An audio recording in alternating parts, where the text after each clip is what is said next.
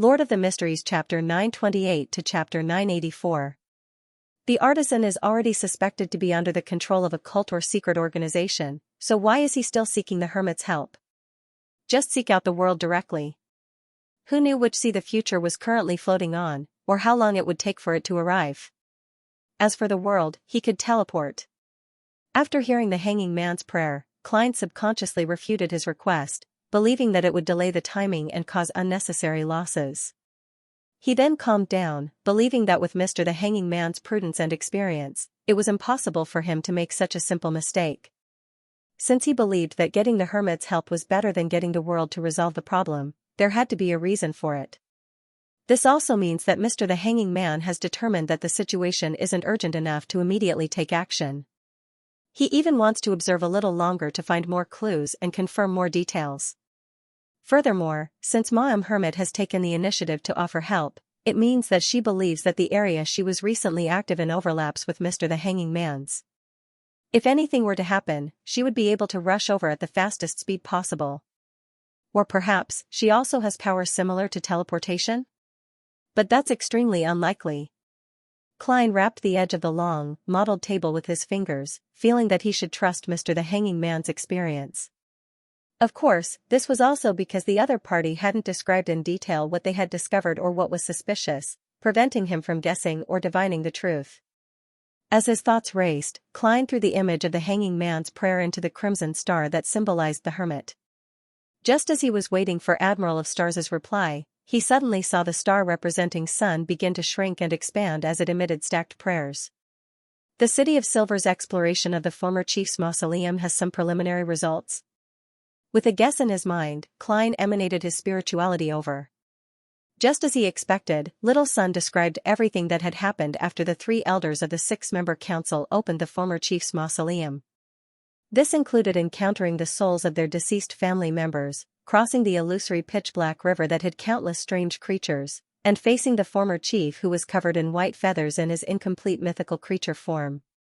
There was also the matter of Shepherd Lovia separating a shadow and attempting to pounce at the illusory tube that extended out from the former chief's body.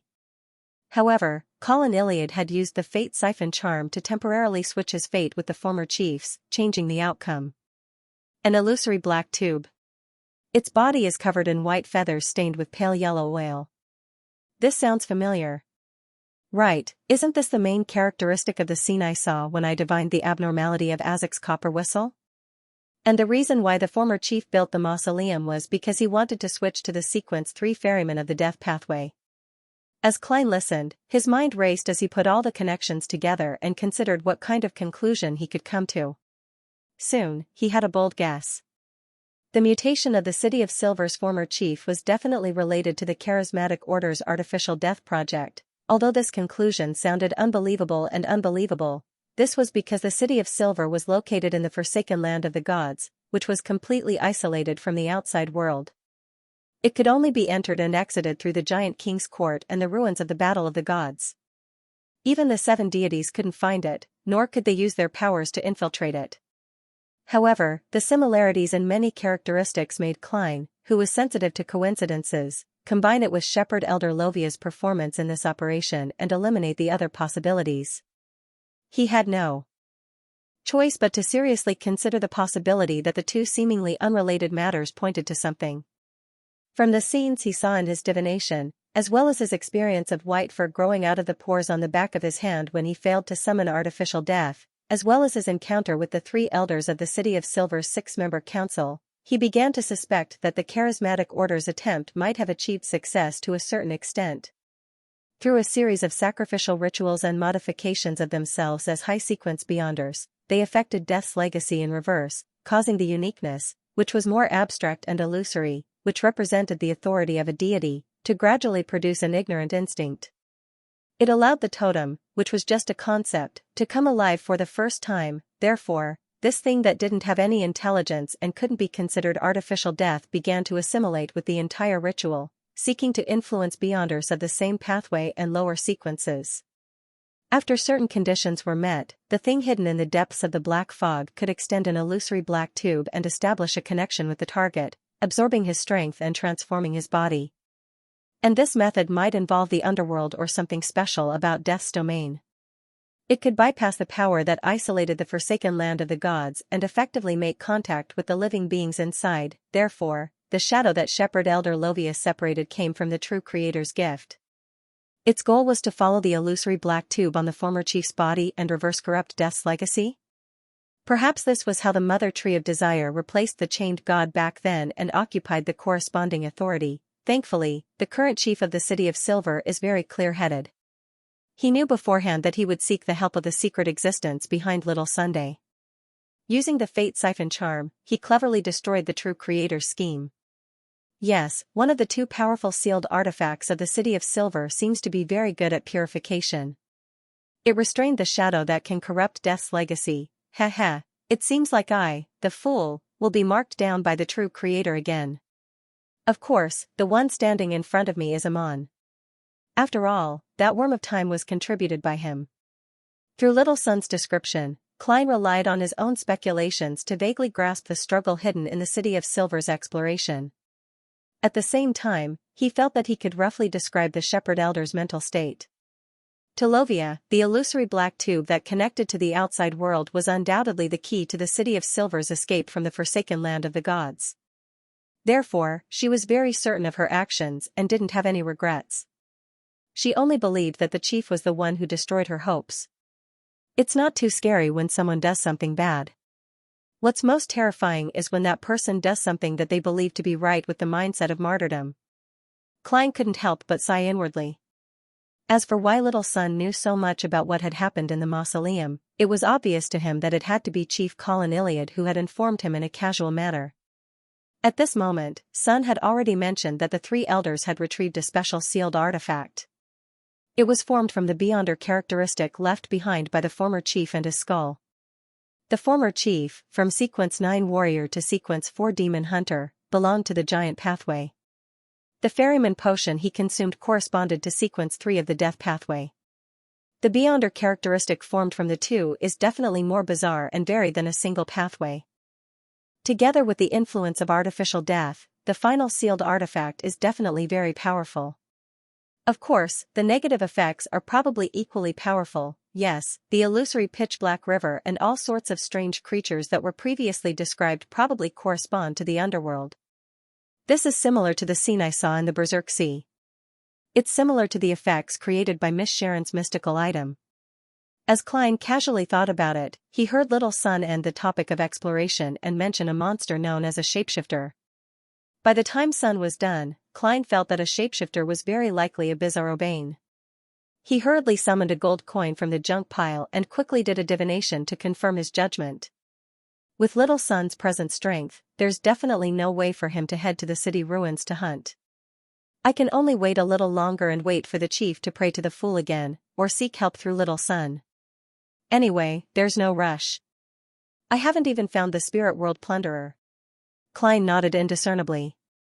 After pleading Mr. Fool to pass the corresponding information to Mr. World, Sun said that he already had enough contribution points and would soon be able to exchange for a Sequence 5 Vampire Beyonder characteristic, completing the three-party deal that had been finalized previously. He also asked Mr. Moon to make preparations.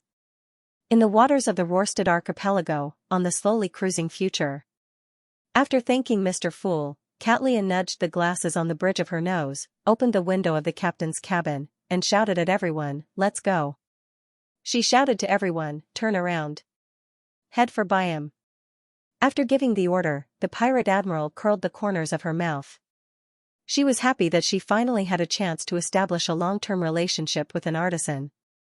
But at this moment, she suddenly thought of a question.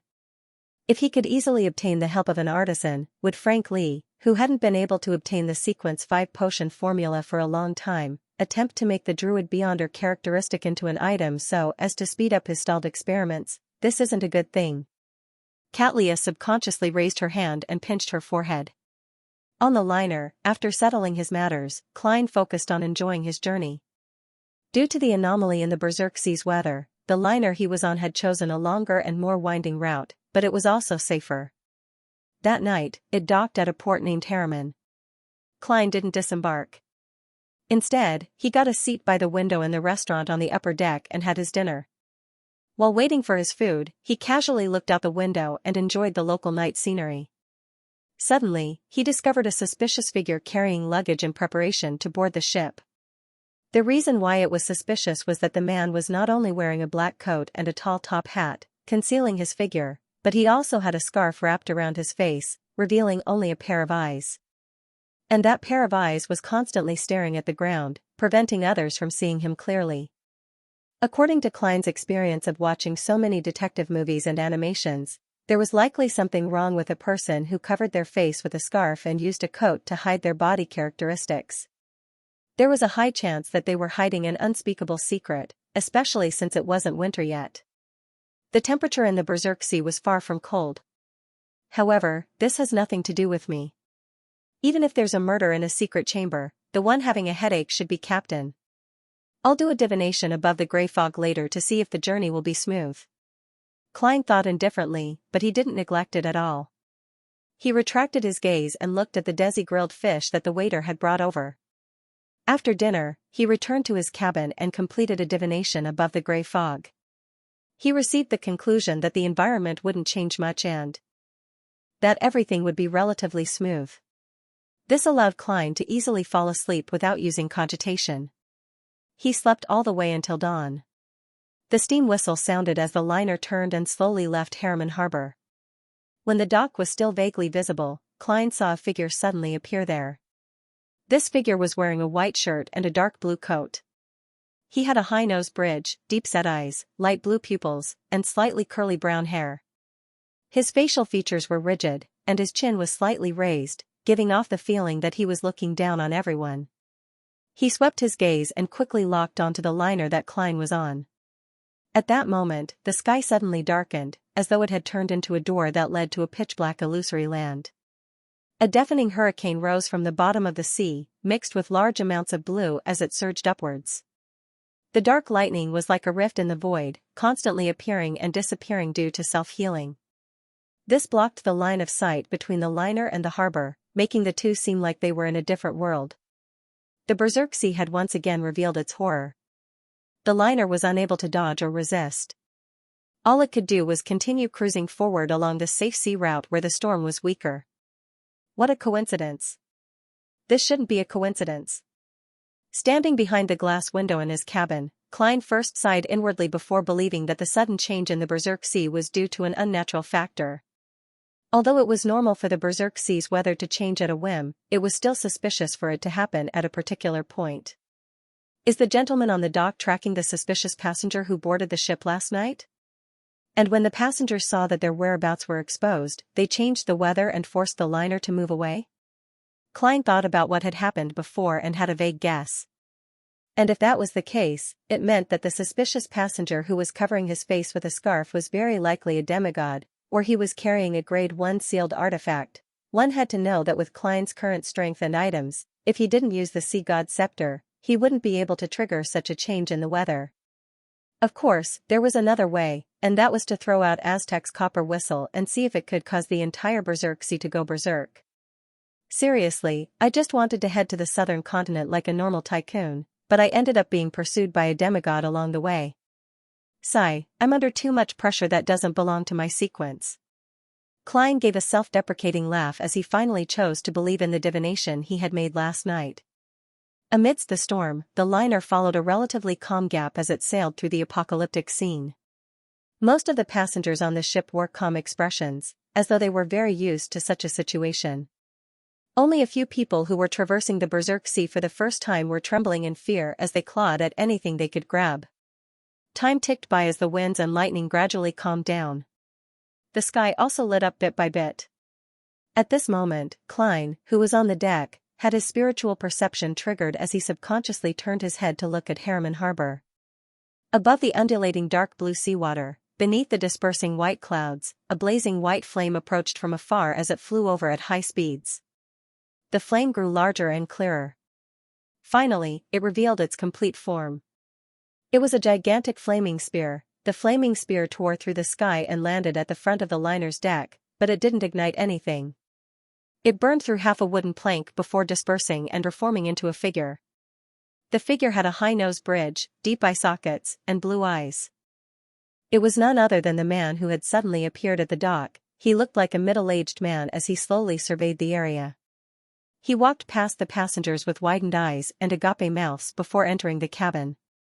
Don Dantes, who was similarly dumbfounded, heaved a sigh of relief. He confirmed that the person wasn't here for him. His appearance just now was very cool. As expected of a demigod. The only problem now is that I hope the two of them don't fight. Even if a conflict is unavoidable, they should try to head to the neighboring sea, otherwise, this ship will be lost. I can teleport away, and it'll still be rather smooth, but with so many passengers, how many can I save? Klein habitually drew a crimson moon on his chest, praying for the goddess's blessings. Just as he had this thought, he saw a figure fly out of the cabin door and land heavily on the deck. It was the suspicious passenger who had covered his face with a scarf. The gentleman had revealed half his face. The front of his nose was red, and he had a thick beard by the side of his mouth. There were still remnants of saliva. His nearly triangular eyes were filled with horror as he pressed his hands against the deck, constantly moving his body backward. "Who got you to wear that thing and dress up like that?" The middle-aged man with the high nose bridge and blue eyes slowly walked out from the cabin's door and asked in Intis. The suspicious passenger shook his head frantically. "No, I don't know. He was also dressed up like that. He gave me £100. He got me to take this ship to the southern continent and then return by myself." The middle-aged man watched in silence. His gaze was sharp, as though he could see through a person's soul. This made the suspicious passenger sweat profusely as his body trembled violently. He stammered as he tried to explain once again, but the contents of his description didn't change at all. The man retracted his gaze as his body suddenly ignited with a white flame. Following that, he transformed into a gigantic flaming spear and threw it towards the area where Harriman Harbor was.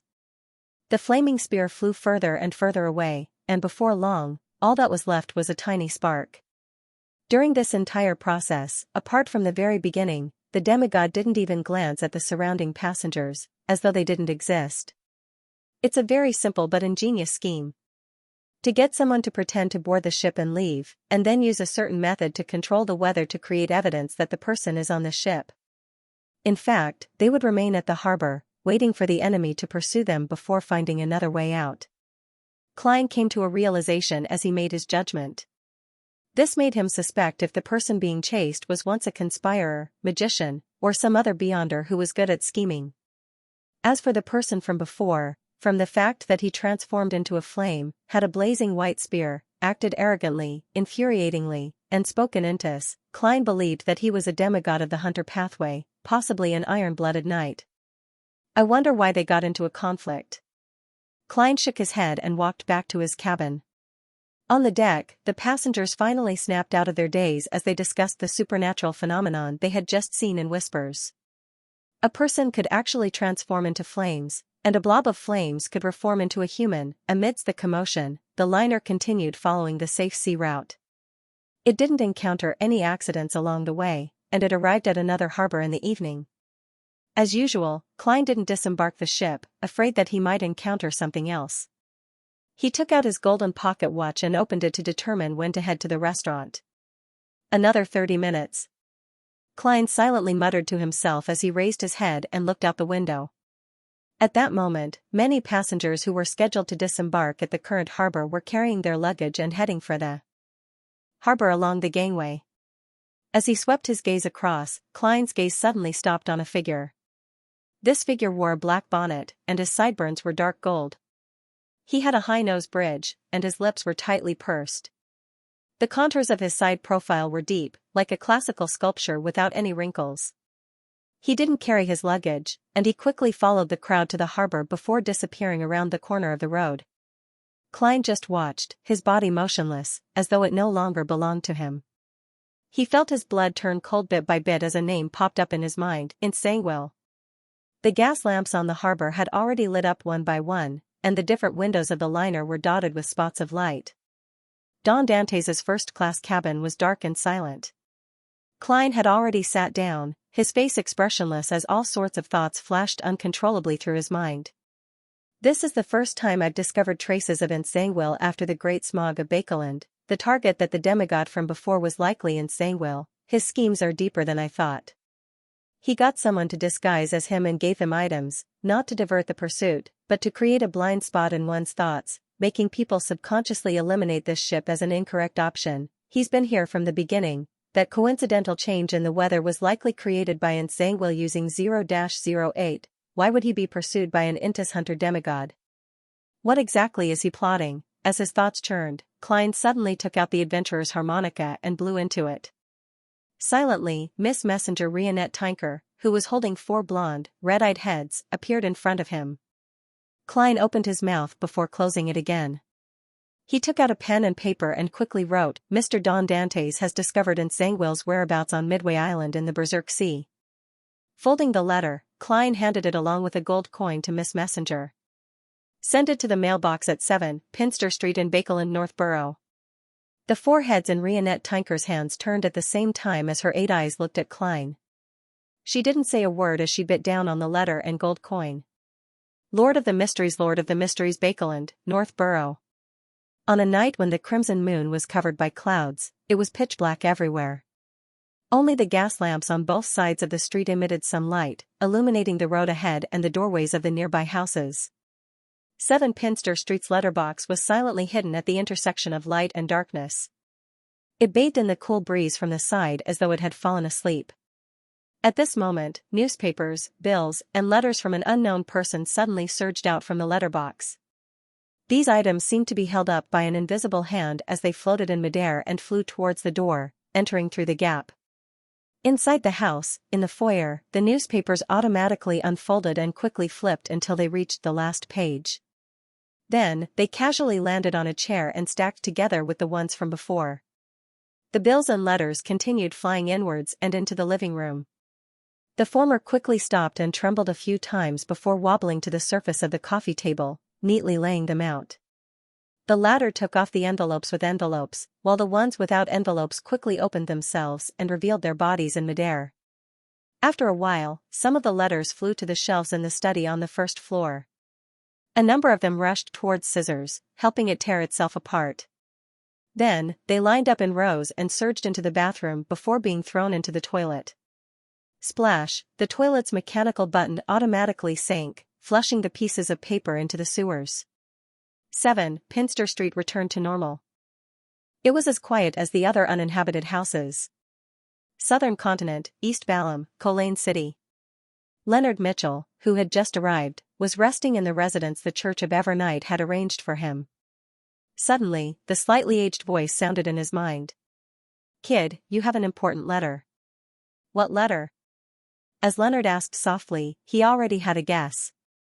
There was only one, no, 2 people who could send an important letter to 7 Pinster Street without caring if there was anyone there, Klein Moretti and Don Dantes. As for why the old man named Pallas Zoroast could clearly read the contents of the letters received from 7 Pinster Street across the Berserk Sea and half the northern continent, Leonard could roughly guess that it was because he had helped him capture a specter. Regarding this, his judgment was, old man must have split a worm of time to parasitize the specter, making it his eyes, ears, and mouth in the northern continent. At this moment, Pallas Zoroast answered his previous question. "It's a letter from Klein Moretti. He said that Don Dantes found traces of Xianxia on Midway Island in the Berserk Sea on his way to the southern continent." Leonard fell silent. He opened his mouth but couldn't say a word. After a long time, he whispered in a slightly hoarse voice, "He really hasn't forgotten about revenge. What can I do?" "What can you do? You're only a sequence 6. Even if Xianxia doesn't grasp 0-08, you don't have the right to seek revenge on him. All he needs to do is reveal a portion of his mythical creature form to make you lose control or turn into a lunatic. The probability of your revenge is 0. This is the qualitative change brought about by divinity," Pallas Zoroast said solemnly. He paused for a moment before chuckling. "Thankfully, you know yourself better than before. If it were in the past, you would definitely say that I wish to pass Xianxia's information to the church and join the pursuit team. But now, you know what you can do." Leonard wanted to retort a few times, but he didn't say a word. Pallas Zoroast continued. "What you can do now is to give Klein Moretti some information and wait for him to reply to you. Then, according to the arrangements, cooperate accordingly. I'm not finding an excuse to inform the Church of Xianxia's whereabouts. Leonard asked in a deep voice, somewhat surprised. Palazoros chuckled. There's no rush. Do it at the critical moment. Although 0-08 likes to cause the death of its possessor, it doesn't wish to return to its sealed state. As long as you inform the Church of Xianxia's whereabouts and initiate the corresponding pursuit, it will immediately learn of it and make the necessary arrangements. On this point, you need to hint Klein Moretti. Leonard was taken aback for a second. Old man, you seem to be very familiar with 0-08. I've never shown it in the past, Palaz laughed with his slightly aged voice. Of course I'm very familiar with it. In the fourth epoch, 0-08 caused the fall of an angel. I can't tell you too much, because once you know it, it will also know you. The more you understand it, the more likely you are to become a part of the story. From old man's vague words, Leonard could truly sense the horror of 0-08. This had already exceeded his understanding of mysticism. After some thought, Leonard habitually asked, then how should I hint to Klein Moretti without letting 0-08 know? Then, how should I give a hint to Klein Moretti without letting 0-08 know of it? Or, even if it knows of it, it would only be a superficial understanding. It would only let me be a passerby in the story. Before he finished his sentence, Leonard clenched his fists and gritted his teeth. Without waiting for old man's answer, he continued, then, how should I hint to Klein Moretti? Side hints? Tell him that I won't hand over Xianxia's whereabouts to the Church for the time being. I believe he should be able to understand that there's a problem with this situation and understand that we have to be more cautious than cautious. And even if he can't decipher it, his secret organization has enough members who understand the fourth epoch to provide help.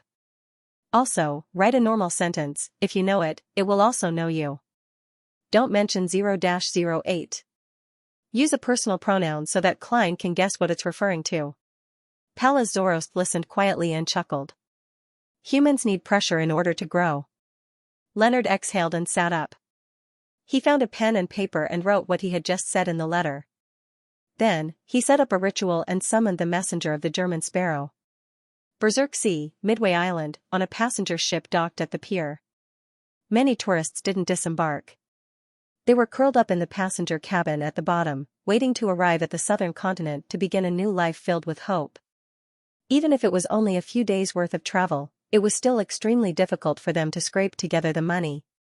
They were Rouen citizens who had been forced to take such a risk. Klein, who was acting as the tycoon Don Dantes, was different from them.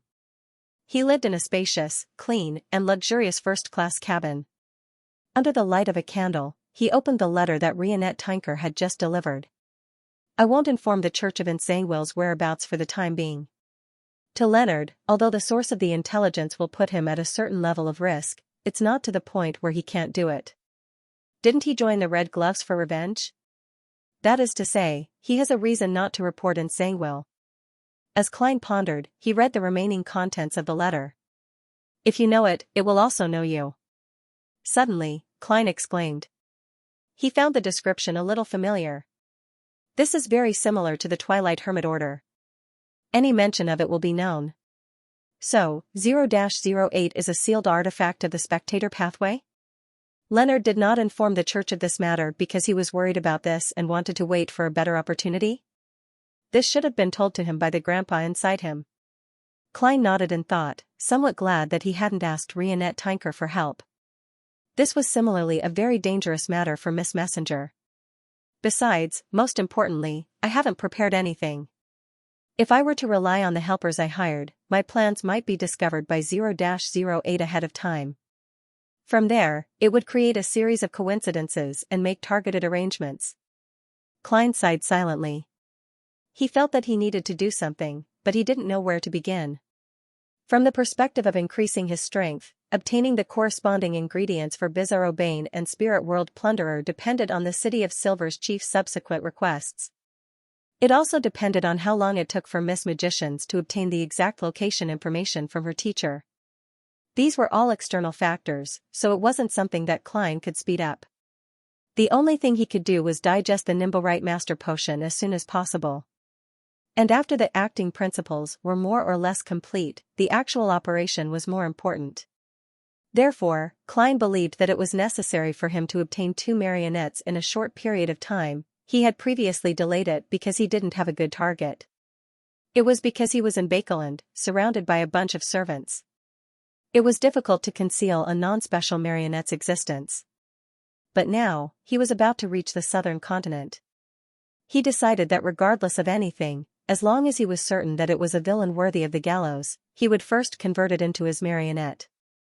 He could switch with a better target, perhaps using an ordinary marionette to complete a relatively difficult task can speed up the digestion process. My requirements for a marionette have been lowered to the lowest level. As long as it understands Dutanese, there's no need to find another translator. After all, I can share my senses. Klein quickly made a decision. He planned on writing to Leonard Mitchell once he had a further plan. East Balham, Colane City. Klein carried his suitcase and boarded the dock, stepping onto the land of the southern continent. He looked at the city district that was built along the mountain and silently said inwardly, I need to have 2 marionettes when I leave this place. And before that, he had one more thing to do. It was to get rid of the followers that the military had arranged for him. The 2 gentlemen's spy skills were actually rather good, but in Klein's eyes, they were like fireflies in the dark. This was because no matter how they disguised themselves, Klein could use a faceless observation and memory of human physical and facial characteristics to recognize them at a glance. Most of the houses in Colane City were built along roads that spiraled upwards. Occasionally, there would be relatively flat and open areas that were squares or markets. Klein carried his luggage, and with his spiritual intuition as a seer, he randomly chose a direction and proceeded forward. Along the way, he searched for a relatively lively bar. There weren't many carriages on the road, and it was rare to see 1 or 2 of them for hire. The most popular form of transportation in East Balham was a coffin. This stemmed from the custom of worshipping death. It stemmed from the fact that people viewed coffins as objects that could bring peace and tranquility. Therefore, Klein would often see a few people carrying a black coffin by. The lid was much thinner than normal, as though it was a car door that could be casually opened. 2 people carrying it, 4 people carrying it, 8 people carrying it, and horses or single-horned goats pulling it. Such customs are a little scary at night. Yes, it's not much better in the day. The entire city appears eerie. As Klein admired the scenery by the side of the road, he walked into a square. On the left was the Cathedral of the Lord of Storms, and on the right were restaurants, bars, and other shops. When he stopped, a coffin that was carried by 4 people was lowered down. As the lid was opened, the passenger lying in the coffin stood up and stepped out. He was a northern continental-style gentleman in a white shirt and black vest. The gentleman's formal attire remained on his arm until he left the coffin before it was draped over his body. Then, Klein watched the gentleman head straight for the Cathedral of the Lord of Storms and walk in. This is truly a strange sense of incongruity. Doesn't the Church of the Storm always like to change the customs of the colonies and forcefully promote Rouen? Why don't they do the same in East Balham? It's because the Death Pathway and the Evernight Pathway are similar. Therefore, the Church of the Storm wishes to preserve some of the customs of Death's domain so as to restrain the spread of the Church of Evernight. Klein nodded in thought and turned towards the row of buildings on the right, preparing to enter one of the bars. With this on-the-spot experience, he vaguely understood why the ancient clothing style of the Balham Empire was written in many history books. They liked to wear trousers, like the light type, and find creases beautiful. Isn't this so that it's convenient to go out and lie in a coffin? Klein smiled and shook his head. He pushed open the heavy wooden door of the bar, squeezed past the drunkards, and walked towards the bar counter. At that moment, the 2 military stalkers distanced themselves from Don Dantes for fear of being exposed. They had just walked to the door. Seizing this brief moment of respite, Klein suddenly changed direction, slipping through the crowd like a fish and sprinting toward the back door of the bar. Although he did not know Dutanese, he could read the signs and knew where the lavatory was and where the customers stopped. After going around to the area where the door was out of sight, Klein shook his shoulders, quickly took off his jacket, and put it on the crook of his arm. Then, he clamped his golden-laid cane, covered his face with his palms, slowed down his pace, and changed directions again, heading for the entrance of the bar. When he was about 10 meters away from where he had taken off his coat, Klein put down his right hand that was pressing against his face. His entire appearance had changed. His white sideburns, deep eyes, and refined temperament had all disappeared, replaced with the appearance of a Rouen person that could be found everywhere in the northern continent. Carrying his luggage and holding his cane, Klein walked steadily towards the two military stalkers. As they looked around for Don Dantes, he brushed past them and left the bar. Be it stalking or anti-stalking, they were the forte of a faceless. Returning to the square, Klein turned into a small alley that sloped to higher ground, intending to find a hotel somewhere else to stay. As he walked on the secluded path, he suddenly heard a woman's terrified cries. This voice only lasted for a short period of time before it came to an abrupt end.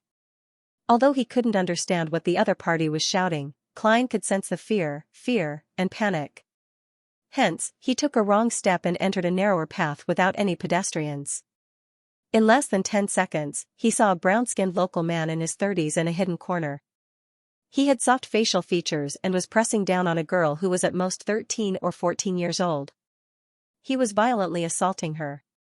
Klein took a glance, slowed down, and stopped in the shadows nearby. At that moment, the girl's face was already distorted from extreme panic. However, no matter how she struggled, she couldn't escape. She even ended up getting beaten up. Her tears and snot were flowing down her face. Her mouth was stuffed with a rag, so she could only whimper. At that moment, she was surprised to discover that the bad guy's attempts to take off her clothes had slowed down. She didn't even have the time to consider what had happened. She subconsciously looked at the bad guy and saw that his eyes were wide open. The muscles on his face were slowly twitching, unable to form a complete expression. Then, his hands and feet twitched as he continued what he was doing just now, but he was easily dodged. The girl instinctively pushed him, and it actually produced an excellent effect. She felt her body lighten as she hurriedly stood up and was about to escape. However, her legs couldn't help but go limp. After running a few steps, she tripped on a rock and nearly fell to the ground. At that moment, she heard footsteps behind her.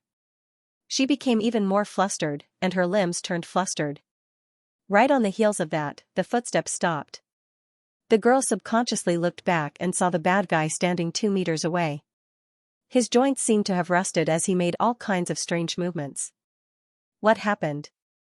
The little girl felt like she was dreaming. The brown-skinned local struggled for a while before finally calming down. He revealed a smile and said in Dutanese. He smiled and said in Dutanese, "If you encounter someone like me in the future, remember to run to the nearest cathedral or somewhere crowded." The girl was taken aback as she suddenly screamed and turned to run. Subconsciously, she chose the direction of the cathedral. After the secluded corner regained its peace, the brown-skinned local man turned his head to look at the nearby shadows and saw Klein walk out. A new marionette. His body isn't strong enough, and his actions aren't agile enough. He also doesn't have any beyonder powers, and he looks rather ferocious. Apart from knowing Dutanese, there's nothing good about him. Klein made a simple assessment inwardly. If it wasn't for the fact that he's committing evil deeds and that I don't know the local language, I would really want to bury him. He couldn't help but compare this to the marionette from before, Admiral of Blood Seigneur. Seigneur is a wraith. He can do mirror leap and can hide in the reflection of a gold coin, so there's no need to worry about being seen. He also has a wraith shriek and the ability to possess bodies. He's a perfect match with a marionettist. Most importantly, he also knows Dutanese. Comparing this marionette to him is the difference between a penny and 42,000 pounds. I wonder what his name is. I can only use my powers to sense superficial thoughts, but I'm unable to read deeper memories. Unless I encounter someone or something familiar, causing the spirit to undergo a corresponding change, spitting out more information. I'll call him Afu, no, Oaf. Klein rubbed his temples and sighed. Before the girl attracted the clergyman, he left the area with his new marionette, Oaf. Before long, with the help of his marionette's translation, he found a random inn in the area where Cologne City's prosperity and backwardness intersected. He didn't need to provide any identification documents, even though Klein had changed his appearance to that of a typical native on the way. It's even more lacking in effective administrative management than the colonies at sea. Klein put down his luggage and threw most of the cash he had on him above the grey fog, leaving only 50 pounds for his daily expenses. At the same time, as he had already traversed the Berserk Sea, he didn't need to worry about any anomalies. He took out the copper whistle and iron cigar case from the mysterious space above the gray fog, making it easier for Mr. Aztec to locate him when he came over. After busying himself with these matters, he, who had already had his dinner on the liner, was immediately free. He decided to make the best use of his time and search for his second marionette. As for how he was going to do it, Klein, who didn't know much about the situation in Cultivation City, planned on using his specialty as a seer and using mysticism methods to search. After leaving the inn with Oaf, Klein snapped a branch from the Donningsman tree and used it as a dowsing rod. He skillfully meditated and whispered, "That's right." He skillfully muttered in cogitation, "The location of my new marionette." In the silent environment, pairs of indifferent eyes seemed to penetrate the barrier between illusion and reality as they simultaneously focused on the dowsing rod. The branch fell down and pointed in a direction. After proceeding forward for a while and divining once, Klein followed the revelation he received. After making several turns, he arrived at a steep staircase. This staircase connected several levels of Cultivation. One had to look up to see the top, but at that moment, there was no one. The revelation from the divination is indeed here. Why isn't there anyone? Because I didn't do the divination above the gray fog, the outcome isn't accurate? But, I'm a sequence 5 marionettist after all. My divination abilities are definitely one of the best below high sequence beyonders. Klein frowned slightly as he surveyed the area, but he didn't find any targets. After some thought, he walked to the staircase and sat in the shadows at the bottom. He didn't have much confidence and felt extremely bored as he waited. After a few minutes, he stood up again and got off to sit in his previous spot. Then, Klein opened up a distance and hid in a secret spot nearly 200 meters away. Cultivation City, Lower Lip Zone. Leonard Mitchell, Daly Simone, and company followed the Red Gloves team's captain, Sostel, to a street nearby. Under the cover of the night, Sostel emphasized to all the operatives, "Our target this time is Yulika, who lives in Unit 13. Our target this time is Yulika, who lives in Unit 13.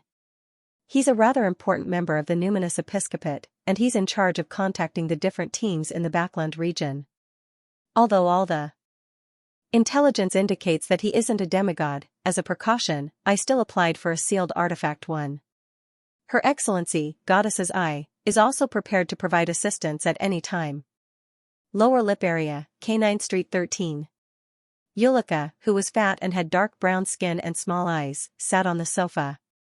He used dried yellow tobacco leaves and nearly 10 types of herbs and spices that were native to the southern continent to wrap them in layers and cut them into long strips. Then, he held the self-made East Balham cigarette in his hand and lit a nearby match. He watched the front of the cigarette turn black and curl before revealing a bright red. After biting the end and taking a deep breath, Yulika slowly exhaled white smoke that was dyed with light blue. He said to the guest on the single-seater sofa beside him in satisfaction, "This is called a cigarette, a real cigarette. Those in the northern continent are only suitable for children." The guest on the single-seater sofa was a man in his 40s. He had a high nose bridge, blue eyes, and soft facial features. His black hair was thick and slightly curly, and his skin wasn't dark, but it wasn't pale either. He seemed to be of mixed blood from Rouen and Balham. Upon hearing that, he chuckled and replied in Dutanese, "That's right. Unfortunately, I'm not interested in any kind of cigarette. Enzo, you don't know how to enjoy life at all." Before Yulika could finish his sentence, the powerful spirituality that stemmed from his pathway made him feel a sense of danger.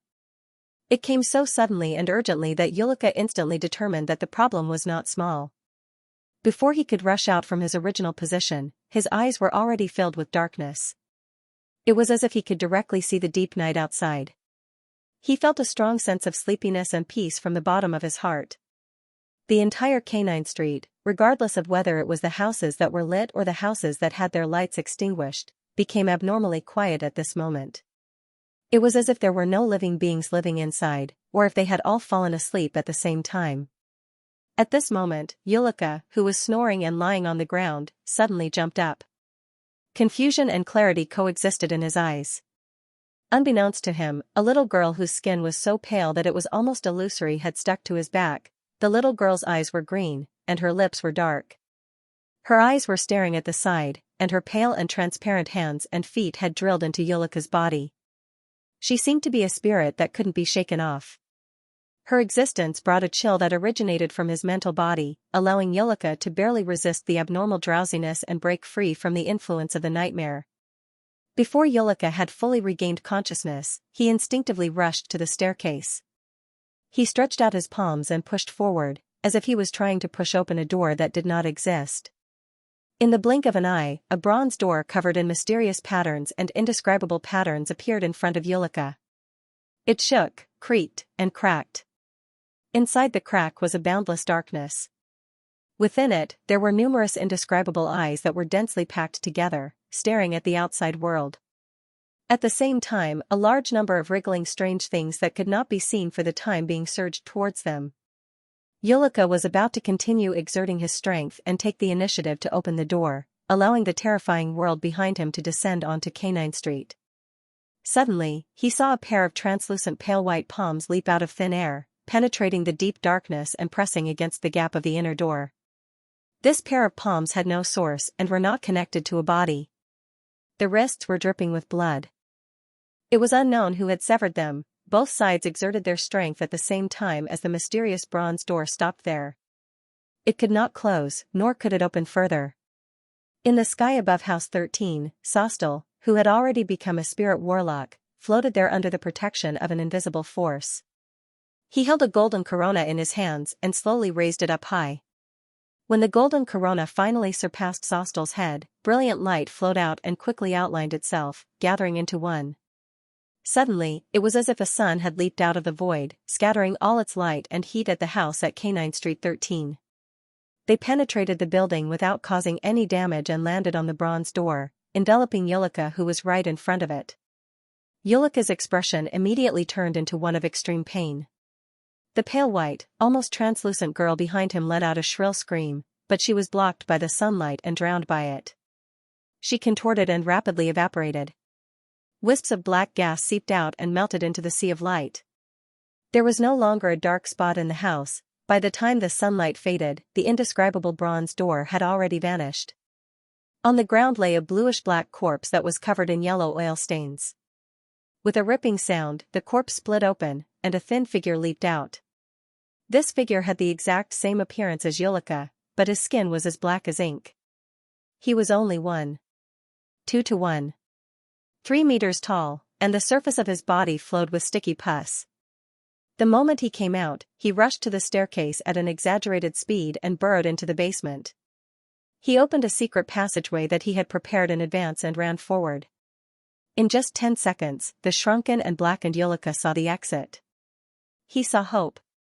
He didn't let his guard down.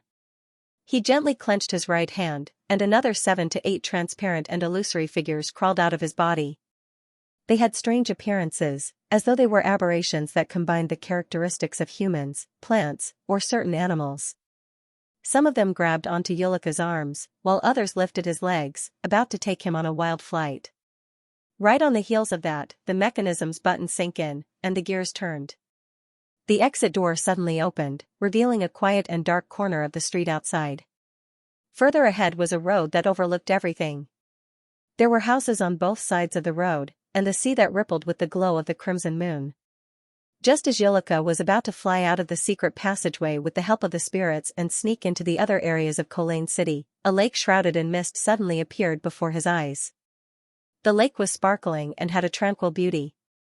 Ripples spread out in the middle, and a beautiful and illusory figure slowly floated up.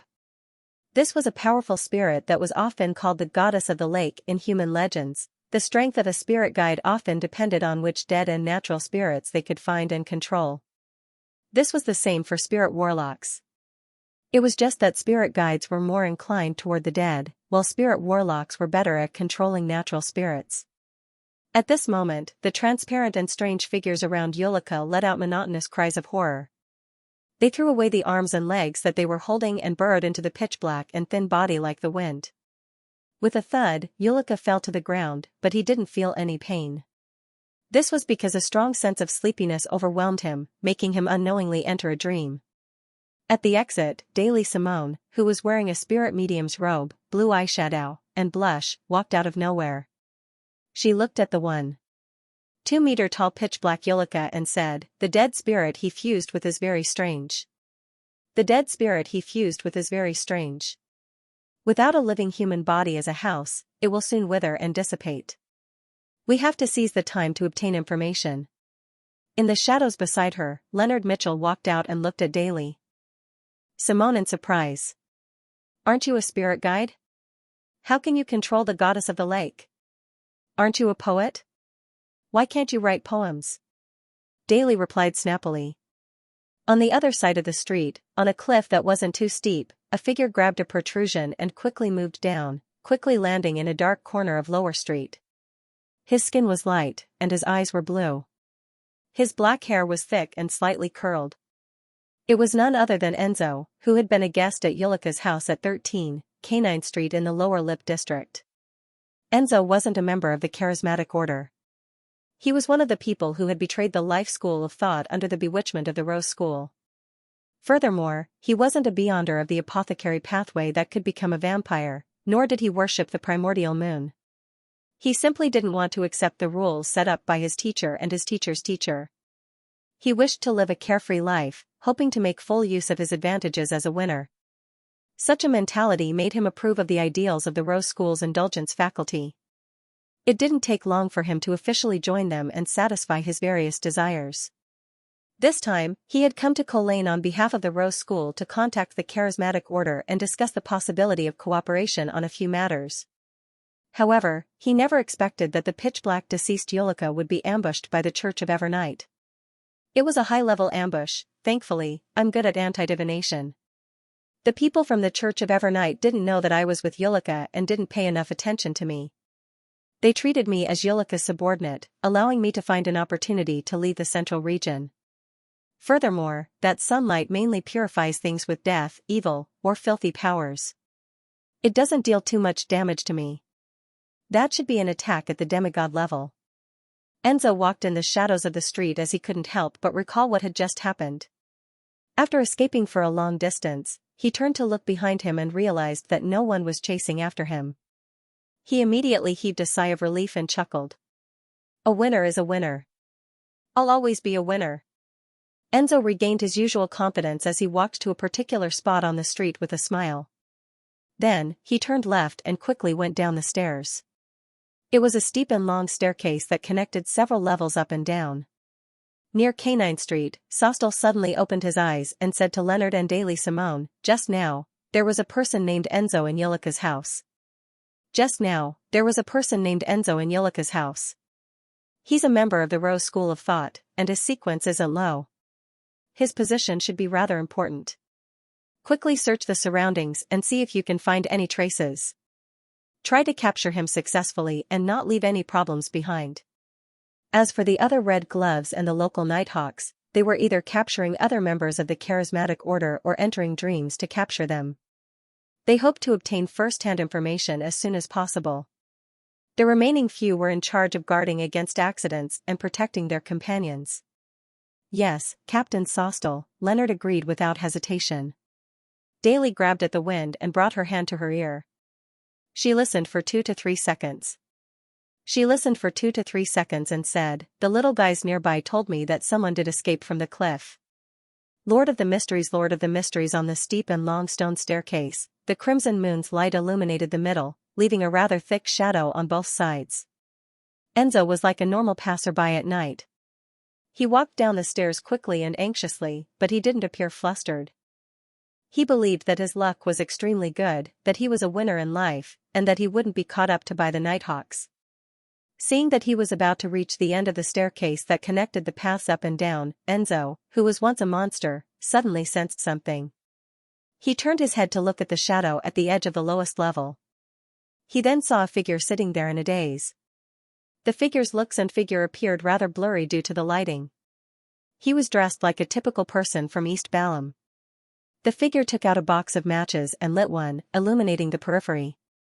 Enzo didn't have the time to size up the figure as a scene suddenly flashed in front of his eyes. The figure threw the match over as though it was a gift.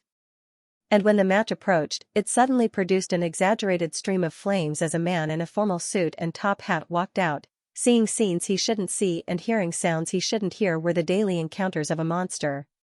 Enzo, who had already become a winner, was already used to all of this. He didn't even need to think before fully believing in his premonition. He suddenly lunged forward, leaping off the stairs and tumbling twice on the street below. At the same time, the brown-skinned marionette, Oaf, suddenly stood up. He twisted his waist and flung his arm, throwing the match in his hand at where Enzo had been. Before the match landed, the scarlet flames had already extended and shot into the sky in a magnificent and gorgeous manner. Amidst the flames, Klein, who was dressed in a black formal suit and half-top hat, leaped out. However, he had lost track of his target. More than 10 seconds ago, he had discovered that someone was rapidly descending the staircase as though he was hiding from something. He suspected that it was his new marionette, so he quickly did a dream divination and received a revelation that the person was related to Rose School and wasn't a good person. With such an answer, Klein didn't hesitate to take action. Unfortunately, due to the lack of time, he didn't have the time to use the paper angel recorded in Creeping Hunger to interfere with the other party's spiritual intuition. As a result, he missed. At this moment, his marionette, Oaf, had already left the last step of the staircase. He was running towards Enzo, who had just stood up. Enzo's heart skipped a beat. He didn't dodge. Instead, he nimbly turned his body to the side and dodged that ordinary attack. Then, he pulled out his gun, took aim, and hit Orlov's chest with a bang. Blood gushed out as Orlov swayed and collapsed. His breathing rapidly turned weak. Klein took advantage of this brief opportunity and disappeared, appearing in front of the target in a flash, blocking his escape route. Enzo suddenly had an indescribable strange premonition. He immediately closed his eyes, tightly closing them. He didn't know why he was doing this, but as a mid-sequence beyonder of the fate pathway, believing in intuition was an instinctive reaction. Right on the heels of that, Enzo hurriedly turned around and attempted to rely on his spiritual intuition to rush into another street. However, the man in the top hat and formal suit with no special features appeared in front of him again. From front to back, left to right, Klein's figure kept disappearing and reappearing. It was as though he was running around Enzo at high speeds, always blocking his path ahead of time without directly attacking. This made it so that no matter where Enzo turned, regardless of whether he used his beyonder powers or not, he would always face a figure in a black formal suit and half-top hat. For an instant, Enzo, who had his eyes closed, imagined that there wasn't one enemy, but a group. A traveler was always able to create the effect of being surrounded by a single person. About 10 seconds later, Enzo, who had yet to find a path of escape, suddenly felt his thoughts turn sluggish as his actions slowed down. It was as though his brain and joints had been injected with glue. Traveling and Nimble Right Master were also very compatible. When Klein flashed, he had maintained a distance of less than 10 meters from Enzo. He had been secretly controlling the other party's spirit body threads. No good. He's not attacking. He's only blocking. It's not to wait for the Nighthawks, but for another goal. Enzo, who still had his eyes closed, felt his heart tighten. He suddenly stepped on a rock and lost his balance. He fell heavily to the ground, causing his pistol to fly several meters away. Plop! The pain and shock allowed Enzo to escape from his sluggish state, allowing him to regain the feeling of fluidity. Enzo was no stranger to such accidents. As a winner, he was always able to obtain an advantage through all sorts of small probabilities, allowing him to seize victory. Just as he was about to rush to the end of a street to the side without any hesitation and jump over the guardrail to jump into the sea and rely on fate to escape his predicament, another scene flashed in his mind. He coughed violently, so much so that he couldn't straighten his back or move his legs. Diseases. The enemy can infect me with diseases. He didn't attack the entire time, and all he did was block my path of escape. He wanted me to stay in this area and unknowingly be infected with a disease. Enzo was first alarmed before he felt a strong sense of joy. The green essence ring he wore came from a believer of the primordial moon. Once it was activated, he could easily treat all sorts of diseases and injuries that weren't considered too serious. This was luck. Enzo pretended not to notice the infectious diseases in the air around him. He propped himself up with both hands and ran straight for the guardrail at the end of the street according to the route he had planned. Just as he took 2 steps, he suddenly coughed and involuntarily slowed down. His coughing didn't calm down like normal. Instead, it became more and more intense, as though he was about to cough his lungs out of his throat. Klein, who was wearing a top hat and a formal suit, flashed and appeared behind the target, maintaining a distance of nearly 10 meters. At this moment, Enzo spread out his arms, allowing an invisible ripple to spread out from his body. It was like a pure mental storm that swept towards all the spirit bodies in the surroundings. While it brought about intense dizziness, it also brought about a calamity. Klein similarly had a premonition of danger. Just as Enzo spread his arms, his body vanished from his spot and appeared in the middle of the steep staircase. With his eyes closed, Enzo saw that he hadn't achieved the desired effect. He immediately gave up on the idea of escaping after finishing off his target and continued rushing towards the guardrail at the end of the street. He had a feeling that if he delayed any longer, a number of Nighthawks would catch up to him, making this situation even more chaotic. And as a lucky one, a winner, the more chaotic it was, the more likely it was that he could escape. At this moment, due to him constantly changing directions and fleeing blindly, he once again passed by Orlov, who had been shot in the chest. On Orlov's left index finger was a golden ring with an inlaid ruby. The ring flashed with a sanguine beam as the wound on Orlov's chest squirmed and healed. He bounced up and pounced at Enzo, who happened to pass by, with his mouth wide open. Inside his mouth, his tongue seemed to lose its corporeal feeling, turning into a blob of flowing flesh and blood. Flower of Blood, Orlov was wearing the Flower of Blood ring that Klein had obtained from Mr. X. On the one hand, it could randomly make the wearer give up thinking and turn into a beast. On the other hand, it could allow the wearer to gain a deeper level of control over their own flesh and blood. As long as they didn't die instantly or experience a complete purification, no matter how serious their injuries were, they could squirm and heal. At the same time, it also came with some flesh and blood magic. It was a mystical item that was very suitable for a marionette. Before Klein came out to find a new marionette, he wasn't sure which pathway his target belonged to or what sequence they were. Therefore, he had made rather comprehensive preparations and made Orlov wear the Flower of Blood ring. This way, he could direct a scene that looked like he was the main character with the marionette as support, but in fact, it was the exact opposite. Just as Enzo ran past where Orlov was lying, he suddenly felt a stabbing pain in his knee. It was as though he had suffered some minor injuries from his previous fall. A thought flashed through his mind as he squatted down.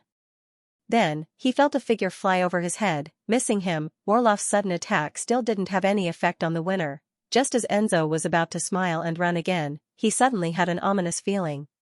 He subconsciously curled up and protected his fatal spots. At the same time, Orlov suddenly swelled up and silently exploded. Balls of flesh and blood turned into a storm that swept through a large area and struck Enzo's body with a whooshing sound. One of the preparations Klein had made was to use the mutated powers of creeping hunger to plant a flesh bomb in his marionette's body. With a clang, the golden ring embedded with a ruby landed on the stone slabs on the street.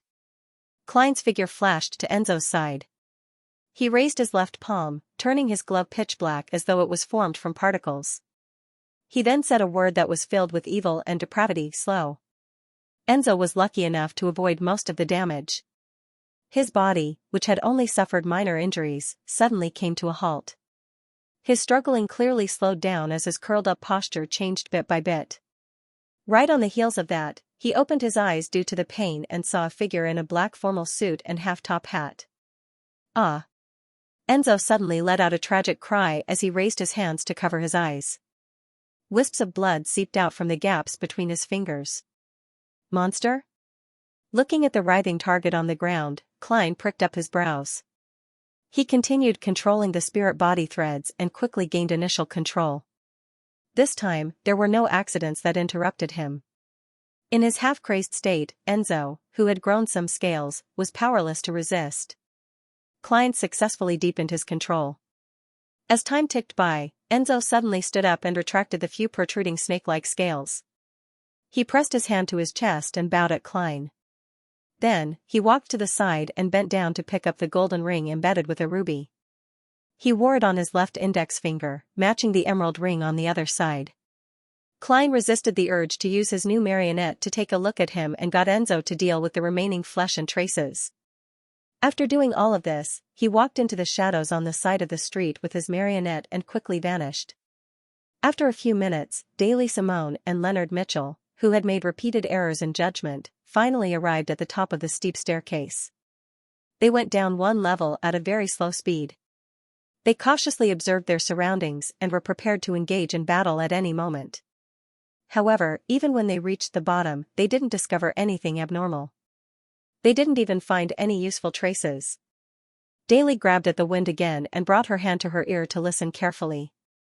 A few seconds later, she surveyed the area and said, "There's the sound of a gunshot. There's the sound of a gun being fired. A weapon was dropped at the corner of the street in front. That person called Enzo is dead. Dead? Who did it?" Leonard asked in surprise. From his point of view, due to all the mishaps they had experienced, Enzo had already escaped the pursuit. There was no possibility of him being eliminated by the surveillance personnel of Rose School, wiping away any clues. In that case, who killed this suspected Sequence 6 or 5 Beyonder? After all, the Red Gloves had used a sealed artifact to do some anti-divination in advance for their operation tonight. It was unlikely that anyone could have predicted it ahead of time and specifically waited here to hunt the escaping Enzo. Daly shook her head. "I didn't see those little guys. It should be a Beyonder who's good at anti-divination, perhaps it's Enzo's enemy, and they were planning on taking action tonight." She gave a simple guess before splitting up with Leonard to search the nearby streets to see if they could find any clues that had been missed. Taking this opportunity, Leonard circled to the guardrail of one of the streets and suppressed his voice. "Old man, did you discover anything?" Palazzoros replied after 2 to 3 seconds, "You should have heard a scream just now and changed the direction of your pursuit. That was emitted by Enzo. He seemed to have seen something extremely terrifying and indescribable, something that could directly damage and corrupt his soul body. That was released by Enzo. He seemed to have seen something extremely terrifying and indescribable, something that could directly harm and corrupt his spiritual body." He repeated softly, "That was emitted by Enzo. He seemed to have seen something extremely terrifying and indescribable, something that could directly damage and corrupt his soul body." Something extremely terrifying and indescribable. In the hotel room, Klein teleported back with his new marionette. He then got his marionette to stand by his side as he found a chair to sit down. As he studied the marionette, he sighed. A Beyonder of the monster pathway, but he's still inferior to Senor. He's unable to hide on the surface of the gold coin and carry it with him. He can only follow by its side. From his Beyonder pathway, he isn't a core member of the Rose School of Thought, but his sequence isn't low. He likely receives a certain level of importance. That is to say, if I don't disguise him, it'll easily cause me to be targeted by the Rose School of Thought. On the other hand, I can use him as bait to bait. Can of a Beyonder. I can't just a Beyonder can. I can't Rose Church. No, that won't do. I can't be affected by greed. The southern continent is where the Rose School of Thought is active. Once I'm exposed, with how much importance the Mother Tree of Desire places on me, not only will saints come, even angels might directly descend. No, I can't be influenced by greed. The southern continent is where Rose School is active. Once I'm exposed, with the importance the Mother Tree of Desire places on me, not only will a saint come, even an angel might descend. Then, I'll continue using metaphysical methods to find the next marionette. I'll wait for Donnas to finish his investigations and for Mr. Aztec to come to me." Klein quickly made up his mind. After combining all sorts of methods, he gained a basic understanding of his new marionette's level and Beyonder powers. This was the Fate Pathways Sequence 5 winner. Among them, this Pathways Sequence 9 monster was one with extremely high spiritual perception. They often heard sounds that others couldn't hear and saw things that others couldn't see. Occasionally, they could glimpse scenes of the future and had a keen intuition for danger. Beyonders of this sequence would often fall into a trance-like state, muttering words that others couldn't understand. It was to the point of being treated as a true monster. The corresponding sequence 8 was machine. Beyonders would obtain terrifying calculation abilities and precise control. All aspects of their bodies would be clearly enhanced, making them talented in combat, marksmanship, and other fields. At the same time, they would also possess the powers of divination and anti-divination. Sequence 7 was lucky or lucky 1. Beyonders at this level would often encounter things like picking up money, drawing a person's body, rolling dice as expected, or having a girl they liked happen to like them. However, they couldn't control it and were passive. Furthermore, this kind of luck wasn't fixed. It had its ups and downs. Sometimes, it was especially powerful, and sometimes, it was like an ordinary person. Therefore, it was difficult to completely rely on it and had to be restrained. Sequence 6 was Calamity Priest. On the one hand, Beyonders would passively encounter all kinds of calamities, but they could foresee it. They could make preparations in advance and find a way to eliminate or mitigate the effects. On the other hand, they could actively attract different levels of calamities, implicating their targets or enemies. They could rely on their specialty and luck to avoid most of the danger and launch attacks in the chaos. To put it simply, they could pull their opponents into an environment where they could best use their strengths. Of course, many calamity priests could also make full use of the dangers they encountered to attack their enemies. At the same time, a calamity priest could also create a psyche storm. By relying on their spirituality that was higher than that of other pathways, they could directly affect the other party's soul body, causing a certain degree of dizziness or mental confusion. If a calamity priest's enemy entered the latter state, it would be very easy for them to make mistakes, causing the calamity to worsen until it devoured them. And at Sequence 5 winner, Beyonders could control their luck to a certain extent. They could rely on their temperance to accumulate large amounts of luck, and resolve fatal dangers at critical moments in a dramatic manner. From time to time, they could also encounter good things with extremely low probability in their daily lives. For example, due to someone's mistake, they could inexplicably have an inheritance waiting to be inherited. Or, due to a comical reason, they could obtain the favor of an outstanding member of the opposite sex. Or, an enemy they were chasing would be foolish enough to get lost or make a mistake in judgment. At this level, the Beyonders of the Fate pathway had a very strong intuition. Be it divination or anti-divination, they could be considered mysticism experts. In addition, they could also give their enemies bad luck to a certain extent, making their targets become rather unlucky. Beyonders of the monster pathway really go to the extremes. Apart from spirituality and the fate domain, they have almost no other Beyonder powers. Even their physical fitness and computational abilities are only provided by the machine stage. The subsequent improvements are rather limited. They're practically the standard charlatans I imagined.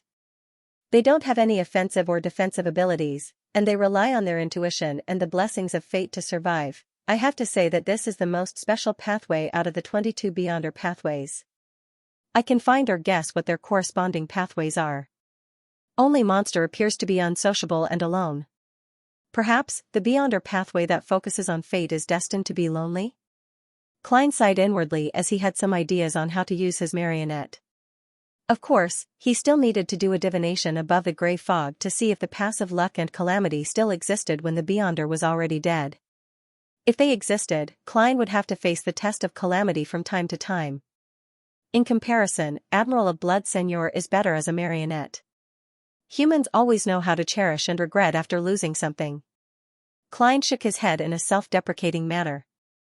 From the characteristics of the monster pathway, he thought of a few effective ways to deal with low and mid-sequence Beyonders.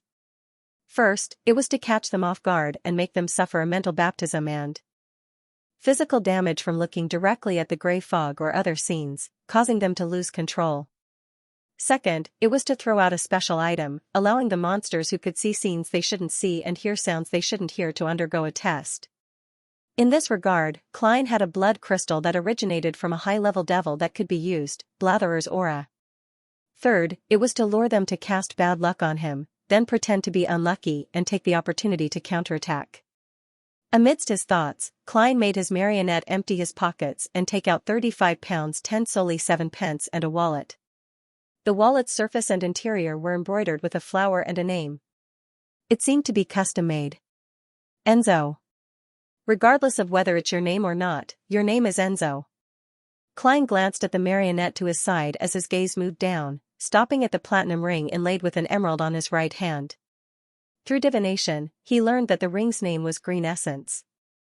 Its effect was very simple, which was to treat all kinds of ailments and injuries that weren't considered too serious. And because of this, its negative effects were very small. All it did was provoke mosquitoes. Thankfully, I'm not the one wearing it. Beyonders of the monster pathway don't seem to wear mystical items. Even if they do, they would at most have one or two relatively low-level items. Is this a requirement of fate? Klein retracted his gaze in thought and looked at Enzo, who was staring at the wall. He had an urge that intensified. He wanted to use the monster pathway marionette's eyes to look at him. He wanted to know what was so special about him that he could see. Won't this be very dangerous? Will I lose control even if I see it myself? No, back in Tingen City, Ade Missile looked straight at me without being a sequence 9. His eyes only bled and hurt for a period of time, although I've improved tremendously. Winner Enzo didn't immediately break down when he saw me. It's similar to the reaction I had when I encountered Demoness of Despair Panatia's partial mythical creature form. Should I do a divination above the grey fog? No, this involves the grey fog itself. The outcome will definitely be affected. Should I attempt it in the real world with my divination abilities? Klein casually took out a gold coin and let it bounce between his fingers. After a while, the gold coin bounced up with a clang and landed in Klein's palm. Klein looked down at his palm as his eyes reflected the gold coin's appearance. It was facing upwards, showing the king's head. This meant that Klein should use his marionette's eyes to look at himself. After receiving such a revelation, Klein remained hesitant. He wondered if he should hold a ritual and bring Enzo above the grey fog. He wanted to make an attempt in a relatively safe environment that could completely wipe away the damage and corruption that a spirit body suffered. However, he suspected that this wouldn't result in anything. This was because Beyonders of the Fate pathway would only notice the projection of the mysterious space on their bodies. Above the grey fog, such specializations might not exist. This was akin to trying to observe an elephant's external body, only to end up drilling into the target's body. His fingers retracted as he held the gold coin. After a long period of silence, Klein finally made a decision. He suddenly stood up, took out the silver dagger from the ritual, and created a wall of spirituality that enveloped the room. This was to prevent the possibility of tragic screams and strange commotion from spreading. Right on the heels of that, Klein set up a ritual and sacrificed creeping hunger above the grey fog. He was afraid that the glove would devour the wearer if something went wrong with his condition. This was an inherent attribute of creeping hunger. Once it wasn't satiated and couldn't guarantee that it could eat a person a day, it would feed on the wearer. And Klein starved it more than he fed it. After making the other preparations in a clear and orderly manner, Klein reached out to remove the flower of blood from Enzo's hand and placed it on his left palm. This could ensure that he could recover even if his body was severely injured. Just as he was about to wear it, Klein thought for a moment and paused. He took out a pen and paper and wrote a sentence, "Remember to remove the ring." He was worried that he would be affected by Flower of Blood's lowering of his intelligence after the experiment was over, so he didn't want to remove it. When the time comes, I might need a beautiful princess to wake me up with a kiss. No, to help me remove the ring. Klein gave a self-deprecating laugh and exhaled. He took off his clothes and wore the ring. Then, he cast his gaze at his new marionette, Winner Enzo. Hesitation and inner cowardice were unavoidable, but as long as he made up his mind, he would be able to move forward bravely after experiencing so many things. After making some adjustments and entering a cogitation state, Klein made his marionette slowly turn around and look at him. With the help of Ying Ying's eyes, he first saw a thin layer of grayish-white mist spreading outwards. Amidst the fog, there was a bright door of light that was tainted with a bit of greenish-black. The light gate was made up of countless light balls stacked on top of each other. Each light ball was a pile of twisted worms. Some of the worms were transparent, some were translucent, and they carried complicated symbols and patterns that were difficult to describe or profound in meaning. Before Klein could see the details clearly, his mind suddenly buzzed and he lost consciousness. After an unknown period of time, he slowly woke up. For a moment, he felt a little amnesia and almost thought that he had slept until dawn. What happened? It's still dark outside the window. Klein propped himself up with his hands and sat up. Only then did he realize that he was lying on the ground. At this moment, he caught sight of Enzo, who was standing beside him, through the corner of his eye. Suddenly, a large number of scenes and sounds surged through his mind. That's right. I was just studying what Beyonders of the monster pathway can see from my body. I fainted after being stimulated beyond my limits. I still vaguely remember hearing cries of pain. Was that made by me? After regaining his memories, Klein hurriedly observed his body's condition and was surprised to see hideous bloody wounds on his body. It was as though something was crawling out from within.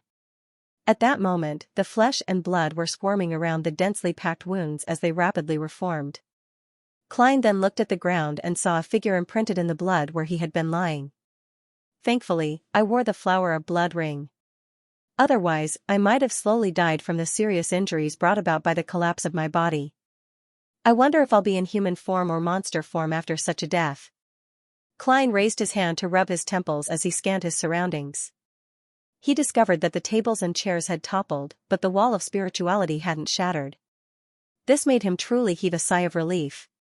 He was certain that the anomaly had been limited to his body and a very small area around him. It hadn't spread outwards. And from the recovery of his wounds, Klein determined that he had lost consciousness for less than a minute. He picked up a chair and sat down. He felt as though he had forgotten something, but he couldn't recall it. Only when he instinctively cleaned up the scene did he see a piece of paper with the words, "Remember to take the ring." Only then did he come to a realization. He pulled out the golden ruby ring on his left hand. More memories surfaced as Klein shook his head in lingering fear and amusement. Luck is really important at times. If the negative effects of the flower of blood had been randomly at its strongest, I might not have been able to recognize words and wouldn't have been able to receive the reminder. Seeing that his wounds had mostly recovered, he got Enzo to wear flower of blood again and take off green essence. With the latter's treatment, Klein no longer felt any discomfort. He focused his attention back on the scene he had previously seen, the scene that the Fate Pathway Beyonders had seen on him. A door of light that's dyed bluish-black, countless spheres of light, transparent and translucent maggots that huddle together, mysterious and complicated symbols and patterns that contain a large amount of knowledge, but one that doesn't allow one to receive any feedback. What do these symbolize? This is a mythical creature form that corresponds to the mysterious space above the gray fog. The kind that belongs to a sequence 0 true God. Due to the gray fog's obstruction, only Beyonders of the Fate Pathway can see it directly and suffer the impact and corruption.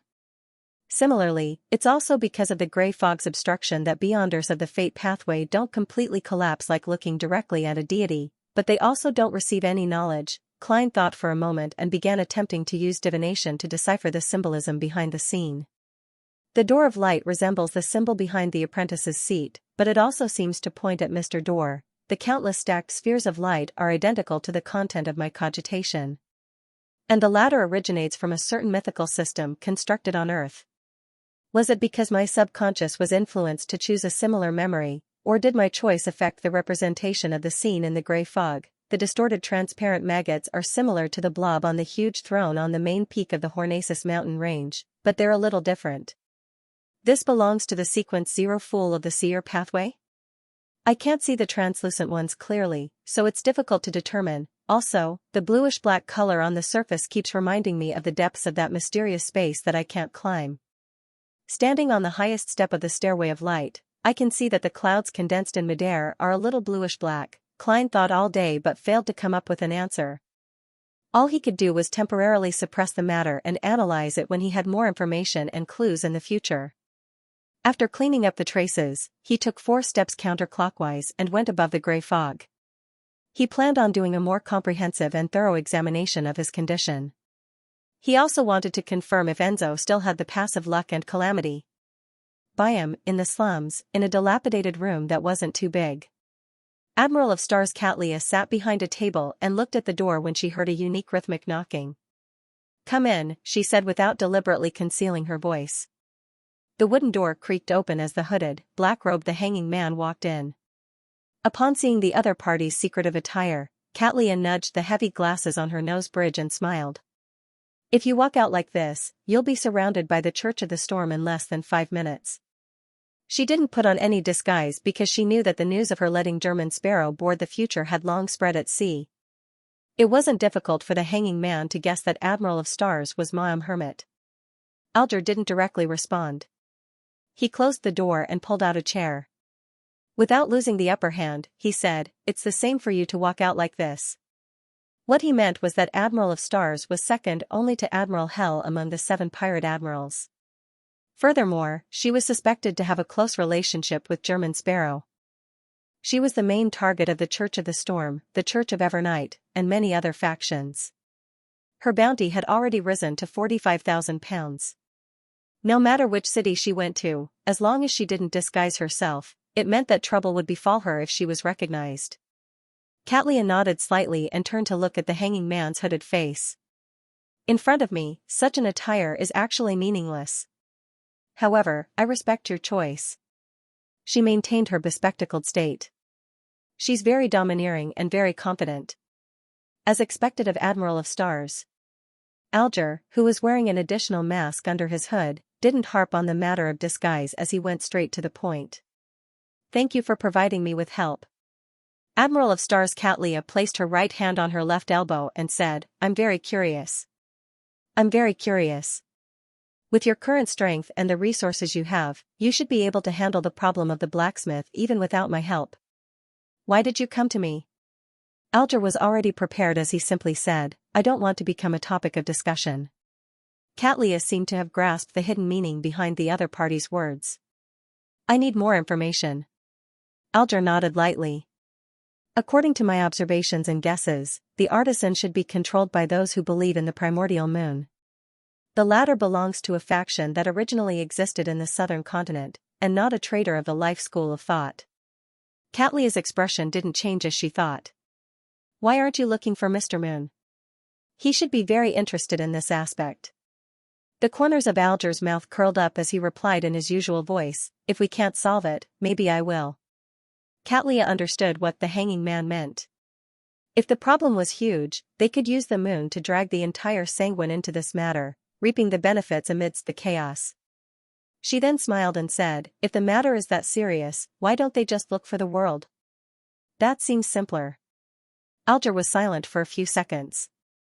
"I have to prove that I have the ability to deal with problems, so that's the last choice." Upon hearing his answer, Katlia immediately made some connections. The hanging man places great importance on the world's German Sparrow's opinion because he's blessed of Mr. Fool? Also, his attitude was quite consistent with a popular political joke in Bakeland, Trier, and other places. When encountering a problem or making a mistake, the first reaction was to suppress it and find another way to solve it, without letting the boss or client know. This meant that the hanging man used to be, or even was, a powerful force with a strict organization. He was infected with such a culture and mastered the related skills. Church of the Storm? No, such a person is a heretic. The fleet of the King of the Five Seas. As his thoughts raced, the pirate admiral nudged the heavy spectacles on the bridge of his nose and steered the topic back on track. "Let's continue talking about the artisan." Alger seemed to have prepared a draft long ago. Without thinking or pausing, he spoke at a speed that was neither fast nor slow. "In the past, in order to conceal the artisan's identity and prevent this channel from being grasped by others, I deliberately made him into an internal member of the Church of Steam and Steam. But in fact, he had long been an extravagant person because of his fondness for famous alcohol and beauties. He had no choice but to create items for wild beyonders to earn money to maintain his livelihood. He betrayed the Church of Steam and hid in Byam. This time, he first contracted a strange disease and was monitored by people of unknown origins. Then, he was controlled by those who suspected to be believers of the primordial moon. He claimed that he had obtained a new life." Katlia listened attentively. Her slightly purple eyes behind the lenses were extremely focused. After the hanged man finished speaking, she pondered for a moment and asked, "What's the matter, N?" Artisan definitely doesn't lack mystical items. Furthermore, they know the various combinations of beyonder effects and negative effects. Their strength will definitely reach the sequence 5 level. What method did the primordial moon believers use to control the artisan without harming him? A demigod is involved? Alger shook his head slowly. "I don't have any clues in that regard for now, but according to my observation, the blacksmith showed a certain degree of willingness.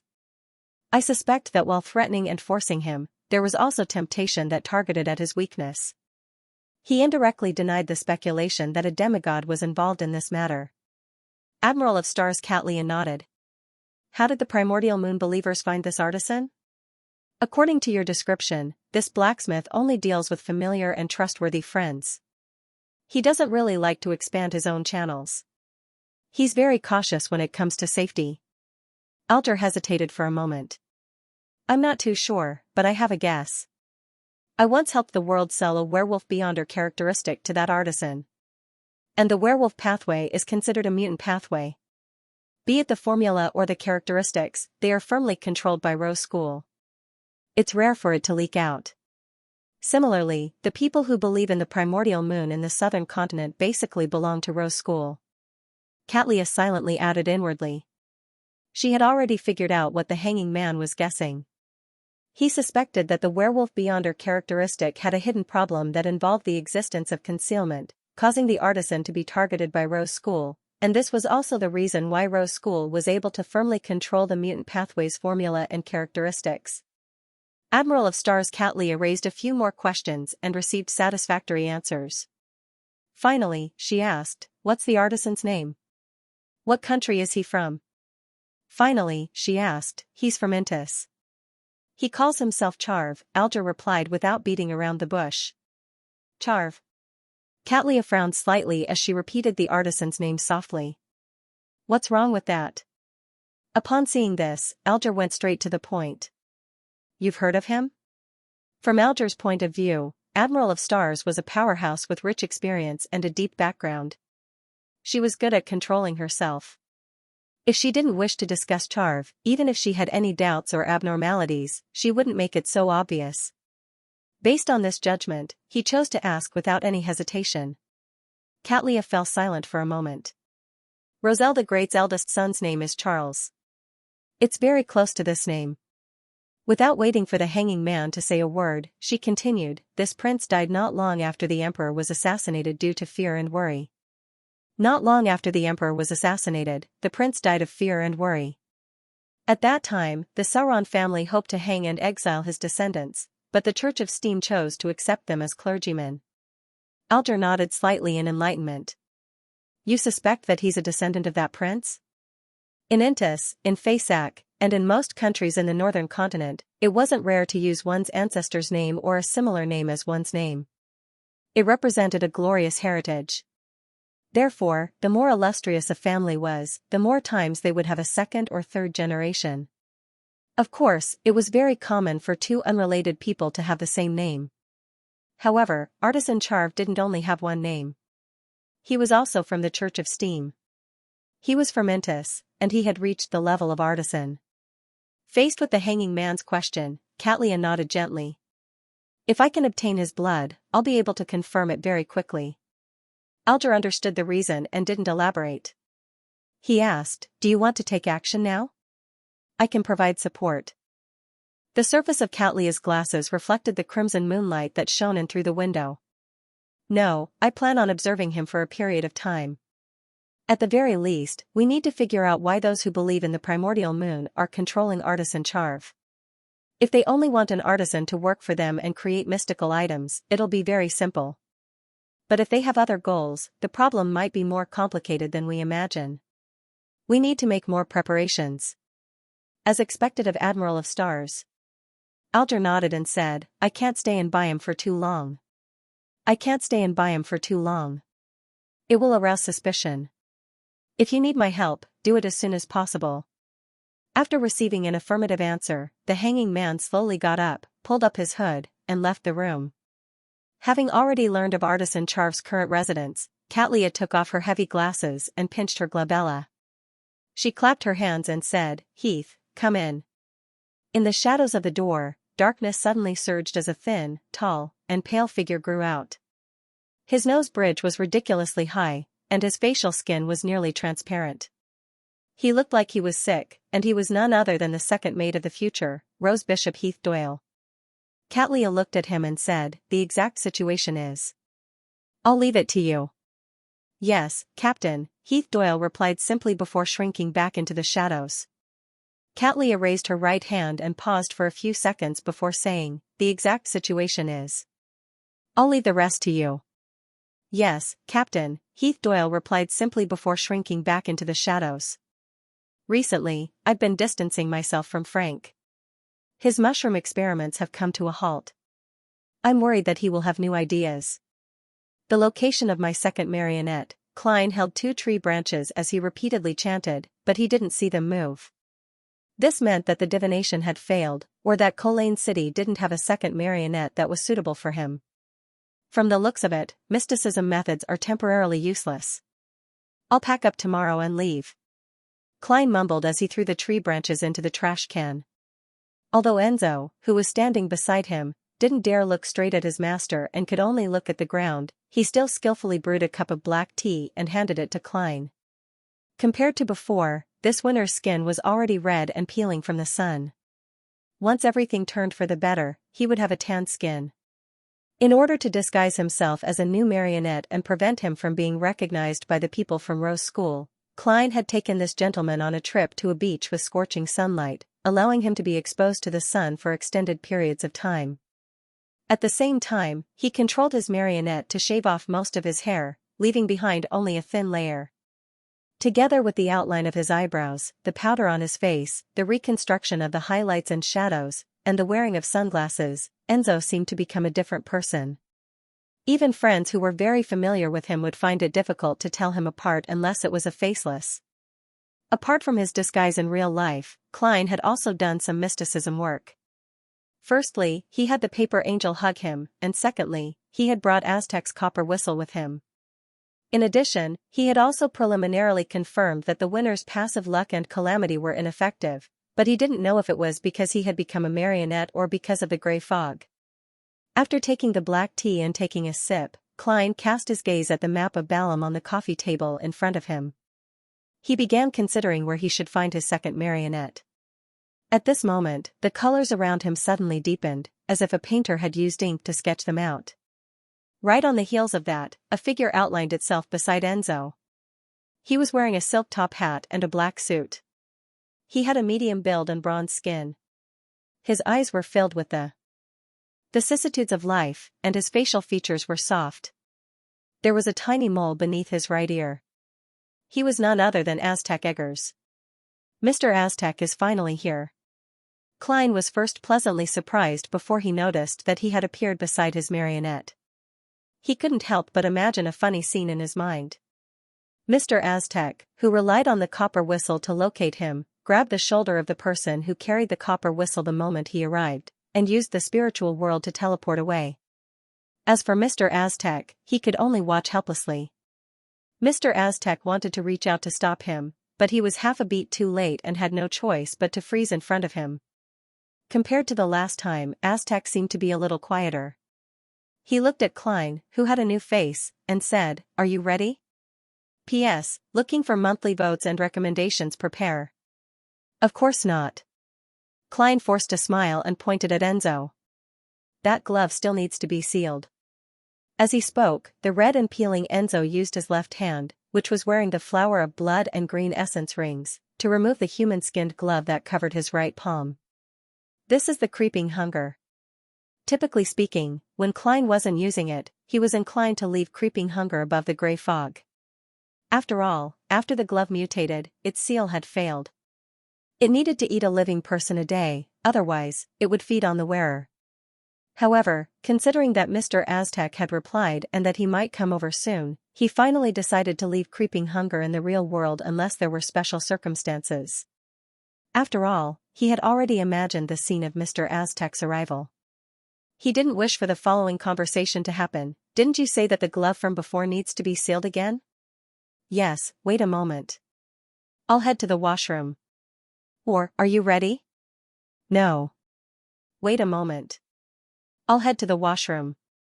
Just the thought of such scenes and lines left Klein feeling awkward and odd. Even without considering the possibility of Mr. Aztec discovering the gray fog's secret, this would cause his image in Mr. Aztec's heart to slide in an unpredictable direction.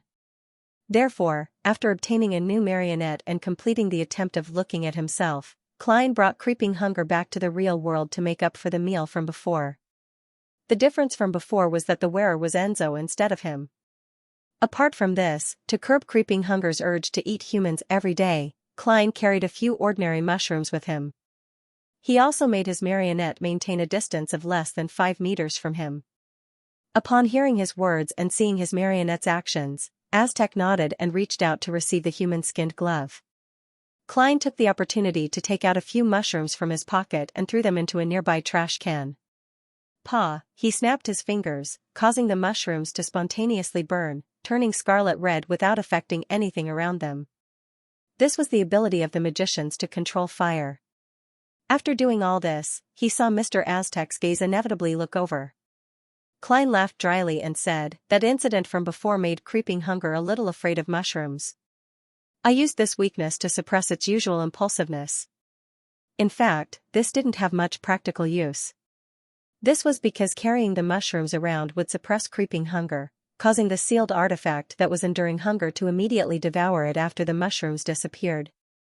Unless there was other food in front of it that could be easily obtained, it would only become an enemy's helper." Mushroom. Aztec muttered to himself as he held the gloves that were starting to be stained with blood. His surroundings suddenly turned dark, and even the sunlight outside the window was rejected.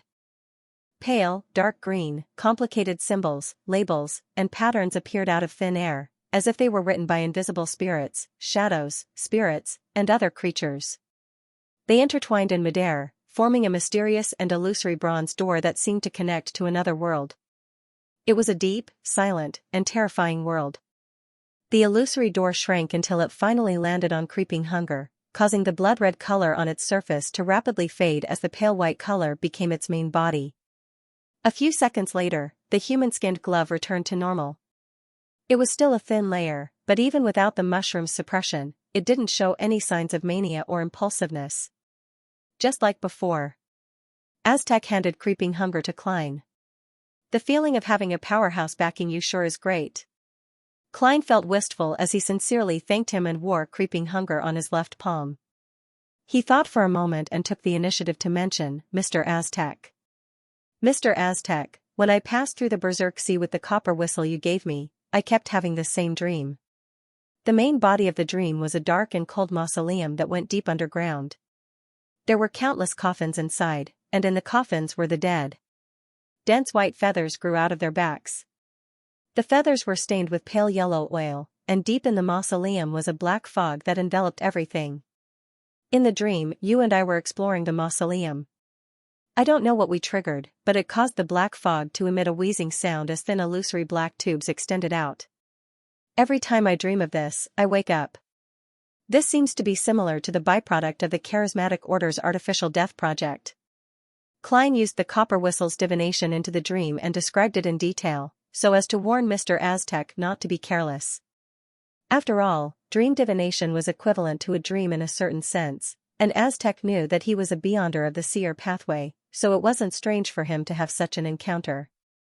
There was only one difference between a revelation obtained from a normal dream and a revelation obtained from a dream divination: passive versus active. Aztec listened quietly without interrupting Klein's description. Finally, he nodded and said, "This should have something to do with the item that Death left behind in the Berserk Sea. From the looks of it, the Charismatic Order's artificial death project has made some substantial progress. Mr. Aztec lives up to being a death consul of the fourth epoch. He didn't belittle my dream at all." Klein raised his right hand and rubbed his face, transforming into the appearance of German Sparrow. He then said, "There's only one thing left. There's only one preparation left, and that's to confirm that Admiral Hell Ludwell isn't in any danger. There aren't any demigods of the Charismatic Order around him." As for whether the Murloc cufflink was still on the ship, Klein didn't mention it. This was because he would make confirmations every few days. He believed that Admiral Hell Ludwell had yet to discover the mystical item, or he had already discovered it but had deliberately not moved it. He was waiting for the crazy adventurer, German Sparrow, to visit him and step into the trap. Aztec calmly replied, "We can confirm this when we get closer." "All right." Klein immediately got Enzo to go to the clothes rack and pull out the golden-laid cane. Seeing that there was nothing else to do, Aztec stretched out his right palm and grabbed Klein's shoulder. Klein also reached out his right palm and grabbed Enzo's shoulder. The colors of the surrounding scenery changed once again. The red turned redder, the black turned blacker, and the blue turned bluer. They overlapped each other, but they didn't blend together. The two men and the marionette began traversing the spirit world. The black golden-laid cane flew ahead, pointing out where Klein's lost murloc cufflink was. Before long, the cane stopped and floated in midair. Aztec also stopped traversing, but he didn't leave the spirit world. He seemed to be watching and listening to something. After 2 or 3 seconds, he said, "I'm not sure." After 2 to 3 seconds, he said, "There's no problem." With that said, he led Klein and Klein walked out of the spirit world with his marionette. At the same time, Klein recalled his experience of searching for clues to his memories with Mr. Aztec. Back then, their target was the ancient manual in Vice Admiral Ailment Tracy's hands. Back then, Aztec had said that it wasn't a problem, but he ended up facing Demoness of unaging Katerina. There isn't a problem. Alright, if you say there isn't a problem, then there isn't a problem. As Klein lampooned, he sized up his surroundings. This was an environment he was rather familiar with. The gigantic ship suffused a dark green color, the ghastly white mainsail that had a pitch-black tulip painted on it, and the zombies, skeletons, wraiths, shadows, and other undead creatures that were either controlling the sails, patrolling, or practicing their cannons proved that this was Admiral Hell's flagship, the Black Tulip. What was different from the last time he saw it was that the Black Tulip had quite a number of living beyonders. The captain, Admiral Hell Ludwell, who had a thin rapier by his waist, was wearing a lace-trimmed shirt, a gorgeous coat, a white skull triangular hat, and a silver mask over his face. He was standing at the cabin's entrance, looking over. Suddenly, the black, square-shaped ring on Ludwell's right hand trembled slightly as a beam of light flashed. The pale white flames in the arrogant pirate admiral's eyes clearly wavered before finally shrinking to an extreme. Right on the heels of that, Ludwell bent his back and, under the stunned, shocked, and lifeless gazes of his crew, he prostrated himself on the ground in front of Aztec Eggers and kissed the deck. P.S. I've been out all day, so I'm short on words. I'll update first. Upon seeing Admiral Hell Ludwell's reaction, Klein was just like the surviving crew members on the Black Tulip. They nearly couldn't believe their eyes. There were 2 scenarios that he had envisioned. Firstly, Ludwell had sought the help of a demigod from the charismatic order to ambush German Sparrow and the powerhouse backing him. This wasn't impossible. Sequence 7 of the Death Pathway was called Spirit Medium, and they similarly had the ability to foresee the impending danger. Secondly, Admiral Hell wasn't prepared and forcefully resisted, allowing him to be easily finished off by Mr. Aztec. Klein's plan was that if it was the first scenario, Mr. Aztec would deal with the demigod while he hunted Admiral Hell and obtained his second marionette. If it was the second scenario, he would implore Mr. Aztec to watch by the side while he controlled his marionette to fight Ludwell alone. During this process, he would use creeping hunger to hide in the shadows and try his best to stay behind the scenes so as to quickly digest the marionettist potion. To his surprise, Admiral Hell didn't put up any resistance. He prostrated on the ground and kissed the deck, acting as if he was Aztec's most loyal and humble servant. How am I supposed to fight like this? Klein looked ahead in a daze, unsure if he should say anything. And the entire ship was silent. Aztec raised his hand to press down on his silk top hat as he unhurriedly walked towards the prostrating Ludwell.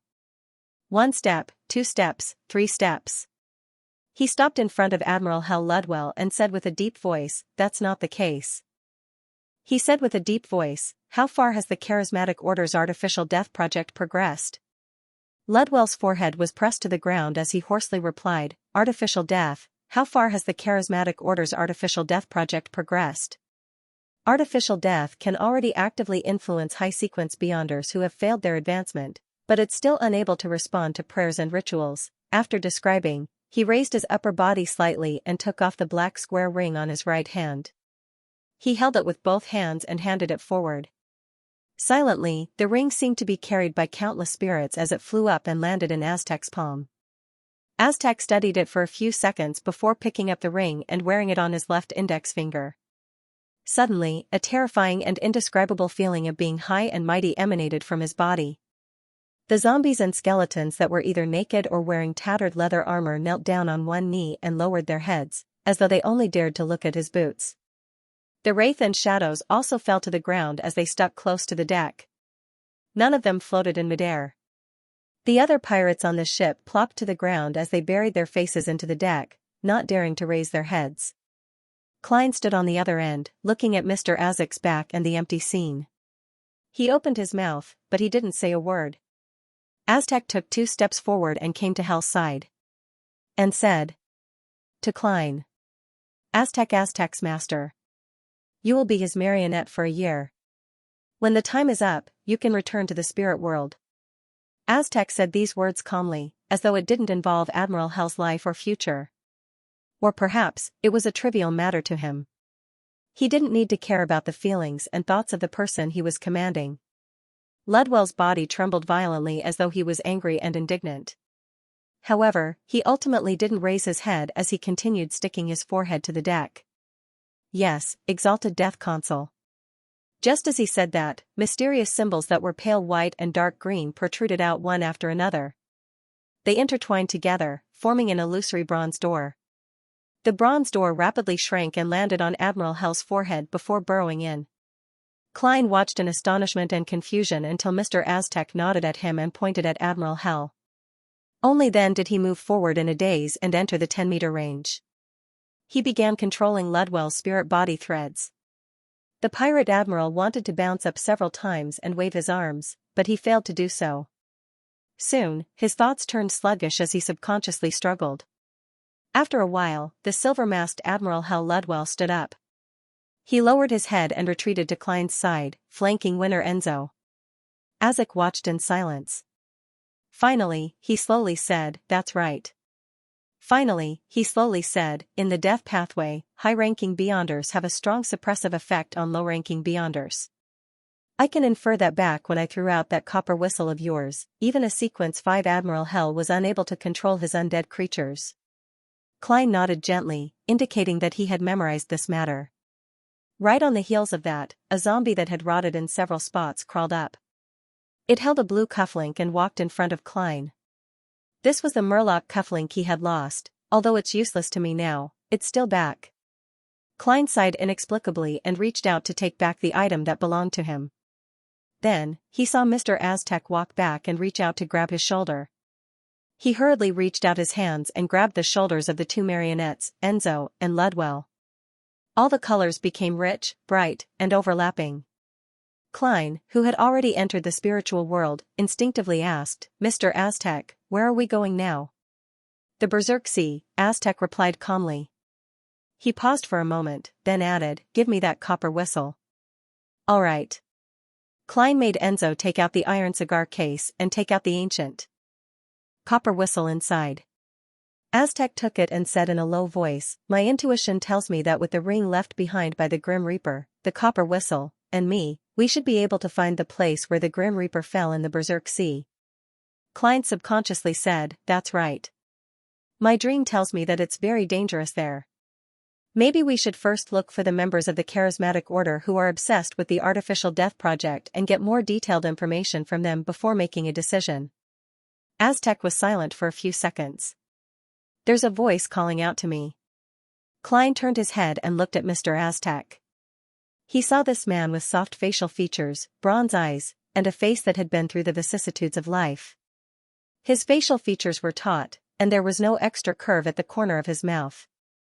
One color after another flashed past as Azek quickly brought Klein into the Berserk Sea where the pitch-black storm swept through and dark lightning streaked across. At this moment, the dark and gloomy square-shaped ring and the exquisite brass whistle flickered at the same time, illuminating Aztec's face. This death consul that had survived since the 4th epoch closed his eyes and silently listened to the unknown cries. Then, he clenched his right hand. All the scenes in the nearby spirit world collapsed inwards, turning into a dark vortex that spun slowly with no end in sight. The vortex suddenly expanded, swallowing Aztec, Klein, and the 2 marionettes. Klein suddenly felt a strong sense of dizziness as he nearly vomited on the spot. After an unknown period of time, he recovered and realized that he was already in a dark and cold mausoleum. Around him were open coffins, and in the coffins were rotting corpses with white feathers on their backs. "Although I've warned Mr. Aztec, I still ended up here. Klein was taken aback for a second as an irrepressible sense of helplessness surged in his heart. He turned his head to the side and saw Aztec standing nearby, staring at the staircase that led deep into the mausoleum. There was thick black gas emanating as it slowly flowed like a haze. What's hiding there might very well be an artificial death. Klein couldn't help but remind him. The lines on Aztec's face were no longer as tense as before. The corners of his mouth curled up slightly. The previous slumber made me recall even more things. I saw myself sitting on the throne of skulls. I saw the Beyonders and ordinary people who had collapsed in front of the throne. They didn't do anything wrong, but they suddenly died just like that. Then, one by one, they crawled up and turned into pale undead creatures that pledged their loyalty to me. And I just stared at it coldly, without any emotional fluctuations, and let the disaster spread to the countryside, to the city. This makes me feel like I'm not myself, but I also know that this might be my true self. The death console from the Fourth Epic Spalum Empire? Klein's mouth quivered before he tightly pursed it. Azek raised his hand to rub his temples, and he continued in a calm tone. I feel like I'm heading in this direction. P.S. I'll update first and then revise later. I'll be back to normal tomorrow. The main thing is that I got up at 6:30 a.m. yesterday and left the house. I really couldn't finish the draft at night, so I went to bed very early. Without waiting for Klein's response, Aztec, who was staring deep into the mausoleum, continued, I still remember the first time I died and was resurrected. I still remember the first time I died and came back to life. I was lying in a pile of pale corpses, and I stood up shakily. I was terrified, not knowing what had happened, and not knowing where I was. Before the church members collected the corpses for purification, I stumbled out of the place. I traveled through the wilderness, villages, and cities like a wandering ghost. I couldn't remember who I was or where I came from. During that period of time, no matter where I went, I could hear cries. I saw priests presiding over a large number of burial rituals. I felt that sorrow permeated every corner. Later, I happened to save a noble lady and entered her manor. She was a sunny and cheerful girl, but I was like a wild beast that had come out of the forest. I was sensitive, suspicious, self-abased, afraid, and often showed a cold, indifferent, cruel side that didn't conform to human morals. She was very curious about me. No matter how I avoided her or how I did something bad, she would approach me and use her smile to infect me. She would use interesting things to influence me. Unknowingly, I got used to her teasing and her existence. We secretly got together. She was very worried, afraid that her father wouldn't agree to her marrying a former tramp who was now a servant. Seeing her smile tainted with sorrow, I felt my blood boil for the first time. I impulsively told her that I was leaving, but I would return with a title and a garland for my bride. I joined the army and became a knight. I raised a 3-meter-long lance and charged at the enemy. In the chaos that remained in the northern continent at the end of the Fourth Epic, I became a baron and had my own fief. I followed my promise and married my bride with the king's edict, my family's emblem, a knight's ribbon, and a garland I made myself. At this point, the expression on Aztec's face gradually softened, as though he was reminiscing about something. Even the corners of his mouth had unknowingly curled up. Klein's heart stirred when he heard that, as though he was seeing the familiar Mr. Aztec again. What happened next? He carefully guided him. Aztec looked ahead and said, Later. Later, we built a castle in our fief and had a child. Later, we built a castle in our fief and had a child. It was a boy, and he grew up very quickly. It was foreseeable that he would grow up to be very tall and sturdy. He liked to fight and would always run around with a broadsword. He said that he wanted to become a knight. I thought that this was just a child's hobby and that it was difficult to persevere. But even after he broke his leg and knocked his head, he didn't give up practicing. He believed that I wouldn't see him if he hid in his room with a twisted expression while covering his wound. He underestimated his father. The entire territory's spirits were secretly working for me. Year after year, I recovered more and more of my memories. My wife always complained that the castle was too dark and wanted to go to a sunny and warm place. I satisfied her request, but it wasn't until a long time later that I understood that it wasn't that she hated living in the castle, but that she was afraid of the changes that were happening to me. She was afraid that I would become colder and stranger. She didn't tell me about these things. She still got along with me like she used to. We had a beautiful life by the seaside in the south, and we even wanted to have another child. Unfortunately, we didn't succeed. Only when I had a premonition that my next death was near did we return to the fief and the castle. My eldest son, that boy, told me that he wanted to head to Bakeland and become the attendant of the viscounts and counts, starting his own path as a knight. I asked him, why did he have to make such a choice at the age of 10? He answered me because I was his idol and role model, and he wanted to become a knight and a noble like me, relying on himself instead of his father and mother. Back then, I had already recovered most of my memories. Facing this child, I always felt a little awkward, distant, and uncomfortable. But when I heard his answer, I still felt an indescribable joy, satisfaction, and pride. This was my child, a child completely different from the blood descendants I left behind in the Balam Empire. Klein knew that Mr. Aztec was referring to his identity as the first Baron Lamud, and the child that made him proud and satisfied had been poisoned and murdered in his later years or middle age. He was nailed to death in a coffin, and even his skull had been taken away by Ensanguil. Aztec's eyes turned adrift as he said, I died once again and woke up in a daze. I died again and woke up in a muddle-headed state. I instinctively left my fief and wandered to other places according to my previous arrangements.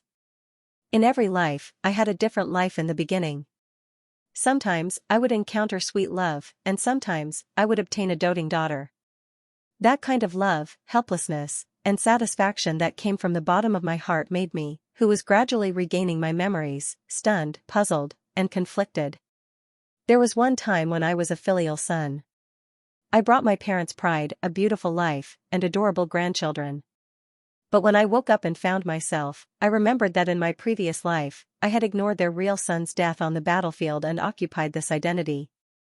On the one hand, I felt pain and guilt, but on the other hand, I believed that it was nothing, just a trivial matter.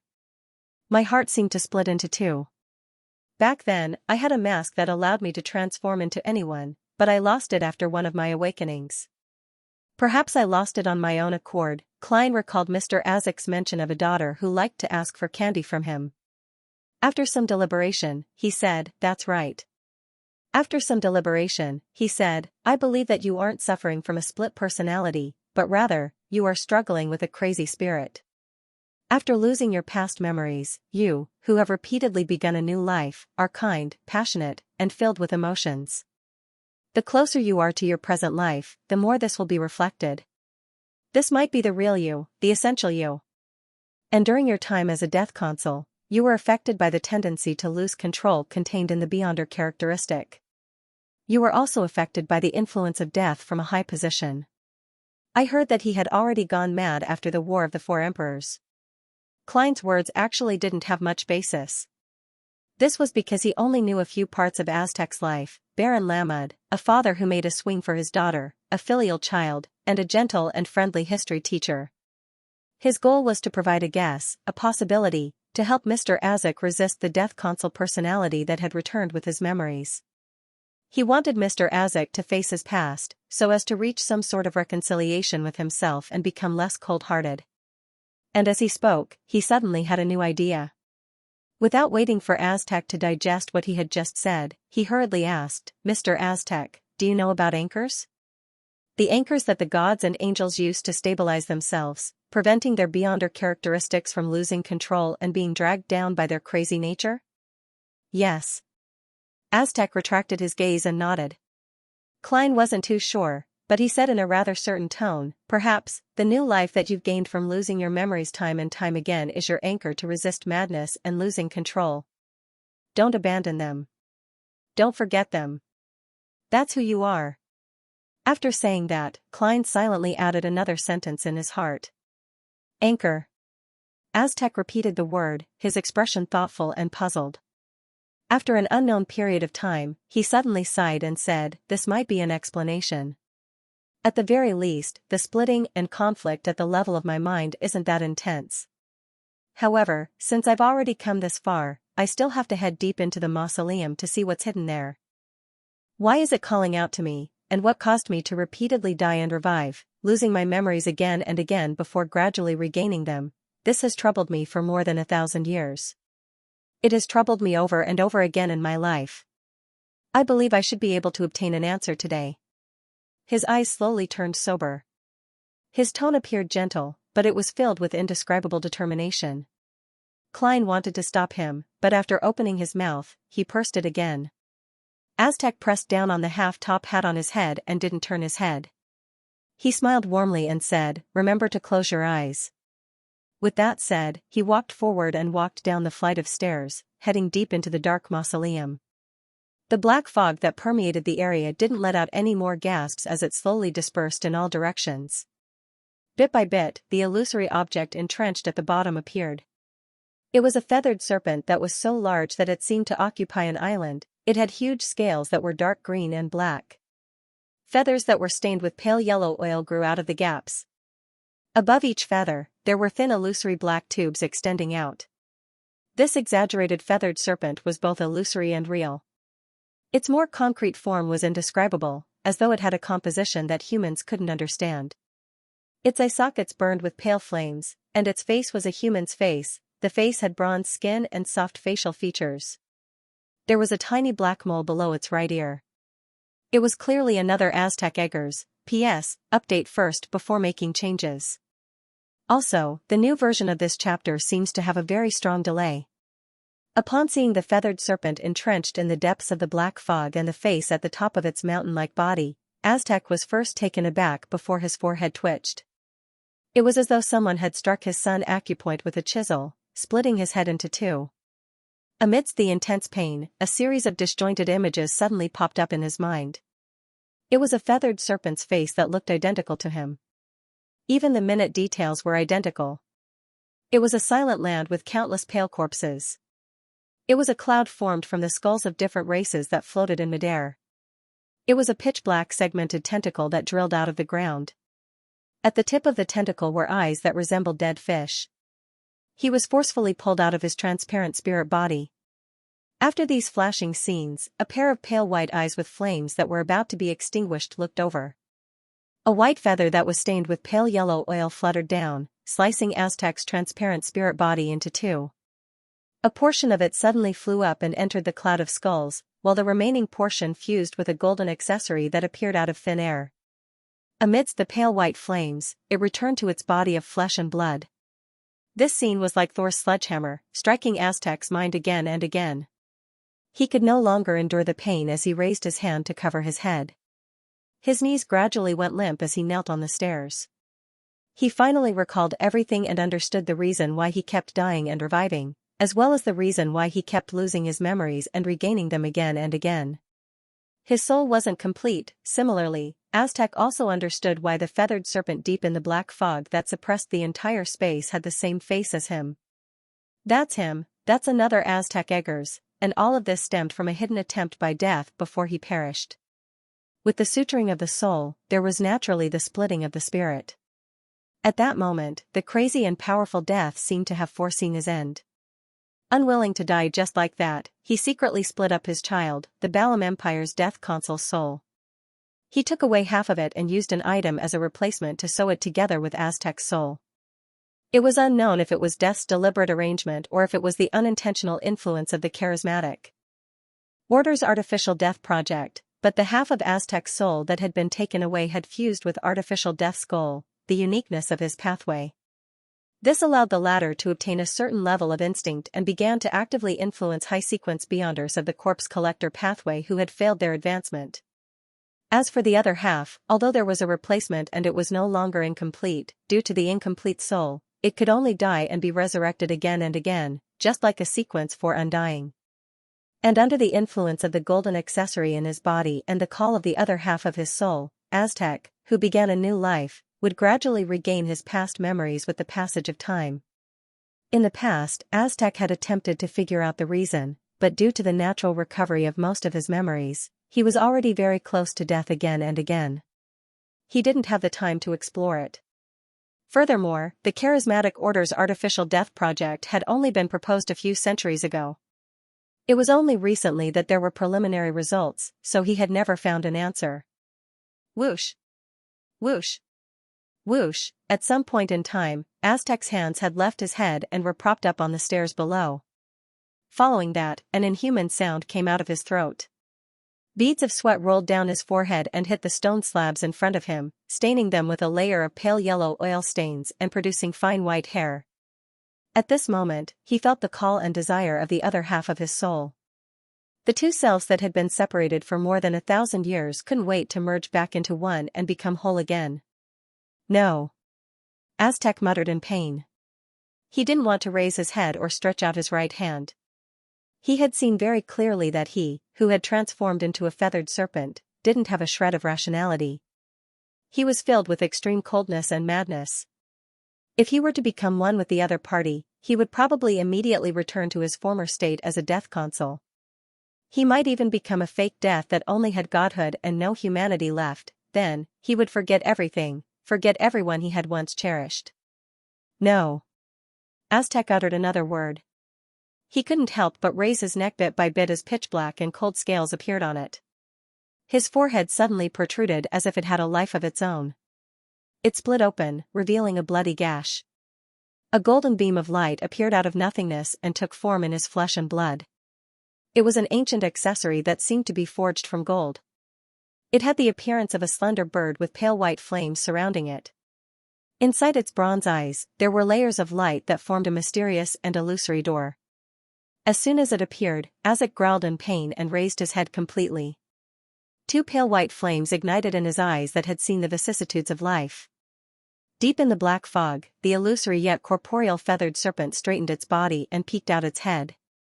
Two identical faces of different sizes silently looked at each other in silence. Amidst the four pale white flames, Aztec, who had his hands on the ground, struggled to stand up bit by bit with a warped expression. He slowly walked towards the feathered serpent that was known as artificial death. As he approached, the entire mausoleum began to tremble. The surroundings turned transparent as it reflected a world with countless skeletons and shadows. Bloody arms, bluish-black vines with baby faces, and slippery tentacles with dead fish eyes or two rows of sharp teeth tore through the boundary between the real and the illusory. They reached into the mausoleum, but they stuck to the ground, not daring to move. East Balam, Colane City. Daily Simone, who was rushing to her next target, suddenly stopped in her tracks as she raised her hand to the side of her head. "What's wrong?" the captain of the Red Gloves team, Sostel, asked in puzzlement. Daly frowned slightly as she replied dreamily, "I heard a strange sound and felt a summoning that came from an unknown location. I even wanted to kneel on the ground. I heard a strange voice. I felt a call from an unknown place. I even wanted to kneel on the ground." Just as Leonard Mitchell shook his head, he heard the slightly aged voice in his mind say, just as Leonard Mitchell was shaking his head, he heard the slightly aged voice in his mind say, "Look in the direction of the Berserk Sea." Leonard subconsciously turned around and looked at the port, looking at the Berserk Sea in the distance. All he saw was pure darkness. There were no strong winds, no giant waves, no dark clouds, no lightning, no rain, and no sunlight. Although Klein's eyes were closed, his outstanding senses could still detect the movements around him. He heard the painful whispers and roars that seemed to be coming from Mr. Aztec, and he sensed the almost tangible sense of silence and death. What happened? Although the artificial death deep in the mausoleum didn't attack Mr. Aztec, it affected him negatively? Thoughts flashed through Klein's mind. He was anxious and flustered. His spiritual intuition told him that what was about to happen wasn't something he wanted to see. However, he couldn't think of anything he could do. He didn't even dare to open his eyes and look at Mr. Aztec's current state and encounter. This wasn't a problem that could be resolved with courage alone. This was a difference in level, a difference that couldn't be made up for. At that instant, Klein felt a strong sense of helplessness, but he didn't give up. He tried his best to think of what he could use. Creeping hunger? No, this isn't even on the same level. It won't be of any use. Death knell? Even worse, Gurozel's travels? I didn't bring it. Dark Emperor card, Tyrant card, I didn't bring it either. Fate Siphon Charm. Yes, Fate Siphon Charm. Klein was delighted as he already had an idea. That was to use the Fate Siphon Charm to temporarily swap his and Mr. Aztec's fates, allowing him to suffer the effects of artificial death in his place. At the very least, I still have a chance of being revived. As for Mr. Aztec's previous deaths, who knows if he can awaken again under such circumstances? Klein didn't consider if the Fate Siphon charm would be effective against Aztec and artificial death. All he thought was that he had to give it a try no matter what. He suddenly raised his right hand and reached into his pocket. Then, his movements became hesitant. His arm lifted up a little, then fell back to its original position. His entire body froze for a moment, as though he had become a statue carved from stone. Klein's lips quivered a few times as his expression warped in an indiscernible manner. Following that, he suddenly swung his right arm and pulled his palm out of his pocket. In his palm was a charm that resembled a black crystal card. At the same time, Aztec was getting closer to the mountain like illusory feathered serpent. His footsteps were getting faster, as though he was returning to his throne. However, his eyes under the pale white flames were filled with pain as his expression warped to the extreme. No. Aztec muttered once again. On the exposed parts of his body, between the gaps of his pitch-black scales, white feathers stained with yellow oil grew out. The intense cry and desire made him lose control of himself. He wanted to soar into the sky and leap towards the gigantic feathered serpent that had his face on it. The pale white flames on the bird-shaped accessory on his forehead suddenly spread out and flowed to other parts of his body. Klein's spiritual intuition warned him frantically as he hurriedly chanted a word in ancient Hermes, fate. Just as he was about to use the charm, his surroundings suddenly fell silent. A slender and fair female palm appeared out of thin air and pressed down on the golden bird-shaped accessory on Aztec's forehead. A figure then outlined itself between Aztec and the mountain-like illusory feathered serpent, cutting off the two's approach. With the help of external forces, Aztec finally resisted the desire to fuse as one and the irresistible cry. The pale white flames in his eyes reflected the figure floating in midair. It was a beautiful lady wearing a classic robe and a black hood. Her face was expressionless, and her eyes were dark but lacked spirituality.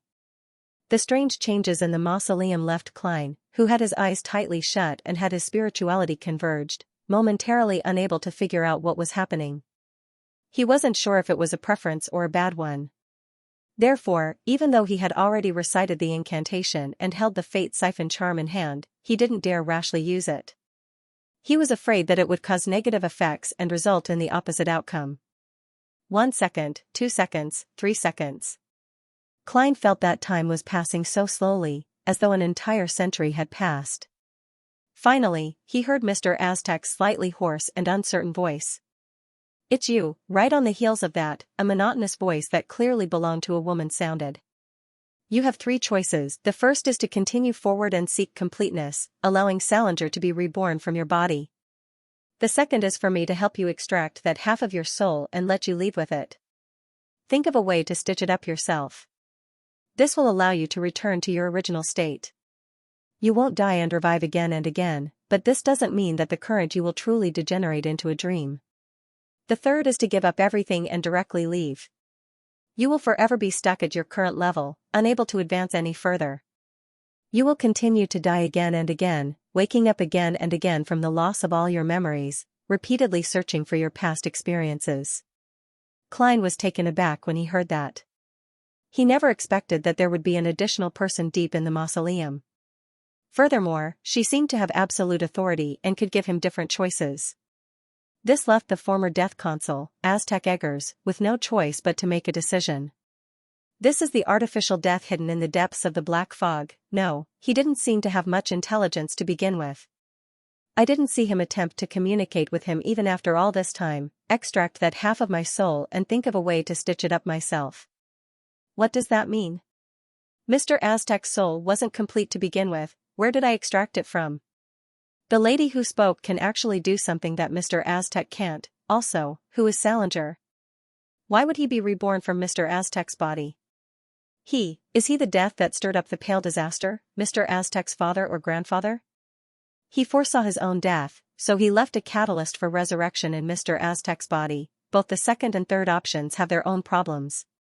One would no longer be who I am now and would become an unfamiliar me, while the other would forever suffer the curse of immortality, never to be freed. If I have confidence in myself and truly view my past lives as an anchor, then I can consider the second option, which is to reconcile with myself and compromise with myself. However, this involves the other half of my soul that has been separated from me, a soul that has never experienced those lives. There is no way to guess what will happen in the future, and the anchor may not be able to solve the problem. Thoughts flashed through Klein's mind. He was puzzled, curious, troubled, and puzzled. However, he could only stand far away. He couldn't even watch from the side. That was Aztec's life. It was the future he would face. No one else could make that decision for him. Klein had already said what he needed to say. He stood there helplessly and worriedly, waiting for Mr. Aztec to speak. Aztec looked at the beautiful hooded lady in front of him and didn't say a word for a long time. The pale flames in his eyes flickered. The illusory yet real mountain-feathered serpent seemed to have sensed some ominous change.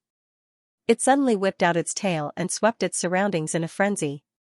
It buried its head and opened its huge mouth, revealing dark red flesh and fangs stained with yellow oil. It spat out its pitch-black tongue and dark green mucus, wanting to devour Aztec eggers. However, all of its attempts failed to produce any effect. It seemed to live in another world. Amidst the unsettling silence, Aztec raised his right hand, rubbed his temples, and smiled calmly. He smiled calmly and said, "Perhaps I'm already used to my present life. I choose the third option." Just as he said that, the hooded lady opposite him clenched her fist and tightly gripped the bird-shaped golden accessory. Then, she slowly retracted her arm and pulled the ancient item out from the crack on Aztec's forehead. Aztec's expression warped once again, as though he was enduring unimaginable pain. Every drop of his blood and every muscle had a tiny bit of spirit seeping out, interweaving into a transparent soul body. This soul body looked complete, but it was filled with a sense of disharmony and contradiction. This was because half of it was golden in color, from its eyebrows and eyes to its limbs. It had an ancient beauty to it. As the bird-shaped accessory was pulled out, Aztec's translucent spirit began to split in the middle, inch by inch, as though someone was peeling off his skin alive with a knife. His throat produced an inhuman hiss once again. It made the distant Klein's head feel dizzy and stinging, as though steel needles were stirring crazily in his brain. In just a few seconds, Aztec's spirit body was completely split into two. Half of it transformed into a golden stream of light and shot into the bird-shaped accessory's eye, while the other half returned to his body and fused with his flesh and blood. The two pale white flames in Aztec's eyes were extinguished as the white feathers and pitch-black scales that grew on his body receded. The warped expression also eased, no longer looking as hideous. His face turned slightly pale and translucent as his forehead twitched. Clearly, he was suffering from pain that stemmed from deep within his spirit body. "Thank you for your help." He bowed at the beautiful hooded lady and turned around. With light footsteps, he walked up the stairs and came to Klein's side. "You can open your eyes now," Aztec said with an exhausted smile. Klein hurriedly opened his eyes and sized up Mr. Aztec. Only when he realized that he didn't show any signs of madness or losing control did he feel completely at ease. He curiously cast his gaze deep into the mausoleum. Black fog emanated, concealing everything at the bottom. "Who was that?" he couldn't help but ask. Aztec smiled and reached out to grab his shoulder. "Even if I tell you, you won't be able to hear it unless he wants you to know." As he spoke, Klein also subconsciously grabbed the shoulders of his two marionettes. The colors around them thickened as they clearly overlapped one another. The two men and two marionettes quickly passed through the spirit world corresponding to the Berserk Sea and returned to the hotel room Klein stayed in Colane City. The moment Aztec released his grip, he pinched his forehead and smiled warmly. "I'll need to sleep for an unknown period of time to recover. If you have any questions, you can seek guidance from the spirit world's 7 lights.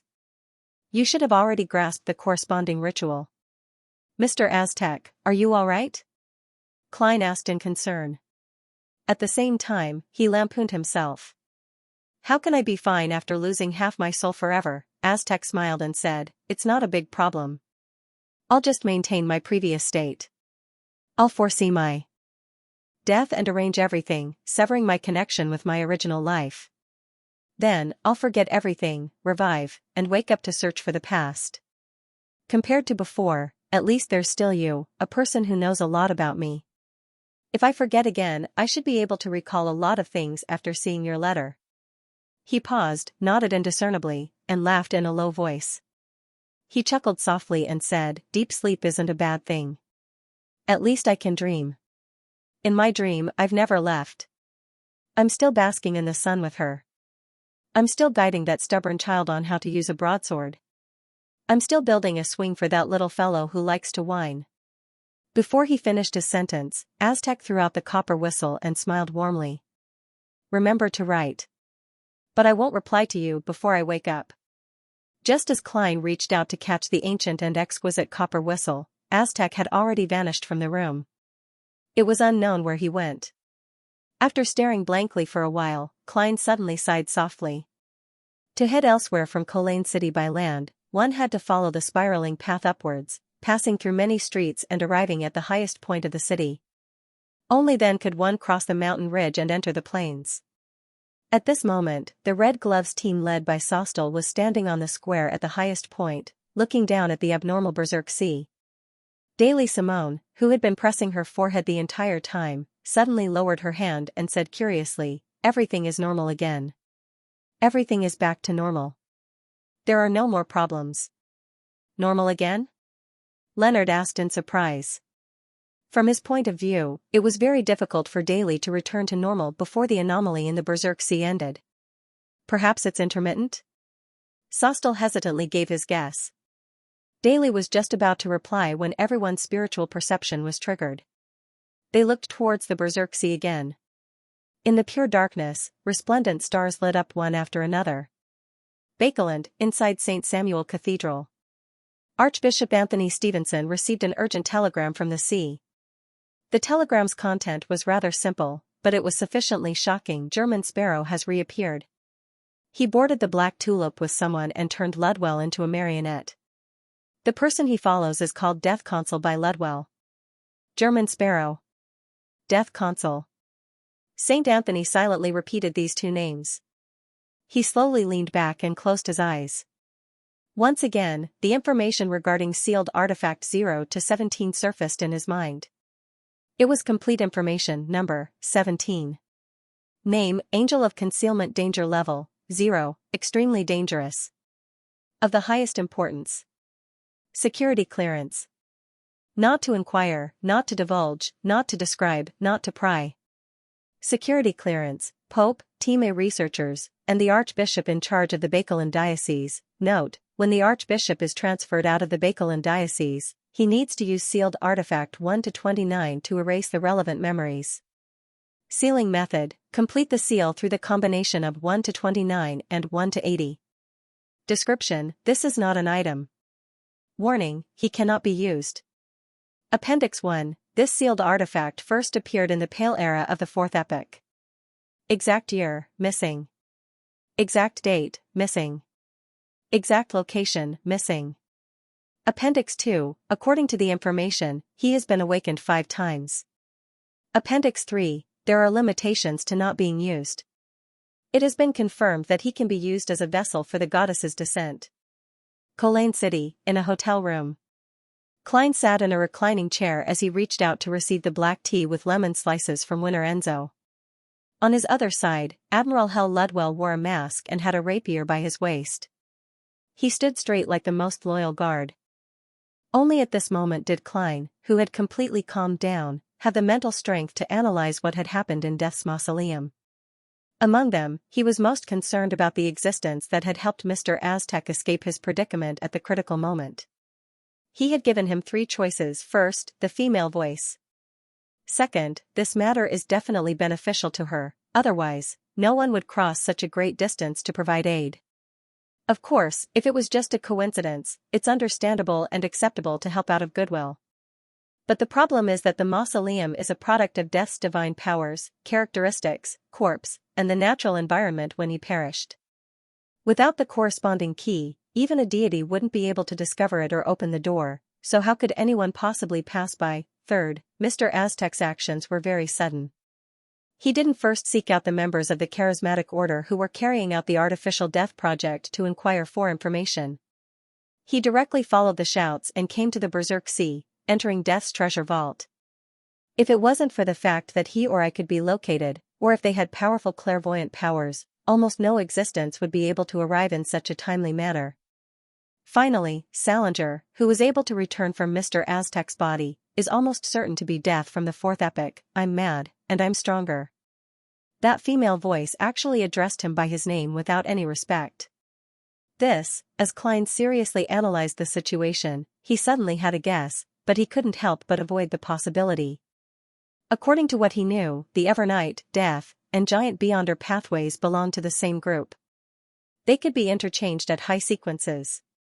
As for the goddess, apart from using the honorific name of Lady of Crimson or the possible existence of a specific Grade 0 sealed artifact to occupy a portion of the moon's authority, she also had the title of Mistress of Repose and Silence, which could completely point to the underworld or Death's domain.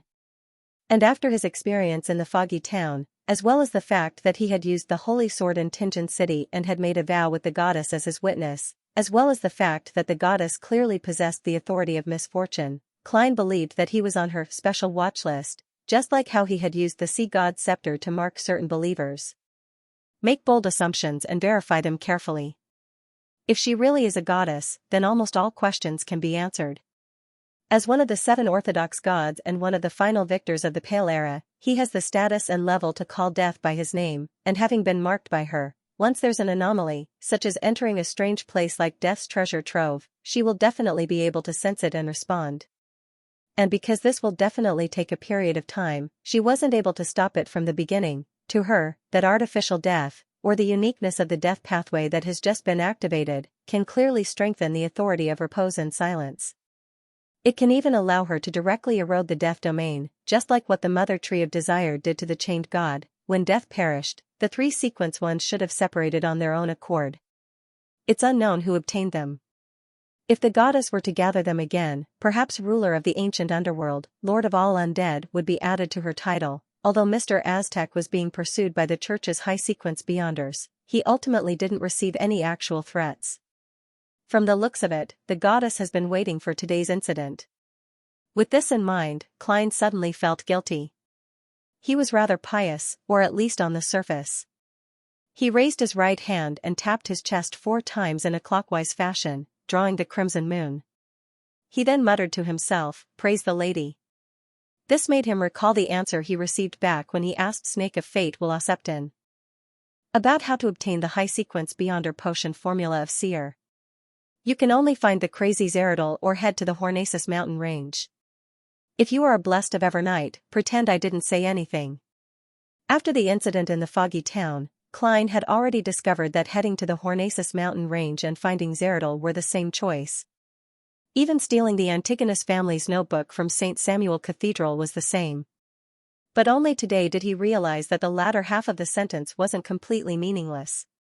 He raised his hand to rub his chin and silently muttered to himself, maybe, probably, maybe, I'm really considered a blessed of Evernight. With regards to this, Klein wasn't too against it. On the one hand, he had spent the first few years of his life in the Church of Evernight's Tinjin Nighthawks team after he came to this world. He had a group of good teammates and colleagues, a relatively warm life, and a philosophy that he recognized.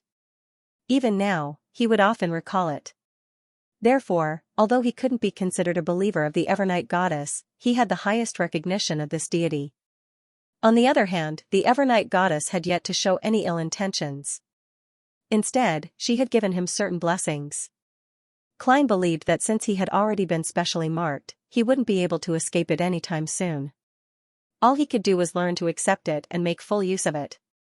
Of course, it's necessary to be vigilant. In addition, there are too many enemies like the Mother Tree of Desire, the True Creator, the Primordial Demoness, the Primordial Moon, Blasphemer Amon, and Angel of Fate Ouroboros. Some of them might even be able to grasp my whereabouts at any time.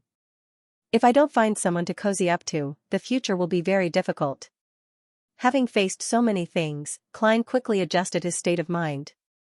To him, as long as the goddess marked him from the moment he made the oath with the holy sword, and not before that, and that she wasn't constantly monitoring him, he could accept it.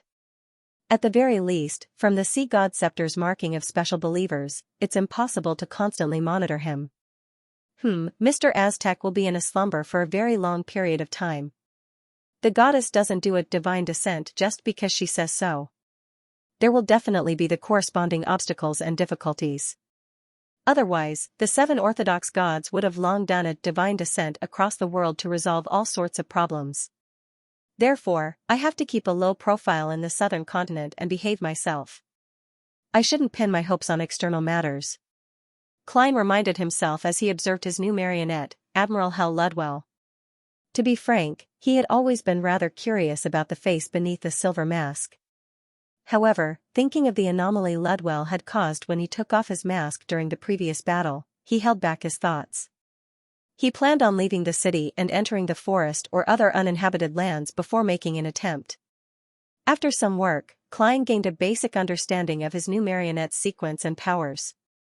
Ludwell was a Sequence 5 gatekeeper of the death pathway. Furthermore, he wasn't a normal human. The corresponding Sequence 9 was Corpse Collector. Back in Tingen City, Klein already knew of the exact situation. He knew that they possessed certain characteristics of corpses. They would appear rather sinister and have a relatively low body temperature, preventing them from being attacked by unintelligent departed spirits. At the same time, they would also receive an enhancement in their physique, allowing them to withstand the corrosion of rotting, cold, and death auras. They were born with spirit vision, and they understood the traits and weaknesses of various undead creatures. Sequence 8 was Gravedigger. After advancing to this level, a corpse collector would have a stronger physique. Their spirit vision would be better, and they would be more agile. They would be able to communicate with a small number of spirits nearby and get them to provide help. Apart from that, a gravedigger could observe even when facing unfamiliar undead creatures and spirit world creatures. They could quickly find their weaknesses. This was known as Death's Eye. Sequence 7 Spirit Medium was a qualitative change. Beyonders grasped all sorts of mysticism rituals related to spirits. They could directly communicate with the natural spirits and wandering souls of the dead in the real world. To them, there were informants everywhere. At the same time, they could use different spirits to realize all sorts of magic and create all sorts of supernatural phenomena. It was rather comprehensive. Sequence 6 Spirit Guide and Sequence 5 Gatekeeper didn't have any substantial changes compared to Spirit Medium. It only expanded the range of communication. Spirit Guide began to set foot in the spirit world and could recruit messengers on his own, obtaining the help of certain spirit world creatures. Gatekeeper could sense the entrance to the underworld and control the dead spirits inside, just like guarding the boundary between health and death. Starting from Spirit Medium, with every advancement in the sequence, the number and quality of natural spirits, undead creatures, and spirit world creatures that a Beyonder could control and drive would increase exponentially. A spirit guide would also have the additional mastery of the language of the dead, which allowed him to bypass the protection of flesh and blood. He could elevate the ability to communicate with a spirit body to drive or even enslave them. As for a gatekeeper, he could make limited use of the mysterious door between life and death, the door that led to the underworld. If not for the Aztec copper whistle naturally restraining the corpse collector pathway's control over spirits, I might not have had the right to fight Admiral Hell back then. And even now, if I didn't have traveling as my trump card, I probably wouldn't be able to finish off Ludwell even if I used powers at the demigod level. In the future, when I seek revenge on Xianxia, I have to take note of this. He was once a gatekeeper. Klein nodded gently as he raised his cup and drank a mouthful of black tea. As for Ludwell's weapon, it was called Harris Rapier. It originated from an ancient prince of the southern continent, and it didn't directly correspond to any pathway or sequence. It was closer to the product of King of the North Ulysson's irregular combination of similar characteristics. It only had one Beyonder power, and that was to bring absolute destruction to anything it stabbed. As a pirate admiral with the highest bounty, Ludwell didn't only have one mystical item. Unfortunately, his most precious death ring had been taken away by Aztec. The silver mask he wore on his face was something that Klein couldn't take off to study in a short period of time. Also, he really doesn't like money. He has no need for money at all. Klein put down his cup and retracted his gaze. He decided to leave Colane City while it was still early and wait for Donnas to complete his investigations elsewhere. Bakeland, Sherwood Borough. Furs, who was taking an afternoon nap, suddenly woke up from her dream. She saw the boundless grayish-white fog and Mr. Moon, who was praying with his head lowered. She heard his clear words. In the southeastern suburbs of Bakeland, in the middle of Delaire Forest, there's an abandoned ancient castle. There are at least 2 ancient wraiths in it, as well as other departed souls. We can't eliminate the possibility of Beyonders living there. The coordinates are, there's finally news of the main ingredient for Scribe. News worth £300. Furs was delighted as she immediately thanked Mr. Fool. She then asked him to inform the moon that she would be paid later. After finishing this matter, she got out of bed and went to the first floor. She planned on pouring herself a glass of alcohol and thinking about when she would explore the abandoned castle, as well as what preparations she needed to make. Laymanos Travels can't be rented out for the time being. I have to bring Xiao along. There are quite a number of departed souls in that abandoned castle. It's rather dangerous. I have to consider the combination of magic. If there's any flaw or it's insufficient, I'll spend money to hire Mr. World, the Hanging Man, or Sun to record the corresponding Beyonder powers. Although Furs didn't have much combat experience, she had been in a few Beyonder circles for several years. Later, she even joined Tarot. She had heard a lot and seen a lot, so she naturally knew how to make preparations before an adventure. As for directly hiring Mr. World to do it for her, she had long stopped considering it. She believed that giving him all her gains and her savings wouldn't match the remuneration. Of course, if her explorations proved that the abandoned castle was indeed extremely dangerous, a place that wasn't something a Beyonder at her level could enter, she would bravely shoulder the debt. After all, only by being alive would there be hope and a future. In theory, it's impossible to reach this stage. Laymanos Travels still has 2 demigod-level Beyonder powers left behind by Mr. World. At most, I can use them first and think of a way to make up for them later. The only problem is that those 2 demigod-level Beyonder powers might not be suitable for dealing with wraiths and departed souls. Furs took a sip of her winter black rand as all sorts of thoughts gradually formed. At this moment, she heard the sound of a key being inserted into the keyhole and instinctively looked towards the door. The door flew open as Xiao walked in with 2 paper bags that emitted a rich fragrance. Desi pies? Furs first blurted out the question, then frowned in confusion. Don't you have a lot of commissions recently? Why are you back so early? Xiao threw one of the bags of Desi pies over and couldn't hide her smile. I'm just passing by. I haven't had lunch yet, so I'm going to take a break. Without waiting for Furs to ask again, she took the initiative to say, I've earned enough merit points. I'll be able to exchange for the interrogator potion formula very soon. Although her mission of monitoring the captain of the Royal Guards, Viscount Stratford, hadn't made any substantial progress, this was a daily task that allowed her to accumulate merit points. As long as she submitted a satisfactory report every week, she would receive the corresponding bounty. Therefore, with the other commissions completed at different levels, Xiao was already able to obtain the interrogator potion formula. Finally, Furs was sincerely happy for her friend. She swirled the wine glass in her hand.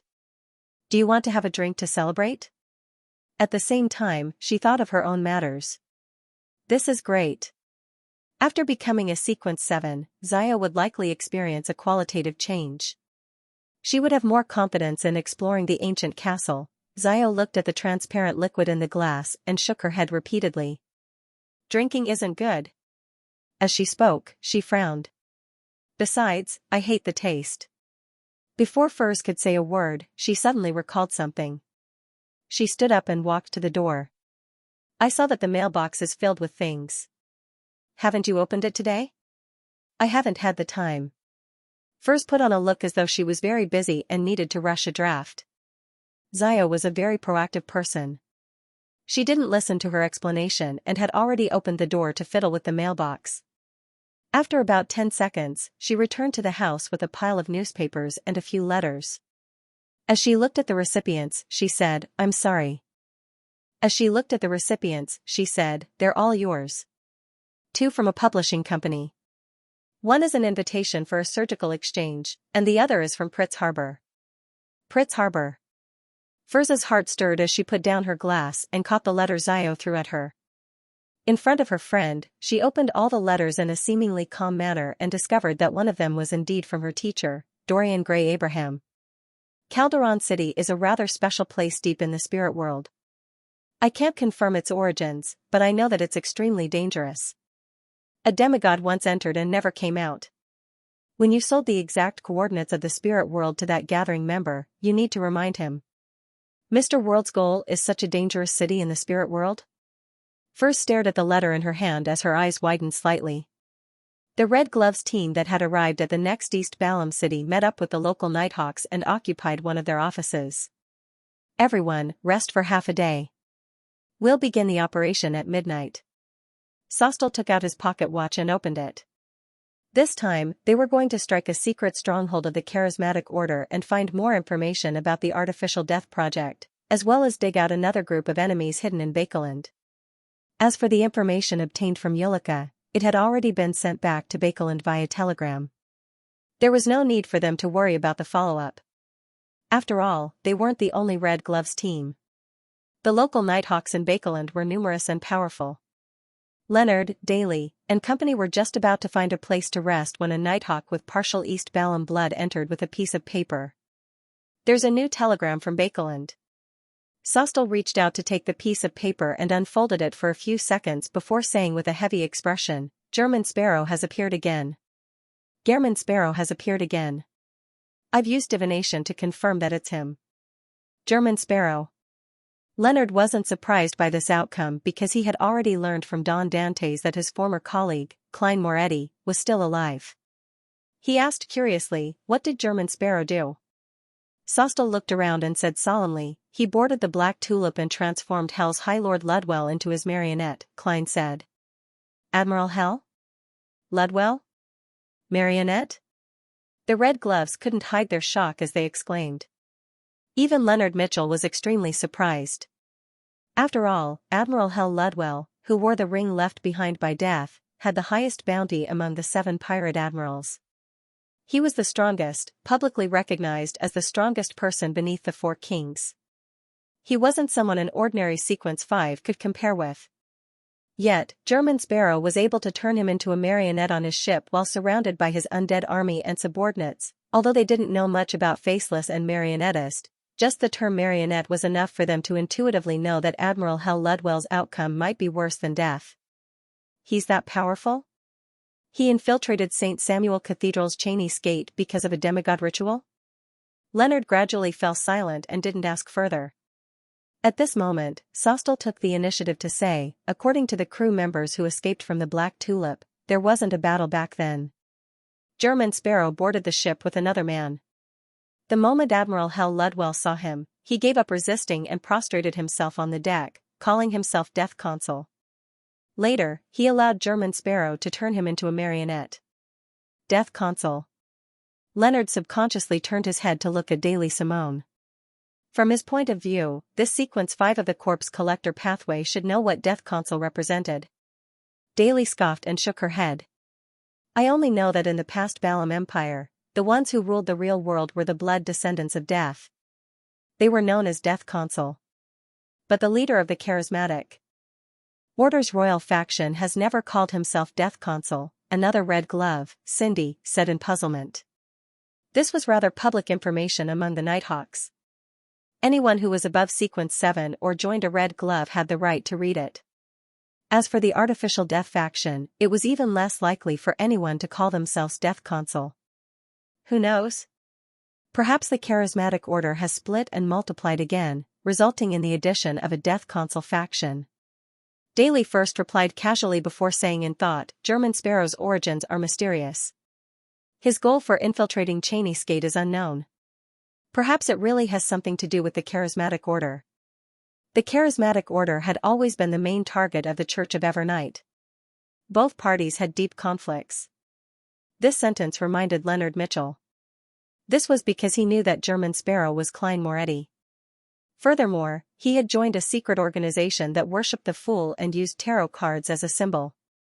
At most, it had a cooperative relationship with the Charismatic Order. The few factions of the Charismatic Order currently don't have a Death Consul. Admiral Hell Ludwell can almost be confirmed to be an arm of the Charismatic Order. Dealing with him is equivalent to dealing with the Charismatic Order. Don Dantes once said that the members of the secret organization come from different places.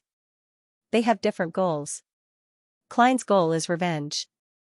Then, could there be one whose goal is to strike at the charismatic order and gradually subjugate them so as to resurrect or recreate death? Since there's an undying monster like Don Dantes who survived from the fourth epoch, it's very normal for that secret organization to have an ancient death console.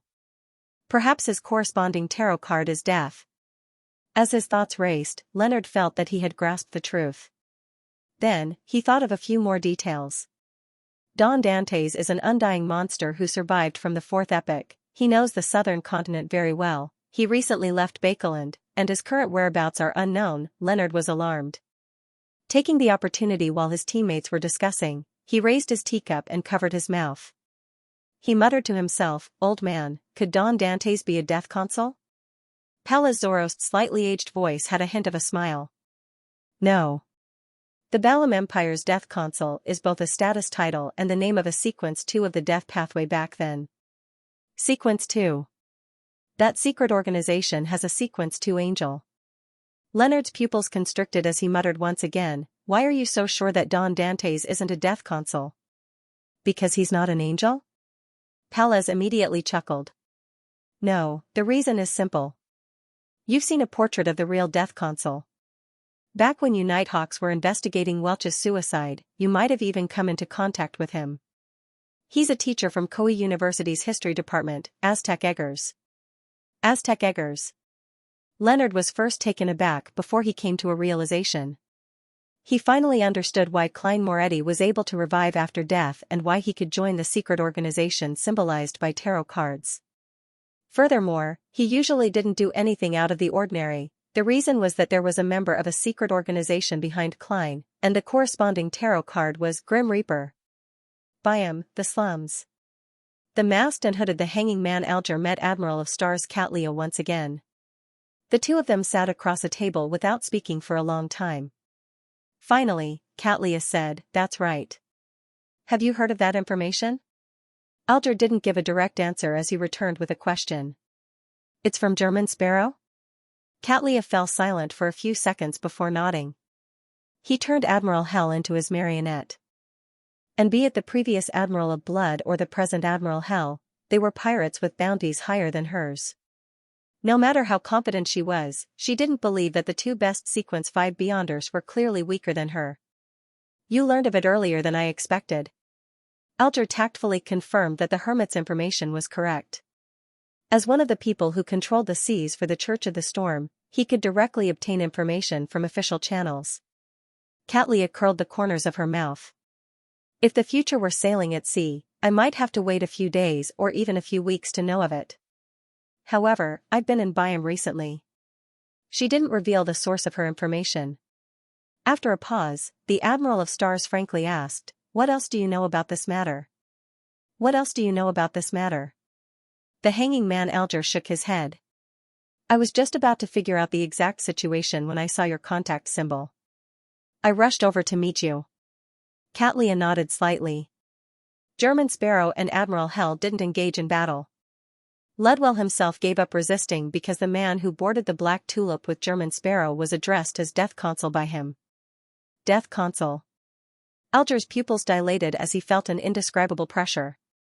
Such a title wasn't something any demigod could bear. Furthermore, it wasn't him flaunting it. It was Admiral Hell Ludwell who had taken the initiative to address him respectfully. He had even given up resisting and was willing to lose his life. Seeing that the hanging man didn't say anything, Katlia added, "In the death pathway, Death Consul is the name of a sequence too. Of course, the past emperors of the Balam Empire would also use this title." Indeed, an angel from the death domain.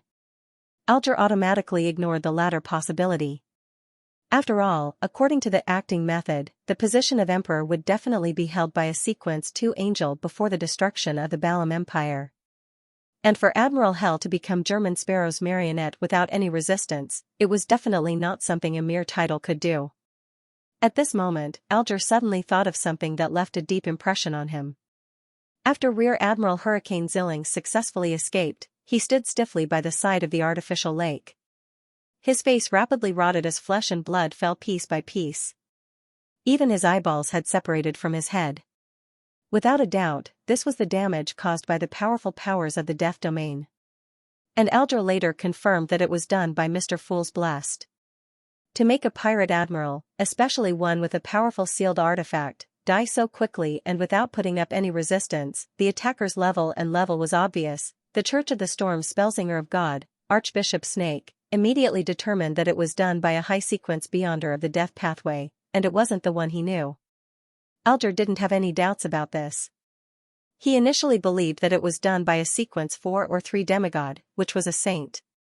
Furthermore, he was shocked and horrified that one of Mr. Fool's Blessed was a high-sequence beyonder. Now, he secretly swallowed a mouthful of saliva with great difficulty. He believed that he had underestimated Mr. Fool and that Blessed back then.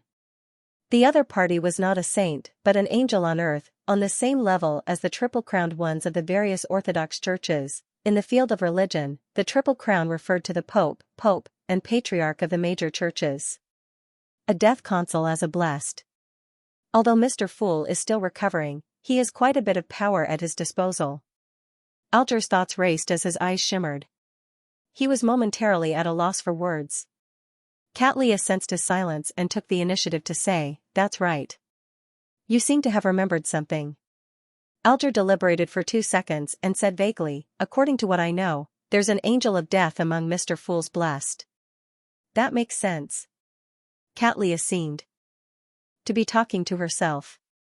Could the mythical creature blood that world promised come from this angel of death? Perhaps. Although Alger felt that there was nothing wrong with Admiral of Stars' speculation, he habitually didn't give an affirmative answer. Catlia didn't continue the topic and changed the topic. Instead, she said, "We'll begin the operation from 7:30 to 8 tonight. If you can participate, head over with me." She's finally figured out the situation with the artisan?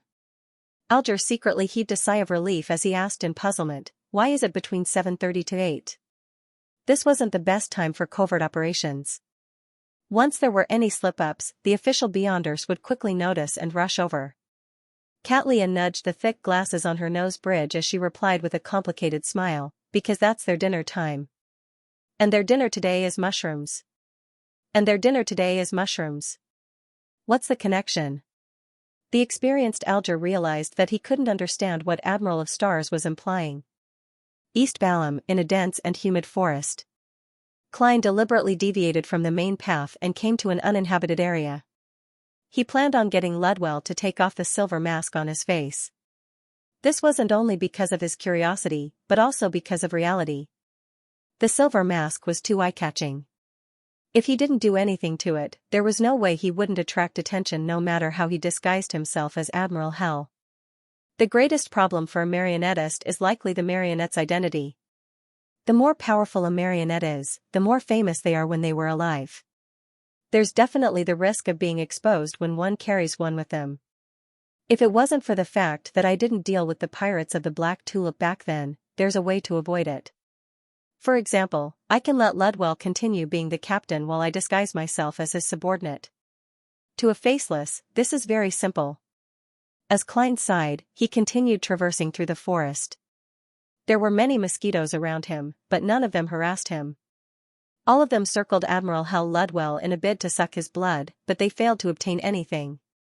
Klein had assigned the green essence ring that attracted mosquitoes to his new marionette. As its effects were completely overpowered by the Flower of Blood ring, it was meaningless for Winner Enzo to wear 2 rings at the same time. In addition, Klein had confirmed that Ludwell's situation was special. He wasn't afraid of mosquito bites. After walking for a while, Klein casually tossed a coin and stopped. He considered for a few seconds and decided to finish something else before removing the new marionette's mask. This was because during this process, he could confirm how dangerous the mask was. Taking out the corresponding items, Klein quickly set up a ritual and moved the radio transceiver from above the gray fog to the real world. He wanted to contact Rhodes. Before he left Colane City, he had paid £350 to obtain the spirit world coordinates of Calderon City from Miss Magicians. He had also received a warning that it was extremely dangerous. Therefore, he planned on obtaining more information from 2 channels in preparation for his hunting operation. The 2 channels were first to ask the magic mirror, and the second was to ask the red light. With Mr. Aztec being in a prolonged slumber, Klein decided to stop hesitating and take the initiative to expand his connections. At the very least, he couldn't rely solely on the Evernight goddess. He needed to find some strength to balance things out, and the relatively friendly Seven Lights of the spirit world was the best target. With the appearance of the radio transceiver, the surrounding forest suddenly turned dark and gloomy. It was as though the spirit world had fused with the real world here. In just about 10 seconds, there was a clicking sound as the illusory white paper was spat out. Great, Supreme, Transcendent Master, your loyal and humble servant, Erodes, has come to answer your summons. There's temporarily no danger here. What do you think? Upon seeing the obsequious form of address, Klein silently heaved a sigh of relief. He had finally confirmed that he was connected to Erodes. He was previously very afraid that the white paper would say things like "I want to give birth to your child." Of course, he had divined the danger level of contacting Erodes above the gray fog and received an answer that there weren't any problems. However, with the mother tree of desire interfering with his divination, as well as the error in his interpretation of the revelation he received after infiltrating St. Samuel Cathedral's Cheney's Gate, he didn't dare to be too at ease. Indeed. Klein nodded reservedly and asked, "What do you know about Calderon City in the spirit world?" Click. Click. Click. Click. A piece of illusory white paper hesitantly left the radio transceiver. "I can't see the city clearly, so I don't know the exact situation inside. I can only confirm that a saint once perished there. There were also some angels, travelers, and spirit world creatures who entered to explore. They left relatively smoothly, but they didn't gain much. Also, I know the origins of that city." Without waiting for Klein to press further, the illusory white paper spat out more information amidst the clicking sounds. Its former name was the City of the Dead. It was the divine kingdom of the ancient goddess, Phoenix ancestor Gregrace. Ever since this ancient goddess opened up the underworld, her divine kingdom was moved there. The City of the Dead gradually became a holy land for her descendants and believers. Before this ancient goddess was severely injured by the ancient sun, Gregrace uprooted the city and threw it deep into the spirit world. None of the residents ever came out again. The name Calderon came from the angel who first entered the house of Abraham. In the language of the dead, it means unknown soul. When it came to his understanding of ancient gods, Klein wasn't any less knowledgeable than many high-sequence beyonders. After all, he had the City of Silver that had lasted from the Second Epoch to this day. There were corresponding myths passed down there, and there were many remnant influences. Based on what he knew, Phoenix ancestor Gregrace was a so-called ancient death. Due to being severely injured by the City of Silver's creator, the sun god who had been eaten by the kings of angels, she shattered and perished at the end of the Second Epoch. However, her influence didn't vanish. Up to the present era, there were still some traces of it. This was because she was the founder of the underworld, City of the Dead. Unknown soul. Ancient god. This sounds very dangerous. Klein looked at the radio transceiver in front of him and fell into deep thought. Tap. Tap. Tap. The illusory white paper spat out another section. "Apart from this, I'm not too sure about anything else. Great Master, I have a suggestion. Would you like to hear it?" "That's a good question." Klein reined in his thoughts and nodded slightly. "Speak." The tapping sounds of the radio transceiver instantly turned brisk as a line of words appeared on the illusory white paper. "With regards to Calderon City, you can ask Red Light El Moria. In the end, I still can't avoid the red light." Klein nodded slightly and asked, "In the end, I still can't avoid the red light. If I were to remove Admiral Hal Ludwell's mask, would there be danger?" "No." A resolute word appeared in Klein's eyes. "That's good." He thought for a moment. "That's all for today. Great Master, wise Master, in another minute or two, there will be gazes cast over. Your loyal servant, Erodes, awaits your next summoning. Goodbye." The tapping sounds of the radio transceiver didn't hesitate at all. "Another minute or two? Why didn't you say so earlier?" Klein was alarmed as though he had seen the countdown of a time bomb. He hurriedly used the materials that hadn't been put away from the altar and held a sacrificial ritual, throwing the radio transceiver above the gray fog. After doing all of this and confirming that there weren't any abnormal changes in the surroundings, Klein made Ludwell walk to the side and avoid facing him. He then took off the silver mask on his face. A pale white light spewed out, but it wasn't as exaggerated as the one Klein had seen during his battle with Ludwell. It only covered a small area like a candle that was about to burn out. At the same time, the gloomy feeling that disappeared after the radio transceiver was sent back above the gray fog appeared once again. Furthermore, there was an indescribable horror that struck straight at the heart. This reminded Klein of the cemetery and the legendary Netherworld. After waiting for a few seconds and seeing that there weren't any additional abnormalities, he made another marionette, Winner Enzo, circle to the front of Admiral Hell Ludwell and carefully observe the face that had been masked for a long period of time. The face was devoid of flesh and the skin was tightly attached to the bones. It was colorless and transparent like a crystal. Beneath the crystal, an indescribable transparent shadow was rapidly flowing. At times, it would fuse with the skull, and at other times, it would shrink into the gaps and appear on the teeth. If this were the first 1 or 2 months after his transmigration, Klein would have definitely been frightened to death by Admiral Hell's appearance. But now, he had seen too many rampagers and mutants of all shapes and sizes. He wouldn't be stirred by such looks. After another round of research, Klein completely figured out Ludwell's condition. This stemmed from the uniqueness of a gatekeeper. At Sequence 5, after becoming a gatekeeper, a Beyonder could use their body as a cage that belonged solely to the Netherworld.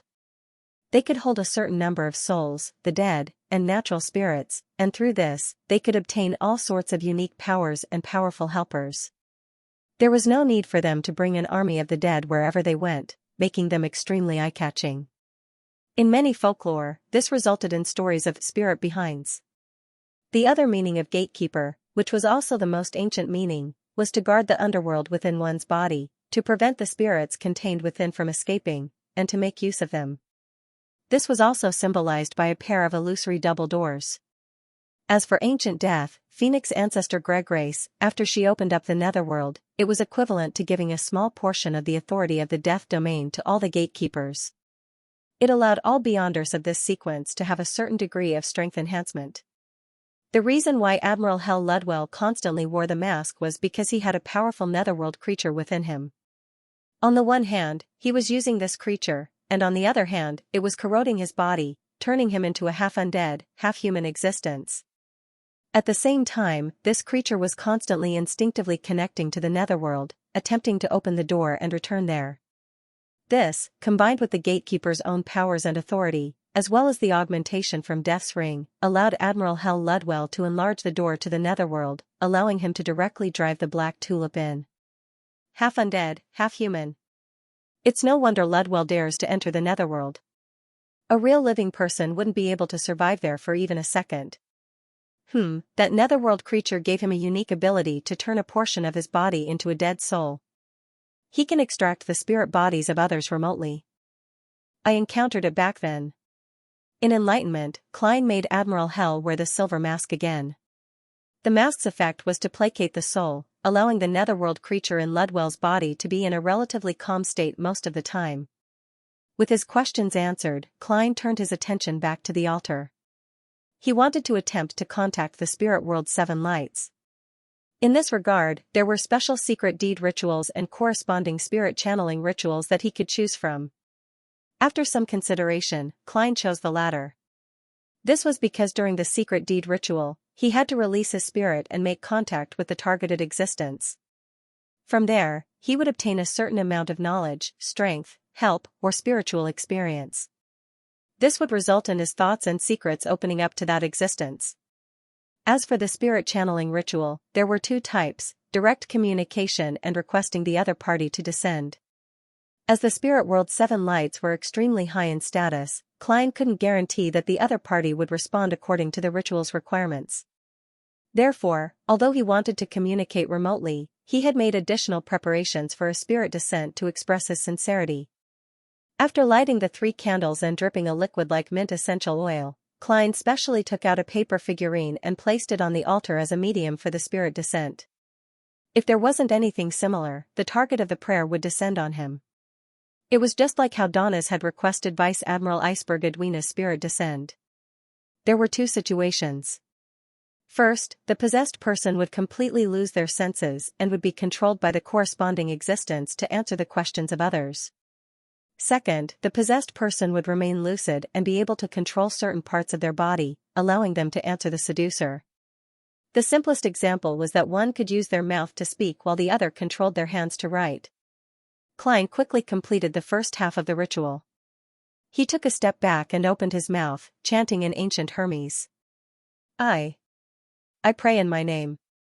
I pray to communicate with the light of the spirit world that never fades, the embodiment of infinite knowledge, the red of authority and will. The greatest difference between this spirit channeling ritual and ordinary ones was that one couldn't pray to a deity.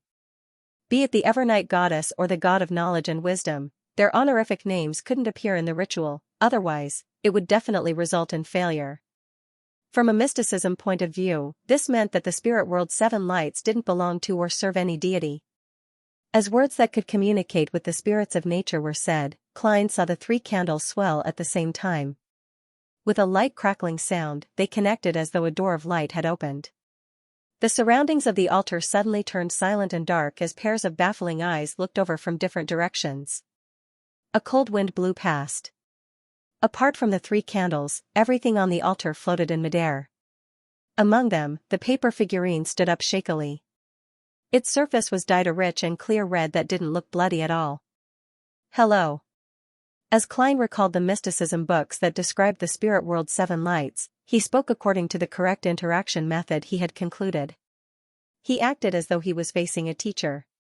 The bright red paper figurine's head moved slightly as it let out an illusory but authoritative voice. Hello. That's quite polite. Indeed, spirit channeling has turned into a spirit summoning. Thankfully, I was prepared ahead of time. Various thoughts flashed through Klein's mind as he said sincerely and respectfully, Your Excellency Elmoria, I have something to ask you. Your Excellency Elmoria, I have something I'd like to ask you. You can just call me Elmoria. Please speak. The paper figurine floating in midair seemed to be competing with Klein to see who was more polite. I wish to know information related to Calderon City.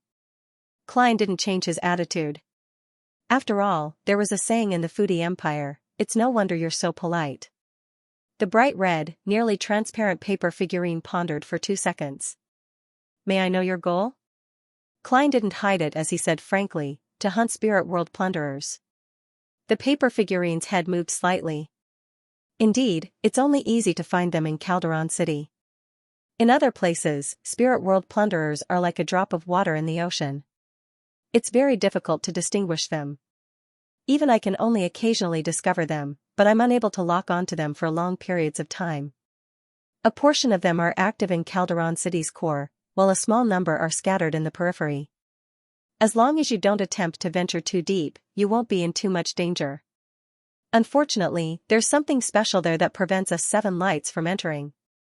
Otherwise, we might be able to provide you with some actual help. That's the former divine kingdom of the ancient goddess Greg race? Klein made up his mind as he asked in a confirmatory manner. The bright red paper figurine said, yes, the ancient death wishes to use this city of the dead to revive, but he failed completely. His authority was taken by Balaam's death.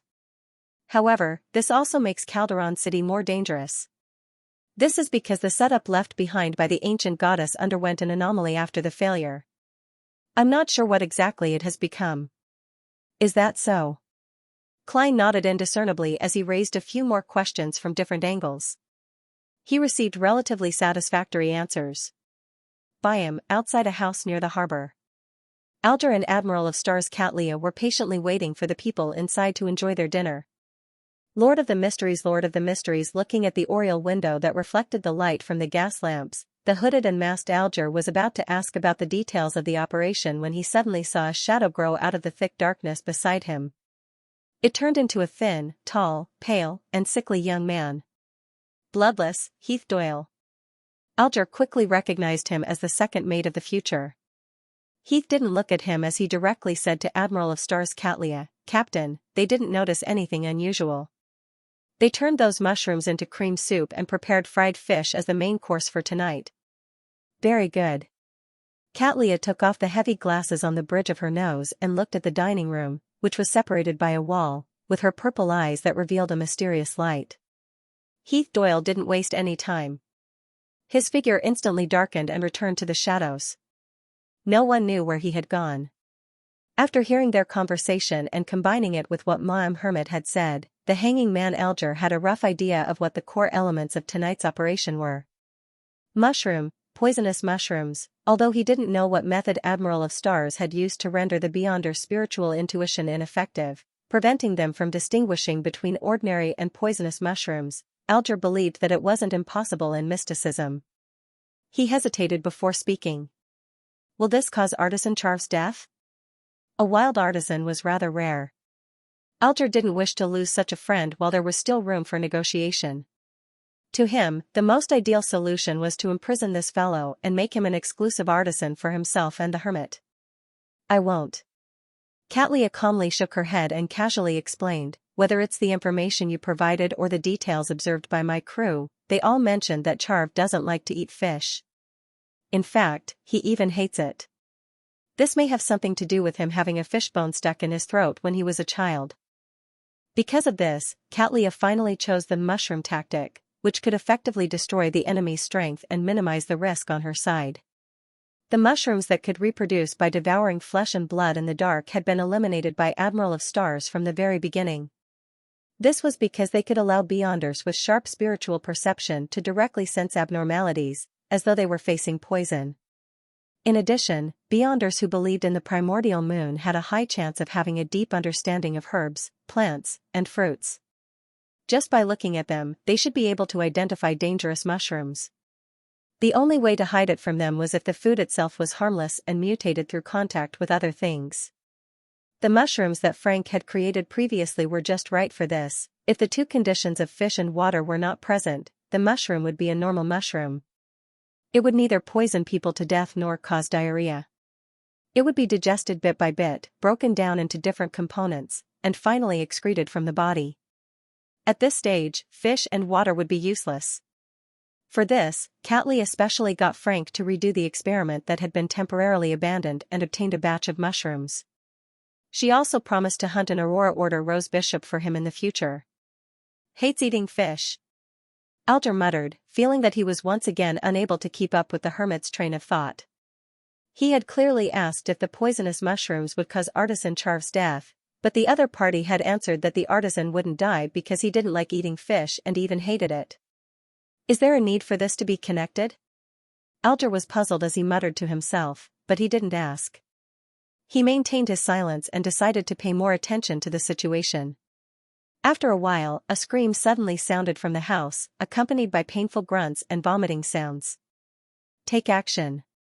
Catlia gave the order in an abnormally simple manner. Her figure instantly turned transparent, as though she had turned into a statue formed from countless starlight.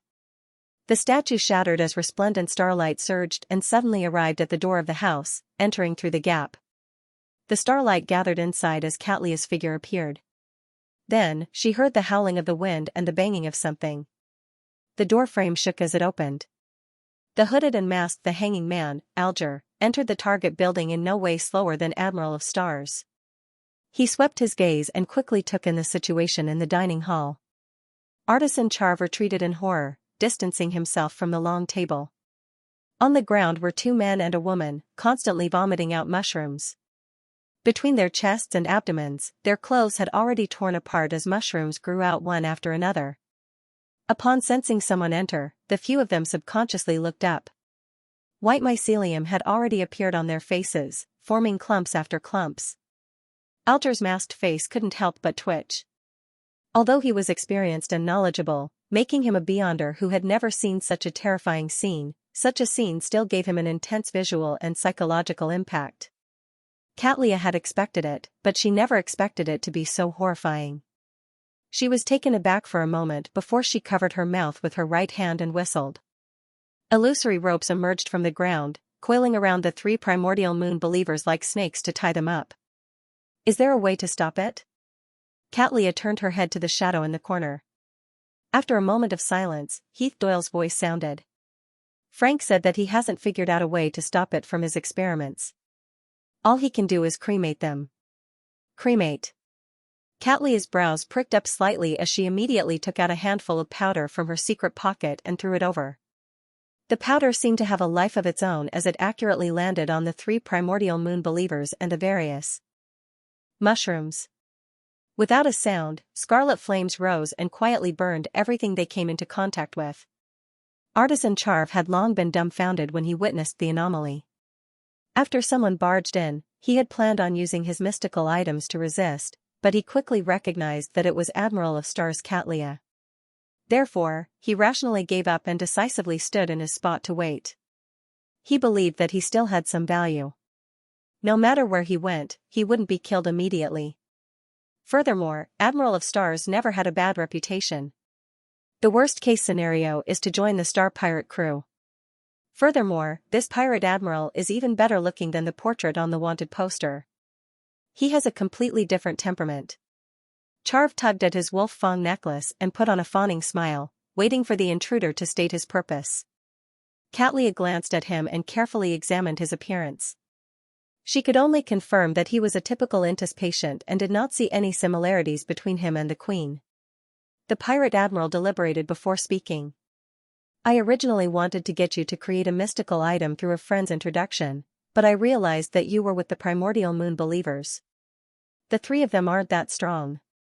They can't restrict you at all. Why do you still want to stay here? One of Catlia's main imaginary enemies for this operation was actually the artisan himself.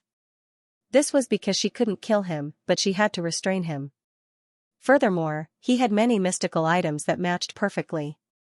He was definitely a powerful enemy, but she never expected things to go so smoothly. Charv smiled sheepishly. Their earliest experts were in Biome, and through the fragrance and powder of a certain flower, they infected me with a strange disease and made me weaker. Catlia casually sized him up and said, now that you've recovered, why don't you find a chance to escape? Alger watched quietly from the side. He did not speak, lest his voice betray him. Artisan Charv chuckled dryly. While I was under their control, they told me that as long as I believed in the primordial moon, I would be able to treat my chronic ailment through a certain ritual. I couldn't resist the temptation and gave it a try. In the end, I succeeded. I found the feeling of being a man again. Upon saying that, he came to an abrupt halt. He realized that he had said too much and exposed his hidden ailment. Is it because I've indulged myself too much with women that I'm gradually losing my abilities? Alger secretly scoffed. Charv looked up at the 2 in front of him. Seeing that no one was mocking him, he coughed lightly and continued, that wasn't because of drugs. That wasn't because of drugs. I really recovered to the state of my youth. After that, I dreamed of the bloody and alluring moon twice. I believe that I have indeed become a believer of the primordial moon, so I didn't dare escape. Catlia and Alger communicated silently with their eyes. At the same time, they sentenced the artisan to death in their hearts. As long as a person truly believed in an evil god, devil, or some secret existence, unless they were willing to continue doing so and slowly become fanatical, even if they regretted it and were protected by the official factions, it was possible that they would silently strangle themselves in their sleep a few years later. This was almost irredeemable unless one had the qualifications to obtain the blessings of a grounded angel at the level of the various churches' popes, or accept the isolation of certain sealed artifacts, allowing them to live underground forever. Of course, under such circumstances, there were many who lived to old age and died of natural causes without doing anything. However, most of them were ordinary people. They were easily overlooked by evil gods, devils, and secret existences. As for Charv, he was a very useful artisan. Catlia didn't mention the matter of the primordial moon's believers. To her, it wasn't a big problem if the artisan believed in an evil god. As long as they could communicate and come to a deal, as long as they didn't go crazy from time to time, they could cooperate. The other matters weren't something a pirate needed to worry about. She changed the topic. What mystical items do you have now? I'll choose some and leave a few for you. With regards to such a development, Charv wasn't surprised at all. He was a pirate, not a police officer. It was perfectly normal for him to snatch one in passing. He felt that he should sincerely thank him for leaving a few for him. In fact, with his level and items, he might be able to successfully escape if he risked it, but he lacked the courage. Alright. Char first took out a pair of grayish-white framed glasses from his chest pocket. Gargoyle glasses. As long as one's gaze makes contact, it will paralyze the person's entire body as though they have been petrified. There are two negative effects. First, if one were to wear it to look in the mirror, it will also paralyze oneself. Second, one's body will become heavy, making one's actions less agile. Isn't this the item I ordered? So it's already been successfully made. Looking at the artisan, Alger couldn't help but narrow his eyes. Charv didn't notice the change in Alger's eyes as he pointed at one of the primordial moon believers that was being cremated. That cane of his was also taken from me. It's called Word of the Sea. It can release lightning at a target, and when it's brandished, it will be augmented with wind blades. Apart from that, it can also create large water spheres and corrosive rainwater. It makes the wielder no longer need to fear the pressure of the deep sea, allowing them to freely absorb oxygen from the water.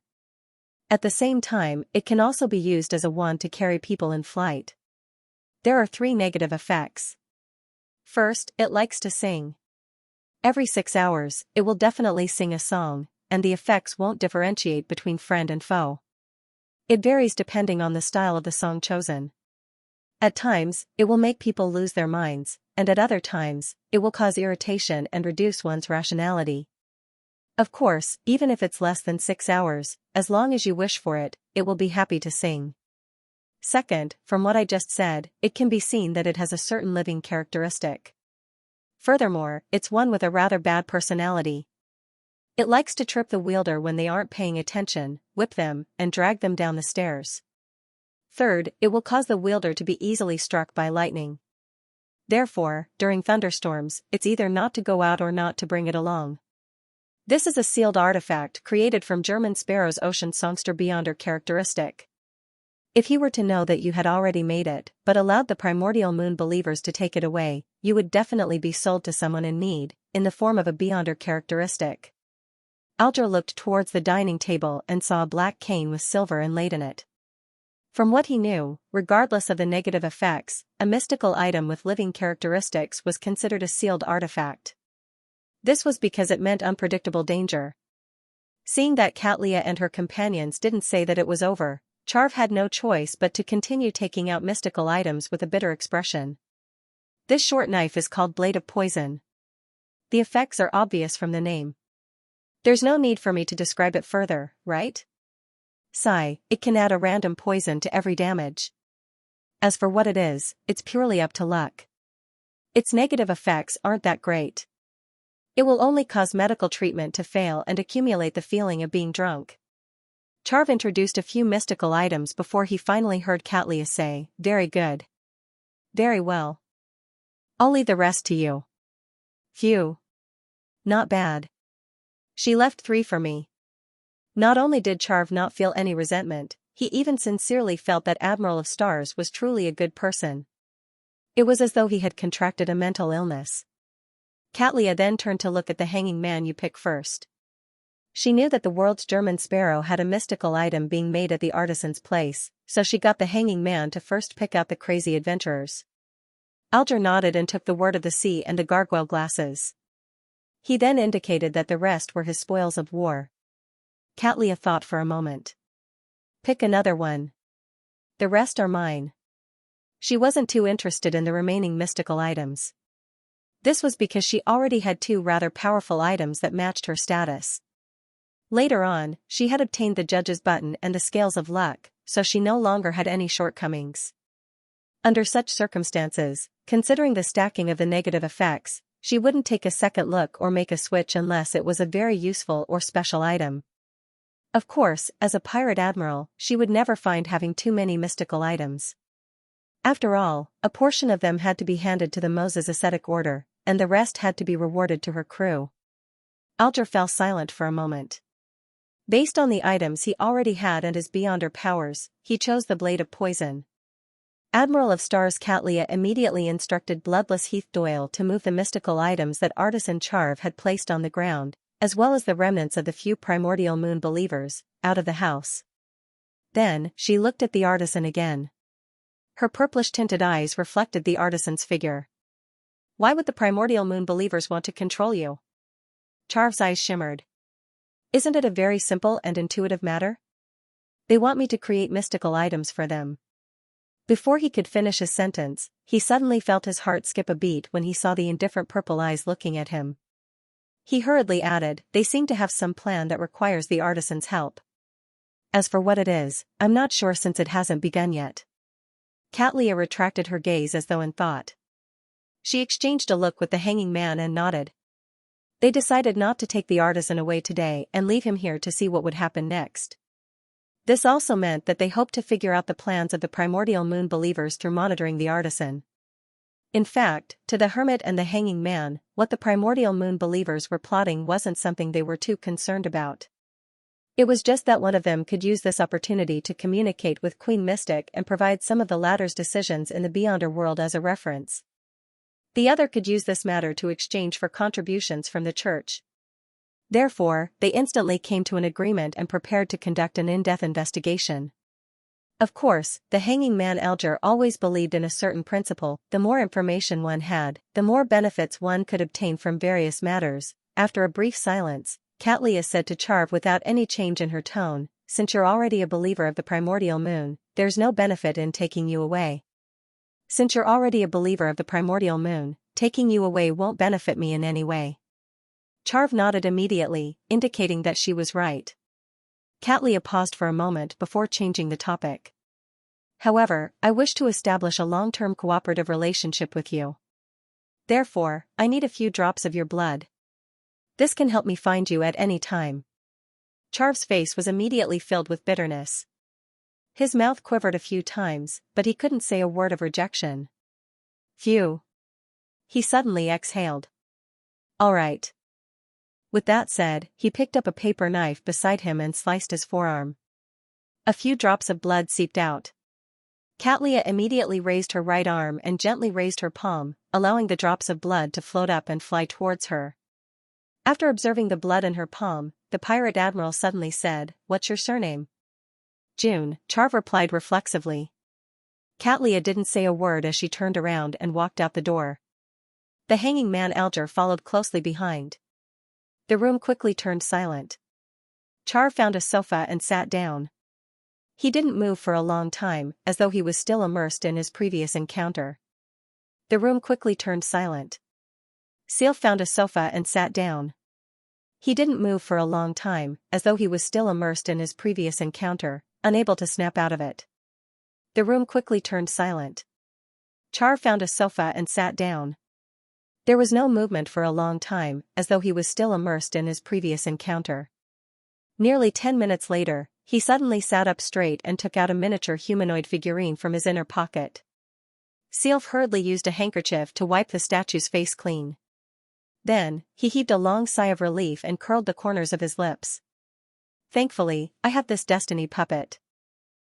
I want to see how you'll find me through those drops of blood. Don't even think of cursing me, in the Byam slums, on a street without street lamps. The masked and hooded Alger looked at the hermit beside him and said with a hoarse voice, after Charv escaped from the Church of Steam and Steam, he has been living peacefully to this day. After Sealf escaped from the Church of Steam, he has been living peacefully until now. This means that he's not an idiot. For him to give the blood to you so easily without putting up any resistance, he should have a way to avoid being tracked. Besides, he didn't mention how he was found by the primordial moon believers. Normally speaking, those believers would definitely trace the source of the werewolf Beyonder characteristic, but Charv hadn't warned Alger previously. As Xianxia took out a pair of heavy glasses and placed them on the bridge of her nose, she said without any change in tone, "This isn't for tracking." Alger nodded, deep in thought. He said goodbye and turned into another quiet and dark alley. He took several detours and found an opportunity to remove his disguise. Then, he left Byam for the Resistance's private harbor and boarded the Blue Avenger. His crew, who had expended all the energy and money which they had accumulated during the last few days, were now lying quietly on board, waiting to set sail. Seeing him return, one of the sailors quickly stood up and asked with a smile, "Captain, have you had dinner?" "Not yet." "Prepare something simple for me." Alger didn't have time to fill his stomach because of the operation. The sailor who was also a chef immediately replied, "All right. All right, We got some fresh mushrooms from the jungle today. How about frying them with butter for you? Alter's face twitched slightly as he shook his head with a normal expression. Just fry a steak. Medium rare. Yes, medium well. East Balam, in the periphery of the forest. Klein, who was with his 2 marionettes, wasn't in a rush to leave. He entered the city and planned on getting some dye to disguise Admiral Hal Ludwell's mask. And before that, he had something else to do. That was to seek help in exploring Calderon City's periphery. Klein had never been a lone wolf. It was even more so when faced with danger. Therefore, unless he had no other choice, he would definitely share the coordinates and pay a price to invite powerhouses to help him. He wouldn't rashly enter alone. To him, being able to obtain the ingredients he wanted alive was of utmost importance. If it wasn't for the fact that it's impossible, I even wish to wait another week or 2. I'll carry a baby or push a pram to Calderon City. Klein sighed inwardly as he took out his adventurer's harmonica and blew into it. Without a sound, Miss Messenger Rionette Tinker walked out of the void with 4 heads in hand. Klein deliberated over his words and said, I've been planning on exploring Calderon City recently. I recently wished to explore Calderon City. Yes, I've already obtained its spirit world coordinates. I wonder if I can hire your help. What's the price?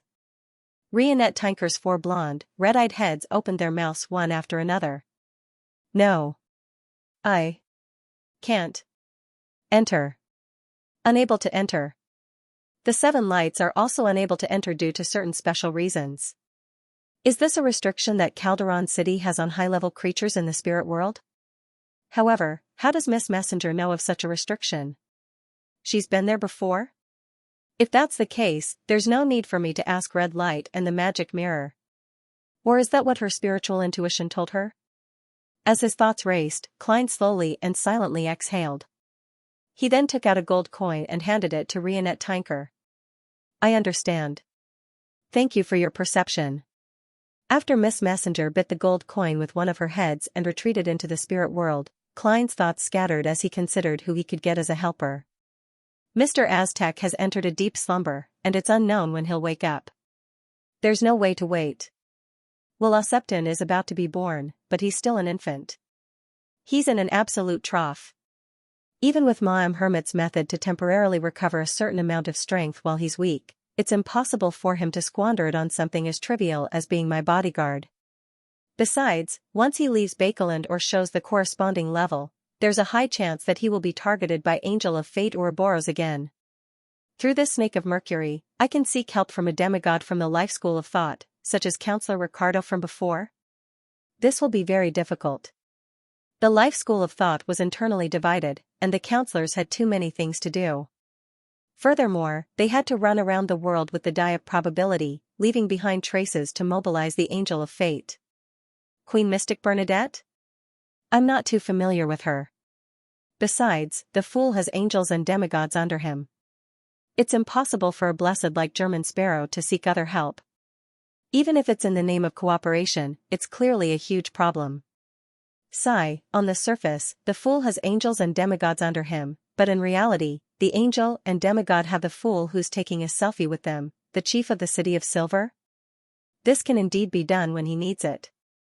He can use the excuse of paying a price to order him, but the problem is that he's unable to leave the forsaken land of the gods. It's best I leave this opportunity to the Bizarro-Bane, those old bastards from the Blood Clan? There's no suitable reason, and it's easy to expose myself to Lilith. Nobody knows who this dead ancient god is. If it's the primordial moon in disguise, I don't even have to consider resurrection. Klein thought of one candidate after another and eliminated them one by one. In the end, he couldn't help but sigh to himself. When it comes to times of need, friends are always too few. He couldn't help but want to set up a ritual and attempt to pray to the power of Evernight, the power of the Crimson, and the goddess's blessings. He hoped that he would be directly bestowed with the spirit world plunderer's true soul and dust, or that an archbishop, high-ranking deacon, or secret ascetic would provide him with help. Unfortunately, such thoughts could only run through his mind and not be put into practice. Although Klein acknowledged the Evernight goddess and wasn't averse to his identity as an Evernight blessed, he still had a strong sense of vigilance. He didn't wish to rely on the blessings of a deity for everything. Besides, he suspected that such a ritual wouldn't have any effect. This was because, with his present level and strength, he had no right to raise conditions with a sequence 0. If the deities wanted to give it, they would naturally give it. If they didn't want to give it, praying would be useless. If I had old Neil's thick skin, I might really give it a try. Back then, the goddess was even willing to repay her bills and resolve her constipation. She really dotes on her believers. Of course, there will definitely be some repercussions. Klein recalled the past and felt a little wistful. He decided to change his train of thought. Since he couldn't get help from his friends, he could consider using an enemy. Yes, perhaps I can bring the Dark Emperor card, the Tyrant card, and the radio transceiver. I can wait at the entrance of Calderon City, and as long as King of the Five Seas Nast, a high-sequence beyonder from the Church of the Storm, or Rose School's leader, Sua, or any other demigod angel arrives, I can immediately enter the city of the dead. No, that's too blatant. King of the Five Seas Nast and the high-sequence beyonders from the Church of the Storm probably won't follow me into Calderon City. Instead, they will guard the entrance and wait for me to leave. Abomination Sua might chase after me, but he is an angel. He won't encounter any obstruction in Calderon City's periphery. I'm just inviting trouble. After repeated consideration, Klein finally gave up on the idea of creating chaos to reap benefits. He believed that the situation outside Byam would be difficult to replicate, especially when he hadn't become a high-sequence beyonder. A person who kept walking by the edge of the abyss would fall sooner or later. Who else can help? Klein swept his gaze across the two marionettes beside him as one friend after another flashed through his mind, including the members of Tarot. Suddenly, he recalled something. Miss Sharon previously told me that the Tuttensis II mummy is a part of her advancement ritual. It's very important to her, which also means that she's about to become a demigod, a sequence 4 puppet of the mutant pathway. If she's already succeeded, I can definitely seek her help. We have a good working relationship. Thankfully, I chose to help her the last time. Otherwise, there wouldn't be any hope today. Klein felt wistful as he took out a piece of paper and a fountain pen. On Enzo's back, he scribbled, "It's been so many days since we last met. I wonder how you've been recently." As he wrote, Klein suddenly stopped writing. He felt that writing in such a manner was rather awkward and too hypocritical. Miss Sharon is a restrained person. She goes straight to the point without any extraneous words. I have to consider her character and be more honest. Klein thought for a few seconds before picking up the piece of paper from before. He flicked it and watched as it was engulfed by the scarlet flames. After a few seconds of deliberation, Klein wrote on a new piece of paper, "I've already grasped Calderon City's spirit world coordinates. If you have already become a demigod, I wish to cooperate again and receive some help. If not, please don't force yourself. I can still seek help from other friends. Sherlock Moriarty." After folding the piece of paper and writing, "To be received by Mrs. Merriam," Klein took out the adventurer's harmonica again and blew into it. Rionette Tinker, who was dressed in a dark and complicated dress, appeared as though she had never left the vicinity. She instantly stepped out of the void and appeared in front of him. Klein handed over the folded piece of paper and a gold coin and exhorted seriously, "Don't worry." He exhorted seriously, "Send it to 126, Guard Street, Hillston Borough, Bakeland. Put it directly into the mailbox." "All right." One of Rionette Tinker's heads spoke as the other head bit down on the piece of paper and gold coin. Upon seeing this, Klein pressed again, feeling a little worried. "You didn't lose the map from before, right? Do you know which borough Hillston Borough is and where Guard Street is?" The 4 blonde, red-eyed heads in Rionette Tinker's hands answered one after another, "No.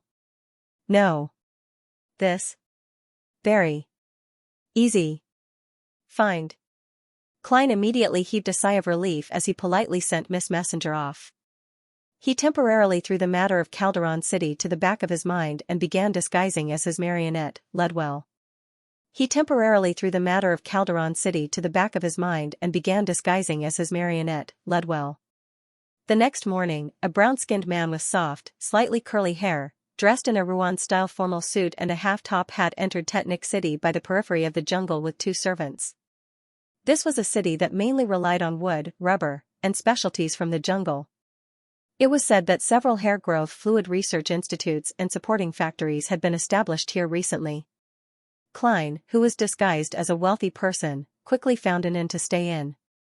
He sat on a reclining chair made of rattan and admired his handiwork once again.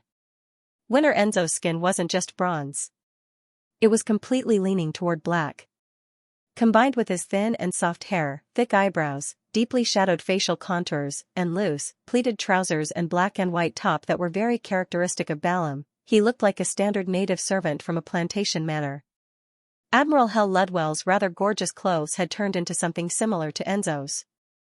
His exposed skin had obvious burn marks, and the silver mask on his face had been dyed a uniform iron-black color. This made him look like he had been disfigured by the fire. To prevent himself from scaring passers-by, he had no choice but to wear a mask to conceal himself. Just as he finished enjoying the lunch that was delivered to his room, Klein heard stacked illusory pleas. Mail. Mr. the Hanging Man? It's also possible for Emlyn and Little Sunday. Their vampire sequence 5 Beyonder characteristics are about to be traded. Just as he was about to head to the bathroom, he took 4 steps counterclockwise and went above the gray fog when his spiritual perception was triggered.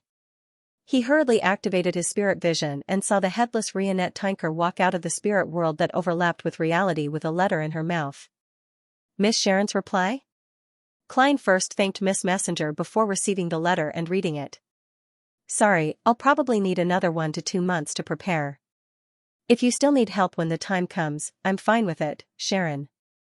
1 to 2 months. It's not like I can't wait. After all, I haven't finished digesting the Nimblewright Master Potion. Klein nodded indiscernibly. He found a pen and paper and simply replied, Come according to your schedule. There's no rush. My matters aren't urgent. There's plenty of time to wait, Sherlock Moriarty. After handing the letter and gold coin to Rionette Tinker and getting her to deliver it to 126, Guard Street, Hillston Borough, Bakeland, Klein suddenly thought of a problem. An army would always do reconnaissance before a battle. How can I be reckless and casual when exploring a dangerous place like Calderon City? While waiting for Miss Sharon's advancement, I can do some reconnaissance first and gather some information that can be obtained without taking any risks. For example, what are the specific restrictions there? What sort of abnormalities will occur to the power of the death domain, or if I can only enter and exit through fixed entrances and not directly return above the gray fog? Only after confirming this can I formulate a plan and make preparations. Of course, reconnaissance requires divination first. Klein quickly made up his mind and walked into the washroom attached to his room. P.S. Seeking recommendation votes and monthly votes above the boundless grayish-white fog, in the majestic ancient palace. Klein wasn't in a rush to make a divination.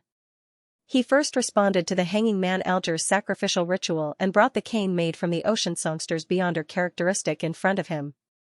The name Word of the Sea sounds nostalgic. Let's just call it that. It's basically a weakened version of the sea god scepter. It doesn't have any demigod-level powers like lightning storm or tsunami, but there are quite a lot of negative effects. As Klein recalled the description of the Hanging Man, he rubbed the silver-inlaid black cane head. Perhaps it was the natural suppression of the mysterious space above the gray fog, but the Beyonder cane didn't show any living characteristics. It lay there silently, as though it was the most ordinary piece of wood. Klein nodded slightly as he silently muttered to himself. Having a living characteristic is indeed rather troublesome for mystical items, but from another angle, it also means that it can be communicated. Back then, the die of probability was such a vile fellow, but didn't it become obedient after receiving education? Besides, I can usually give it to a servant.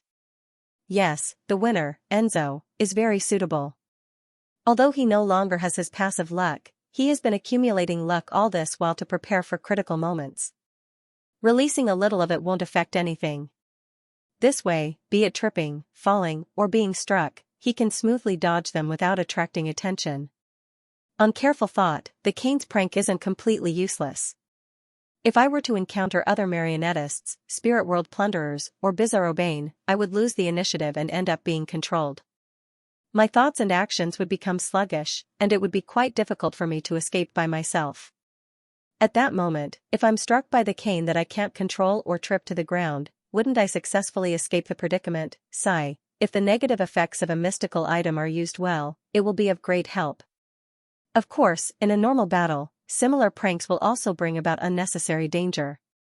How to weigh the pros and cons and how to avoid them will have to be figured out through repeated use. As for the negative effect of being easily struck by lightning during thunderstorms, Klein didn't mind it. First of all, unless it was a special region, thunderstorms were rare. Most of the time, he didn't need to consider it. Second, as a seer, it was normal to divine the weather before heading out. Finally, if he really couldn't avoid a thunderstorm, Klein could hand the cane to Enzo. This way, even if lightning were to strike at the winner, it would be drawn away by the nearby lightning rods. I just hope I'm not the lightning rod. Klein laughed at himself, thinking about the most annoying of all the negative effects. Extraordinary voice broadcast every 6 hours. It doesn't differentiate between friend or foe, and its effects are random. It's simply an AoE killing machine. After some thought, Klein decided to use communication to get word of the sea to lower the frequency of its singing or give a warning before it sang. I had lunch early today. Based on the time, creeping hunger should be howling by now. Klein took off the human-skinned glove on his left hand and thought and threw it into an empty area in front of the junk pile. Right on the heels of that, he picked up the black cane that was inlaid with silver and threw it over as well. Then, he used some of the powers of the mysterious space above the gray fog to create a barrier that could block out all sound and images, allowing creeping hunger and word of the sea to be alone. After doing all of this, Klein gently rubbed his palm, conjured a pen and paper, and wrote a divination statement. My reconnaissance of Calderon City's periphery today will be dangerous. Putting down the dark red fountain pen, Klein took out the spirit pendulum from his sleeve and held it with his left hand. He let it hang over the paper, just short of touching it. After reciting the divination statement 7 times, he opened his eyes and saw that the topaz pendant was motionless without spinning. This meant that the divination had failed. The exact situation in Calderon City is a secret to the entire spirit world. Divination lacks sufficient prerequisites. Besides, it was once a divine kingdom of an ancient god.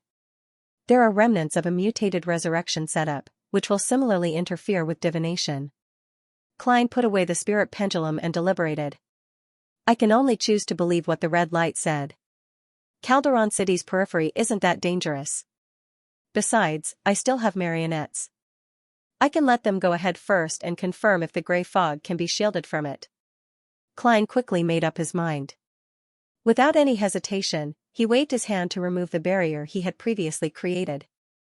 Then, he saw that creeping hunger had retreated to the edge of the junk pile. It propped itself up with 3 fingers while its thumb and pinky were pressed back onto Roselle's travels. It looked so weak that it couldn't stand steadily.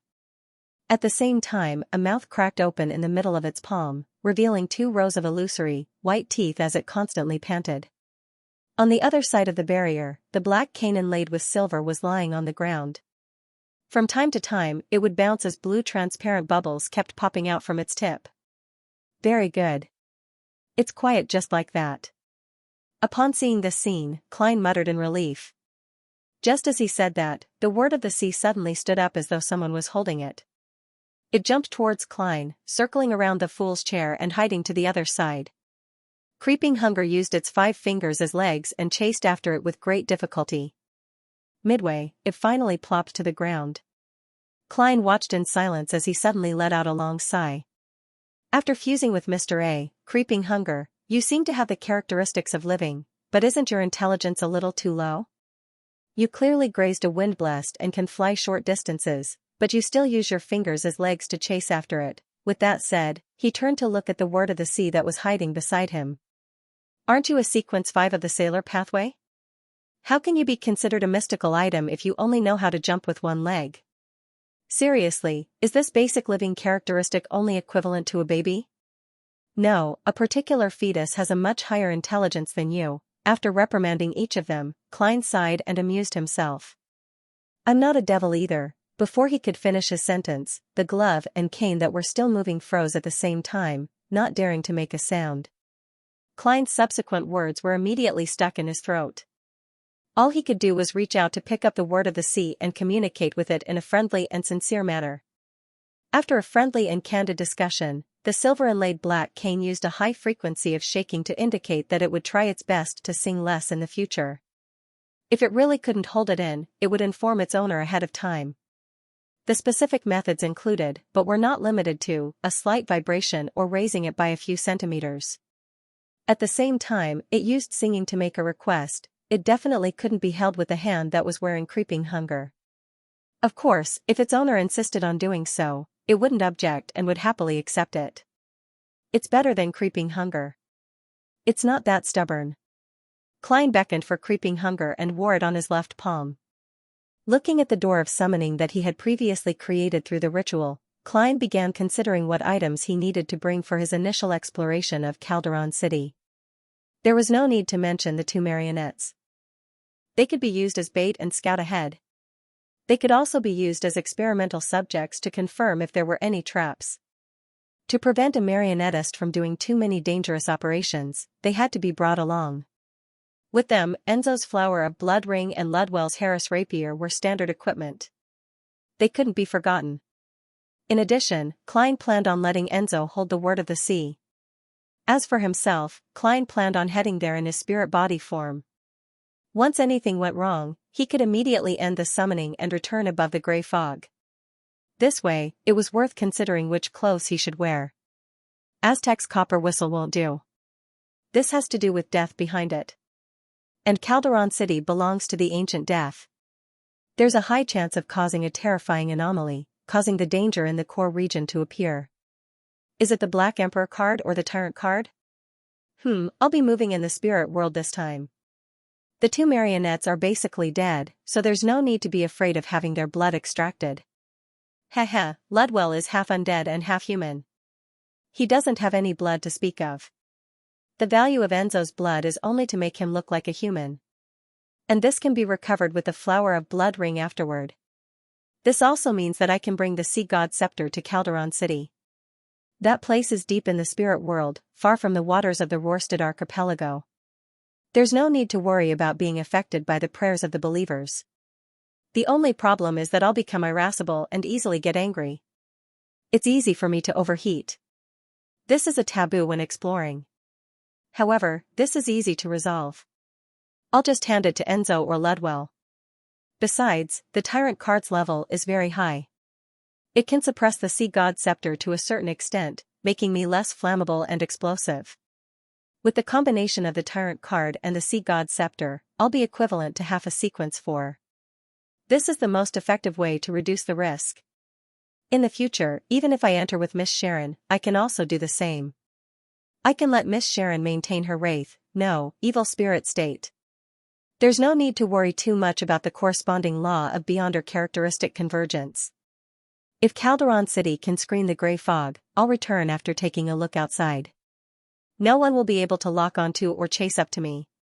After all, the spirit world isn't the Sailor Pathway's home ground. If Calderon City can't screen the gray fog, and a high-sequence beyonder from the Church of the Storm is attracted over, I can make use of them. As his thoughts turned, Klein suddenly extended his hand, making the Tyrant card on the long bronze table fly up and land in his palm. Right on the heels of that, he placed the card of blasphemy into his soul body.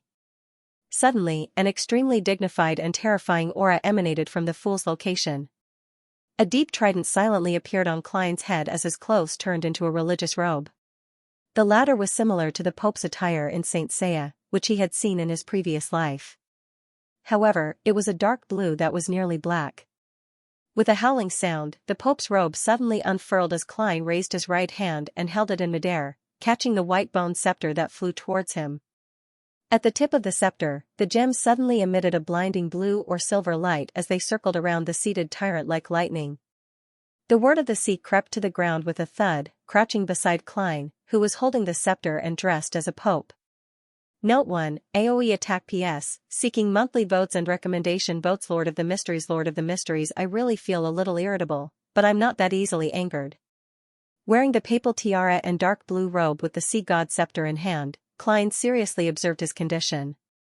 This meant that the Tyrant card could indeed suppress the negative effects of the sea god scepter to a certain extent, but it couldn't completely erase it. Klein used cogitation to calm his emotions and turned to look at the junk pile in the corner. Rozelle's travels? This is my strongest defensive item at present, and it has miraculous uses. But the problem is that it was created by another ancient god, Dragon of Imagination Ankwelt. According to Little Sun, this Dragon King was once in the same camp as Calderon City's master, the ancient god of death, Phoenix ancestor Gregrace. Who knows if this travels will trigger any unnecessary changes. To be cautious, it's best not to bring it. Similar to Aztec's copper whistle, I can't contain that mutated paper figurine either. It has the remnant aura of artificial death. This might be a form of deterrence when exploring Calderon City, but it also hides a huge latent danger. The Beyonder characteristic of Priest of Light. This can effectively restrain the dead, the natural enemy of the residents of the City of the Dead. However, it's only an ingredient and has yet to be made into a mystical item. The effects it can produce are rather limited, and the negative effects are extremely serious. It's very unfriendly to me in my soul form. In addition, lightning can also purify the dead. With the Sea God Scepter and Word of the Sea, there's no need to bring the Priest of Light Beyonder characteristic. Thoughts flashed through Klein's mind as he eliminated the remaining items in the junk pile. He held the Sea God's scepter in his human-skinned glove, and with a gentle lift of his right hand, he made the Word of the Sea fly up and land in his palm. Right on the heels of that, Klein, who was dressed as a pope, changed his soul's appearance, hiding his facial features in the shadow of the papal tiara. He slowly stood up, his dark blue robe fluttering in the wind as the white bone scepter glowed dazzlingly. With just one step, Tyrant Klein walked out of the candlelight through the door of summoning and arrived in the real world. He was in a rather spacious bathroom. After storing the Fate Siphon charm and death knell into his body, he opened the door and returned to the living room. He controlled Winter Enzo to come over and take over Word of the Sea. After some thought, Klein took out Death Knell and handed it to Ludwell. After doing all of this, he brought his two marionettes and relied on his Beyonder power, traveling, to head straight for the spirit world coordinates provided by Miss Magicians. The journey was relatively smooth.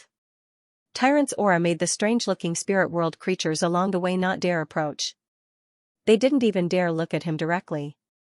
Before long, Klein arrived at his destination. The scene in front of him was no different from anywhere else in the spirit world. Rich and bright colors overlapped each other, and there was a thin fog that emanated in certain areas. Deep in the darkness, pairs of eyes moved away one after another. As the papal robe's cape fluttered gently, Klein made Enzo and Ludwell enter what looked like a very thin and normal fog. Suddenly, his vision widened with the help of his two marionettes. It reflected a magnificent city that only appeared in myths and legends. This city was different from normal cities. It didn't develop upwards, but instead, it extended towards the end of the crater. It gave off the feeling of an upside-down mausoleum. The buildings inside had all sorts of styles, but they were all equally strange. Some of them were towering, pale white stone pillars, and the top of them was polished into a gigantic single house. Some were long and square, with doors opening to the roof without a single window. Some were built underground, with a tombstone erected at the entrance. Some were built from white bones in a messy manner. And the closer they were to the end of the crater, the better the preservation of the buildings. The closer they were to the top, the more collapsed areas there were. It was filled with the decay and dilapidation brought about by time. Klein made his two marionettes stop as he stood at the edge of the city, looking down at everything. However, he couldn't see what the buildings at the bottom looked like. It was shrouded in deep darkness, as though no light had shone in for thousands or tens of thousands of years. After a brief observation, Winter Enzo lowered his head and chanted hoarsely in ancient Hermes, "I'm not sure if I'm wrong. The fool that doesn't belong to this era, the mysterious ruler above the gray fog, the king of yellow and black who wields good luck." Just as he said that, Klein, who was outside Calderon City, heard the stacked illusory pleas. He could tell that it came from a man with a deliberately hoarse voice. It's the marionette's prayer. Klein heaved a sigh of relief as he muttered indiscernibly to himself, "This means that Calderon City doesn't screen off the gray fog. At least, the periphery doesn't. I can enter." Although he said that, he wasn't in a rush at all. Instead, he controlled Admiral Hal Ludwell, making him raise his left arm and spread open his palm. An illusory beam of light suddenly burst out, and with a point as the center, it collapsed inwards, forming a pair of bronze doors. The door was slightly blurry and extremely illusory. Its surface was covered with countless mysterious patterns, exuding an indescribable sense of stillness and heaviness. With a creak, the mysterious bronze door moved backward, and a crack appeared. Through the crack, Klein saw the deepest and heaviest darkness. In the darkness, pale white surged, sometimes curling up and sometimes falling. It was like a river that flowed through the lightless night. On its two sides, there were gigantic and pale white stone pillars. They were extremely similar to the ones that existed in Calderon City, but they were even more exaggerated. Right at this moment, pairs of transparent eyes and indescribable faces suddenly popped up and filled the gap of the illusory bronze gate. They couldn't wait to pass through. Klein's eyes pricked as he hurriedly made Ludwell clench his left palm. Creak, the illusory door covered in mysterious patterns was pushed by an invisible force as it closed, vanishing from Winner Enzo's vision. This mysterious door that separates life and death and leads to the underworld seems to have changed directions. Behind the door is no longer the underworld, but the core region of Calderon City, the deepest depths of the underground pit. Klein, who was wearing a papal tiara, a papal robe, and holding the sea god scepter, nodded in thought. This way, many of the powers of the death domain would be rewritten in Calderon City, resulting in anomalies. With this knowledge, Klein once again made Ludwell raise his left arm. The left half of the marionette's body rapidly turned illusory as specks of dark green appeared, as though he had turned into a wraith or specter. His arm and forearm no longer abided by the laws of reality as they suddenly extended a long distance. His palm was abnormally pale as an illusory face protruded. The face's mouth was half open, and its tongue was as sharp as a snake's tongue. It was covered in white fur. The tongue flicked out very far, giving off a surreal feeling. It was as though it could bore into a person's body and suck out their soul. Indeed, the Death Envoy powers that Ludwell obtained from the underworld creature in his body have mutated. Not only has it become more powerful, but it has also gone from remotely extracting spirit bodies to directly devouring them. Klein stood at Calderon City's entrance as he made Admiral Hell display the various Beyonder powers of the Death Domain. He grasped the differences between them and normal situations.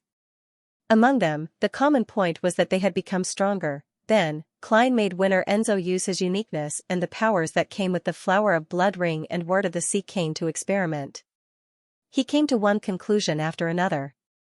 Fate hasn't been affected, lightning strike has been suppressed and has weakened significantly, unable to fly too high, wind blade, singing, illusory scales, balance, water screen, and other powers haven't changed. With the end of these experiments, Klein made Winner Enzo and Ludwell walk down the pale staircase at the entrance and approach the periphery of Calderon City. All the buildings there had already collapsed. When he was almost 200 meters away, Klein raised his right hand and pressed down on the face in the shadow of the trident. Then, with the sea god scepter in hand, he stepped into the thin fog. His head felt a little dizzy as the scene before him changed. He had already entered the city of the dead, Calderon City. Enduring the anxiety in his heart, Klein made his left glove turn dark. His body turned incorporeal as it was tainted with a dark color, turning into a shadow. Only the sea god scepter in his hand continued emitting silver or blue light. Using the soul body's concealment and the tyrant card's suppression to conceal this point, Klein floated diagonally forward and fused into the shadows of the collapsed buildings. He secretly followed behind his two marionettes and did a preliminary reconnaissance of Calderon City's periphery. As he traversed, Klein gradually noticed something amiss. It was too quiet. It was so quiet that it felt like the entire city was dead. Not even insects had survived, and according to Erodes and Red Light Ire Moria, back when Phoenix ancestor Greggrace uprooted Calderon City and threw it deep into the spirit world, she didn't allow the residents of the city to leave ahead of time.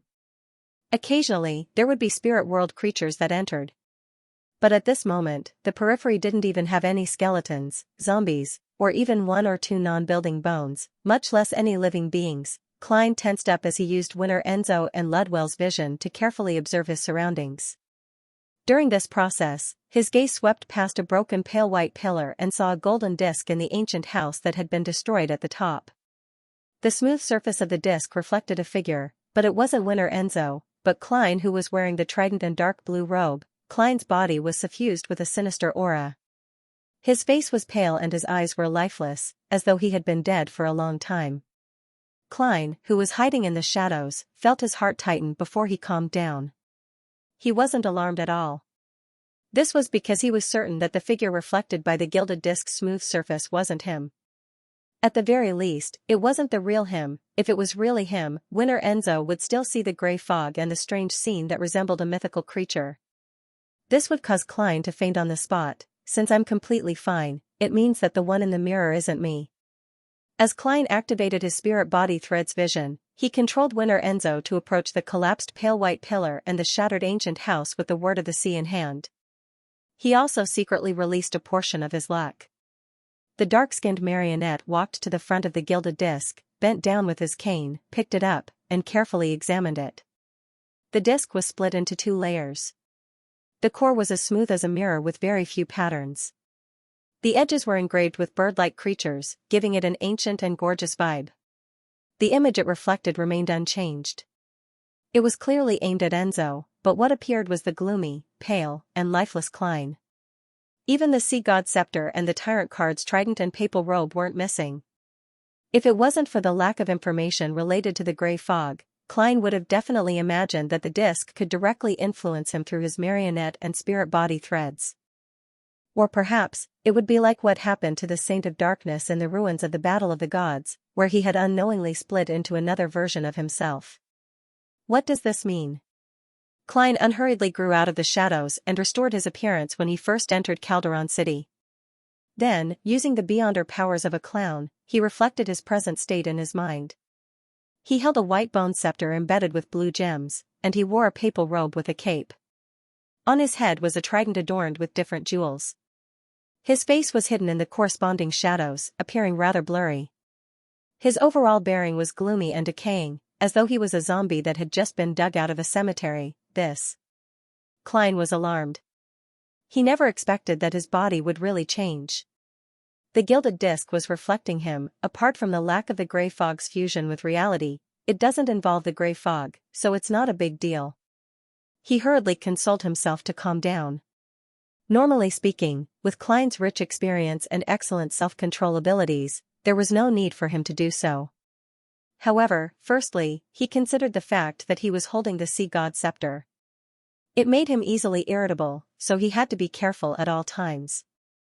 Secondly, he knew that this was once the divine kingdom of Phoenix ancestor Gregrace. It had left behind all sorts of strange arrangements for her resurrection, so it was inevitable that he was more nervous than anywhere else.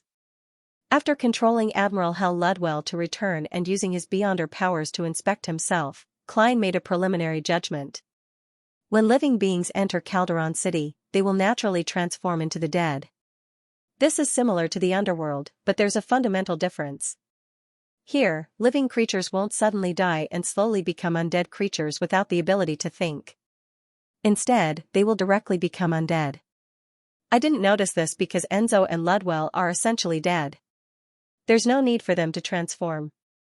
A Rhodes and Red Light Ire Moria didn't mention this because the traveler, spirit world creature, an angel who left alive would naturally return to their normal state after leaving. This transformation isn't able to affect the gray fog's fusion with reality. And the disc only reflects me as a dead person, not all of me. Or is it the me that has interacted with Calderon City? Klein was more inclined to the latter theory, but he wasn't certain. At this moment, a voice sounded nearby. Clang, clang. Clang, the sound was heavy and crisp, as though someone was striking metal. Klein wasn't in a rush to react. He listened carefully for 2 seconds before making Winner Enzo put down the heavy gilded disc and walk to a broken tombstone not far away. The broken tombstone corresponded to a building that developed underground. On it were the words written in the language of the dead. A fellow who was easily angered. He died because he used his brain to compete with the hardness of a hammer. Winner Enzo circled around the broken tombstone and arrived at the entrance of the mausoleum-like building. He reached out his left palm, twisted the handle, and forcefully pulled open the door.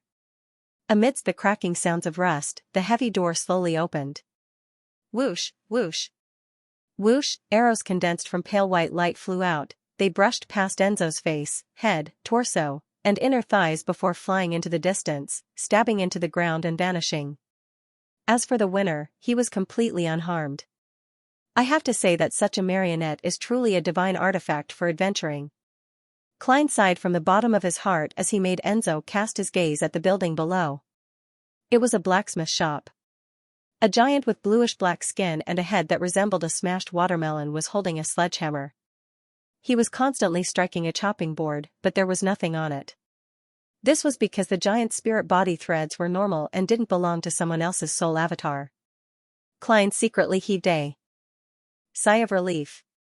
Just as he was about to make Enzo take a closer look, his body suddenly turned numb as his thoughts slowed down. He had experienced such a feeling before.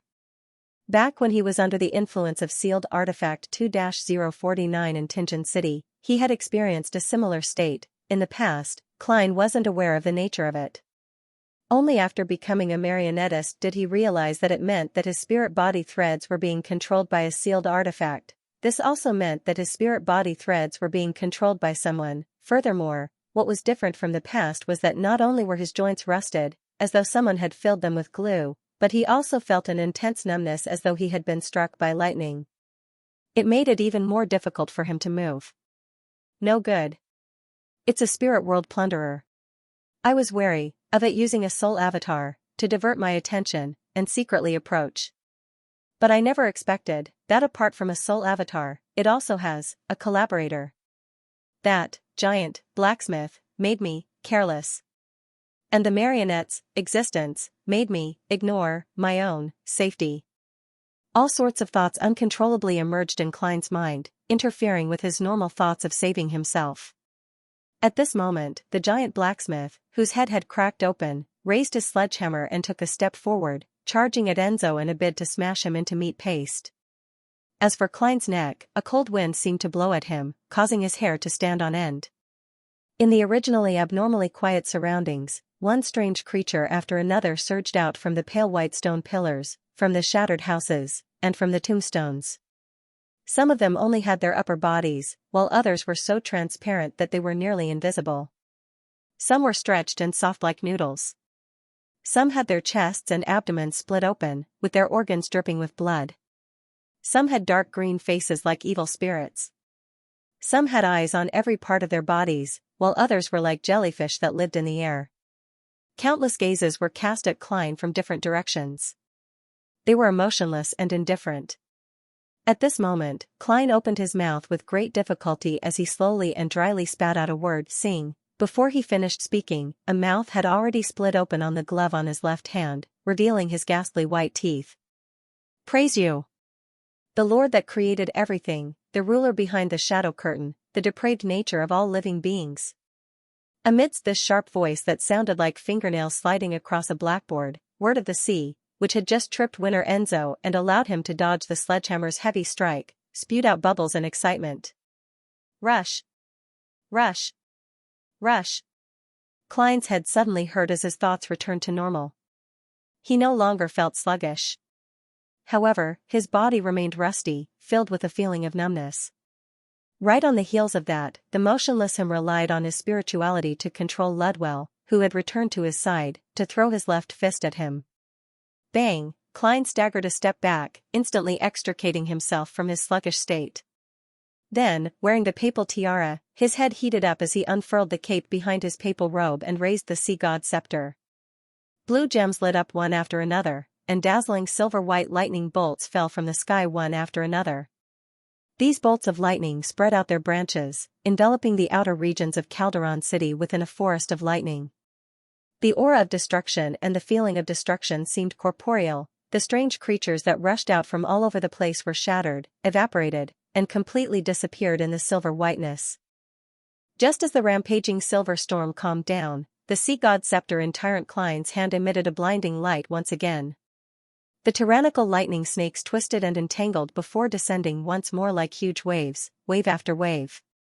After releasing lightning storm twice in a row, Klein was a lot more exhausted, but he also regained his calm. His heart suddenly skipped a beat as he recalled something. Lightning storm was an area of effect attack. It didn't distinguish between friend and foe.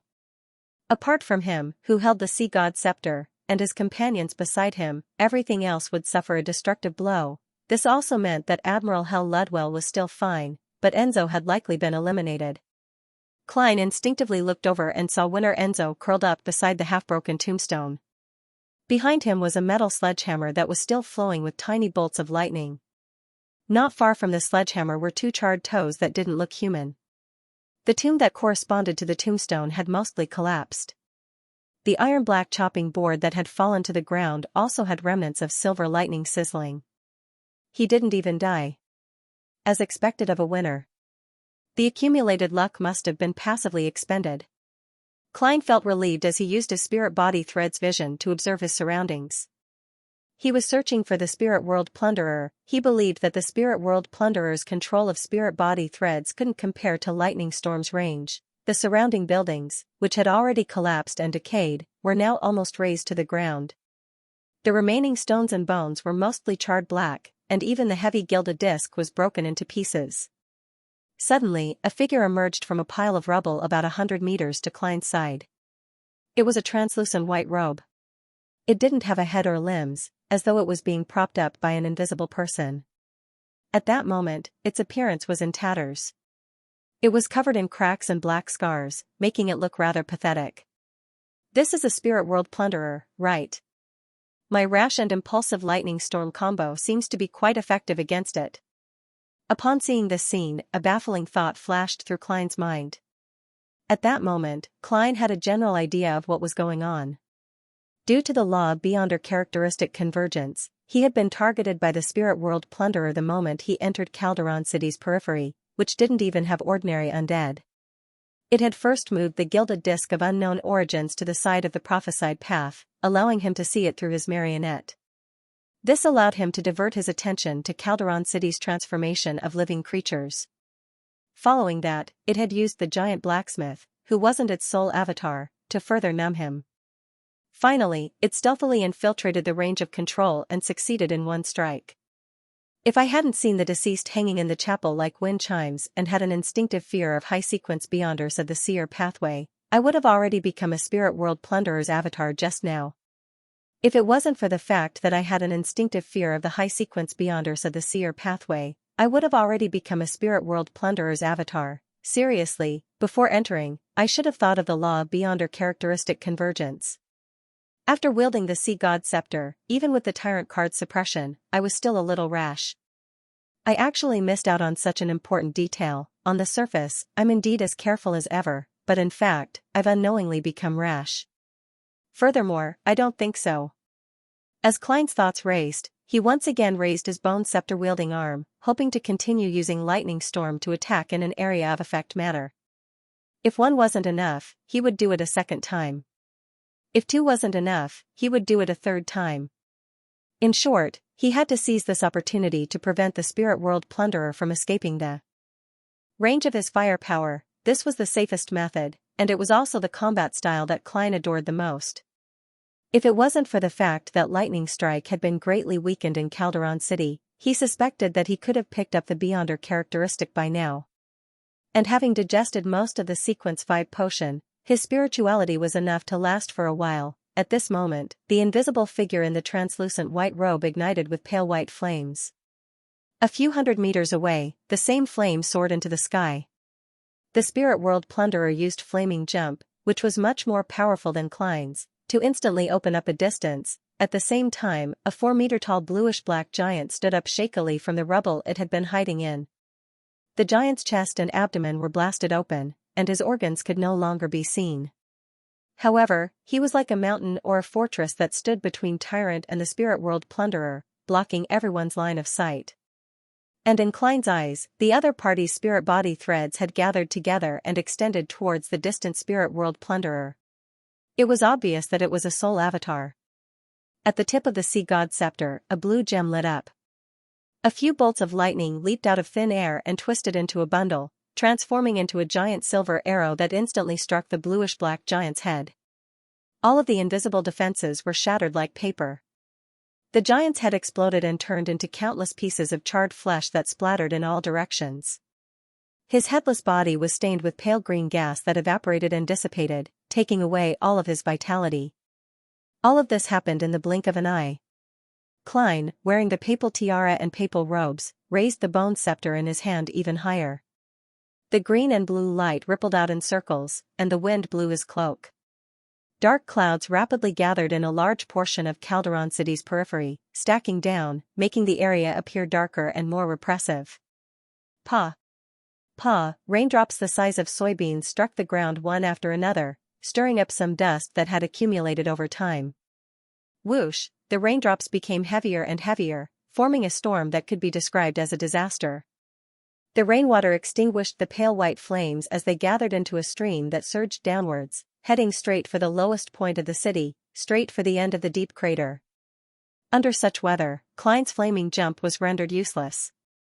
It was the same for the spirit world plunderer, however, for a tyrant, his spirituality spread out with the help of the dark clouds, as though he had transformed into a deity that overlooked the land. Every dark cloud and every raindrop became Klein's eyes, allowing him to easily find the spirit world plunderer in the region with the changing weather. This invisible figure in a translucent white robe was hiding behind a broken pale white pillar. It didn't leave the periphery and enter the core zone. Boom! With a deafening clap of thunder, bolts of lightning interweaved into a silver beam that shot out of the dark clouds at the spirit world plunderer. Relying on its powerful spirituality, the invisible figure burrowed into the ground half a second ahead of the others. 1, 2, 3 thick beams of silver-white light struck the area, causing the soil to melt and sink downwards, forming a charred pit. The spirit world plunderer appeared from the other side as it hurriedly dodged to other spots, sometimes to the right and sometimes to the left, like a slithering snake. However, no matter where it fled to, the silver lightning would always catch up to it. It even blocked the path ahead of time, preventing it from leaving the storm zone. Boom! Boom! Boom! In the dark clouds, the deity that looked down at the spirit world plunderer was like a tyrant. It brandished its silver scepter and struck its target again and again, nearly succeeding several times. Klein turned more anxious, wishing that he could immediately end the hunt. Therefore, he powered the sea god's scepter without any reservations, making the lightning strike land even more frequently. Suddenly, he felt an intense sense of exhaustion. This jolted Klein awake as he realized that something was amiss. The spirit world plunderer clearly had the chance to retreat to the lower levels of Calderon City, so why did it stay nearby? It's clearly a spirit world creature without a corporeal body. It can burrow underground to avoid the lightning and the tyrant's gaze, so why is it circling around from time to time? It's luring me to attack. From my spirit body threads and my control over my marionettes, it is sensed that I'm not at the level of a demigod. It wants to drain my spirituality. Klein was alarmed. Combined with his initial encounter, he truly realized that the spirit world plunderer was an intelligent and rather cunning creature. At the same time, he thought of a problem. Would the lightning storm and the dark clouds attract the attention of the dangerous existences in Calderon City's core? I'm just too rash. I keep ignoring critical details. As these thoughts flashed through his mind, Klein put away the sea god's scepter. The torrential rain came to a stop as the dark clouds in the sky quickly dispersed. The surrounding weather returned to normal. Klein made Enzo return to his side with the word of the sea. Together with Admiral Hal Ludwell, they protected each other from the inside. Right on the heels of that, the man and two marionettes walked towards the entrance, as though they wished to leave Calderon City before their spirituality was left. During this process, Klein kept his spirit body threads vision activated to guard against the approach of the spirit world plunderer. He had noticed that the creature's spirit body threads were very unique. A portion of it drilled out from its body and extended outwards normally, while a portion of it came from the outside. The strands gathered into thick bundles and drilled into the translucent white robe. Klein suspected that this was the state the spirit world plunderer was in when it controlled a soul avatar. It was different from a marionettist. As his gaze moved, he suddenly saw illusory black threads boring out from a collapsed building. A portion of them gathered into thick bundles, and the source seemed to come from afar. Without any hesitation, Klein raised the sea god's scepter in his hand and produced a loud thunderous boom. Boom! Amidst the shocking sound, Admiral Hal Ludwell suddenly raised his left hand. Half his body instantly turned illusory as his arm and forearm extended infinitely, grabbing at the collapsed building. Midway, his palm turned abnormally pale. An illusory face appeared as it spat out a snake-like tongue. Its surface was covered in white fur. This tongue shot out a great distance, passing through the wall and stabbing into the spot where the spirit body threads were gathered. It directly sucked out a distorted and blurry soul.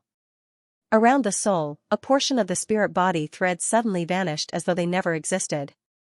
This portion was formed into a thick bundle that came from afar. They were fake. The spirit world plunderer was actually able to forge fake spirit body threads or instantly switch the location of a soul avatar and the main soul. Klein suddenly turned his head and looked elsewhere.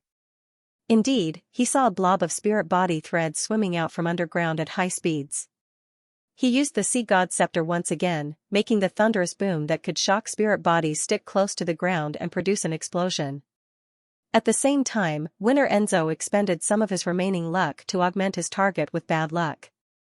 Furthermore, he made the tip of the word of the sea shoot out a silver bolt of lightning. The bolt of lightning was rather lucky as it passed through a crack and entered the ground. It struck the assailant, causing a portion of the spirit body threads to vanish instantly. This was also fake. Just as Klein reacted, his thoughts came to a halt as his body turned numb. Just as he opened his mouth with great difficulty, as though he was about to command the mystical item, the invisible figure in the translucent robe suddenly descended from the sky and landed in front of him. The spirit world plunderer had been hiding high in the sky, using the grayish-white clouds to conceal himself. The moment the invisible figure appeared, transparent maggots crawled out from the neckline. They were covered in strange patterns. With just a glance, Klein's mind exploded. Although he had escaped the control of the spirit body threads, he had completely lost his ability to think. On his face under the shadow of the triple crown, granulation after granulation protruded. Each granulation was slightly transparent, like a wriggling worm. If not for the tyrant card supporting him, he would have collapsed to the ground in pain, rolling and struggling. The spirit world plunderer actually had a mythical creature form. At this moment, the invisible figure in the white robe was able to truly control Klein's spirit body threads without any obstruction. In a few seconds, it was close to success. Just as its prey was about to become its avatar, the spirit world plunderer suddenly saw Klein open his mouth with great difficulty and spit out a word. He had recovered from the state of nearly losing control earlier than it had expected. And the word was in ancient Hermes' fate. This was the incantation to activate the fate siphon charm. If Klein really wanted to retreat, he would have long grabbed his two marionettes and ended the summoning, returning above the gray fog instead of slowly moving towards the entrance of Calderon City. He was setting up a trap for the spirit world plunderer. The reason why he was able to recover so quickly from the trauma of seeing a mythical creature form and recite the word in time was because he had experienced too much in this aspect. Furthermore, although he wasn't sure what method the other party would use, there was always a more versatile method. It was to make the target unlucky. When Klein first entered a sluggish state, his first reaction wasn't to let the mystical item sing, but to let Winner Enzo expend all his remaining luck, making the spirit world plunderer sufficiently unlucky. P.S. Thank you, Jiang Nan, for tipping me another Silver Alliance member, and a thank you for the evening. Fate. The dragged-out ancient Hermes word resounded as the spot where the spirit world plunderer and Klein were suddenly darkened. It wasn't obvious, as though a cloud had floated past in midair without stopping. But by the time the illusionary shadow vanished, the invisible figure in the translucent white robe was already standing rooted to the spot. The surface of its clothes couldn't help but produce traces of squirming worms. It was sluggish, slow, and difficult. Opposite it, Klein's eyes had completely regained their clarity. The face under the trident's shadow had lost all its flesh. From the looks of it, it wasn't the spirit world plunderer that was controlling Klein's spirit body threads and was close to succeeding. Instead, it was Klein who was controlling the spirit world plunderer's spirit body threads and was about to turn it into a marionette. The fate siphon charm swapped fates. This was a high-level charm made from a worm of time. It could steal the target's subsequent fate and graft a relatively short amount of time into the target's future to complete the swap. Therefore, Klein and the spirit world plunderer had swapped situations. One had gone from death to life, while the other had gone from having victory in sight to instantly falling into a perilous situation. After confirming that the spirit world plunderer was intelligent and extremely difficult to deal with, Klein acted as though he was retreating. It looked like a rash move, but he was actually deliberately letting himself fall into the spirit world plunderer's control to lure it out. He was also prepared to use the fate siphon charm at the critical moment. That way, the more ruthless the spirit world plunderer was to its enemy, the more desperate the situation it was in. Of course, if the fate siphon charm didn't achieve its effects, or if the spirit world plunderer's main soul didn't appear, and it relied on other means to control the situation, Klein still had a final means of self-preservation. It was to end the summoning and return above the gray fog. He could use the loss of 2 marionettes and a few mystical items to exchange for his own safety. Without the time to be surprised at how magical the fate siphon charm was or how terrifying an angel of the marauder pathway was, he didn't hesitate to raise the sea god's scepter in his hand before the reversal of fate came to an end. His dark blue pontiff robe fluttered in the wind, and the golden trident reflected an intersecting blue and silver light. The tip of the white-boned scepter instantly shot out bolts of lightning, interweaving into balls that landed on the spirit world plunderer's body. The silvery white light suddenly burned brightly and engulfed the target, illuminating the surroundings in a vast expanse of whiteness. Once, twice, thrice. Klein constantly activated the terrifying ball of lightning, not holding back at all. Finally, he heard a roar that seemed to come from the depths of his soul. His intuition told him that his target had collapsed. Only then did Klein lower the sea god's scepter and watch the silver lightning dissipate. At that moment, his entire spirit body had become rather illusory. Even with the augmentation of Tyrant, it didn't seem real enough. As the lightning dissipated, the invisible figure dressed in a translucent white robe once again appeared in front of him. Specks of dim light emerged from within, and the spirit world plunderer's body suddenly split apart, turning into countless illusory bubbles that burst one by one. Tyrant's hunt was a success. At this moment, a relatively deep region of Calderon City suddenly trembled violently. It was as though a behemoth had awoken due to the spirit world plunderer's death, or countless dangerous creatures had surged out. That indescribable feeling actually turned into an illusory grayish-white, like a flood, rising layer by layer from the bottom. Other spirit world plunderers? No, it's more terrifying creatures. Someone the spirit world plunderer serves? Also, in Calderon City's core region, at the end of the crater, it's still as silent as ever. There's no sound at all, making it even more terrifying. Klein braced himself as he diverted some attention to the inner regions of Calderon City while anxiously waiting for the spirit world plunderer's characteristic to appear and condense into ingredients. He temporarily didn't have the joy of successfully hunting. All he could do was pace around the edge of the abyss in a tense state. During this process, Klein made Winner Enzo and Admiral Hel Ludwell approach him.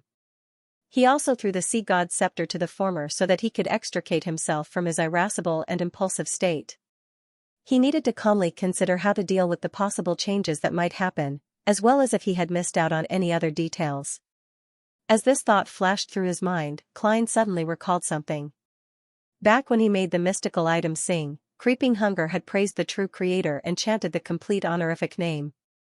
Although the human-skinned glove wasn't written in ancient Hermes, a language that could stir the powers of nature, but in Hermes, the latter could similarly be used in the sacrificial domain. This also meant that the true creator might very well have heard Creeping Hunger's praise and noticed the commotion here. Apart from the rising grayish-white flood and the terrifying creatures deep in the city, there are other dangers. Wait, I'm currently a spirit body, equivalent to a wraith. I'm not in my normal state. Just as this thought flashed through Klein's mind, his spiritual perception was triggered as he instinctively cast his gaze towards Calderon City's entrance. There was a flash as a figure walked in. The figure wore a simple and plain linen robe and had long silver hair. He was a man with soft facial features and a beautiful face. His eyes were gentle with a tinge of indifference, as though he was watching fate as a bystander, watching everyone in the world. Behind him, rays of light formed a pure, illusory pair of wings that spread outwards, covering the entire entrance area. Klein hissed through his teeth as a series of terms flashed through his mind. Ouroboros. Tail Devourer. Angel of Fate. King of Angels. He couldn't be bothered to consider the feasibility of his thoughts. His body swelled up as though it was incorporeal, encompassing Enzo and Ludwell, as well as the spirit world plunderer's remnant bubbles that were still separating and fusing with the characteristics. At that moment, Ouroboros's silver eyes had already reflected the figure in the distance, an extremely domineering and tyrannical figure wearing a trident and dark blue robe. as well as the grayish-white fog that was obscured by the tyrant's aura. A shimmering river appeared in his eyes as it circled around the figure that resembled the tyrant, surrounding the periphery of Calderon City. Without a sound, the square-shaped house and the huge pale white pillar that had been destroyed in the lightning storm just now stood up once again. The giant blacksmith that only had 2 scorched black toes left had a body once again. It appeared in the mausoleum and began to knock on the chopping board. Everything returned to how it was when the tyrant entered not long ago. However, Klein, who was dressed as a pope, had vanished. His 2 marionettes and the spirit world plunderer's remnant bubbles had vanished as well. The corresponding figures were unable to return. The scene that had just been rebooted shattered, returning to the state of devastation after the battle. Tail Devourer Ouroboros watched silently without moving for a long while. The rising grayish-white in the depths of Calderon City slowly receded. Above the gray fog, Klein slumped into the fool's high-back chair in exhaustion. He was so exhausted that he couldn't even let Enzo and Ludwell massage his shoulders and legs. The Sea God Scepter had already been thrown back into the junk pile. The Tyrant card had also left his soul body and was inverted beside the Dark Emperor card. The remnant bubbles of the Spirit World Plunderer floated in front of him, constantly producing Beyonder characteristics before fusing with the points of light. After Klein took a break, he saw grayish-white dust land on the surface of the long modeled table. Accompanying it was a transparent object that seemed weightless. The object was the size of a palm, formed from what looked like maggots. It resembled a human, and it was filled with a colorless liquid that often produced bubbles as it emitted thin black beams. Klein didn't dare to look at it carefully. This was because the weightless transparent object had a richer structure in its minute details. It formed indescribable patterns and symbols, as though the concepts of knowledge, strength, transformation, concealment, bizarreness, and madness had been fused into it, making them no longer abstract. This brought Klein intense dizziness. He even felt like he was on the verge of a mental breakdown as his soul was about to lose control. This should be the Spirit World Plunderer's true soul body. I also have the corresponding dust. It's about 70 grams. It's more than I needed and more than I expected. Klein nodded indiscernibly as he placed the dust into a box. Together with the true soul body, he threw it into the junk pile and covered it with the gray fog. After doing all this, he raised his hand to rub his temples as he silently gave a self-deprecating laugh. If I didn't have the Sea God Scepter, I would have most likely chosen to leave Calderon City after being attacked by the Spirit World Plunderer. I'll wait until I have helpers before making the safest hunt, so as to control the commotion and not alarm the unknown entity in the core region. Sigh, I ended up being rash. Although the outcome was good, it really doesn't match my character. It's also completely contradictory to the Seer Pathway's acting. In the future, I'll try my best to avoid using the Sea God Scepter in the outside world. The Spirit World Plunderer has been successfully hunted. There's no need to seek Miss Sharon's help. In a few days, I'll write to her and tell her not to worry about this matter. However, I have a feeling that I'll be heading to Calderon City in the future. When the time comes, I might need to seek Miss Sharon's help. In addition, I have to gather information on Bizarrobain. I can't place all my hopes on the City of Silver. Amidst his thoughts, Klein didn't bring his marionette with him. He directly returned to his body and ended the ritual. He trudged to his bed and fell asleep. Escaped? Sostel looked at the man opposite him and asked Daily Simone, who was channeling.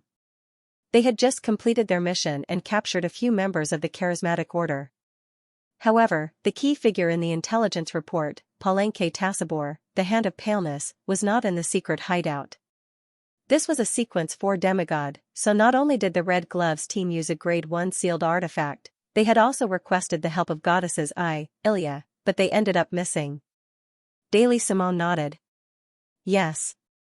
She then looked at the captive and asked in an ethereal voice, "Where did Palenque Tassab go?" "He said he was going to meet someone," the Charismatic Order member replied slowly. "Who is that person?" Daily Simone asked. Leonard Mitchell and the others also looked over. The man who was channeled said in a flat voice, "Insanguil." Insanguil. Upon hearing this name, all the Red Gloves present fell silent. For a moment, no one said a word. Ever since the former archbishop defected, the Church of Evernight had never relaxed its pursuit of him. The archbishops and high-ranking deacons at the top took turns to be in charge of him, helping each other. They would often run around with the corresponding sealed artifacts in search of clues, but they were ultimately unable to lock onto Xianxia. Due to all sorts of coincidences, not only were they unable to catch a glimpse of him, but he had also caused a few major incidents, killing many Nighthawks.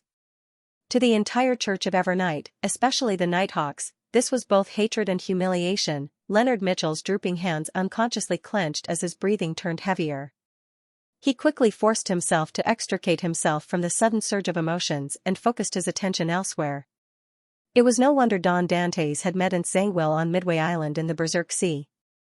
It was because the latter's destination was also the southern continent, East Balam. Amidst everyone's silence, Daily Simone directly used her spirit body to produce an ethereal voice. There weren't any obvious changes, but there was a hint of coldness in her voice. She spoke at a faster speed. Where did they meet? The charismatic order member shook his head blankly. I don't know. Daly raised a few more questions, but she didn't receive an ideal answer. Finally, she took a step back and cast her gaze at the Red Gloves captain, Sostel. Sostel sighed and deliberated before saying, "First, inform Her Excellency Goddesses I have this information. First, inform Her Excellency Goddesses I have this information and let her contact the Holy Cathedral. Xianxia, who has 0-08, isn't someone a Red Gloves like us can deal with. Secondly, follow the trail of Palenque Tassabor and hope to figure out Xianxia's goal. In a situation where we can't track him or lock onto him, knowing his goal is more important than knowing his whereabouts. This might help us set up a trap that he has no choice but to enter. Finally, from now on, pay attention to every coincidence that happens to you. Regardless of the reason, report it to me." "Yes, Captain." As the Red Gloves responded in unison, Leonard maintained his silence. He turned his head to glance at Daily Simone and realized that the gatekeeper, who claimed to be a spirit medium, was similarly silent. Her gaze was deep. At the same time, Pallas Zorost's slightly aged voice echoed in his mind. "Hee, looks like I'm about to witness a drama of a chase and escape." What did the old man mean? What is he hinting at? We just decided to investigate Xianxia's goal, and 0-08 found out about it. Leonard withdrew his gaze and suddenly had an idea. If a person who was already dead were to secretly carry out a relevant investigation, would they be able to avoid 0-08's perception? After sleeping for 2 hours, Klein rubbed his obviously swollen head and slowly got up from the bed. Then he rang the bell by the door and waited for the waiter. Before long, a native wearing a white shirt and red vest, who had deliberately dressed up as Ruan, came outside and knocked on the door. Klein twisted the doorknob and opened a gap in the outer door. He instructed in a deep and hoarse voice. "Send another set of lunch to the room. We had our meal too early." At that moment, his appearance had turned into that of a tanned marionette, Enzo. As a gentleman who had 2 servants and lived in a luxurious room, it was impossible for him to personally go to the door to instruct the waiter. "1 set of lunch. Any special requests?" The native waiter took out a pen and paper and asked in Ruan with a strange pronunciation as he took notes. Klein replied in the same awkward Ruan, 1 set of lunch. Mainly red meat, paired with a glass of sparkling liqueur with ice and lemon. "Does it include 2 servings of servant meals?" the native waiter asked according to protocol. Klein fell silent for a second. "Yes." After ending the conversation, he closed the door and quickly set up a ritual. He brought Winner Enzo and Admiral Hell Ludwell from above the grey fog back to the real world. As for Creeping Hunger and Word of the Sea, they were temporarily left in the junk pile. One of them was because he was hungry, and the other was because he couldn't resist the urge to sing. After Klein controlled his marionette to tidy up the room, a few attendants came one after another and delivered the lunch. Hence, the entire room was only left with the sound of the cutlery and the faint sounds of chewing. After an unknown period of time, Klein put down his cutlery and picked up a napkin to wipe his mouth. He leaned back in his chair in satisfaction and shook his head helplessly. If this continues, I'll really get fat. The 2 marionettes had already lost the ability to eat, but in order to conceal it, Klein had no choice but to add a servant meal. This made him, who couldn't bear to see food go to waste, choose to eat as much as possible. Thankfully, I'm a faceless. Klein covered his mouth as he burped. Following that, he drank the last mouthful of the bubbling sweet wine. Only at this moment did he feel himself recover. He had the energy to consider the various details of his trip to Calderon City. The Marauder pathway is truly terrifying. Just a charm made from a worm of time can achieve such an inconceivable effect. As a king of angels, it's obvious how terrifying Blasphemer Amon is. Even if it's just an avatar, it's not that easy to deal with. Thankfully, I didn't try to be brave. I knew how to mimic the actions of experienced people and directly escaped to the southern continent. The true creator really thinks highly of me. He directly sent Tail Devourer Ouroboros over. This does feel like I've transmigrated through time. The angel from the ancient mural walked out just like that and walked in front of me. Thankfully, I was able to directly end the summoning. Just as Klein thought of this, his expression suddenly froze as he discovered a serious problem. Ouroboros is a king of angels of the monster pathway. This also meant that the other party could directly see the uniqueness of his body. He could see the grayish-white fog, the illusory door formed by the balls of light, and the transparent and translucent maggots that formed the balls of light. What does this represent? The angel of fate that survived from the second epoch might know a little, and the true creator might know more. Will they realize that I'm the owner of the mysterious space above the gray fog? Regardless, the importance they place on me will definitely increase. Klein clenched his right fist and held it to his mouth as he considered the possible actions the Aurora Order or Rose Redemption might take. What made him feel lucky was that neither Rose Redemption nor the Aurora Order had locked on to any of the Fool's believers. However, in the chaotic battle outside Byam, he had thrown out Tinder, which had been corrupted by the true creator, in an attempt to attract the saints of the Aurora Order when he was active as German Sparrow. This could very well lead to the crazy adventurer being added to the list of suspects. From the point of view of German Sparrow, Admiral of Stars, Vice Admiral Iceberg, Donnas, and Anderson might be investigated by the Aurora Order. I have to warn them.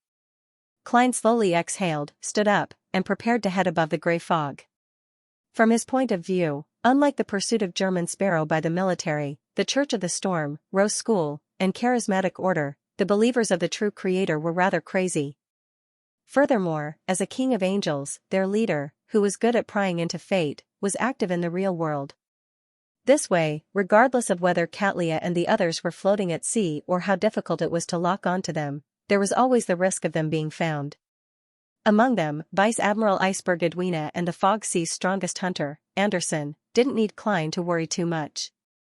They didn't know much, and it didn't involve any core issues, so they wouldn't do anything.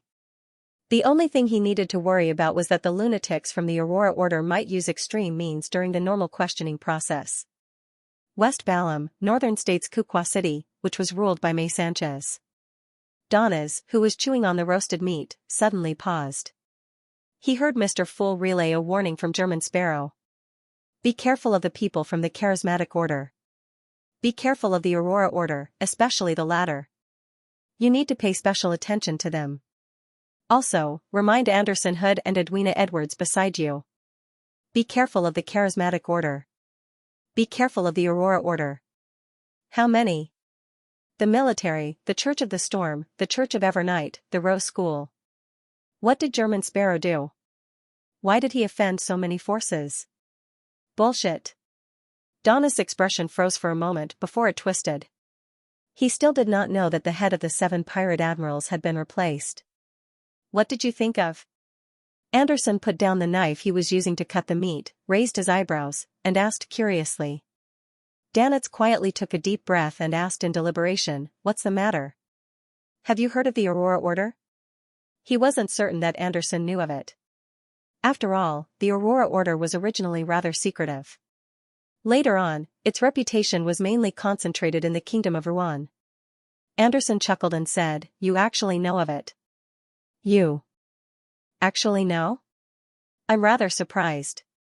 Did your captain tell you?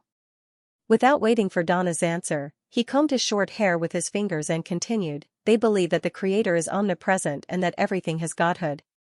They believe that the Creator is everywhere and that everything has divinity. They believe that life is nothing more than a spiritual journey.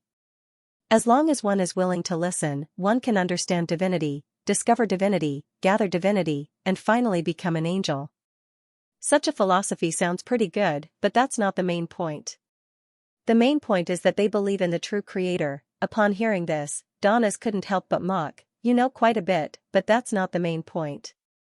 You know a lot, just a little less than me. The corners of Anderson's mouth curled up as he smiled radiantly. Of course. I once joined an organization in Intis. They wish to change society, to change the world. They wish for transcendence to no longer remain hidden, to appear in the eyes of everyone and become true rulers. They're called the Iron and Blood Cross Order. They also believe in the true creator. Donna's expression froze as cold sweat seeped out of his forehead. Stealing a glance at Donna's expression, Anderson continued as though he didn't notice anything. However, their brains seemed to have been eaten by zombies. Their zealotry is bordering on stupidity. It doesn't match my aesthetic standards, so I scanned some things and left. Why is your face a little pale? There's so much sweat on your face. Are you suffering from sunstroke? As a hunter, shouldn't adapting to the environment be an instinct? Donis raised his right hand and wiped his sweat.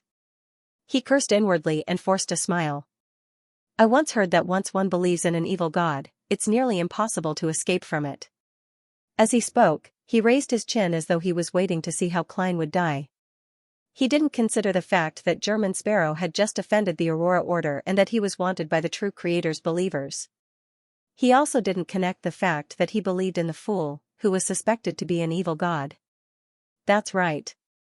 Anderson replied with a smile that didn't show any signs of gloom. It's not like I have any true faith. Back then, I was chanting sentences that I changed from the name of the God of knowledge and wisdom. After all, they don't like to use their brains. No, they don't have such a thing. As long as they act pious on the surface, they can be fooled by any reason. Without waiting for Donis to continue the discussion, he asked, "Why did you suddenly mention the Aurora Order? Why did you suddenly mention the Aurora Order?" Donis bit down hard on the roasted meat and slowly chewed and swallowed. He deliberately waited 20 to 30 seconds before saying, "Because I remembered something. It's because I recalled something. I don't know what German Sparrow did, but he was listed by the Aurora Order as a major target that needs to be eliminated. Oh right, there's also the Numinous Episcopate. And you and I are publicly acknowledged to be connected to him. You want me to be careful of the Aurora Order and the Charismatic Order?" Anderson nodded in enlightenment and chuckled. "You seem to have said something similar once recently. Rose School, the Church of the Storm, Rouen military. Man, sometimes, I feel that German Sparrow is more suitable as a hunter than me." It was rare for Donis not to retort as he nodded heavily in agreement. Anderson thought for a moment before suddenly changing the topic without any warning. "Why did you come to West Balham? Help German Sparrow?" Upon hearing this question, Donis fell silent for a second. He put down the things in his hands and tidied his clothes unhurriedly. A survey of the faith of West Balham's citizens. This was the goal he had confirmed after a discussion with Vice Admiral Iceberg Edwina. In layman's terms, it was to investigate the development and sphere of influence of the various secret organizations in West Balham. Of course, this would also be accompanied by preliminary contact with the local ruling forces to find out if they had a need to purchase guns and ammunition. A survey of the faith of West Balham's citizens. Anderson repeated Donna's words as he reflexively raised his right hand and rubbed his temples, as though he was having a headache. After ending tarot and reminding Admiral of Stars to pay attention to the Aurora Order and Charismatic Order's investigations, and that it was best to seek the help of the Moses Ascetic Order, Klein busied himself with completing the tripartite trade between the world, the moon, and the sun. He received £5,000 in cash. After dinner, he had an unlit decorative pipe in his mouth as he read the newspapers. Then, he saw Miss Messenger walk out of the void and deliver a letter. Leonard's. As Klein reached out to receive it, he noticed that Rionette Tinker hadn't stopped. He discovered that Miss Messenger had quickly returned to the spirit world. This confirmed that Leonard Mitchell had paid the postage. Hence, he took out his other hand from his pocket and unfolded the letter. Xianxia has appeared in East Balham. Suspected to have met with Pauline K. Tassabor of the Charismatic Order's Artificial Death faction, Xianxia. Klein ruminated over the name as he slowly leaned back in his reclining chair. In the letter, Leonard hoped that he could do some investigations in secret to figure out Nsangwil's goal. But the problem is that 0-08 was mentioned the last time. It has a characteristic similar to any mention of it will be known. Knowing of it would also mean being known by it. Furthermore, it's good at arranging coincidences, making people unknowingly follow its pattern. Under such circumstances, it's very difficult for 0-08 to not notice an investigation on Nsangwil. Not only is there no chance of success, but it's also easy for me to expose myself. As Klein pondered, he got Winner Enzo to walk behind him and massage his shoulders. He read Leonard Mitchell's letter from the beginning again, hoping to find more clues and an investigation point that he could use from those few sentences. East Balam. Charismatic Order. Artificial Death Faction. Palenque Tasabor. Why isn't Nsangwil looking for them? Is he seeking allies for the royal family's faction, the true murderer of the great Smog of Bakeland? Artificial Death God Faction. Artificial Death God Faction. As Klein thought about it, he suddenly recalled something that almost no one knew apart from him and Mr. Aztec. The Evernight goddess had gained initial control over the uniqueness of the death pathway, which was also artificial death. She was currently usurping, digesting, and grasping the corresponding authority. In other words, the Charismatic Order's artificial death faction believed in something that could be considered the Evernight goddess to a certain extent. Once the authority was transferred and grasped, they would definitely be cleansed and gradually integrate into the Church of Evernight. Otherwise, they would continue their activities with their current identities, interacting with the other factions of the Charismatic Order and various secret factions, and secretly cooperating with the Nighthawks. To Klein, this wasn't the main point. The main point was that he remembered that the ancient documents he had previously gathered mentioned that, in order to artificially create death, the members of the Charismatic Order would pray to the uniqueness every day, as though it was a real deity. They would attempt to awaken its intelligence bit by bit, allowing it to come to life. Of course, this was only one part of the plan, and it wasn't the key.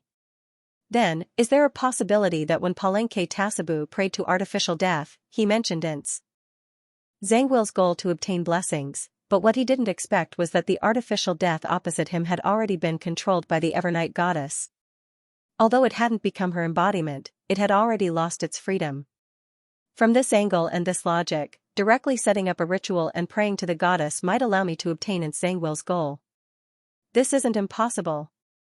The more Klein thought about it, the more he felt that his seemingly ridiculous plan had a chance of success. And the basis for this possibility to become a reality was, the enemy's leader is our spy. After getting Enzo to stop massaging him, Klein slowly got up and paced back and forth, considering if he should give it a try and how he should do it. Nsangwil is a traitor of the church, a disgrace to all Nighthawks. If there's a chance to get rid of him, the goddess should be very happy and wouldn't mind providing some help, but now, the goddess is in a critical period of digesting the authority of artificial death. She might not be able to give me a response for a very long period of time. She can only maintain the feedback of normal ritualistic magic. Besides, I lack the corresponding ingredients. Also, I've always been warning myself to be vigilant. I can't completely trust and rely on the goddess. Directly praying to her to obtain a revelation doesn't feel right. I wish to maintain a safe distance. Amidst his thoughts, Klein was momentarily hesitant. He scattered his thoughts in an attempt to find a more acceptable solution. Suddenly, he had an even more ridiculous idea: directly praying to artificial death. On the one hand, this wasn't dangerous because artificial death didn't respond to prayers or rituals. If he received any feedback, it meant that the Evernight goddess was controlling it. On the other hand, Klein had the feathers left behind by the Artificial Death Project's subsidiary products. With Aztec's copper whistle, he didn't need to spend too much time gathering ingredients to set up a ritual to pray for a revelation. In addition, there's a layer of separation. It's not a direct connection with the goddess. Perhaps this can help her further grasp the authority of artificial death. Klein consoled himself and began busying himself in his room. He first used the sacrificial and bestowment ritual to bring back one of the remaining 2 feathers, the full moon essential oil, night vanilla powder, and other items he hadn't used in a long time to the real world. Then, he modified the altar and completed the preparations for the ritual. Since it was essentially praying to the Evernight goddess, he couldn't be bothered to buy additional materials for the ritual in the death domain. This was essentially no different from ordinary ritualistic magic. Klein skillfully lit the candle, dripped the essential oil, and drew the symbols of man and concealment from mysticism on the fake goatskin. Amidst the thin fog that emanated, he pressed Aztec's copper whistle onto it.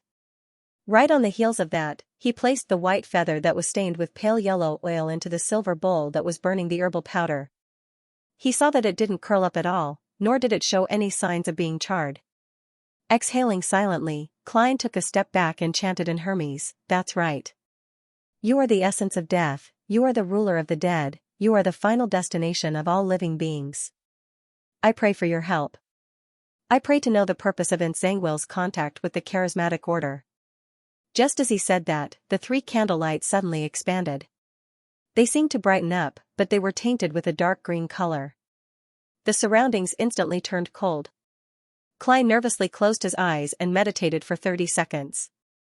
He walked to the front of the altar, picked up the full moon essential oil, and dripped a drop on each of the 3 candles. After doing this, he retrieved Aztec's copper whistle, grabbed the fake goatskin, and placed it in front of the candle that symbolized me. He lit it and threw it into the silver bowl. With a whoosh, the white feather that wasn't damaged soared into a pale flame, completely covering the entire silver bowl and blocking Klein's vision. 2 to 3 seconds later, the flames completely receded, leaving only a pile of powder in the silver bowl. The powder moved without any wind, forming words evil spirit possession. Need to be exorcised. The goddess has really responded. When he saw the words formed by the powder, Klein's first reaction had nothing to do with the actual content. Instead, he was shocked that this seemingly ridiculous matter had really happened. Although he was mentally prepared and believed that the chances of success weren't low, he still fell into mixed emotions. He failed to extricate himself for nearly a minute. After a while, Klein slowly exhaled, raised his right hand, and tapped his chest 4 times in a clockwise fashion. Praise the lady! He then ended the ritual and forced himself to focus his attention back on the oracle itself. An evil spirit possessing a body that needs to be exorcised, Xianxia was actually possessed by an evil spirit? He advanced from sequence 9 to sequence 5 of the death pathway, and at the critical stage of obtaining godhood, he also switched to sequence 4 Nightwatcher of the Evernight pathway, which is very good at dealing with spirit-type creatures. Only wraiths and evil spirits are afraid of him, so how could he be possessed by an undead, unless the evil spirit is of a very high level or has an extremely special nature? Unfortunately, I've only seen one evil spirit in the truest sense of the word. It's the ancient evil spirit sealed in Alista Tudor's underground ruin. I don't know much about such monsters, so it's difficult to grasp many of the details. Yes, I can write to Miss Sharon later, or I can get little son to inquire. That shepherd elder Lovia grazes an evil spirit. It's no wonder Xianxia wants to meet a demigod of the charismatic order. In terms of exorcising evil spirits, apart from the Church of Evernight and the Church of the Eternal Blazing Sun, it's probably the charismatic order. There's probably the Church of the God of Combat in front of it. Similar pathways always have similarities. There's also something that can be seen. Xianxia doesn't wish for the matter of him being possessed by an evil spirit to be known by a particular faction of the royal family or the demonist sect. Otherwise, there's no need for him to personally come to the southern continent. Those 2 factions originated before the 5th epoch and have a long heritage. It's unlikely that they can't find a sealed artifact that can exorcise or purify evil spirits.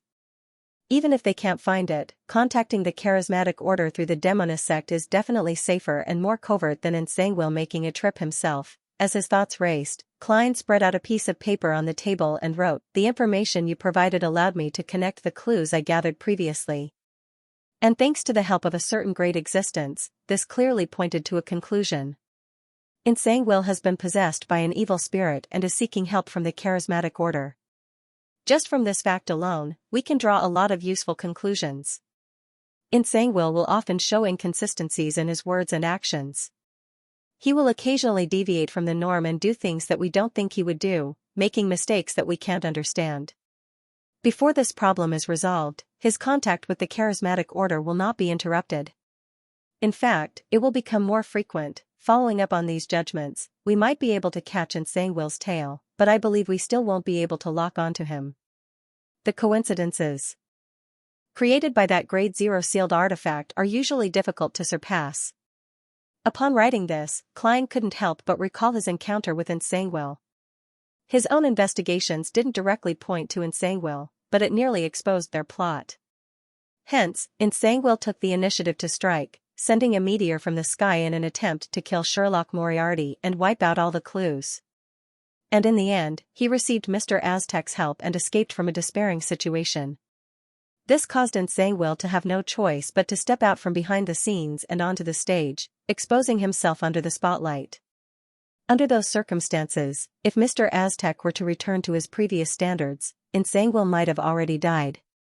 But to replicate such a situation and create a scene where he has no choice but to appear in front of us is still very difficult.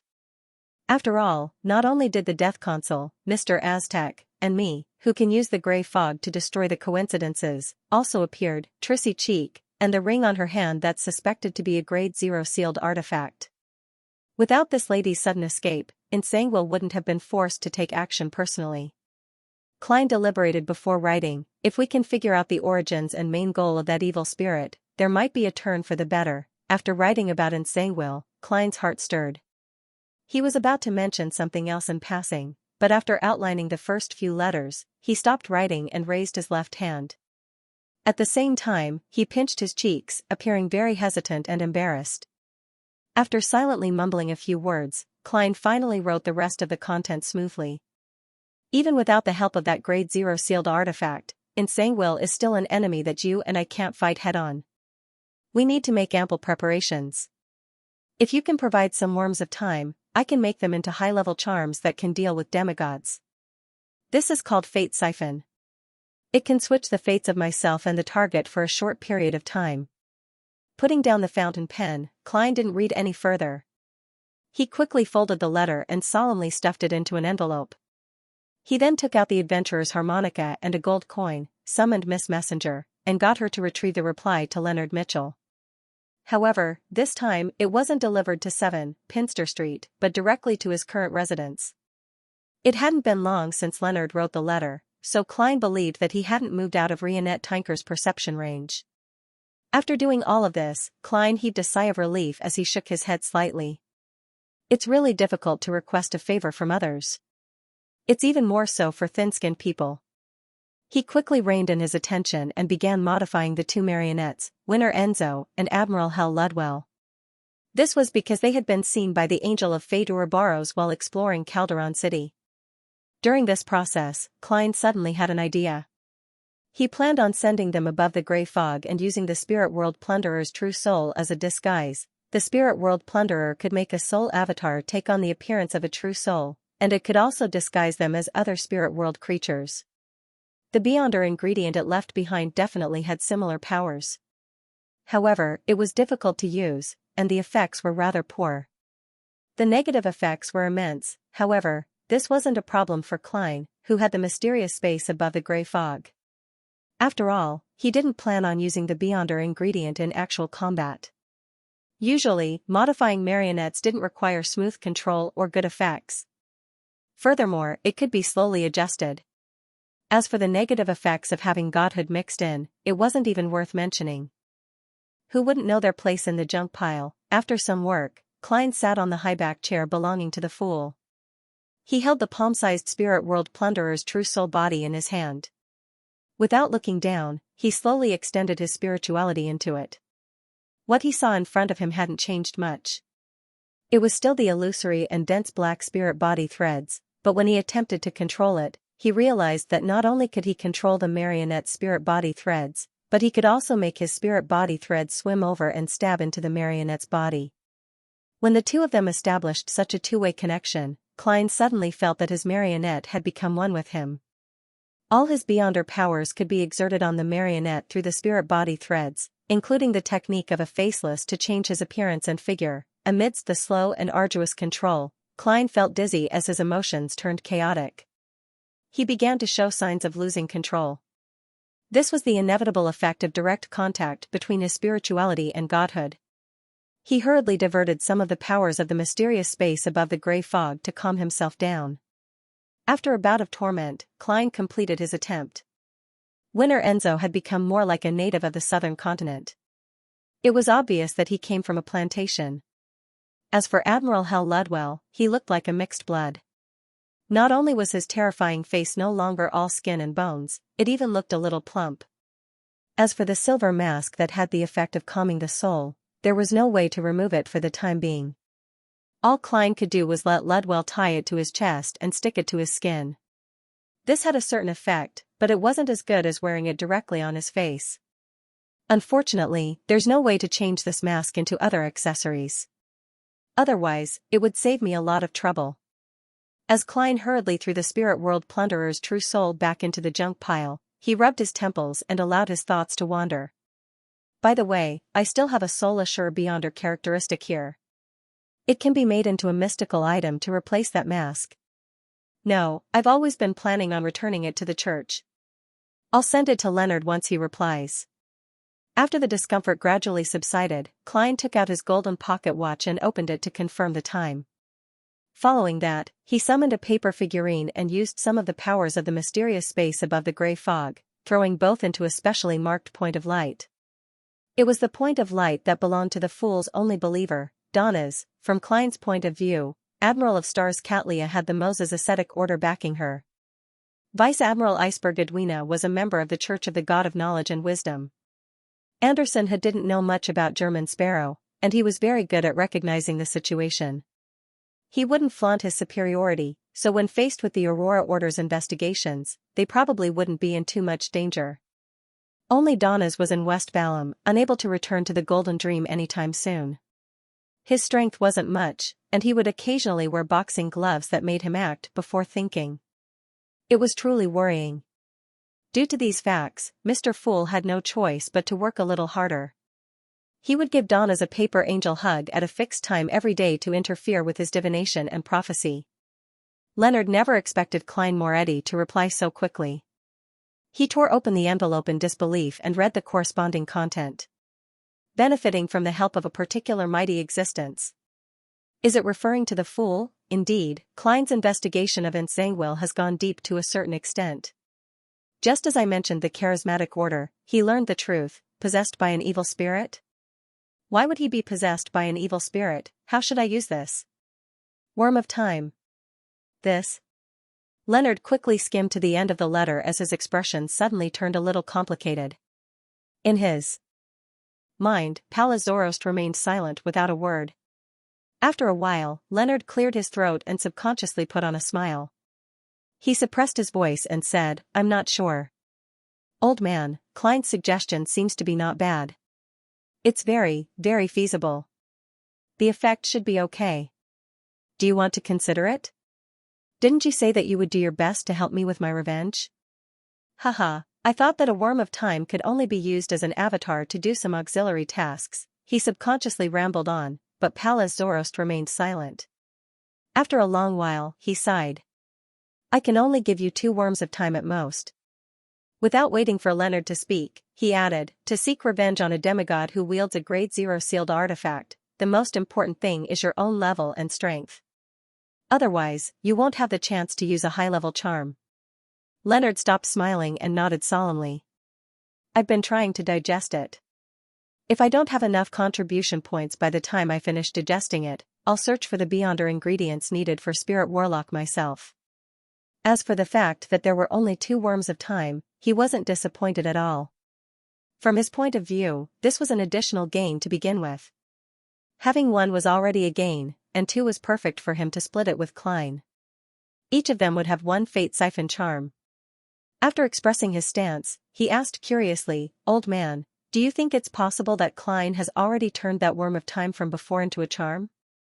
He remembered very clearly that back then, in order to investigate who Emlyn White was serving, Old Man had parasitized a worm of time in Tinder's glove. However, he had lost contact with it, making it completely useless. Now, looking at this matter again, just from the close relationship between Emlyn White and Sherlock Moriarty, he could easily figure out the truth. He understood that the worm of time had been eliminated by the upper echelons of the secret organization, or even the fool they believed in. Furthermore, there was a high chance that it had been given to Klein. Otherwise, this former colleague wouldn't have known of the existence of the worm of time. Pallas Zoroast immediately scoffed. If he hadn't already used it and witnessed its effects, why would he take the initiative to mention this matter in hopes of obtaining more? Alright, I'll begin separating the worms of time. This will make me sleep for at least 2 weeks. If you have any questions, find someone to answer them yourself. With that said, he didn't give Leonard a chance to ask any questions. He released his spirituality and created a ball of light, hanging high in Leonard's mind, as though he didn't want to speak. Leonard laughed dryly out of reflex. He refocused his attention on the letter from Klein Moretti and read it carefully. Possessed by an evil spirit. The origin and main goal of the evil spirit. I don't have enough understanding of evil spirits. I have no idea at all. After thinking for a few minutes, Leonard took out a box of matches and burned the letter. Then, he left the lounge that was temporarily assigned to him by the local Nighthawks. He came diagonally opposite and knocked on the door. Not long after, Daily Simone, who had yet to remove her blue eyeshadow and blush, opened the door and raised her eyebrows. She pricked up her eyebrows and said, "When did a sleepless have the courage to knock on a lady's door at a time that's reminiscent of a bed?" Ahem, I have some questions to ask you. Leonard didn't dare respond to Daly's question, so he directly expressed his intentions. Daly sized him up and chuckled. I'm not responsible for guiding underage people who are psychologically mature. As she spoke, she made way for Leonard to enter the room. Without daring to look around, he casually pulled a round stool and sat down. Leonard went straight to the point. I wish to know more about evil spirits. You're a sequence 5 of the death pathway, and your authority is higher than mine. You should know quite a bit. Why are you asking this? Daly said as she held the edge of the table with both hands. Without waiting for Leonard's answer, she continued, most evil spirits are the products of the deaths of high-sequence beyonders. Most evil spirits are the products of the death of high-sequence beyonders. There are also a small number of wraiths that use various opportunities to break through their limits. The first situation is more common. After high-sequence beyonders consume potions and obtain godhood, their soul bodies will actually undergo a mutation, a fundamental mutation. This causes their soul bodies to remain even after they die and their powers dissipate. They will possess quite a bit of mysticism and are rather terrifying. The second situation is essentially no different from the first. Typically speaking, evil spirits will weaken bit by bit over time until they completely vanish. However, they can assimilate the region they were born in, allowing the spirit world or even the underworld to fuse with it, drawing power from it to maintain their existence. Therefore, many evil spirits have their own territories and areas of activity. It's not that they don't want to leave, but that they can't unless they accumulate enough power to change the nature of their existence. Leonard habitually placed his right foot on his left leg and asked thoughtfully, "What's the matter?" He asked thoughtfully, "Can evil spirits leave their territories by possessing a person?" Yes, but ordinary people and most beyonders won't be able to withstand the extraction of evil spirits. They will quickly lose their spirituality and body temperature, and they won't be able to last long. As Daly spoke, she raised her hand and pointed at herself. The best way is to borrow the help of a beyonder of the death pathway.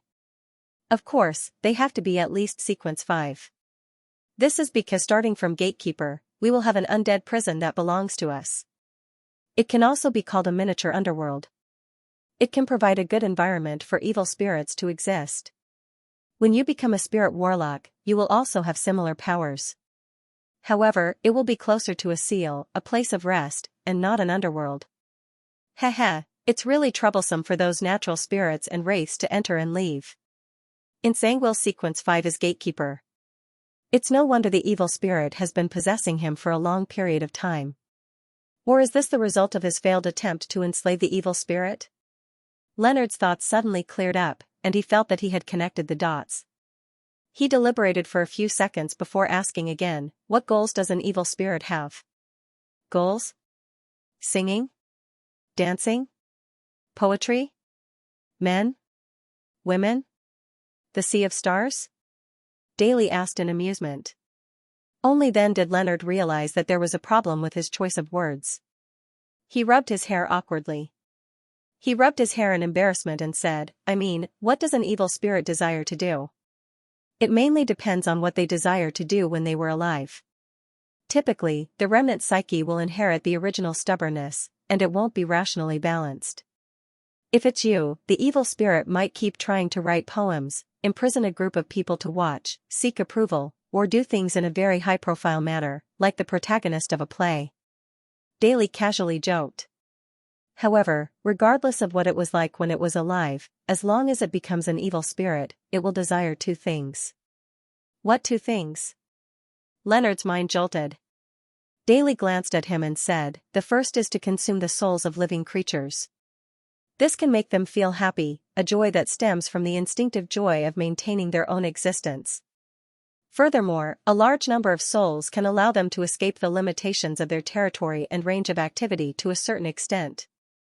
They can replace the spirit world or the underworld in providing power. The second is to seek out beyonder ingredients from their pathway when they were alive, using them as another cornerstone for their own existence. At a certain point, the evil spirit will no longer need to absorb the power of the spirit world or the underworld. They will no longer be limited by their territory and range of activity. In a sense, it's equivalent to transforming into a special spirit world creature. Leonard vaguely grasped something as he thought. In other words, evil spirits can consume sequence potions? No, the sequence potion was created for humans. It can effectively reduce the risk of losing control. To many beyonder creatures, there's actually no need for it. They can just eat the ingredients raw, especially evil spirits. They are paranoid, cruel, ferocious, and have a penchant for souls. They're basically half crazy and don't need any other means to mediate. Besides, they're spirit bodies, so the way they consume them is to directly contain and digest them bit by bit, Daly corrected Leonard. To the evil spirit that possessed Xianxia, it would control his body to gather beyonder ingredients from the pathway he was alive every time it gained the upper hand. Leonard was startled at first, but then he had an idea. He said with a hint of surprise, I understand. Thank you for your explanation. After saying that, he hesitated for a few seconds and deliberated before saying, I believe that not only do we need to investigate the reason for Xianxia's meeting with the charismatic order demigod, but we also need to reverse engineer his movements from Bakelin to East Balam. We need to figure out what he did along the way and what items he gathered. This might bring us some useful clues. Daly suddenly fell silent. After a long time, she raised her eyebrows and said, You're right. But what does this have to do with evil spirits? There's no connection. I just thought that since I'm tracking down the charismatic order, I might run into an evil spirit, so I wanted to ask in advance to make some preparations. The latter part was a suggestion that I was planning to make after resting, so I wanted to discuss it with you in advance. Leonard's thoughts raced as he slowed down his speech and made up an explanation on the spot. After listening in silence, Daly chuckled. If you could work so hard to fabricate stories in front of other girls, with your looks, you wouldn't have been single a long time ago. Unfortunately, I'm not a girl who doesn't know anything. Alright, there's no need to explain. Leave. Leonard stood up in embarrassment. Without deliberately emphasizing anything further, he walked towards the door. Just as he reached out to grab the handle, he suddenly heard Daly's ethereal voice behind him. I don't know what secrets you're hiding, nor do I know what you possess. That's not important. But when it comes to Xianxia, you can look for me if you need any help or cooperation.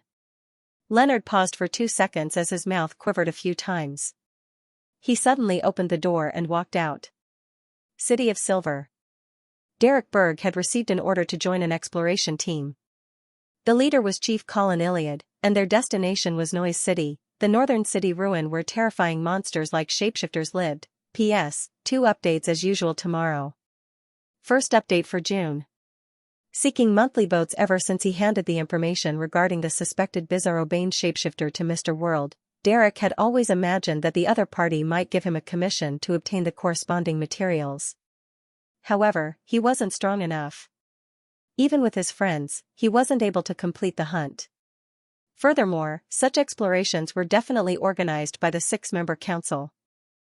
A private team couldn't travel that far from the City of Silver, so all he could do was temporarily suppress the matter. From time to time, he would use it to spur himself on to improve as quickly as possible. To his surprise, the expedition team heading for Noise City had already been organized in such a short time.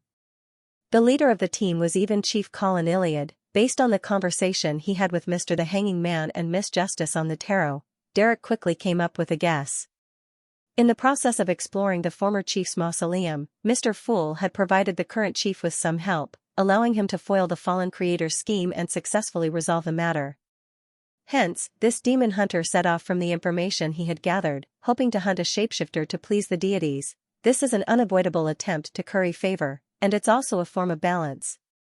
The words of the Hanging Man echoed in Derek's mind, dispelling his doubts. He seized the moment before he left to pray to Mr. Fool, asking him to inform Mr. World that there would be such an expedition. He quickly received a response and heard Mr. World say, "If hunting Bizarro Bane shapeshifter is difficult and dangerous, you can lower the requirements and try to obtain its blood. As long as you can obtain it, I'll exchange it with the Priest of Light Beyonder characteristic." Priest of Light Beyonder characteristic? Mr. World already has the Priest of Light Beyonder characteristic? Or could it be that he has locked onto his target and will soon obtain it? Just obtaining blood, with the chief's strength and the cooperation of the expedition team, there's a high chance of success. Derek felt relieved as he picked up Thunder God's roar, walked out of his house, and headed straight for the training field. Just as he arrived at his destination, he saw Chief Colin Iliad. He had 2 swords on his back, and he was tall and steady. Just looking at him made one feel at ease. Beside this demon hunter stood another person. She was Shepherd Lovia, who wore a black robe with purple patterns and had slightly curled silver hair. Lovia, who seemed to be participating in the operation, turned her head. Her light gray eyes reflected Derek Berg's figure, but there was no fluctuation of emotion. Derek was inexplicably alarmed, and he couldn't help but slow down a little. East Balam, above the gray fog. Klein was deeply impressed with the City of Silver's chief for taking the initiative to organize a team to explore Noise City. He also informed Little Sun that there was no need to take the risk to hunt. All he needed to do was obtain a tiny bit of the target's blood to complete the mission. When the time came, he could smear the blood on the surface of Roselle's travels, bring all his equipment, and fight the Bizarro Bane on his home turf to obtain the Beyonder ingredients he needed. As for whether the world's ability to swallow a person into Roselle's travels would be isolated by the forsaken land of the gods, Klein had also considered it, and he had thought of a solution. It was to bestow Roselle's travels to Little Sun, and once he achieved his goal, he could sacrifice him. In addition, he wasn't worried that Bizarro Bane was a spirit world creature and didn't have blood. This was because the Bizarro Sorcerer Potion formula stated very clearly, supplementary ingredients, 200 milliliters of Bizarro Bane's blood. There are always more solutions than difficulties. Klein muttered in satisfaction as he returned to the real world. Before sleeping, he received a reply from Leonard Mitchell. It mentioned that a worm of time was only available every other day, and it described the evil spirit in detail. It can only be provided every other day, and there are only 2 of them. The grandpa in Leonard's body isn't in a good state. He's unable to leave his territory, and his range of activity is restricted. The common trait is that he has a penchant for devouring the souls of living creatures, and he desires Beyonder ingredients from his pathway when he was alive. That also means that the evil spirit will use Xianxia's body to gather the corresponding ingredients and Beyonder characteristics when he's at an advantage. This is indeed a direction of investigation. Klein held the letter with both hands as he read and pondered. Suddenly, he recalled something. Back when he met Xianxia on Midway Island in the Berserk Sea, he was being pursued by a powerful demigod of the hunter pathway. Could it be the work of that evil spirit? I previously believed that Xianxia had been entrusted by a particular faction of the royal family to do something against the Republic of Intis, but for some reason, his whereabouts were exposed, and he was pursued by a powerful Beyonder. From the looks of it, there might be another possibility. That evil spirit desires the hunter pathway's Beyonder characteristics. At the stage where it can control its body, it would take the initiative to hunt Beyonders of the same pathway. It might have succeeded, or it might have failed. In short, it ended up being targeted by a powerful demigod of the hunter pathway, who pursued it with his hunting instincts. The more Klein thought about it, the more he felt that the latter theory was close to the truth. This was the only way to explain how Xianxia, who wielded 0-08, was discovered. At this moment, Enzo and Ludwell squatted down and began massaging Klein's legs. I can make a preliminary guess that it's an evil spirit of the hunter pathway. I'll reply later and get Leonard to lead the red gloves in this direction. Sigh, this fellow's acting isn't too good, and he doesn't have any experience in psychology. I wonder if he can do it without leaving any traces. Perhaps he'll push the blame to a non-existent informant. Hunter pathway evil spirit, hunter pathway evil spirit. Klein's pupils dilated as he suddenly sat up straight, leaving the two marionettes at a loss. He didn't know of many evil spirits he had seen. There was only one, and it happened to be from the hunter pathway. It was an evil spirit with Red Angel Medici as its main body, fusing with the remnant psyche of two Sequence 1 angels from the Sauron and Einhorn families. In the hunter pathway, there was no evil spirit with a higher status than this one, unless Blood Emperor Alista Tudor still had some remnant psyche. Previously, Xianxia was in Backlund, and that evil spirit that I don't know if it should be called Medici was also in Backlund. Later, the evil spirit escaped the seal and went somewhere unknown. As for Xianxia, he was possessed by the evil spirit. Both sides are evil spirits of the hunter pathway. Could the one possessing Xianxia be the Red Angel evil spirit? Klein frowned bit by bit. He found it hard to believe his guess, but he also felt that it was very possible. As his thoughts raced, he found another indirect confirmation. The characteristic of 0-08 is that once you know it, it will also know you. And as a king of angels that had survived since the second epoch, Red Angel Medici was likely aware of all sorts of information regarding 0-08. In other words, as long as the evil spirit attempted to recall anything related to 0-08, 0-08 would know of it and establish a connection. Right, there's also the phrase happy working with you. It can't be true, right? But the problem is that I previously guessed that the evil spirit should have a Sequence 1 characteristic. There's no need for it to seek external help. Could it be that it can't digest it? Klein rubbed his temples, feeling a headache. He stood up and entered the bathroom. He took 4 steps counterclockwise and arrived above the gray fog. Just as he sat down, he conjured a pen and paper and wrote a divination statement. The one possessing Xianxia is the evil spirit sealed in the underground ruins of Alista Tudor. After examining each word for a few seconds, Klein took off the topaz pendant from his left wrist and used spirit dowsing to do a divination. This time, the scene he saw when he opened his eyes was the topaz pendant remained motionless. This meant that the divination had failed. Its level is too high, and there's also the existence of 0-08. Right, that evil spirit also carried an anti-divination and anti-prophecy red priest card. With the three combined, it's no wonder I failed. This can also be considered a form of confirmation. Klein analyzed the reason and considered what other methods he could use to verify it. He tapped the edge of the long mottled table with his fingers and silently muttered to himself. Apart from getting Leonard to guide the red gloves in their investigations, I have to do something. Let's first assume that the one possessing Xianxia is indeed the Red Angel evil spirit. Where would he seek out the hunter pathways beyond or ingredients when he can control his body? The capital of Intis, Trier. The capital of Faysac, St. Milam? Or could it simply rely on the activation and seal of the card of blasphemy to use the law of beyonder characteristics to attract moths that fly into the fire? Wait, it mentioned that the descendants of the Medici family are in Bansi Harbor. Although it's already been destroyed, there might still be something buried there. Also, the evil spirit that has fused the remnant psyche of the three angels has a strong instinct for provocation. This matches the description of the evil spirit in Leonard's letter. It might have deliberately left something in Bansi. With this in mind, Klein immediately conjured the figure of the world, German Sparrow, and got him to invite the hanging man to make another trip to Bansi to do a more detailed investigation. After completing this matter, Klein began to consider if he could use the law of beyonder characteristic convergence to lure Xianxia into a trap once he confirmed that the Red Angel evil spirit was in his body. Hunter Pathway. Hunter Pathway. Amidst his thoughts, Klein suddenly thought of the two hunters who were wandering West Balam. He frowned slightly and instinctively analyzed the situation.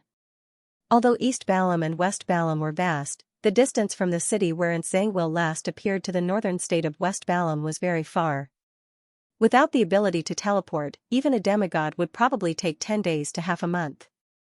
In theory, Donnez and Anderson wouldn't suddenly encounter the Red Angel evil spirit due to the law of convergence.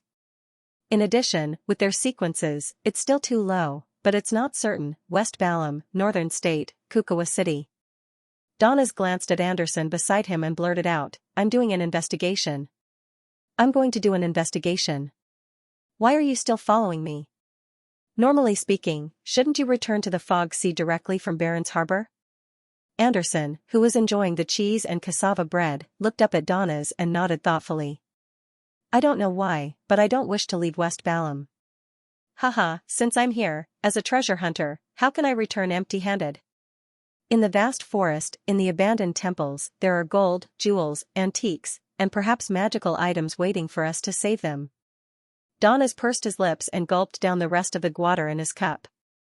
It was a beverage made from berries that were a specialty of West Balam. It was orange-yellow in color and had a tinge of sourness and sweetness. It was meant to quench one's thirst and relieve the heat. It also contained a certain amount of caffeine, allowing one to fight fatigue and become clear-headed. After putting down the cup, he picked up a napkin and wiped his mouth. Donnez scoffed. "I feel like you're up to something." "I hope so too." Anderson smiled, not minding at all. He had coffee to go with his breakfast. In East and West Balam, there were many excellent coffee-producing areas. They were only slightly less famous than Fainapotter's Highlands coffee. The southern continent's Highlands coffee, and Fermo coffee from the Paws Valley near the Star Highlands.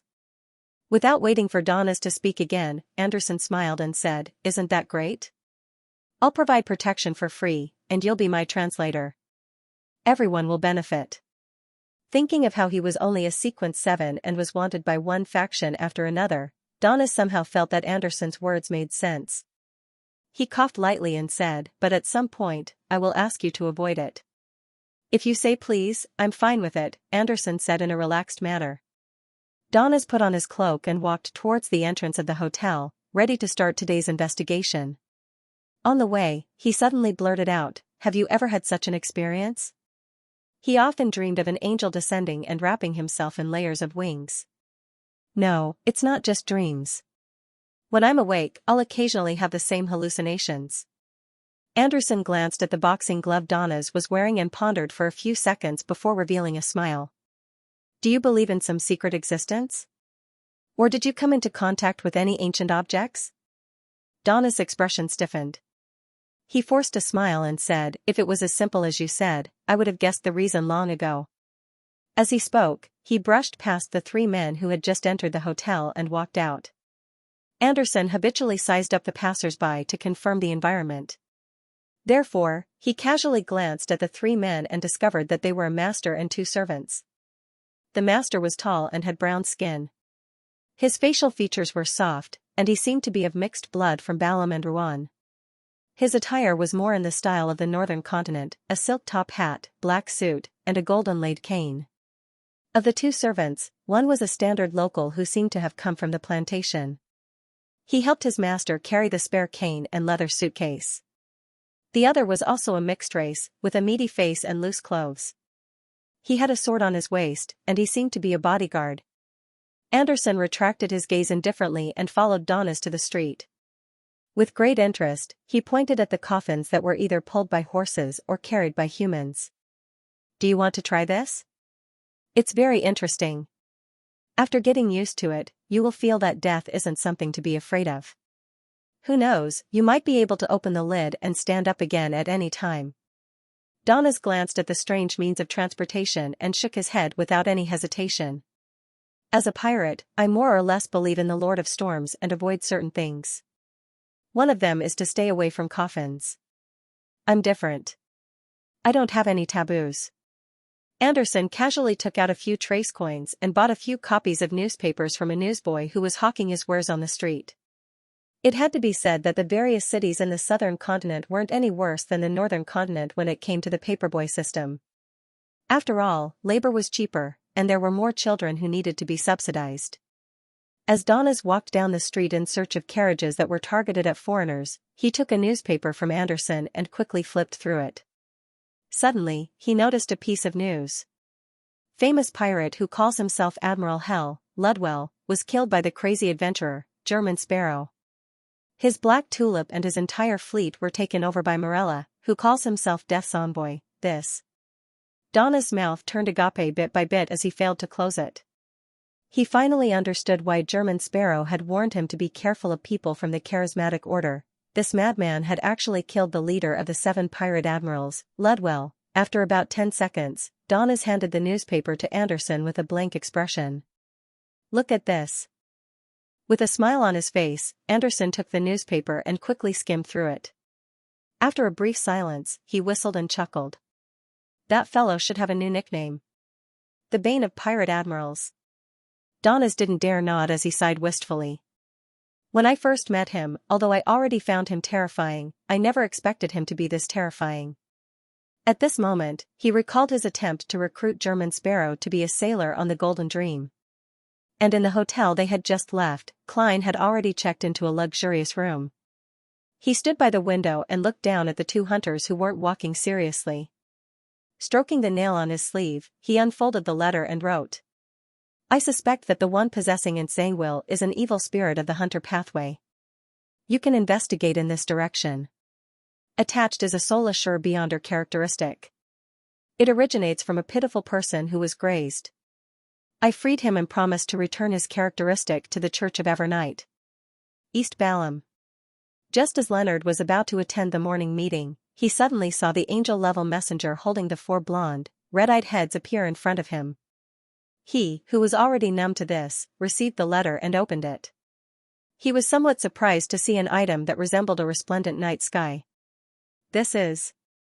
Leonard vaguely understood what the item was as he hurriedly unfolded the letter and read it. More than 20 seconds later, he slowly sighed and muttered to himself. It's indeed a beyonder characteristic. Klein is still very friendly towards the church and the Nighthawks. Feeling rather gratified, he took out the 2 dead, ringed, transparent worms and put them into the envelope. Then, he summoned the messenger of the German Sparrow and handed it to him, along with a gold coin. After doing this, Leonard loosened the top button of his shirt, walked out of the room, and went underground. On the way, he met Daly Simone. Daly, who was still dressed as a spirit medium, looked ahead and asked very naturally, any new clues? It's suspected to be an evil spirit of the hunter pathway. Leonard fell silent for 2 seconds before finally choosing not to hide the matter. Daly nodded indiscernibly and said thoughtfully, it's very likely that they have the instinct to provoke us. They will take the initiative to leave clues for us along the way. Of course, this may contain a certain degree of misdirection. Knock. Knock. Knock. Someone knocked on the door to the Blue Avenger's captain's cabin. Come in, Alger said in a deep voice as he put down the brass sextant in his hand. A sailor opened the door and looked back. Under the urging of many of his companions, he hesitantly entered the room, punched his left chest with his right fist, and bowed. Holy Lord of Storms. When Alger responded, he forced a smile. Captain, many pirates and sailors from merchant ships have recently said that they found valuable items in the ruins of Bansi Harbor. There's even gold. We don't seem to have any particularly important missions recently. Everyone is wondering if we should make a trip to Bansi on the way. Even if such a bustling harbor has been searched many times, there should still be many things left. Alger listened expressionlessly and pondered for a few seconds before saying, I can understand your feelings. Let's do it this way. We'll sail in the direction of Bansi Harbor, but we won't set a destination. If nothing happens along the way, we'll stay there for a day. All right, Captain. The sailor excitedly punched his left chest with his right fist again. May the storm be with you. May the storm be with you. Alger watched his subordinate leave and closed the door. Then, as though nothing had happened, he poured a cup of Lanty proof without any joy or anger and slowly savored it. Everything that had just happened was actually within his expectations. This was because the news of someone finding valuable items in the ruins of Bansi Harbor had been spread by him in disguise. As the captain of the Church of the Storm, he was constantly under the supervision of his sailors. Having already been to Bansi once, it would be easy for others to suspect him if he proposed to head there again. Therefore, Alger decided to let the sailors make the request themselves. This way, even if something were to be discovered or encountered in Bansi harbor, no one would suspect him as the captain. And to the sailors, especially those who had just squandered their money in Byam, Alger knew very well what kind of rumors were the most tempting and what kind of news could move them. In addition, the Blue Avenger had stayed in Byam for long enough. If it didn't leave soon, it would be equally suspicious. As for monitoring Artisan Charv, it was naturally left to the hermit Catlia. Due to the Aurora Order's investigation, this pirate admiral and her future would be loitering around the Rorstad Sea for a period of time. It was said that there was an important stronghold of the Moses ascetic order here. After drinking the liquor, Alger put down his cup and looked out the window at the undulating sea. He softly said, "Bansi, considering that it was already late June and that Wolasepton might be born at any time." Klein rested for a while before heading above the gray fog to bring the radio transceiver to the real world. He also warned himself that he could only ask 2 questions at most. Suddenly, in the dark and cold room, the unmanned transceiver made a clicking sound. P.S. I'll add more monthly votes in June. I originally planned to add it during the climax, but after taking a look, it doesn't seem to be in time. I'll add it on the last weekend of July. Requesting monthly votes. Accompanied by the clicking sound, a piece of illusory white paper was spat out from the radio transceiver. On it was written in Rouen, "Exalted Great Eternal Master, your insignificant and loyal servant, Rhodes, has come to answer your summons. Did you know? Dr. Alan Chris's child was born the night before. Thankfully, I contacted the magic mirror in time." Klein nodded slightly. "Now I know." Tap, tap, tap. The illusory white paper spat out even more words. "According to the principle of reciprocity, it's your turn to ask a question." Klein originally wanted to ask about Ensanguil, 0-08, and the Red Angel Evil Spirit, but when he thought of how he had failed his divination above the gray fog, Rhodes definitely wouldn't be able to see it clearly. At most, it could provide 0-08 with more detailed information. And this way, without the gray fog's shielding, it would be equivalent to him truly knowing 0-08. It would also be known by the other party, making it difficult for him to hide behind the scenes and direct the drama. He thought for 2 seconds. Is there any way to digest the potion faster? Better acting. On the illusory white paper, a few black words were typed out. Seeing the magic mirror's answer, Klein was silent at first before he slowly exhaled. For the current him, Ensanguil had appeared too early, he still needed about 2 months to digest the Nimblewright Master potion. When the time came, he, who had already gathered all the ingredients, could use revenge as the theme. He could direct the murder of a demigod like Ensanguil, placing his advancement and fulfilling his wish together. There was no need for him to consider retreating. However, Ensanguil wouldn't appear after all his preparations were complete. He wouldn't act according to his predetermined plan. According to Klein's initial plan, he should first gather intelligence and grasp his whereabouts. He would wait until the end of August or early September before deciding on a plan based on the actual situation. Later, he realized that this wasn't realistic. Ensanguil wielded the terrifying sealed artifact 0-08. If he hadn't been possessed by an evil spirit, he wouldn't have exposed his whereabouts. If he couldn't make use of his condition during this period of time, it was very likely that he wouldn't be found after he purged the evil spirit from his body. He would always miss him due to various coincidences. Furthermore, if it was really the Red Angel Evil Spirit, Klein was worried that Ensanguil would die for no reason before he and Leonard began their revenge operation. It was because of some conspiracy or ridiculous reason, and not because of the evil deeds he had done. Due to these considerations, Klein attempted to digest the potion faster, hoping to complete it in a week or 2. However, Rhodes's answer left him depressed. He also understood that such of things couldn't be forced. In such a short period of half a month, or even a few days, how could he create a better acting opportunity? In the silence from before, Klein had already made up his mind. He wouldn't forcefully tie the 2 matters together. From now on, under the premise of success, he would prioritize revenge on Ensanguil. He didn't want to miss this opportunity.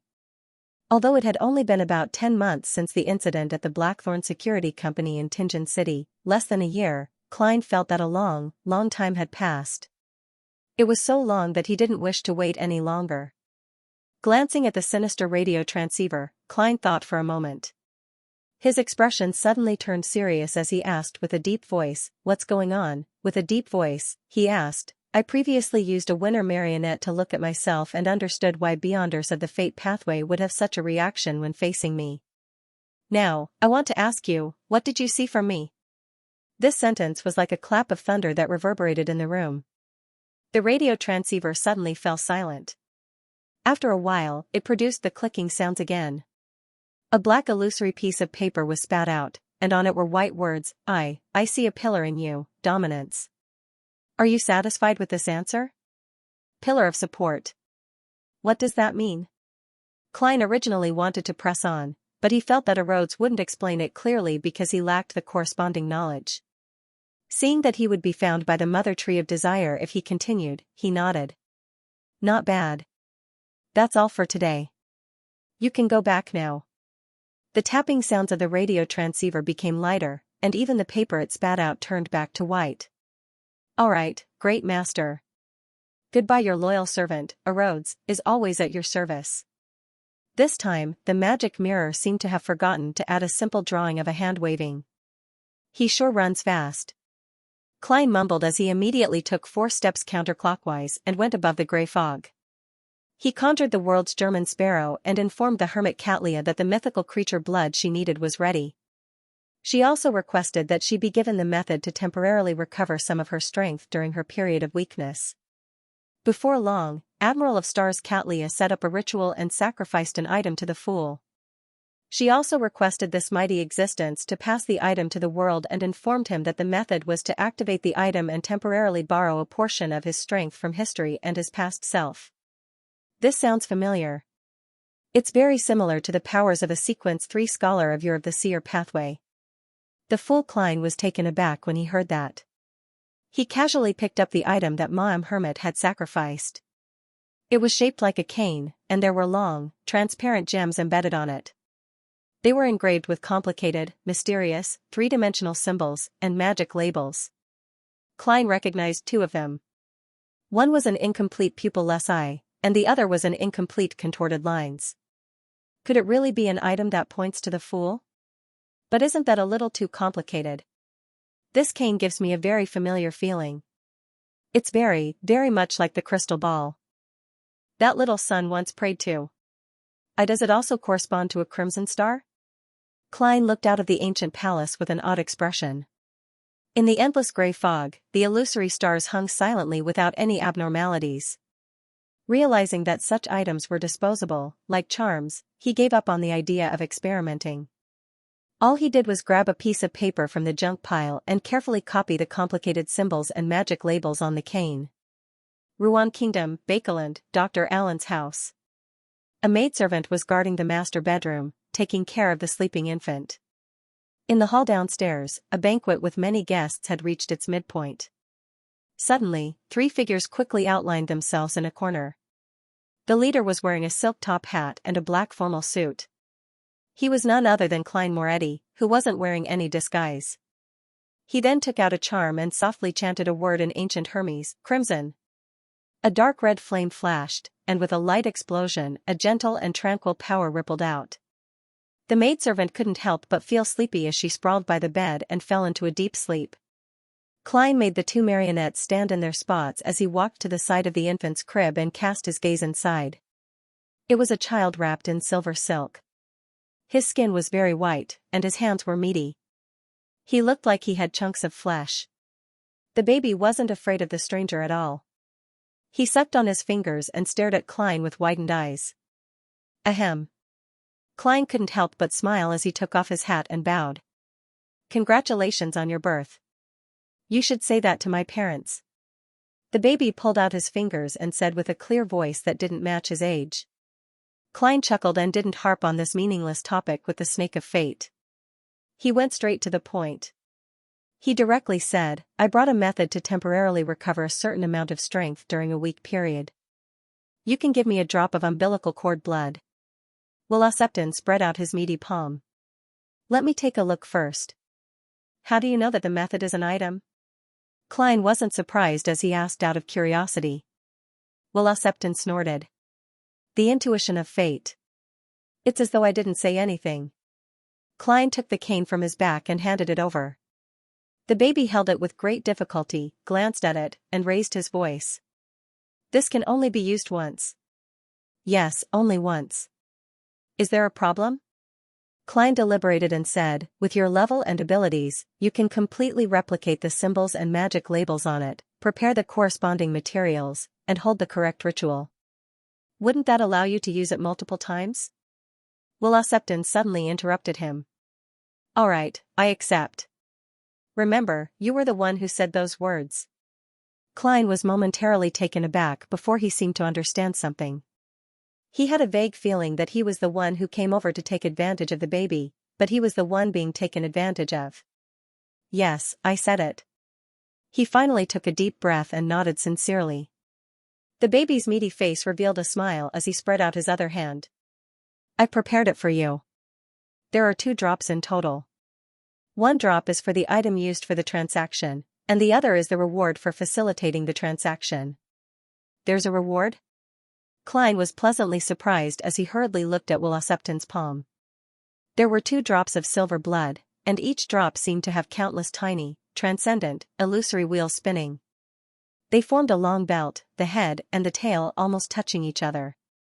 With just a glance, Klein seemed to have lost his ability to think. All he felt was that all his thoughts were repeating themselves. He hurriedly shook his head and took out the iron cigar case where Aztec's copper whistle was placed. He then placed the 2 drops of Snake of Fate's blood that had clearly been sealed inside. Thank you for your generosity. Klein said sincerely, then asked, can this be used to make talismans? The baby sucked on his finger again. Of course, you can. The engraved symbols are the ones you saw just now. You can choose some of them and combine them. What effect you get will depend on your luck. Klein nodded and asked again, then who should I pray to? You shouldn't be able to respond to such a high-level ritual for the time being. Praying to Ouroboros is equivalent to provoking him. Could it be pointing to a sequence 2 angel of the fate pathway? But I don't know his name. Will Septon immediately grinned. There's a more convenient one. Who is it? Klein pressed in delight. The baby grinned and replied, the Empress of Misfortune and Horror. The Empress of Misfortune and Horror. The Queen of Misfortune and Fear. Wasn't that a goddess? Indeed, calamities include bad luck. It's a part of fate. The goddess has the corresponding authority, so she can naturally respond. For Will Septon to give this suggestion, doesn't it mean that in his eyes, I've always been suspected to be a blessed of the Evernight without him realizing it? It's the same as the previous answer on how to obtain the high sequence Beyonder potion formula of the seer pathway.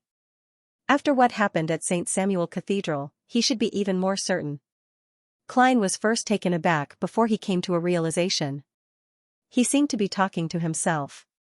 If I'm praying to the goddess, then no matter what symbol I choose, the final product's effect should lean towards the domain of misfortune.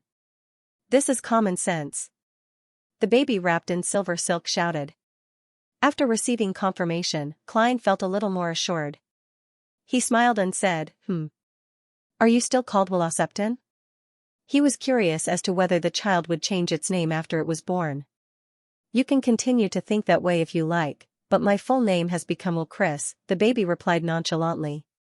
Klein thought for a moment and asked tentatively, if I want to deal with the wielder of 0-08, what suggestions do you have? I'm not trying to understand 0-08's information. I just wish to know if you have any suggestions. The chubby baby just stared at him, then suddenly opened his mouth and let out a loud cry. Wow! The corners of Klein's mouth twitched slightly. Seeing that the maid was about to wake up, he took a few steps back and vanished from the room with his 2 marionettes. In the Rorstad Sea, on the future docked at the Biam Resistance's private harbor, Admiral of Stars Catlia, who was holding a ritual, saw a drop of silver blood fly out from the illusory door formed by the candlelight. She only glanced at it for a moment before quickly closing her eyes, even though she was already wearing heavy glasses. At this moment, there seemed to be many transcendent and mysterious wheels spinning in her mind, forming a giant silver snake with its head and tail connected. This made her keep repeating her thoughts. She thanked Mr. Fool 12 times before returning to normal. It's indeed the blood of a mythical creature in the fate domain. Furthermore, its level is higher than ordinary angels. Xianxia happily ended the ritual. She took out a vessel she had prepared and placed the drop of silver blood inside. Having grasped some matters regarding the monster pathway from Queen Mystic and learned of the existence of the Angel of Fate Ouroboros from Mr. Fool, she quickly had a guess about the owner of the drop of blood. Perhaps it's the one from the Life School of Thought, or perhaps there are other Sequence 1 angels. No matter what, the number of angels that Mr. Fool can use in the real world is at least 2. Together with that ancient bane that's hard to determine, apart from being inferior in terms of sealed artifacts, the faction that believes in Mr. Fool is already comparable to the Orthodox churches. Even the Element Dawn and the Moses Ascetic order can't reach this level, as expected of a revived ancient god. Xianxia, who was even more in awe, took a deep breath and started thinking about her own matters. Her other preparations were going smoothly. If there were no accidents, she would be able to attempt to advance to Sequence 4 and obtain godhood in a month or so. The sky was dark and gloomy. From time to time, silver lightning would streak across, illuminating the desolate plains and the meandering rivers. And in the middle of the plains, where the river circled around, black silhouettes could be seen. They stacked upon one another as though it was a lifeless city. After several days of trekking, the expedition team led by the chief of the City of Silver's 6-member council, demon hunter Colin Iliad, had finally arrived at their destination, Noise City. This team didn't have many people. Apart from Colin, there were only 4 members. They were the elder of the 6-member council, Shepherd Lovia, the 2 Sequence 5 guardians, Lieg and Gonluan, as well as the Sequence 6 notary, Derek Berg. Their overall strength could be said to be in no way weaker than a complete expedition team. In fact, they were much stronger. According to Colin Iliad, this was because there were many monsters in Noise City, making it very dangerous. Shapeshifters were also good at disguises and liked to make use of trust. Therefore, it was better for the expedition team to have fewer people. And since there were fewer people, there was no doubt that the strength of the expedition team had to be higher. Looking at the faint fog in front of him that even lightning couldn't illuminate the city, demon hunter Colin took down the 2 swords on his back.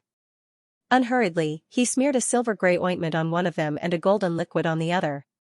He then stabbed the 2 swords in front of him and took out 3 small metal bottles from a hidden compartment on his belt.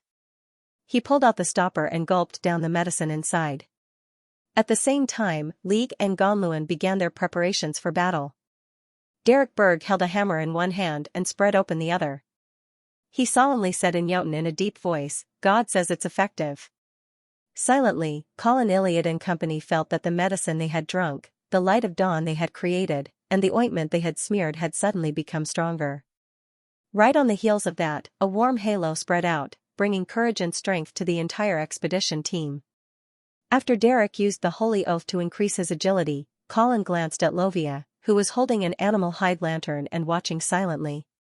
He turned to point at the periphery of Noise City more than 10 meters away and said to the boy who had grown a little taller, "Use your powers to illuminate the streets ahead."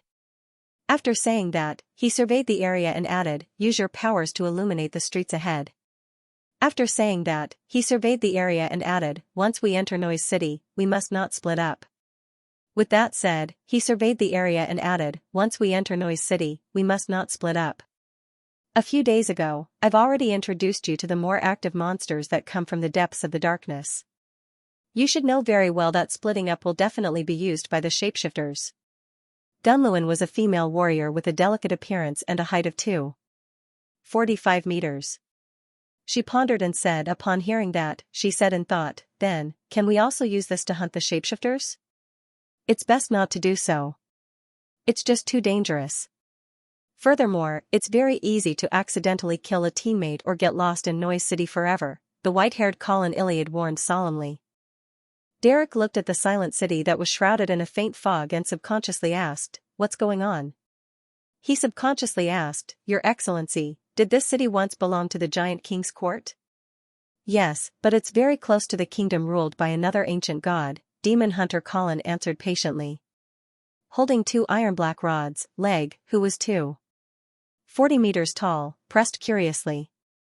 Which ancient god was it? King of demonic wolves, destroyer, Fleegria. Is that so? Derek memorized the chief's introduction, took a step forward, and stretched out his arms. Pure, resplendent sunlight suddenly shot out from his body, illuminating the collapsed or decaying buildings, the grayish-white stone slabs on the streets, and the extremely quiet city's borders.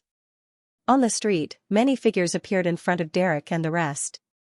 Some were wearing linen robes, while others were wearing clothes made of animal skin. They seemed to be busy going back and forth. Upon feeling the sunlight, they turned their heads silently and looked at the City of Silver's expedition team. At night, the cries of crows or other birds could be heard from time to time in Bansi Harbor, accentuating the eerie silence of the ruins. Even the sound of the waves couldn't disperse this feeling. As believers of the Lord of Storms and crew members of the Blue Avenger, the sailors were rather bold. Especially when they thought that there might be gold or other valuable items buried in the collapsed buildings, their hearts burned with passion without any fear. As soon as they arrived, they disembarked the ship and began searching in groups of 2 or 3. Alger didn't join them. He walked through the ruins on his own, searching for traces that appeared after Bansi Harbor was destroyed. As he walked, wearing the Whip of Mind ring and the blade of poison by his waist, he arrived in front of a collapsed building with cracked walls and a door that only had a few charred pieces of wood left. If I remember correctly, this should have been the telegraph office of Bansi Harbor. Alger nodded his head slightly as he approached and observed the area. He then saw that in the midst of the broken wood and rubble, there was a relatively empty area. The ground was charred black, and there were 2 blood-red shadows imprinted on it. It was as if 2 people had been crushed into meat paste. And despite the fact that so much time had passed, the 2 blood-red shadows were still bright, as though they still had a certain amount of vitality. Alger's forehead twitched as he felt that he could vaguely imagine the evil before Bansi Harbor was destroyed. As he swept his gaze, he suddenly saw a picture engraved on the wall beside the 2 blood-red shadows, in a spot where the moonlight couldn't reach. The picture was very simple and crude, and it wasn't even colored. The main body was a monster wearing armor with an octopus head and holding a trident. At the same time, it was wrapped in lightning, and its feet were stepping on waves. On its back was a cloak made of bird feathers. Alger's pupils dilated as a huge storm surged in his heart. He recognized what the monster in the picture represented, because Sun had once shown it. This was a distortion of the image of the Lord of Storms by Rose Redemption, and the appearance of this picture also meant that a member of Rose Redemption had once come to Bansi Harbor. Furthermore, it was after the building had collapsed. Otherwise, it was impossible for the mural to be undamaged. It happened to cover an abnormally damaged wall. This should be the trace that World got me to come to Bansi Harbor to find. He's investigating the secret organization, Rose Redemption? Alger muttered to himself as he raised his right hand. He had originally planned on destroying the picture, but after some thought, he retracted his arm and circled around the ruins of the former Bansi Harbor telegraph office. He walked elsewhere as though he hadn't discovered anything. P.S. Requesting recommendation votes on Monday. Requesting monthly votes at the end of the month. It would be a waste if I didn't vote now. Above the endless gray fog, in a magnificent and ancient palace, I discovered a distorted portrait of the Lord of Storms. It's suspected to be left behind by a member of Rose Redemption. Yes, Red Angel Medici is one of the founders of Rose Redemption. Klein sat on the high-backed chair belonging to the Fool as he quietly looked at the crimson star representing the hanging man. With the feedback from the other party, he could basically confirm that the one possessing Xianxia was the Red Angel evil spirit. In the eternal silence, Klein silently sat at the end of the long mottled table, as though he had become a statue of a deity. After an unknown period of time, he nodded indiscernibly and slowly exhaled. His figure vanished as he returned to the real world and continued his slumber. He didn't think of any plans, nor did he consider anything related to Xianxia. When he woke up the next morning, Klein got out of bed and repeated his habitual actions for the past few days. He walked barefoot to the window and pulled open the curtains. On the street outside the hotel, Donnas, who was dressed as a West Balham native but wearing an additional cloak, kept his iron-black boxing gloves and hurriedly walked to the square on the right. According to his previous report, Klein knew that he was going to make contact with certain members of the local ruling faction today to understand their stance on the arms trade. Klein didn't follow him. He messed up his short, blonde hair that was parted in half. He slowly walked to the edge of the square and found a spot to sit down. Then, he covered the black glove on his left hand with a comical doll and performed a puppet show for the passers-by. The man and the puppet had different voices. Their witty words were like pearls as they mocked each other. It was rather eye-catching. The only problem was that they used the language of Intis and not Dudenese. Few people could understand them, so they only watched for a moment before dispersing. Klein stared at the strongest hunter of the Fog Sea without a change in his expression. His eyes didn't show any signs of contemplation. East Balam, Sostel's Red Gloves team's temporary office. Cindy, who had a head of wine-red hair, walked in with a few telegrams in her hands and said excitedly, "I found some new clues." "What clue?" Sostel put down the white porcelain coffee cup in his hand. Leonard, Daly, and the others also looked at the door. Cindy handed the telegram to the captain. "Roselle the Great really makes sense when he said that anyone who walks past will leave behind traces. Witnesses of Nsangwil have been found in several places. This forms a complete trail of activity. From this, we can see that Nsangwil's thoughts seem to be very contradictory. He's always approaching the colonized island of Intis, but after a short pause, he would pull away before approaching again and again. It's like he's doing, wasn't this what Klein meant by inconsistencies in his words and actions?" Leonard was overjoyed and took the initiative to think of a good adjective for Cindy. "Wave motion." Yes, wave." Cindy heaved a sigh of relief and began describing. In addition, Nsangwil killed a few spies from the Intis military and bought many Beyonder ingredients. "I wonder what he's up to." "This?" Leonard deliberated for a moment. "Which pathways did Nsangwil buy the Beyonder ingredients from?" "There's the warrior pathway, the hunter pathway, and the bard pathway." Cindy pointed at the telegram that Sostel was reading. "There's indeed a hunter pathway." Leonard, who had been unable to find an excuse to get his teammates to pay attention to clues related to hunters, silently exhaled. He no longer had any doubts about Klein's guess.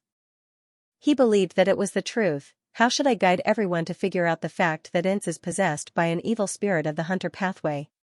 Leonard fell into deep thought. It wasn't until Sostel finished reading the telegrams and distributed them to the rest of the team that he had an idea and decided to take the risk. Before he spoke, he subconsciously glanced at Daly Simone. He saw the lady, dressed as a spirit medium, press down her palms slightly, indicating that he shouldn't be anxious and to stop his attempts. "Ma'am Daly means that it's not time yet and that we need to wait for a better opportunity?" Amidst Leonard's hesitation, he saw Daly wave the telegram in her hand and look around. "I have an idea." "What idea?" Sostel inquired. Daly smiled. "I suspect that Nsangwil has been possessed by an evil spirit." If I say it like that, I'll be suspected." Leonard jumped in fright. Without waiting for Sostel, Cindy, and company to raise their doubts, Daly continued, "Nsangwil was once a gatekeeper, and he's now a night watcher. Nsangwil was once a gatekeeper, but he's now a night watcher. He can accommodate evil spirits in his body and borrow their strength. Furthermore, he has 008's help. If I were him, I would definitely use this opportunity to seek out even more powerful evil spirits to raise my strength to the greatest extent. This way, when the evil spirit isn't completely controlled and suffers a backlash, Nsangwil will show a contradictory behavior. This can explain the problem with the telegram. In addition, haven't we always been wondering why Nsangwil would contact important members of the charismatic order and have all sorts of guesses about it? Getting them to help exorcise, purify, or completely control the evil spirit might be his goal." Sostel thought for a moment and deliberated over his words. "We can't rule out such a possibility, but this basically stems from your subjective guesses. How did you think of this? What details gave you inspiration?" Leonard felt inexplicably nervous as Daly chuckled. "This is a sixth sense of a woman. It's just like how I know what you, and all of you, are thinking at certain times. Besides, since it's a discussion and analysis, we have to list out all sorts of possibilities and then eliminate them according to the results of the actual investigation. Only then will it be beneficial to finding the correct answer. Therefore, we need to diverge our thoughts. No matter how ridiculous the idea is, we will dare to raise it. From the various details that have been fed back to us, I believe that my guess might be correct. Ma'am Daly sure knows how to speak. At least I've been convinced. She took the initiative to raise the theory of being possessed by an evil spirit to protect me, who has secrets, and to draw the risk to herself. She seems to be willing to shoulder everything on the matter regarding Xianxia. Leonard came to a realization as he felt wistful. After hearing Daly's answer, Sostel nodded slightly. Indeed. Since it's a discussion, we can't limit our thoughts. The possibility of being possessed by an evil spirit isn't small. I will report to Her Excellency Goddess's Eye, and the Archbishop and high-ranking deacons will arrange for a follow-up investigation. After all, we know too little about 008. The Red Gloves team led by Sostel discovered Xianxia's abnormality from the telegrams sent back from various places. Daly Simone used this to raise the hypothesis of being possessed by an evil spirit, and it received a consensus. She claims that it's a reasonable guess, but in fact, she already has some understanding from Leonard Mitchell, who has a parasite. And the information on Leonard Mitchell came from a letter sent by Rionette Tinker. Who could the sender be? At the same time, Leonard Mitchell and Daly Simone are already suspecting that the evil spirit that possessed Xianxia belongs to the Hunter pathway. An unstained classical quill seemed to be held by an invisible hand as it quickly wrote on an ordinary notebook. Suddenly, a slightly pale palm reached out and grabbed the quill. The owner of the palm had dark gold hair, and his facial features were deep like those of a classical sculpture. One of his eyes was a deep blue that was nearly black, and the other was covered in tiny but obvious blood vessels. He lowered his wrist and continued writing, but is this the truth of the matter? Will everything develop as Daly Simone, Leonard Mitchell, and Sostel's Red Gloves team had predicted? In the forsaken land of the gods, Noise City, which lightning couldn't illuminate. When the figures looked over without making a sound, Derek jumped in fright. He nearly stopped the illumination and hid in a spot that wasn't in front of him. However, his training from a young age and his experiences over the past year prevented him from panicking. He didn't rush to end it. He forcefully suppressed his fear and waited for the chief to give him the next order. In Colin Iliad's eyes, two complex dark green symbols protruded. He took in the thin fog and the seemingly normal figures that didn't cause any commotion. Suddenly, he grunted and knelt down on one knee. He gripped the two swords that were stabbed into the ground with both hands. At the back of his neck, the bluish-black skin swelled up a little as indescribably complex and mysterious symbols protruded. They were half illusory and half real as they spread to a higher or lower level. At the same time, Shepherd Lovia also let out a painful grunt. She raised her hands and held her head as she spat out several blobs of squirming flesh and blood. On her palms and the surface of her body, a faint silver armor strangely appeared, almost overlapping with her. "Stop," Demon Hunter Colin said in a low and hoarse voice after a second. He hurriedly stopped the illumination and allowed the thin fog to conceal the figures, allowing the dead silence to envelop the ancient city of noise once again. Everything quickly returned to its original state. Colin Iliad slowly got up and looked at the tower, cathedral, and other buildings that could be vaguely seen through the thin fog. This place is no longer the same as when I first explored it. I don't know why there are such changes either. Demon Hunter Colin retracted his gaze and surveyed his team members. Do any of you have any opinions or thoughts? Shepherd Lovia had already squatted down to pick up the few blobs of flesh and blood that had fallen, but she wasn't in a hurry to stuff them into her mouth. Instead, she chewed and said, "We can change directions and explore the other entrances to Noise City. Perhaps we might discover something." She had maintained a silent attitude as a bystander the entire time. This was the first time she had expressed her thoughts and given her opinion. P.S. It's the last 3 days of the month. Please vote. It'll be a waste if you don't.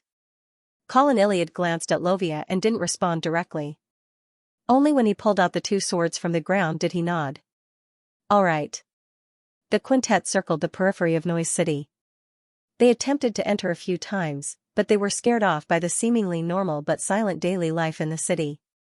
They didn't dare to rashly explore.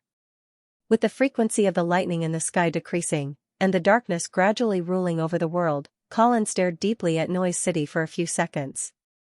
Let's set up a small camp and continue during the day. The so-called day was a period when the frequency of lightning was high and the interval between darkness was short. The other members of the expedition team didn't have any objections.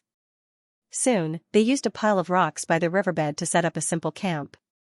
At the end of the camp, in a place that was covered by a boulder and didn't need to worry about the rain, a bonfire was burning. All sorts of strange creatures' remains were piled up beside it, occasionally being thrown in as firewood. Colin, Lovia, and company sat around the fire, eating the rations they brought along and the monster corpses that had been proven not to cause too much damage. As the grease sizzled from the roasting, the chief of the 6-member council, Colin Iliad, looked at Derek Berg and said, "Let's patrol the camp first. We'll swap when they're done eating." If it were in the past, Derek wouldn't have any additional thoughts, but at this moment, the first thought that flashed through his mind was, the chief has something to tell me in private, all right.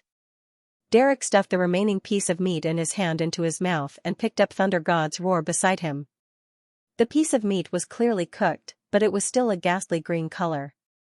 After arriving at the dim camp's periphery, Demon Hunter Colin said in a deep voice without any change in his tone, "Noise City is much more sinister and dangerous than I imagined. Noise City is more sinister and dangerous than I had expected. I wonder what your opinion is on our next course of action. I don't know much about this place, nor do I have much experience." Why would the chief ask for my opinion? Derek was momentarily taken aback as he instinctively wanted to raise his left hand to scratch the back of his head. He immediately recalled the few conversations he had with the chief in the City of Silver. He recalled Mr. the Hanging Man's analysis of the hidden meaning behind their words. His heart suddenly stirred as he came to a realization. The chief is hinting at me. What he means is that Noise City is even more bizarre and dangerous than we had imagined.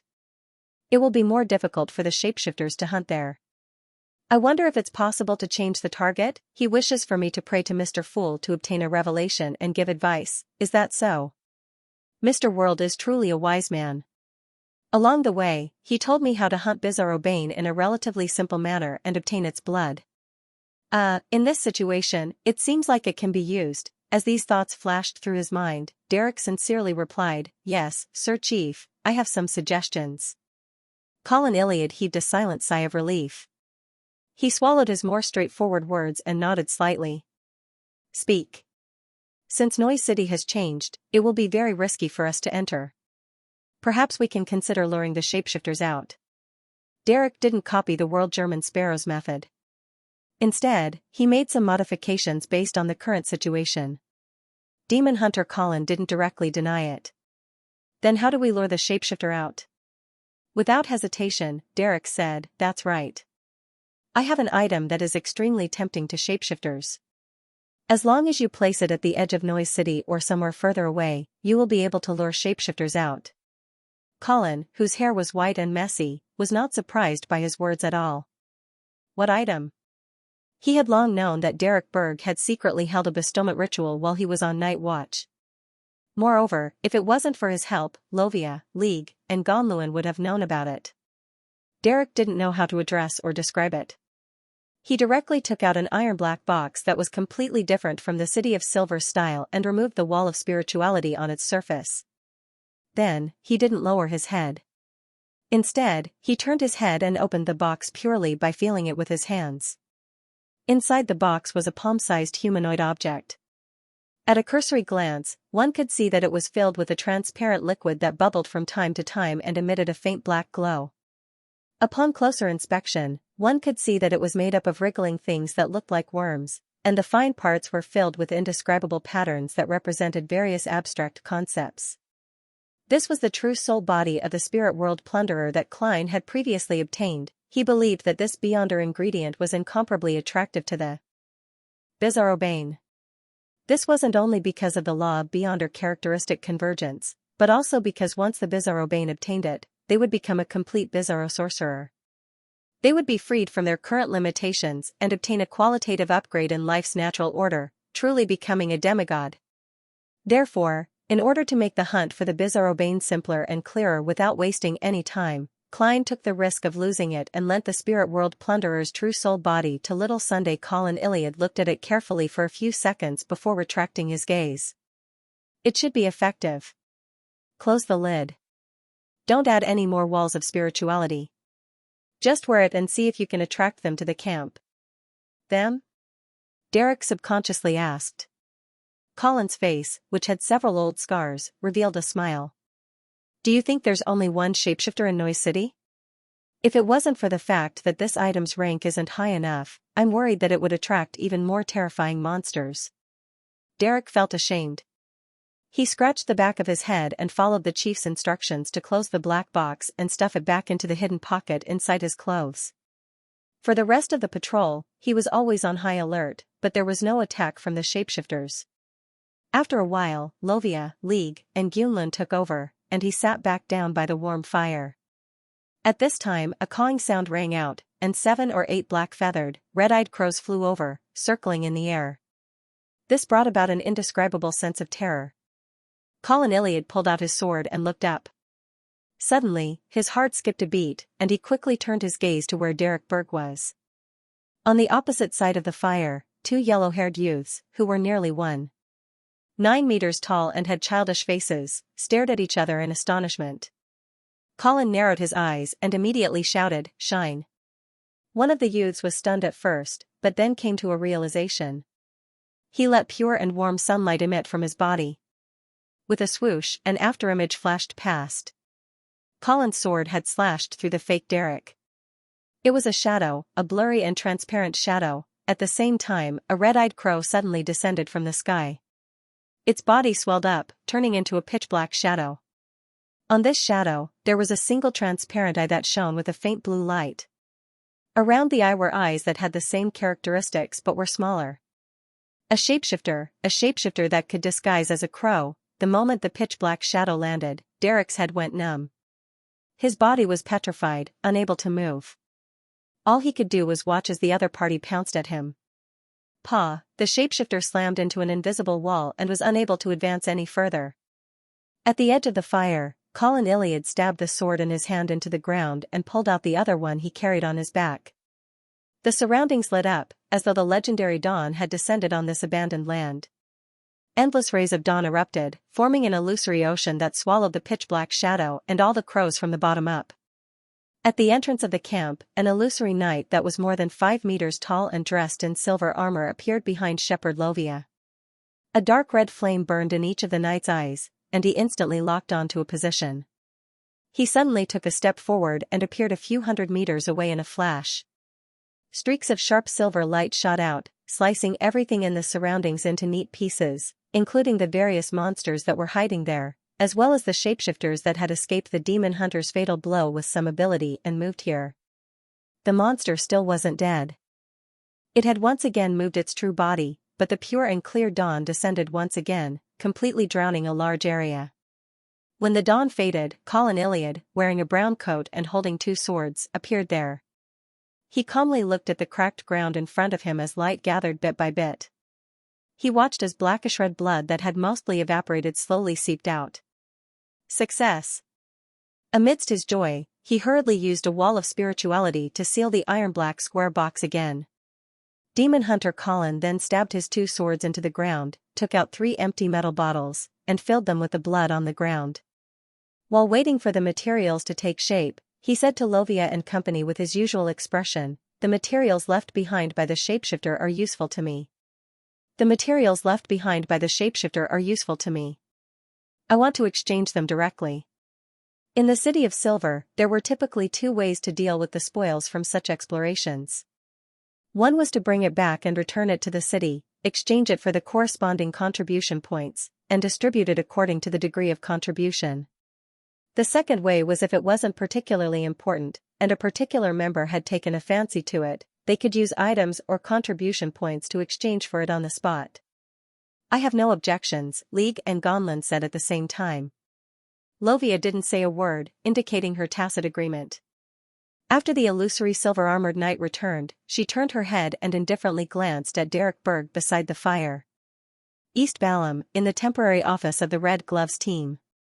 Sostal looked around and said to all the team members, Her Excellency Goddesses, I wants us to investigate the sale of Hunter Pathway Beyonder ingredients locally and in the surrounding cities, as well as the disappearance or death of the corresponding Beyonders. She agrees with Daly's guess, and from the death of the Inta spy, she suspects that it's an evil spirit from the Hunter Pathway. Of course, we can't ignore other anomalies. After all, it's just a possibility. Also, there's one more thing. We only need to gather information. We don't need to worry about anything else. There's no need to investigate too deeply. This is an order from Her Excellency Goddesses I. Do you remember? Got it. Cindy and the others replied. Sostal looked at Leonard and Daly before withdrawing his gaze and saying in a deep voice, Move out. After leaving the local Nighthawk stronghold disguised as a private detective agency, Leonard looked at Daly Simone, who had volunteered to team up with him. Where do we start? Do you have any suggestions? Daly, who was dressed in a bewitching beauty and had a mature bearing, pulled up the hood of her spirit medium black robe and glanced at Leonard Mitchell. This is the time to show a gentleman's opinion and style. Leonard looked at the red glove on his left hand and deliberated before saying, We'll begin according to Captain Sostal's arrangements. Let's begin according to Captain Soast's arrangements. We might be able to find some clues, but it might not be useful. I suspect that Her Excellency, Goddesses I, knows this as well. She's just giving us something to do to confuse and sanguine. Why do you say that? Daly wasn't joking. Her expression was serious for once. Leonard looked around as his voice subconsciously deepened. According to what I know, 0-08 has the characteristic of if you know it, it will know you. Although we don't know its true name and powers, and we're only using a codename we gave ourselves, we shouldn't be affected and be on the periphery of its attention. However, as a Red Gloves team that is investigating the charismatic order, and as a Red Gloves team that has discussed the problem of ensanguine many times, I believe that our situation has already been grasped by 0-08. This way, ensanguine will know that his condition isn't right and has been exposed. From there, he will consciously create a coincidence and take evasive measures. Daly recalled the information regarding ensanguine and nodded. Sostal also raised this problem in the beginning, but he didn't explain it as clearly as you did. He was still at the stage of deducing the possible factors from the failure. Therefore, Her Excellency, Goddesses I, has gotten us to investigate the situation of the Hunter Pathway Beyonders and ingredients in the surrounding area, pretending that the matter hasn't been confirmed. At the same time, she's already preparing to use the corresponding items to set up a trap, waiting for ensanguine to appear when the evil spirit has the upper hand. Leonard turned around and said as he walked, That's probably the case.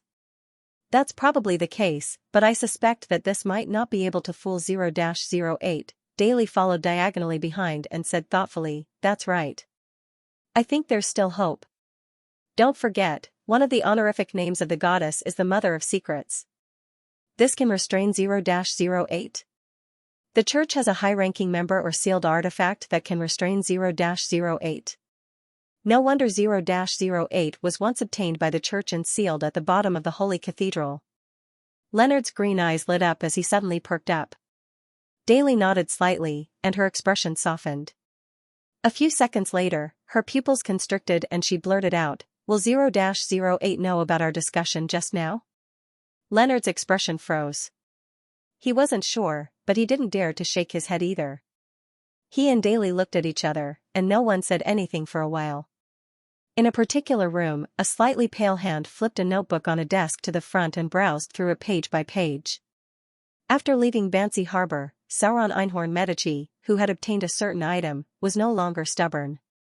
He no longer instinctively concocted schemes. After repeated tug-of-war and conflict, ensanguine reached a preliminary reconciliation with him. They even decided to cooperate to a certain extent so as to fulfill their respective wishes. To an evil spirit of the Red Priest pathway, such a promise isn't guaranteed to be effective, but ensanguine had no other choice. From his point of view, there were many coincidences in this series of events, but in essence, it was inevitable. At the very least, Sauron Einhorn Medici's ability to construct a story was several times better than his. After confirming that his destination was the southern continent's East Balam, Xianxia took a boat to the Berserk Sea. Every time, he would enter the Intis colonized island and irrationally provoke the official factions, hunting beyonders of the Hunter pathway. Then, before danger arrived, he would regain his lucidity in time, hide his traces, and flee far away. This seems to be a coincidence, but the problem is that it's the same coincidence every time. Isn't it too much of a coincidence? From a logical and rational point of view, too many coincidences imply the existence of a certain factor or pattern. The reason Xianxia was able to do it was because he had written the words above. With the power of the pen of Al-Zahad, he naturally allowed himself to switch between the two states of being possessed by an evil spirit and being himself. What a sinister fellow. This doesn't only refer to Xianxia, but it also refers to Sauron Einhorn Medici. They were clearly in harmony, but they pretended to be in conflict with each other, as though they were relying on external forces to achieve some sort of balance. Xianxia purchased additional Beyonder ingredients from the Bard and Warrior pathway. This is very reasonable, because he wanted to hide the traces of the evil spirit using him to gather various items from the Hunter pathway. He didn't want others to discover that all of this was done with his tacit consent. He didn't attempt to resist. In addition, the Bard and Warrior pathways have the ability to resist the evil spirit of the dead. As long as a smart person carefully thought about it, they would undoubtedly discover this point. From there, it would confirm their judgment of Xianxia being possessed by an evil spirit. After numerous provocations, the Iron and Blood Cross Order's Tony Twain finally locked onto Xianxia and began his pursuit. During this process, this war bishop, who aspires to become a conqueror, didn't hide his abilities at all. Especially when a storm happened to stop his pursuit, he made a grand entrance in front of a boat full of ordinary people and caught the person impersonating Xianxia. This is a bit of a coincidence, but it's not surprising. This is because the philosophy of the Iron and Blood Cross Order is that Beyonders appear and are above ordinary people. As for Tony Twain, he's arrogant and always uses his abilities to shatter the doubts of others. He has great confidence, so there's nothing wrong with his performance. Similarly, he was overly confident, so much so that he neglected the possibility that Xianxia was also on that boat. This doesn't match his hunting instincts, but in this world, everyone makes mistakes. When Xianxia disembarked at Midway Island, he sensed the gazes from the first-class cabin, but he didn't mind it. This was the effect he wanted to achieve. It was the best development to have someone among the passengers who happened to know him. Yes, it just so happened. It wasn't too early, nor was it too late. Before the Sostal Red Gloves team took action, Xianxia met with Palenque Tasabu of the Hand of White from the Charismatic Order's Artificial Death faction, hoping to obtain their help in exorcising the evil spirit, scribbled marks. The development of the matter is a little strange. The Sostal Red Gloves team's Daily Simone and Leonard Mitchell didn't have enough clues to deduce anything, but they seem to have come to a conclusion. It was a letter sent by Rionette Tinker. What's the problem? Xianxia was rather puzzled about this. From his point of view, unless they could directly capture Palenque Tasabu or other key members of the Charismatic Order, no one would be able to come to a conclusion so quickly. This made his preparations a little hasty, but fortunately, this outcome was what he wanted. The Red Gloves team led by Sostal discovered Xianxia's abnormality from the telegrams sent back from various places.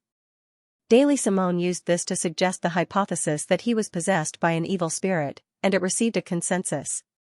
She claimed that it was a reasonable guess, but in fact, she already had some understanding from Leonard Mitchell, who had a parasite. And the information on Leonard Mitchell came from a letter sent by Rionette Tinker. Who could the sender be?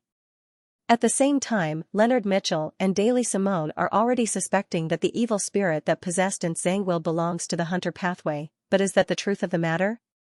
Will everything develop as Daily Simone, Leonard Mitchell, and the Sostal Red Gloves team had expected?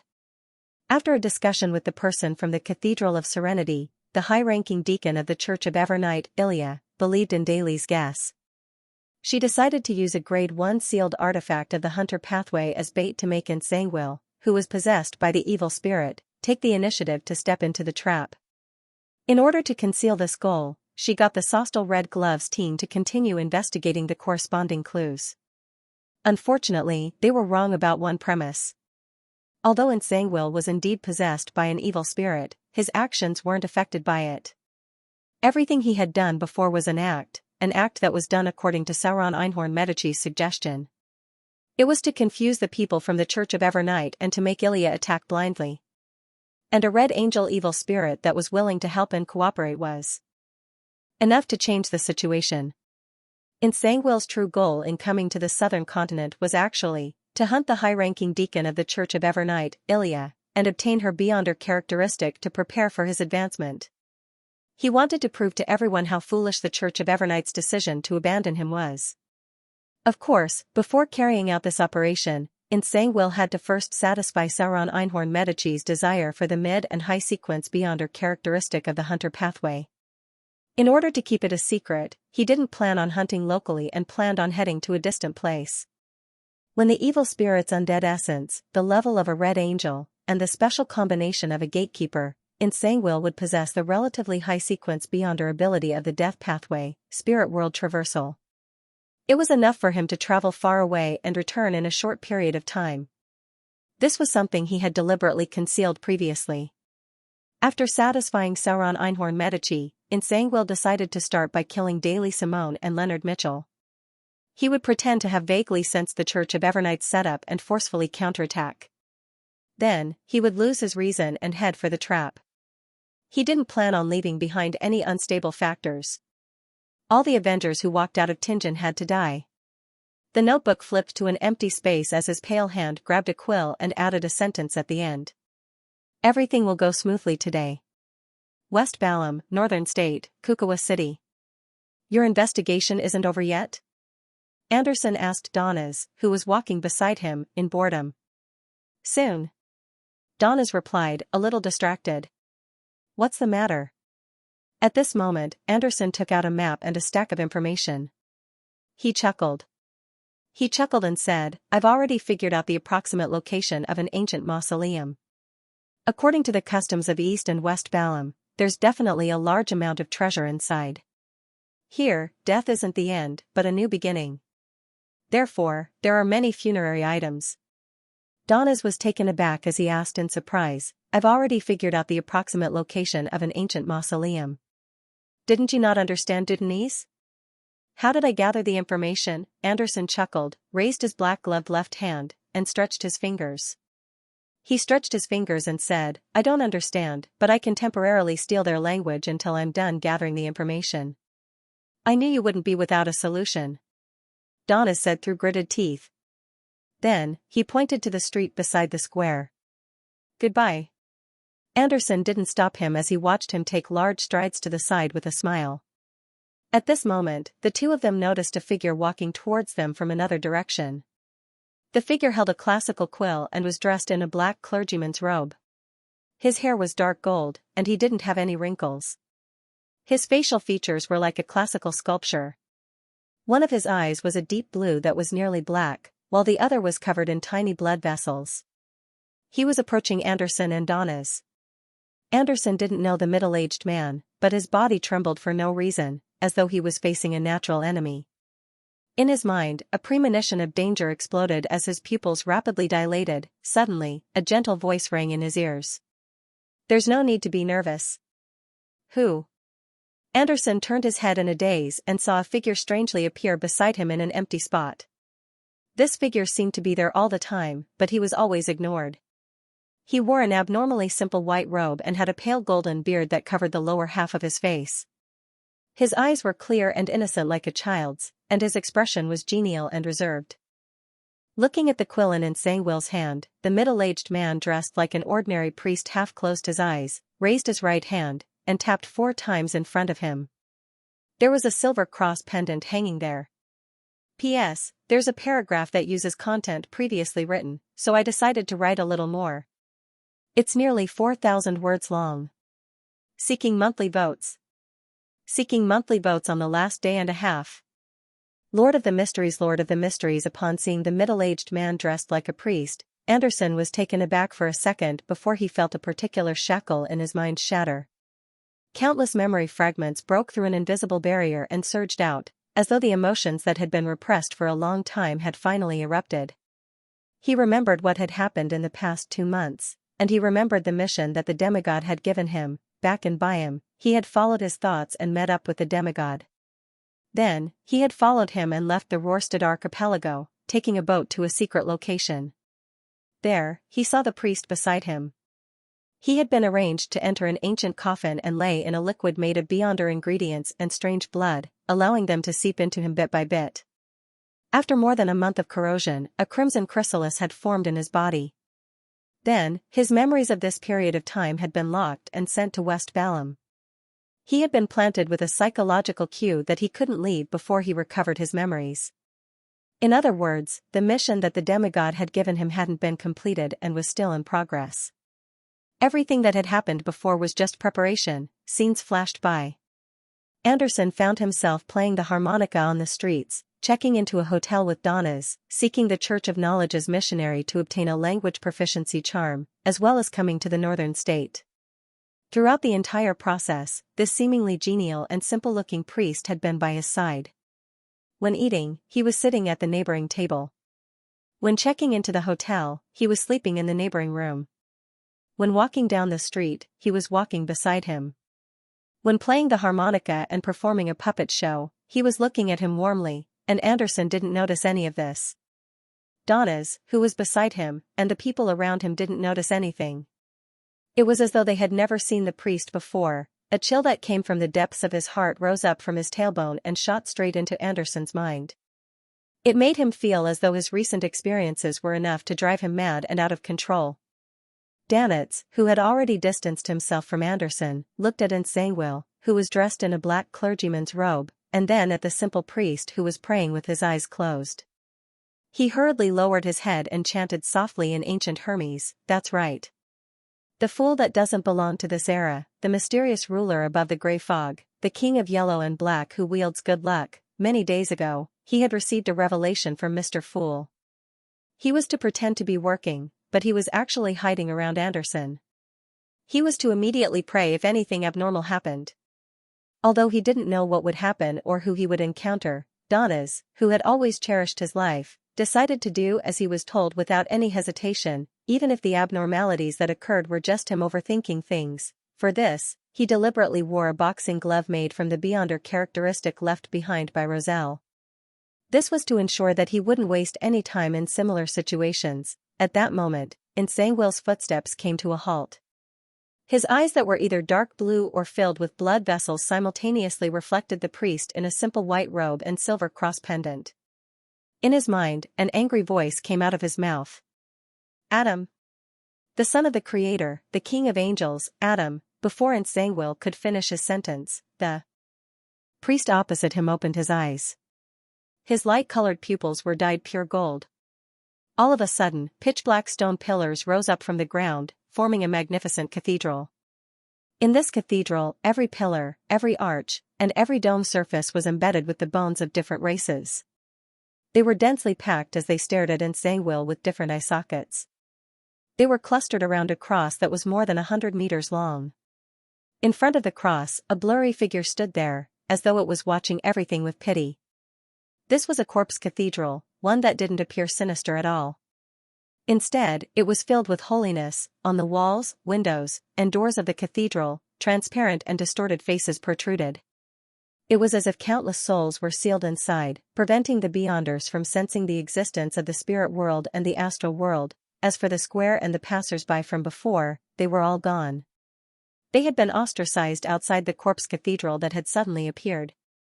The classical quill in Nsangwil's hand had already flown up as it rapidly wrote on his black clergyman robe, Anderson Hood is a friend of the German sparrow and has received the attention of Ouroboros. Due to certain unknown factors, it's logical for Ouroboros to descend here at this point in time. Just as the quill wrote the exclamation mark, beams of light shone in from the stained glass windows high above the corpse cathedral, transforming into pure illusory wings. Beneath the wings, a figure with long silver hair appeared in a half-kneeling praying posture. Following that, he straightened his body. He was dressed in a simple linen robe. He had a beautiful face and gentle facial features. He was none other than the King of Angels, tail devourer Ouroboros. Ouroboros's indifferent eyes momentarily lost focus as they reflected the genial priest's image. In his pupils, his feet, and the layers of wings of light on his back, transcendent and mysterious wheels appeared, converging into an illusory flowing river that connected its head and tail like a snake.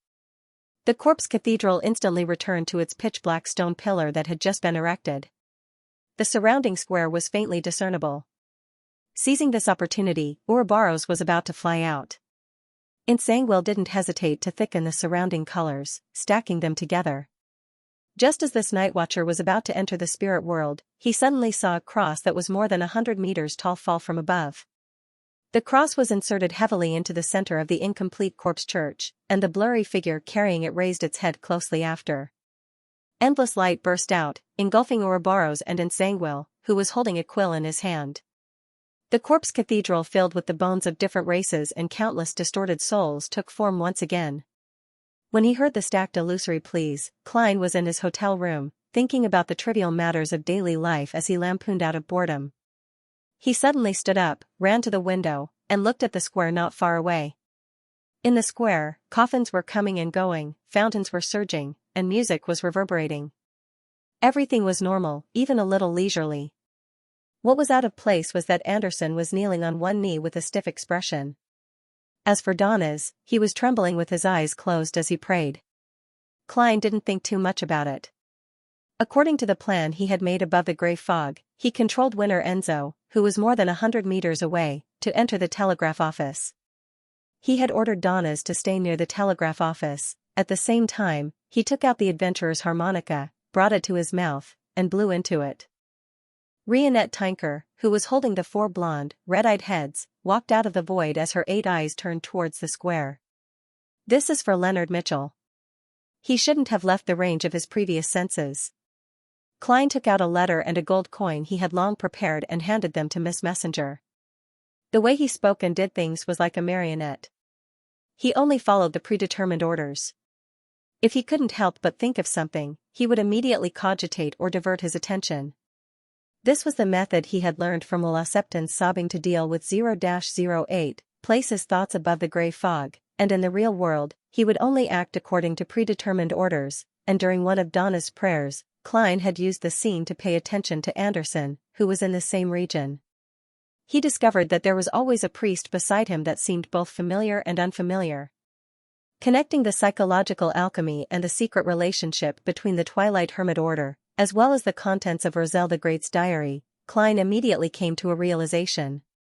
He became certain of what he needed to do next. The master of the Twilight Hermit Order, the son of the creator, angel of imagination Adam, was trying to obtain 0-08. This also meant that there was a high chance that Xianxia would come with Anderson as his target. Then, Klein revised his plan above the gray fog and pretended not to notice anything as he continued being a reality marionette.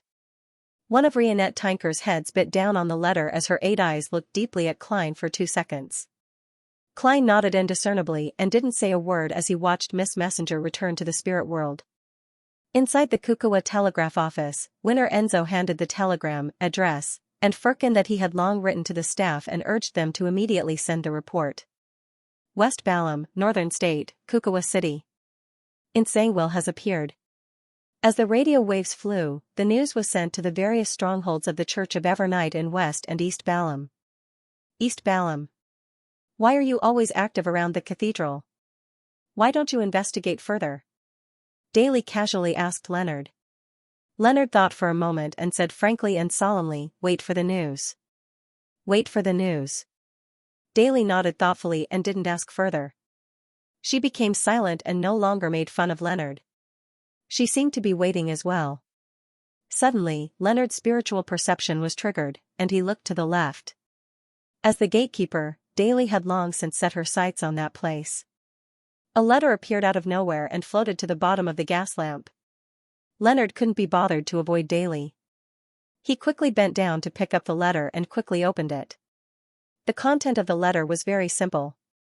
There was only one line of words: West Balam, Northern State, Kukua City, Revival Square. Coordinates. Leonard's expression turned solemn. He turned to Daly and said, "Madam, please help me cover my tracks." As he spoke, the glove on his left hand turned transparent. His right hand reached into his pocket and held the fate siphon charm. Daly was silent for a second and said very seriously, "Bring me along. Back then, you at least fought, but I didn't have the time to do anything." Leonard's expression changed as his mouth turned slightly agape.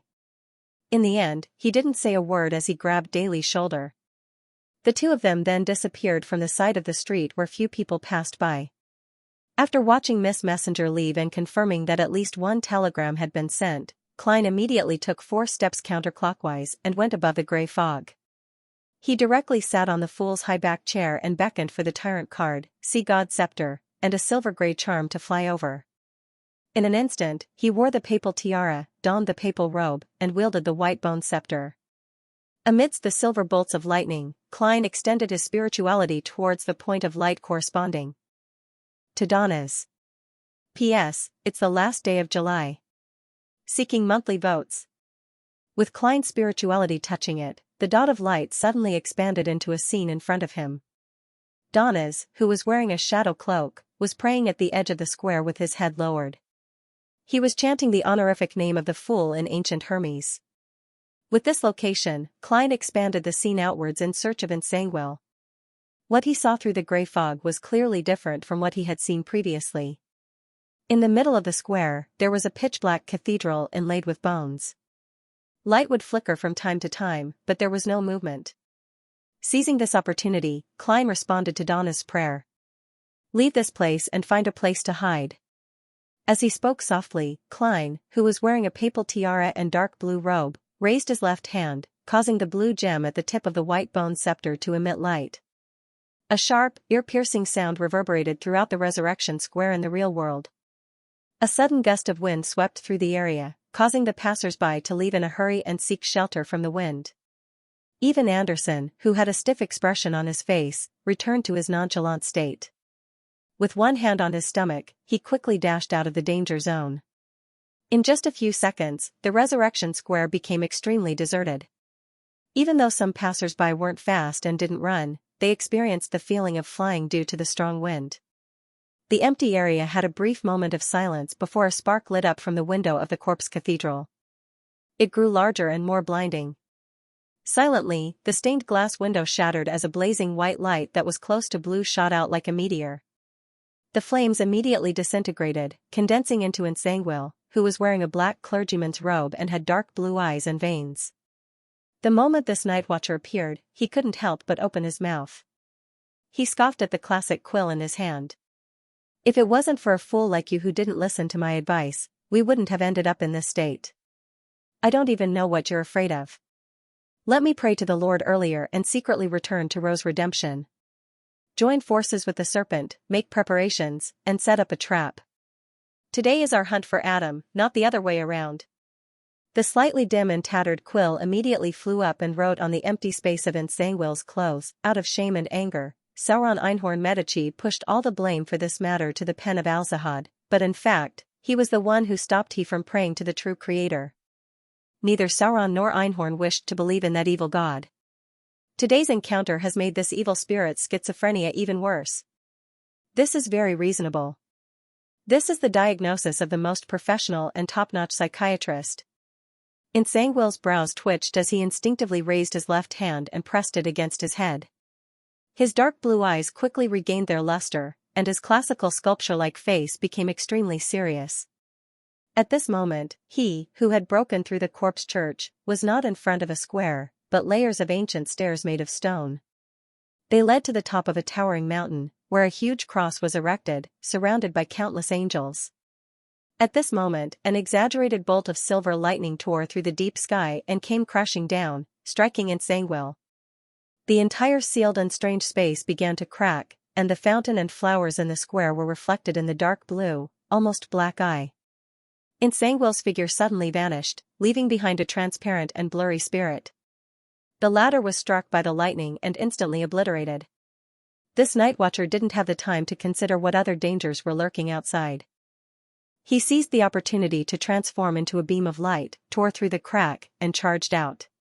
To him, no matter what was lying in ambush ahead, it wasn't more terrifying or difficult to deal with than the son of the Creator, King of Angels Adam, seeing the flames on the square light up, escaping the restraints of the illusory world and returning to Xianxia, whose hair was dark gold and palms were pale, Klein raised his head slightly and subconsciously sat up straight. Countless scenes flashed through his mind.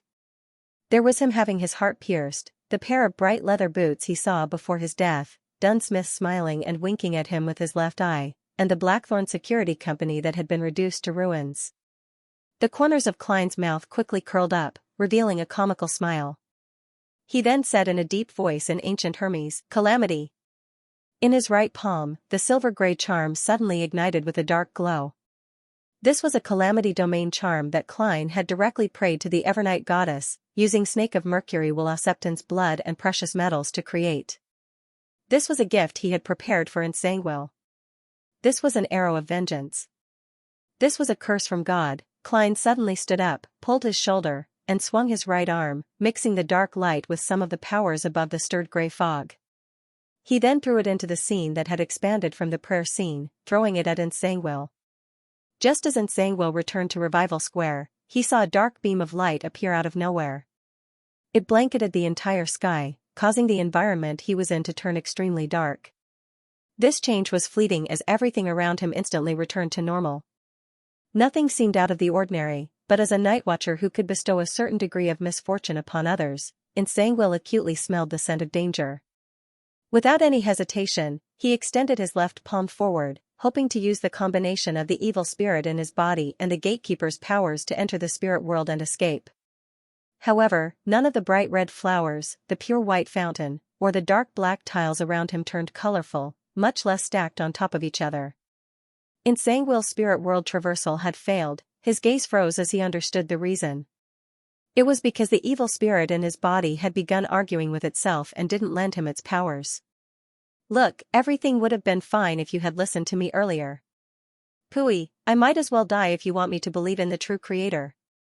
What's the point of listening to you? Weren't you just like us back then, being made into a potion by a Lista tutor? So you aren't nervous at all? Didn't you notice that the curse had a clear deity aura?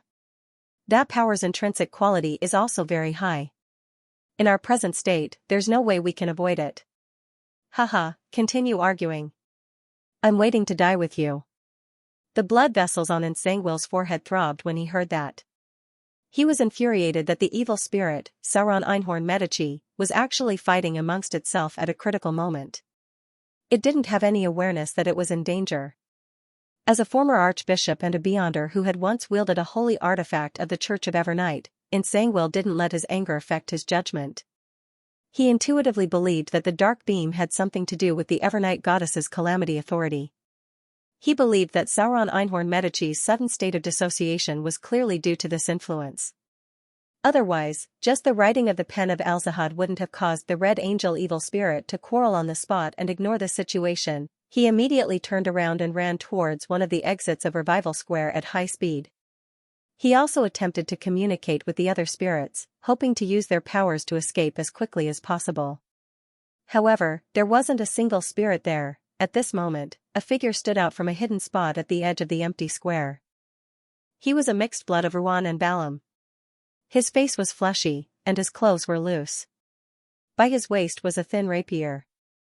This was Admiral Hel Ludwell. This was a marionette that usually didn't have any thoughts. After throwing out the Curse of God charm, Klein had already followed his plan and returned to the real world to use his two marionettes. As he got Winner Enzo to find a nearby corner, he took out the items he had prepared and set up a bestowment ritual. At the same time, he controlled Ludwell to walk out of his hiding spot and face Xianxia. This Admiral Hel, who was no longer recognizable, raised his right hand, allowing his arm, forearm, and fingers to rapidly turn incorporeal, expanding and extending as he grabbed at his target. This was the ability he had obtained from the underworld creature in him to extract the spirit bodies of others remotely. Ludwell's palm rapidly turned pale white as a figure floated up uncontrollably above Xianxia's head. However, Xianxia was once a gatekeeper. Immediately, a mysterious and illusory bronze door formed in his eyes, pulling back the spirit body that was about to emerge.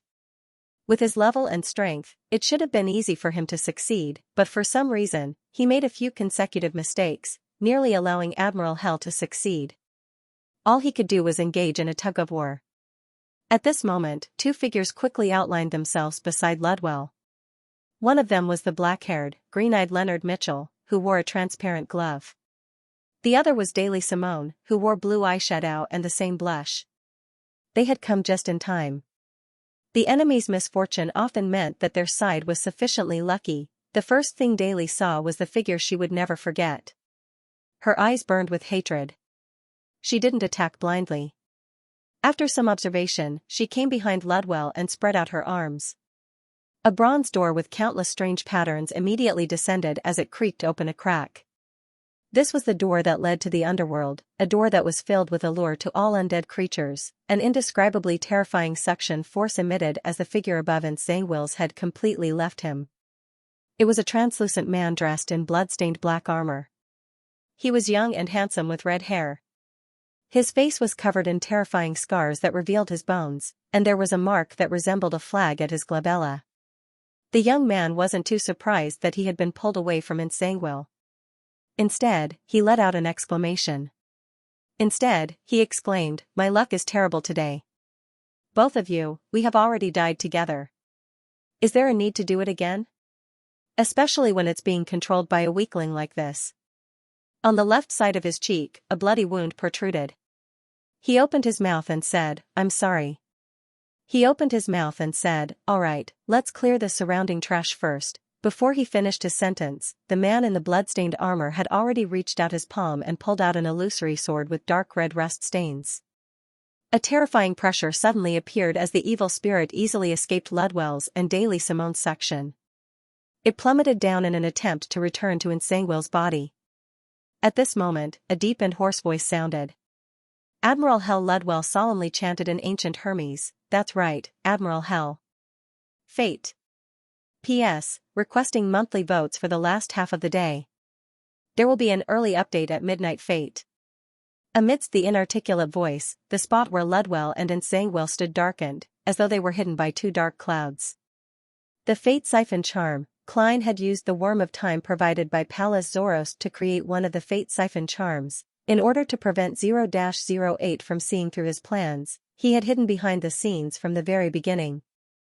Not only had he lent creeping hunger to Leonard Mitchell, but he had also handed the Fate Siphon Charm to his marionette. Hence, the person who had been tragically possessed by the evil spirit changed from Xianxia to Ludwell. Sauron Einhorn Medici, who was dressed in blood-stained black armor, instantly appeared above Admiral Hell's head.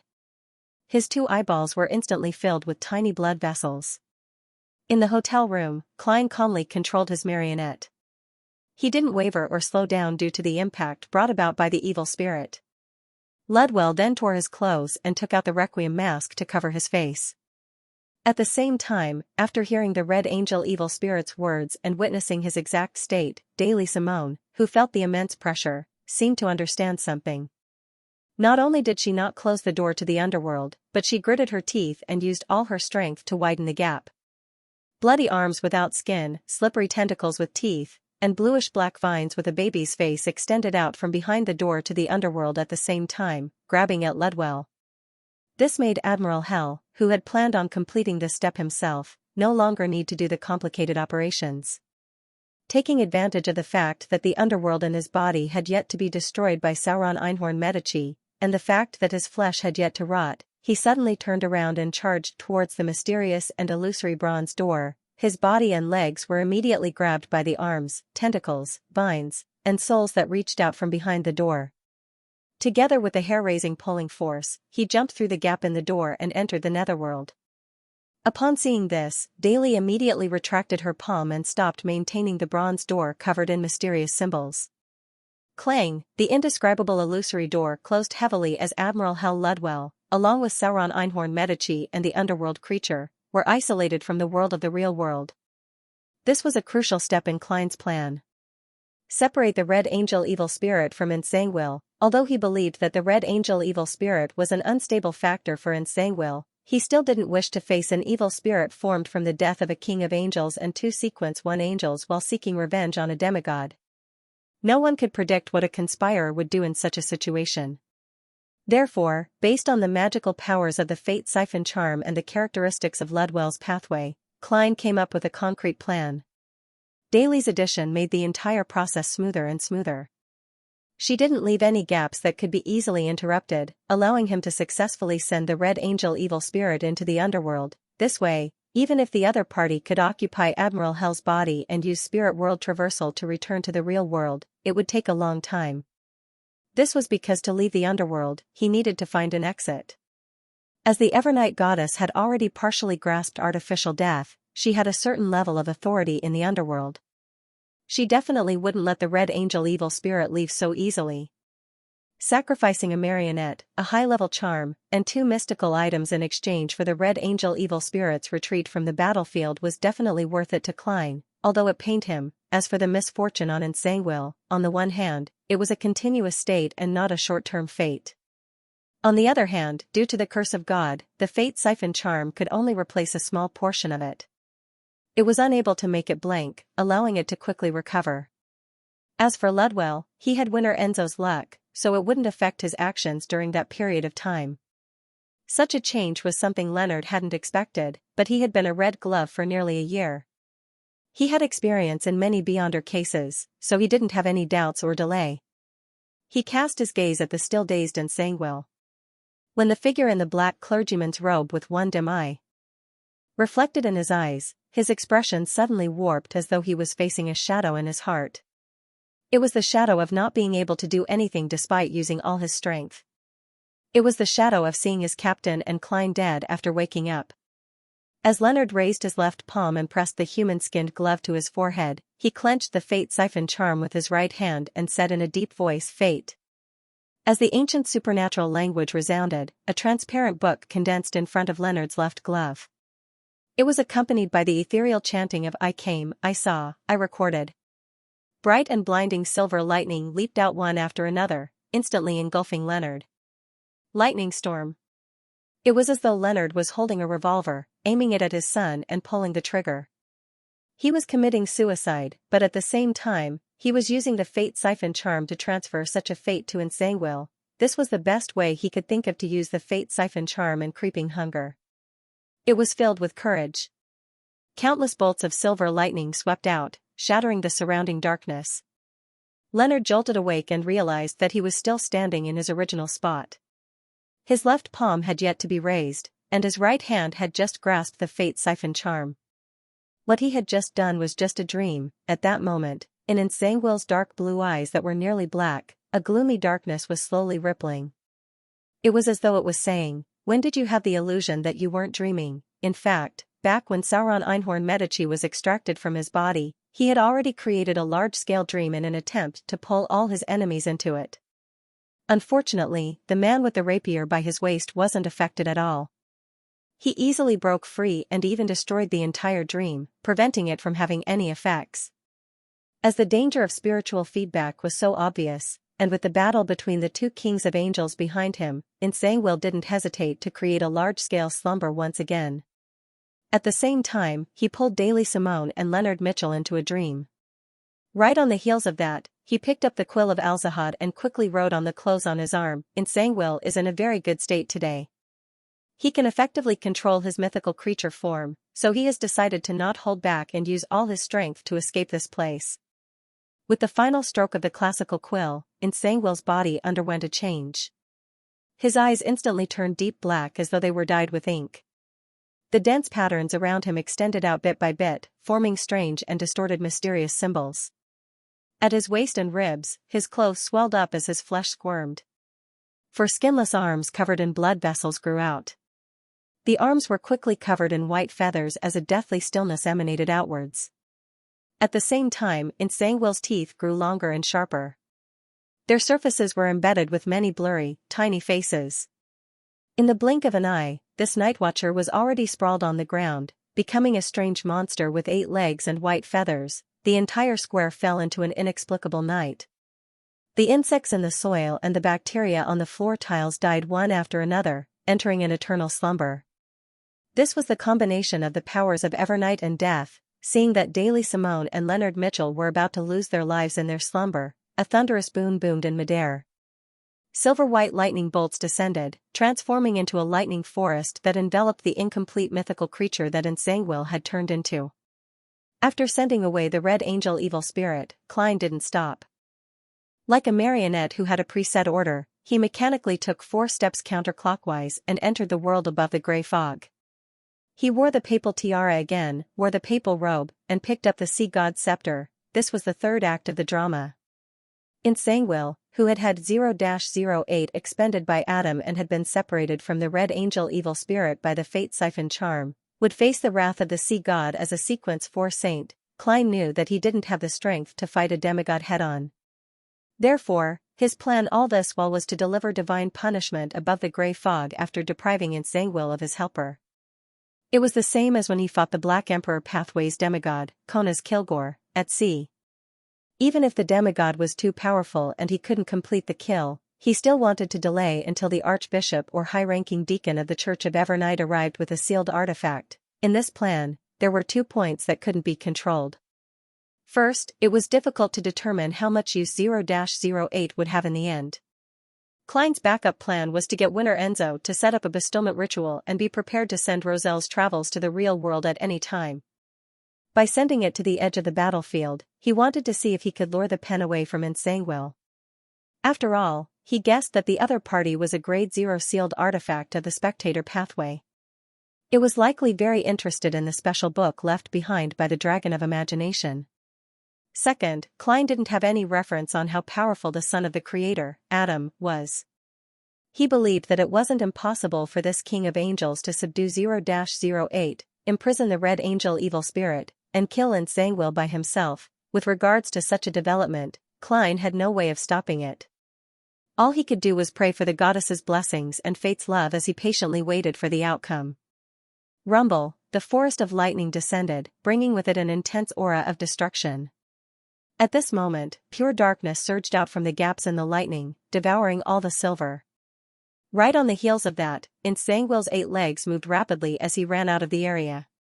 He couldn't find a target to attack, nor was he able to lock on to the enemy who had used lightning storm.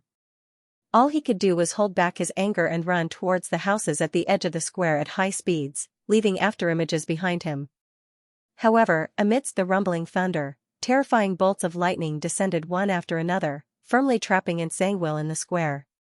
Daly and Leonard had already woken up from their dreams, but the light from the lightning affected their vision. They could only see that Xianxia seemed to have turned into a monster, but they couldn't see the details clearly. Form of a mythical creature. With a solid foundation in mysticism, the duo quickly came to a realization. They hurriedly closed their eyes and retreated to a spot where they could hide. Seeing that he couldn't escape the lightning strike for a moment, Xianxia immediately retracted one of his legs. He held the quill 0-08 and wrote on his body as he ran, "An unknown existence has been attracted by the battle and is very sympathetic towards Xianxia's predicament. It has decided to help him and take him away from the spirit world. P.S. I won't write the month-end summary. I'll write it together after this one is done. I'll update in advance. Requesting for a guaranteed monthly ticket for August." The second update is at 12:30 p.m., Divine Sovereign of the Nine Heavens. The revival square, which was covered in charred and cracks, suddenly turned dark. There was a seemingly corporeal gloominess and coldness that even the blinding silver lightning couldn't dispel. Daily Simone acutely sensed that an unknown creature was traversing the spirit world and approaching the area. She had an ominous feeling, as though she could already see Xianxia easily escaping with the help of this unexpected turn of events. His whereabouts were unknown. Her body couldn't help but turn cold, as though she had returned to the time when she had just become a beyonder. Back then, due to an accident, the 19-year-old her had lost her family and mistakenly consumed a potion. She became a corpse collector and was placed into the Nighthawks team. The effects of the potion and the trauma of losing her family made her begin to like the cold. She couldn't help but approach corpses, often loitering in cemeteries and sleeping in front of graves. This made her appear strange. She was instinctively rejected by others, causing her body temperature to drop. Even her soul seemed to slowly freeze and turn ice cold. She was afraid of such a feeling, but she still wished that she was a living person. Therefore, she instinctively used the men's coveting of her looks and body to get one boyfriend after another. She wanted to rely on the warmth of her body to resist the coldness of her soul. In such a blurry and depraved life, she met that man. He was a man who always listened to her gently, a man who stayed by her side and steadily helped her. He was a man who would feel embarrassed when faced with jokes that involved sexual relations. He was a man who sincerely tolerated all the flaws of his teammates. He was a man who would be at a loss again and again when she teased him. He liked to hide his pain and sadness in his heart, causing his hairline to recede. When in danger, he was definitely the first man to stand forward and shield his teammates behind him. She had changed. She began to like wearing old-fashioned makeup and no longer approached other men. All she did was joke a little to deliberately show that she hadn't changed. However, she still didn't have the time to witness the man's proficiency in the acting method, his digestion of the potion, and his advancement to sequence 6. She didn't have the time to see him extend his hand to invite her for an opening dance. She didn't have the time to participate in the final battle of his life. She didn't have the time to tell him her inner feelings. I missed it the last time and didn't have the time to do anything. Today, I don't want it to happen again. Daly's expression turned sorrowful as the corners of her mouth curled up. It was gentle and sweet. With her eyes tightly closed, she suddenly pulled out a small metal bottle from her hidden pocket, threw away the stopper, and gulped down the liquid inside. Her blue eyeshadow and blush became brighter, and even her skin became a little more transparent. Her coiled hair fell apart in an instant, and her hood was pushed away, fluttering in all directions. A spirit that roams the void, a fearsome upper realm creature, an unpredictable visitor. Daly quickly chanted in ancient Hermes. I sign a contract with you in my name. I beg you to leave this place. Behind the 8-legged, white-feathered ensanguil, a figure outlined itself. It was a blood-colored piece of flesh with countless eyes on it. It had arms of different races inserted into it. It wanted to grab Ensanguil's body and drag him into the spirit world when it suddenly stopped and cast its gaze at Daly Simone. On the surface of Daly's skin, pitch-black snake-like scales protruded. In the gaps between the scales, white fur grew out one after another. Her knees buckled as she knelt down in pain, but she maintained her mediumship posture. The quill on Ensanguil's body began to write on its own. An unknown existence has descended upon Revival Square and is about to take Ensanguil away. No, it's attracted to Daly Simone. Its sense of beauty is actually biased towards humans. It has given up on Ensanguil. It has decided to listen to Daly Simone's suggestion and leave this place. It's truly unexpected that when it comes to mediumship, a demigod like Ensanguil would actually lose to a sequence 5 Daly Simone. Although this lady consumed the flower of the spirit and paid a huge price, there's no chance of her winning against Ensanguil, who is barely using the quill of Alzahad. Ensanguil is just too unlucky to encounter something that has almost zero probability. Amidst the lightning strike, a blood-red glow lit up in Ensanguil's pitch-black eyes that were surrounded by mysterious symbols before calming down. His hand that held the quill once again wrote on the surface of his body, "Another unknown existence has been attracted and is nearby in an attempt to enter the real world." At this point, the quill suddenly paused and continued writing, "It's here, it's here. She is Rionette Tinker. No, Rionette Tinker is chasing away all the creatures in the surrounding spirit world." She glanced at Ensanguil before retracting her gaze. She left the area and continued wandering the vicinity. Ensanguil is too unlucky, too unlucky. Ensanguil's high-speed moving body suddenly paused as though he had suffered a huge blow. Boom, a thick bolt of silver lightning struck down, heavily striking the 8-legged monster, causing Ensanguil to leap forward as he let out an inhuman scream. In his pitch-black eyes, a blood-red glow spread out like an explosion, turning into 2 bloodthirsty, cruel, and crazy blobs of light. Ensanguil can no longer control his emotions and maintain a good state. He has lost most of his rationality. The more the slightly damaged quill wrote, the dimmer it became before it gradually came to a stop. Amidst the goosebumps that gave one goosebumps, endless darkness spread out, pulling Daly Simone and Leonard Mitchell into a dream at the same time. However, the thunder and lightning that followed jolted the sleepers awake. Ensanguil took a step back with his 8 legs, leaving an afterimage on the spot as he rushed towards Daly Simone, who was in a half-out-of-control state. He wanted to brutally tear apart the Nighthawk who had foiled his escape. Boom! Boom! Exaggerated bolts of lightning descended, stopping his actions. Boom! Boom, 8 strange legs covered in white feathers and scorched black marks moved continuously. The half-sprawled Xianxia circled the square, dodging the lightning strikes as he searched for an opportunity to kill Leonard and Daly. Gradually, he, who still had a certain level of rationality, discovered a problem. The frequency of the lightning strikes was slowing down, the person who created the lightning strikes seemed to be reaching his limits, and his spirituality was about to be completely expended. Xianxia's heart stirred as a cruel smile appeared on his face. As he ran at high speed, he said in ancient Faesac in a deep voice, "All of you will die." He seemed to have forgotten to escape. "All of you will die." Leonard Mitchell heard this, but there was nothing he could do. This was because he didn't dare to open his eyes. He was unable to determine Xianxia's location or use his spirituality to lock onto him. At that moment, he felt as though he had returned to Tianjin City, back to the Blackthorn Security Company, back to the day of his intense battle with Megos. He had returned to that weak and powerless self who couldn't do anything to stop anything. Back then, he had clearly wanted to help the captain and Klein. He had overcome his fear, and he had Old Man's support, but because his sequence was too low and he wasn't strong enough, he was quickly knocked unconscious. He was unable to participate in the subsequent battle and could only see 2 corpses when he woke up. All he could do was face the pain of his family to resolve the self-blame in his heart. The leisurely life in Tianjin City, the feeling of being the protagonist of a play without having to bear any responsibility, made Leonard reminisce. But the more he reminisced, the more he hated himself for not working harder earlier. In front of his tightly shut eyes, there was a flash of light. Leonard clenched his fists tightly as he hurriedly shouted, "Old man! Old man!" This time, there was no voice resounding in his mind. Without anyone providing him with assistance, Pallas Zoroast remained asleep. Leonard's breathing turned heavy, and his head couldn't help but move left and right with the flashes of light. Then, he shouted in a slightly hoarse voice, clearly flustered. "Old man! Old man! Old man!" His voice gradually became softer and disappeared into the thunder. Leonard's head drooped bit by bit as his face was once again filled with self-blame and pain.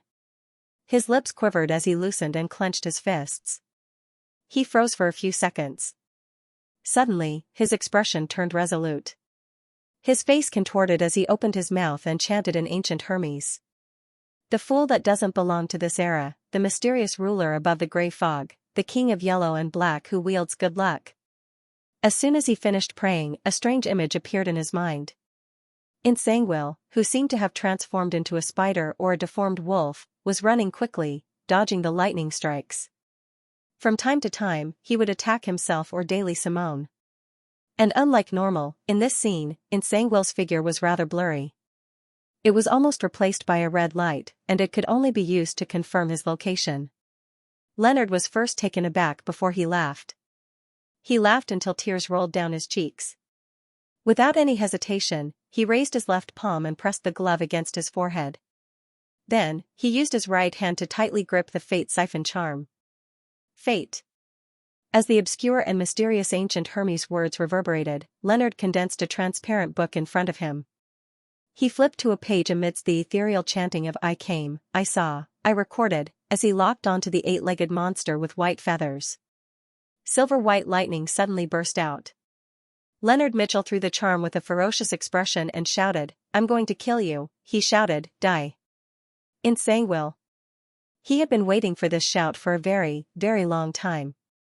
He had rehearsed it countless times in his mind. P.S. Update first.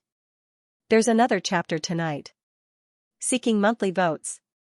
The moment the fate siphon charm left Leonard Mitchell's hand, it vanished in midair. It was unknown where it went, causing the spot where he and Xianxia stood to turn dim.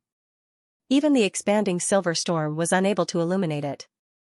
At that moment, Leonard felt his body go numb, as though lightning was leaping across it, producing a slight pain that felt like needles. It felt as though his body would be completely carbonized at any moment. But following that, he wasn't assaulted by an unbearable pain. It was as though nothing had happened. No, something had happened. A bolt of lightning with bared fangs cleaved down in front of him, shattering the ground and charring the soil. At the same time that Leonard Mitchell used the fate siphon charm, Klein had taken the initiative to divert his lightning strike away from Xianxia. Ah! A shrill scream sounded as the thick darkness around Xianxia failed to offset the storm formed by the interweaving silver bolts of lightning. He allowed his body to be swept into it. He had inherited the fate of Leonard Mitchell being engulfed by the lightning storm. Boom! A low rumble of thunder suddenly exploded, and the forest of lightning quickly dissipated. However, the previous lightning storm had yet to completely end. Streaks of silver-white lightning fell from the sky one after another, setting off a new huge wave. Boom! Boom! Boom! Thunder God's angry roars came one after another as the reduced lightning frequency returned to normal. Furthermore, there was no gap in between. As such, even though there were layers of darkness surging out from Xianxia's spot, they were unable to completely obliterate the silver. After several storms, the blinding light finally dimmed as tiny bolts of lightning scattered weakly in every direction. Xianxia was still standing there without collapsing. However, his head, which had pitch-black eyes, blood-red blobs of light, and mysterious symbols, had cracked open one crack after another. The flesh in the cracks was charred black as grayish-white liquid seeped out bit by bit. His ribs and the 4 legs around his waist were completely charred as well. They were curled up, as though they would fall off at the slightest touch. On them, not only were the white feathers nowhere to be seen, even the blood vessels that were wrapped around the surface had been charred to smithereens. They scattered to the ground at the same height as his body. But even so, Xianxia didn't die. A creature that had obtained godhood had a vitality that ordinary people couldn't imagine. The blood-red light in his eyes became more and more intense, and the violent and crazy aura could no longer be weakened. His heart was filled with remorse and the urge to vent. He hated himself for only focusing on escaping in the beginning and not killing the enemies present. At that time, if he had used his powers without any qualms and unreservedly displayed the horror of a demigod, he would definitely have been able to kill Daly Simone and Leonard Mitchell in a lightning strike. He wouldn't have been reduced to such a sorry state by 2 mid-sequence beyonders. Damn it, damn it! Xianxia roared and threw away the dim 0-08 quill. With his remaining 4 legs, he lunged at Leonard Mitchell. Just as Leonard was about to move, his body suddenly felt cold. It was as if he had been entangled by strands of thin hair from the darkness, from the dream, and he could no longer move. Boom! A bolt of lightning struck Xianxia, but all he did was sway a little, causing a few pieces of charred flesh to fall off. He didn't stop his attack, and he even revealed a cruel smile. After this strike, he was extremely certain that the person hiding behind the scenes controlling the lightning was already close to the limit. He could no longer use his demigod-level powers. As for Leonard, who was entangled by the invisible hair, his thoughts quickly calmed down. It was as if he didn't want to resist and fell into a deep sleep in the night. Unable to move, he clenched his teeth and temporarily recovered some of his thoughts. He made the transparent book in front of him produce an ethereal chant once again. I came, I saw, I recorded. The howling of the wind reverberated as a terrifying tornado whistled towards Xianxia, who had just pounced at him. It tore apart the illusory black hair, allowing Leonard to regain his freedom of movement. Whoosh! Xianxia was thrown up and smashed heavily to the ground. His body was covered in deep lacerations as pale white blood flowed out. Despite losing another front leg, he didn't die. He stood up again, his gaze locked onto the Evernight poet, who hadn't opened his eyes. Without any warning, Leonard slipped and fell to the ground. He wanted to get up, but he was unable to maintain his balance. Even creating a strong wind to sweep himself up failed miserably. Damn it! Back in Tingen City, I should have killed you while you were unconscious. Xianxia cursed through gritted teeth. That woman is about to die, and so are you. As he cursed, he limped towards Leonard, as though he had lost the ability to move at high speed. His expression was abnormally ferocious. Your captain is so annoying, so is your teammate, and so are you. After I kill you, I'll leave this place and return to Tingen to dig up their graves. Amidst his curses, darkness with the aura of death surged out of Xianxia's body and enveloped the nearby Leonard Mitchell. Leonard felt the bad luck wrapping around him, but he was helpless. He didn't even dare to open his eyes. Bang! With a gunshot, a pale gold bullet shot into the darkness filled with the strong aura of death, bringing with it blazing sunlight that neutralized the abnormality. Pa! Tarot cards flew over and stuck themselves in different spots on the ground. One of them was in front of Leonard, and it immediately burst into scarlet flames. Amidst the flames, a figure wearing a half-top hat and a black formal suit walked out with a long-barreled revolver. He had black hair and brown eyes, and his facial features were rather deep. He gave off a very scholarly vibe. He was none other than Klein Moretti. Unable to wield the sea god scepter, he had already decisively returned to the real world. He had come forward with death knell. It's really you. You're still alive. Let's die together. Insangwill's speed instantly recovered as he circled around Klein in a bid to forcefully drag him into a dream. He had actually been pretending just now, however, Klein wasn't affected at all. He showed no signs of entering a deep slumber as he raised his right hand and pulled the trigger as though he had a premonition. Bang! Insangwill was thrown to the ground by the powerful impact as the wounds on his head widened. That shot just now was for Ma'am Daly, Klein said in a deep voice as he snapped his fingers. With the help of the surging flames, he flashed to the other side of Insangwill. Insangwill's eyes protruded out as he moved at high speed, allowing the bad luck to spread out in a bid to affect his opponent. However, it was useless. This shot was for Leonard. All the tarot cards were ignited at the same time like fireworks in full bloom. Klein flashed behind Insangwill, pulled back the hammer, and pulled the trigger purely based on his intuition. Bang! Insangwill's left leg spewed out a blob of pale blood as it snapped right in the middle. His running came to an abrupt halt as he nearly lost his balance. With the help of the burning tarot cards, Klein continuously made flaming jump to prevent himself from being affected by the black strands of hair. This shot was for Megos. This shot was for the Keeper. This shot was for the destroyed Blackthorn Security Company. This shot was for all the Nighthawks. This shot was for myself. Amidst the bangs, Klein repeatedly pulled the trigger, firing silver demon-hunting bullets that broke Insangwill's other leg and opened up his forehead. His roars became softer and softer as he gradually fell to the ground. Finally, Klein flashed in front of Insangwill and pressed death knell against his face. At this moment, mysterious patterns appeared on Insangwill's head that was about to split open, creating an intense impact. He still had the ability to resist. He was waiting for his opponent to approach so that he could use his mythical creature form to turn this situation around. However, Klein's brown eyes didn't reflect anything as he stared at him. He pressed death knell even harder and pulled the trigger. Bang! Insangwill's head exploded like a smashed watermelon.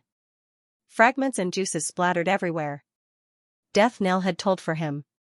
Klein raised his left hand and rubbed away his two eyes, pushing the real eyes that were hidden beneath them back to their original positions. His brown eyes turned hazy as the corners of his mouth curled up bit by bit. He said to the already dead Insangwill in a deep voice, this shot was for Captain.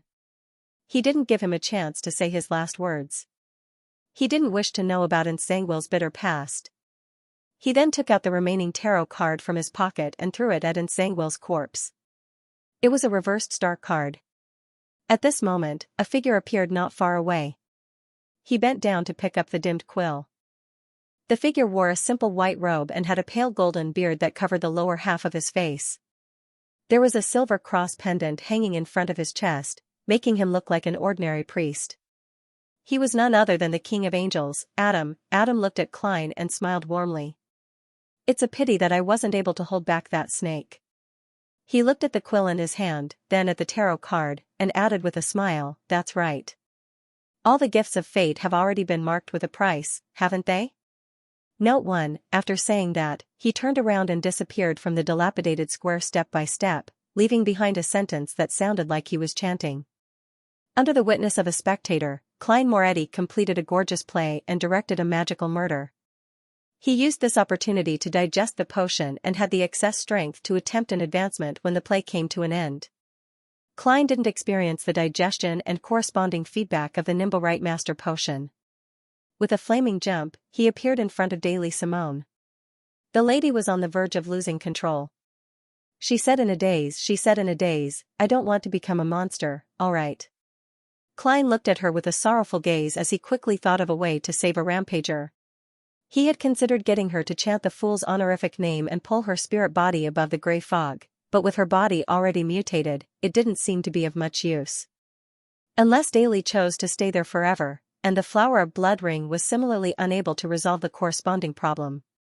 Daly smiled with great difficulty as she resisted the white fur and pitch-black scales that constantly emerged from her body.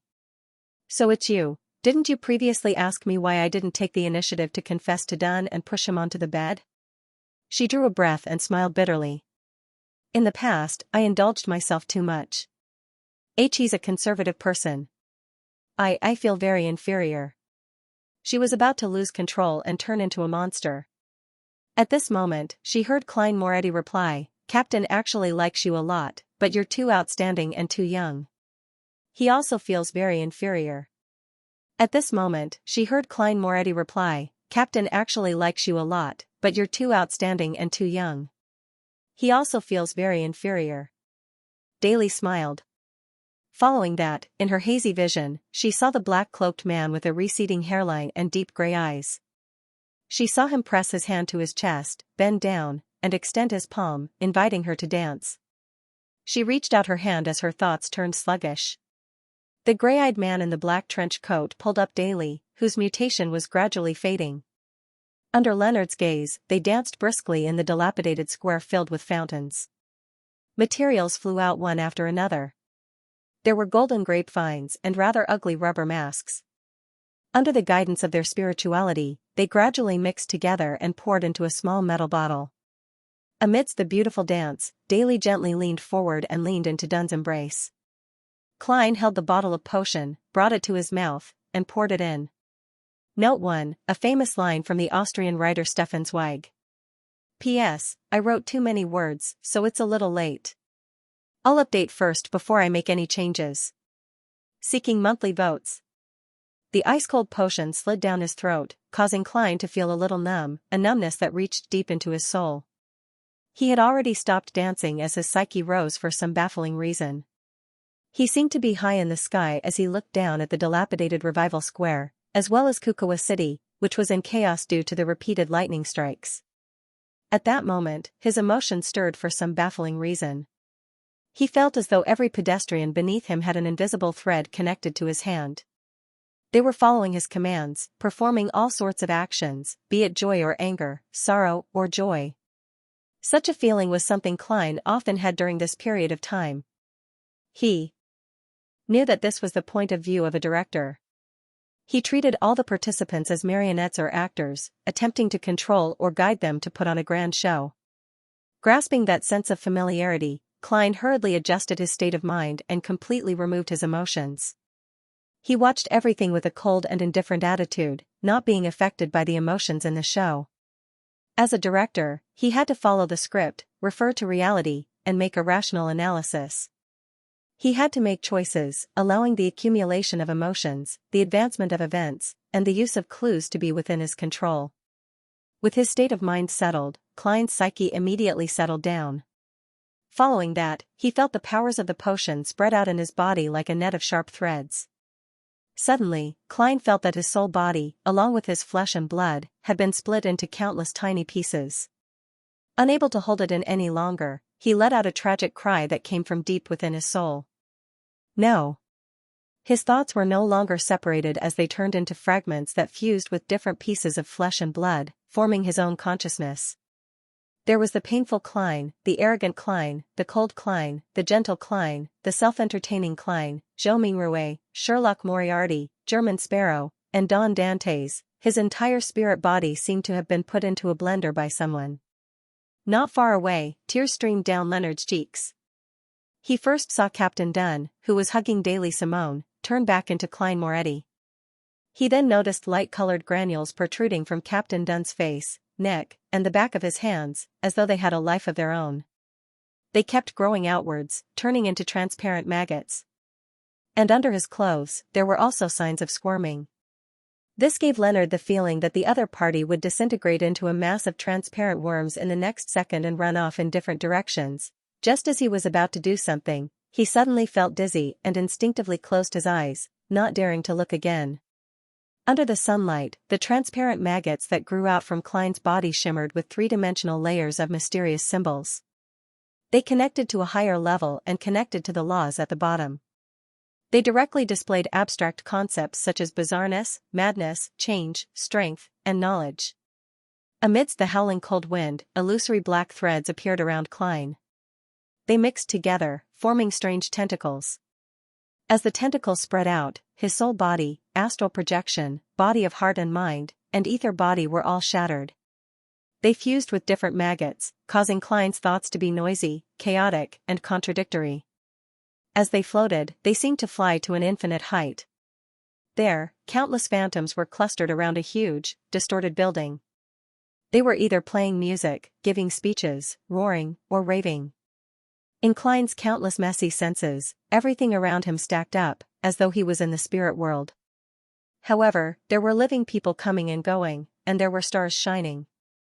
At this moment, the same memories appeared in his mind one after another, vivid memories. It was the shocking scene of King of Angels Adam closing his eyes and praying. It was the scene of him pressing death knell against Nsangwil and shooting him in the head. It was the scene of him revealing a clown's smile and saying in a deep voice, "This shot is Captain's." It was the scene of spectator Adam using his clear and innocent eyes to watch the ending scene of the play. It was the scene of him transforming into Dun Smith and inviting Daily Simone to dance the closing dance. They were so vivid, especially the gaze of a spectator. It was as though there was substantial feedback and attraction, allowing Klein to gradually regain his sense of self. Who am I? This question was answered by Klein back when he was a faceless. Without further thought, he quickly figured out his identity. A person from Earth who had been reshaped by Klein's memory fragments, a person who had been deeply affected by his experiences as a Nighthawk, a person who played it safe and was afraid of danger, but he was willing to give up everything, a guardian, a pitiful wretch. The strange senses that didn't originate from his soul body or body of heart and mind were extracted bit by bit from the fragmented fragments, condensing into Klein's new thoughts. Cold, calm, spectator, and overlooking thoughts, he could see the world's true thoughts from more angles and aspects. He understood that this might be godhood, so he didn't resist it. Using this opportunity, he used the black threads to connect the spirit-body fragments, slowly turning them back into a whole. Only then did he understand the purpose of the advancement ritual. This was a brand, as well as an anchor point. Compared to other pathways, a bizarro sorcerer with a split mind needed an anchor point much earlier. However, this didn't require the support of faith. On the contrary, faith was too complex and chaotic, with too many personal emotions. It was very easy to wipe away the humanity of a Sequence 5 Beyonder in the split state of the ritual, leaving behind only godhood. A gorgeous and profound play with the attention of many spectators was enough to become an anchor point, although there were very few spectators. As the pinnacle existence of the spectator pathway, Adam alone could match up to thousands of ordinary spectators. He could even imagine an entire theater of spectators to create an effect. All sorts of knowledge surged out from the depths of the demigod spirit body, sweeping through Klein's mind, giving him an indescribable impact. His head felt like it was about to explode. However, he, who already had divinity and had many experiences, got through this stage relatively easily with the attitude of looking down on the bystanders. The transparent maggots on his face, hands, neck, and under his clothes retracted back into his body. He turned back into the black-haired, brown-eyed Klein Moretti. Looking at Daily Simone, who was gradually turning cold in his arms, Klein carried the lady and walked to Leonard Mitchell. He solemnly bent down and placed her on the ground. At that moment, Daly no longer had her pitch-black scales and pure white fur. She had returned to her original appearance. Her eyes were gently closed as the corners of her mouth curled up slightly. It was as though she was having the deepest and sweetest dream. Klein stood up and looked at Leonard, who had opened his eyes again. He said in a deep voice, "She has returned to the goddess's kingdom, just like Captain." He had just used marionettes to stop and reverse Daly's mutation, allowing her to pass away like a human before removing his control. Yes. Leonard tried to force a smile, but he couldn't help but tear up. Klein nodded gently. To her, this might not be a bad outcome. She has returned to the embrace of the deity she believes in as a human. And Captain and the others are there. As he spoke, he subconsciously and sincerely raised his right hand and tapped his chest 4 times in a clockwise fashion. Leonard instinctively drew the crimson moon, but he was taken aback as his expression turned odd. Klein looked around and said, "That's right. Bring Ma Daly back to East Balam and say that she died from Insangwil's attack, and that she made an outstanding contribution to Insangwil's death. Don't worry, no one will investigate you. Of course, you can also take this opportunity to leave the red gloves." I'm used to being in the church," Leonard said after a moment of silence. Klein then took off his silk top hat and bowed in farewell. With the hat in hand, he turned to Insangwil's body and took a card from it. It depicted a chariot and a crimson priest. The face of the crimson priest was that of Roselle Gustav. Leonard's lips quivered and he suddenly said, You won't return to the church?" Klein didn't turn around. He put on his silk top hat and walked toward the other exit of the square. After taking a few steps, he paused and replied with his back facing Leonard. "I can't go back, I can't go back." Leonard watched in a daze as the familiar figure gradually disappeared into the distance. After a while, a few beyonders flew over from Revival Square. One of them was dressed in the robes of an ordinary clergyman of the Church of Evernight. She had a head of beautiful raven-black hair and an exquisite face. No one could tell her age because no one cared about it. They would only pay attention to her deep eyes that seemed to hide countless stars. This lady floated in midair and silently looked at the square. She saw that Insangwil's remains were almost unrecognizable. His shattered head was covered with a common tarot card.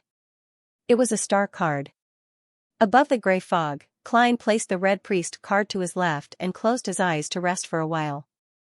He already had a basic understanding and grasp of the powers of a bizarro sorcerer. On the one hand, he could transform into an animal that wasn't too different in size. In his spirit body state, he could ignore this. He could transfer the wounds and illnesses of himself or others to a paper figurine, and he could obtain a distance of nearly 1,000 meters with flaming jump. The might of his air bullet had also been raised to the level of an artillery shell. On the other hand, he could complete initial control of his spirit body threads in 3 seconds and completely turn a target into a marionette in 15 seconds. The range of his control was 150 meters. At the same time, he could use the spirit body threads to allow his marionette to use all his beyonder powers. He could freely switch positions with his marionette within an effective range of 1,000 meters. Based on this and the maggots that he had separated from his mythical creature form, as well as the disguise he had on his spirit body threads, Klein could use a substitute at a higher level. This also meant that as long as any marionette was still alive, a bizarro sorcerer wouldn't die. The enemy would find it difficult to know if the person they killed was a bizarro sorcerer or his marionette. It was impossible to determine what was real and what was fake. After confirming his state and resting for a while, Klein immediately walked into the depths of the mysterious space above the gray fog and walked towards the staircase of light that seemed to lead to heaven. As he expected, there was another staircase. It was a staircase formed from condensed light. This time, Klein was certain that he could use the 6 staircases that seemed to belong to a giant to ascend the condensed gray cloud. 1 step, 2 steps, 3 steps. When he reached the end, he leaped up and stepped onto the cloud formed by the gray fog. What he saw was a resplendent door of light that was tainted with bluish-black colors. It was formed from countless layers of light spheres. Each sphere of light was a pile of twisted maggots that were huddled together. Some of them were transparent, while others were translucent. This was what Klein saw through Winter Enzo, but the actual object was extremely blurry, as though something was blocking his vision. In addition, above the door of light, there were thin black threads hanging down. Hanging from them were nearly transparent cocoons. These cocoons gently swayed as they wrapped around different souls. Some had black skin, some were Asian, and some were Caucasian. Some wore jeans, some held cell phones, some wore gorgeous clothes, and some had beautiful facial features. All of them exuded the aura of life, but their eyes were tightly shut. Klein's gaze froze as though he had returned to Earth and was walking on a street filled with people. Then, he noticed that 3 of the cocoons had already cracked open. There was nothing inside as they swayed in the wind. Looking up, Klein silently watched all of this in silence. End of Part 4. P.S. Update first before making changes. Seeking monthly votes. undying, a gift, or a curse. That was the main theme of the fourth book. In fact, it was reflected on many people, such as Aztec, Anderson, Leonard, and so on. And in the end, when Lilke saw the cocoons and the earthlings dressed in modern clothes, he saw that 3 of the cocoons had cracked open. I didn't think there was a need to point out the question of whether it was a gift or a curse.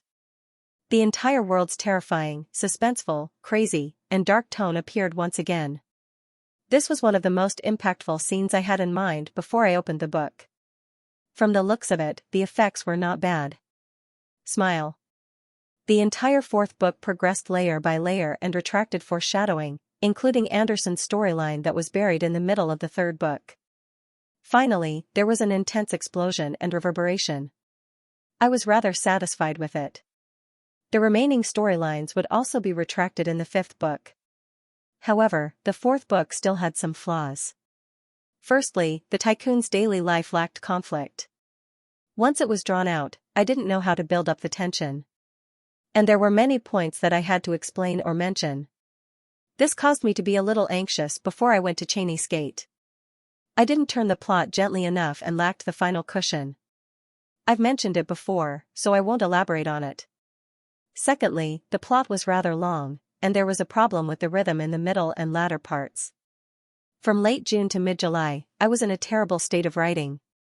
From the moment I obtained the formula from Klein to the end of Leonard's grave-digging, the tension in the entire plot declined from its peak. I attempted to make up for it, restructure it, and find new exciting points, but the effects weren't too good. As for the reason, I later figured it out. There was a lack of changes. To put it simply, leveling up had been dragged on for too long. From the middle of the third book to Marionettist, it had been 200 to 300 chapters in the fourth book. The aesthetic was beginning to tire, and the tension was beginning to decline. There was an urgent need for a fundamental change. That was why I adjusted my tempo and pushed everything that I could to the back of the story. Everything that I could describe was described from the side. I clearly aimed at leveling up and taking revenge. Judging from my feelings and my stats, the results were quite good. Of course, this also caused some problems. There were a few parts that were rushed, such as the Calderon City part. It needed to be smoother and more winding. Yep, for me, leveling up wasn't just something to feel good about, it was also something to look forward to, and it was also a tool to control the pace of life. The former was easy to understand. Even in the real world, leveling up was everywhere. Employees had their own paths of promotion, merchants and government officials had their paths as well. There was no such thing as not leveling up in reality, just that it wasn't too obvious. The last one was more complicated, so I simplified it to be the pursuit of change. Even the most ordinary books needed change and the stimulation of new things. A single level could bring about many changes, so it could be used to control the pace and weigh problems. He sped up the pace and arrived at the final part of the plot. For an author, the most important thing was to sort out their emotions and the emotions they wanted to express. They had to get rid of the harmful and unnecessary things and ensure that the progression, accumulation, and explosion of emotions would not be disturbed, interrupted, or diluted. Therefore, in the final part, I gave up on a sense of urgency. First of all, after pulling out the Atom storyline, unless I pulled in the Rose School, there would naturally be a lack of urgency. And if I did that, the scene would be too chaotic, making it impossible to properly focus my emotions on revenge and sadness. Secondly, Ku was the director of this scene. I had to make sure that everything was under control. If there were too many accidents and urgency, it would make it impossible to digest the leveling up smoothly. And if I split the revenge and leveling up into two, it would drag on. There would definitely be problems with the pace, and there wouldn't be any tension. Also, the existence of the Red Angel evil spirit in the beginning would make it impossible to pull up the sense of urgency. This could be considered a sacrifice in order to create a character. Yep, I would also insert Ince's memories. A well-developed character wouldn't actually help with the emotions, so I sacrificed that as well. Actually, it wasn't impossible to create a sense of urgency midway through. For example, I could bring forward Daly's death and make those emotions explode in the middle, creating a sense of urgency that Ince could kill everyone and escape. But if I did that, I wouldn't be able to ensure that the emotions were in place in the ending and the poignant ending. After weighing the pros and cons, I could only make such a choice. As for Daly, in my earliest character design, I placed her in the Evernight Goddess's pursuit of Death's authority. Later on, I gave up on this idea and made her an ordinary genius. Together with the captain, an ordinary mid-level Nighthawk, she would have a story that didn't seem like a main character's template. This would appear very unique and rare in the entire story's background and atmosphere. Ah yes, also, my choice of words might be a little irregular and strange. It's the same for the word order. I'm doing some experiments. I hope to convey the images in my mind and the emotions in my heart to you in the most vivid way possible. At this time, I won't consider whether I should use adjectives, verbs, or nouns. Instead, I'll consider which words or words can best express the crux of the image, making it more intuitive and direct. Many authors have similar problems. I remember that in many of Wenruyan's later books, some parts might seem like they're filled with nonsense, such as a bunch of knives surrounding a person's name, but in fact, they're trying to create a better image and better convey the feelings, breaking through the limitations of words. On this point, words are ultimately inferior to pictures. This is the summary of the fourth book. As for who the third or first transmigrator is, everyone can guess. Hee. Yep, as usual, I'll take a break after the first book ends to organize my thoughts. Although there are weekends, I'll only rest for 3 days. I'll resume updating next Tuesday at 12:30 p.m. The fifth book, Red Priest, everyone can read it now. Smile. Finally, I'll recommend 2 books. One is The Heavenly Dragon System. It's a very rare story, such as a bloody romance and In the Name of the People. It's quite innovative. The other is Speaking to the Sword, a new work by the veteran god, Emperor Lon. Finally, the fourth book ends. Seeking monthly votes Bakeland, East Borough, in a 2-bedroom apartment. A few policemen in black and white checkered uniforms followed the landlord in as they covered their mouths with their hands. There was a strong smell of blood inside. Officer, I'm not sure what happened either. Other tenants said that there was a lot of blood flowing here. They could smell it through the walls and the door. The landlord in the silk top hat looked around timidly, unwilling to stay in the room for another second. The black-haired, blue-eyed inspector waved his hand and said, "Wait at the door. Wait at the door. I still have something to ask you." As he spoke, he put on his white gloves and cast his gaze at the bedroom's wooden door. However, he wasn't in a hurry to enter. He slowly surveyed the area and took in the surroundings. There was a pile of coal, a cupboard that stored cutlery and ingredients, a small stove, a cleanly cleaned iron pot, a slightly greasy table, 2 round stools that had fallen to the ground, 2 slanted armchairs, a few glass bottles filled with unknown powder, and a stack of tarot cards that had been scattered. A mysticism enthusiast with an ordinary financial situation? The black-haired, blue-eyed inspector nodded slightly and made a judgment.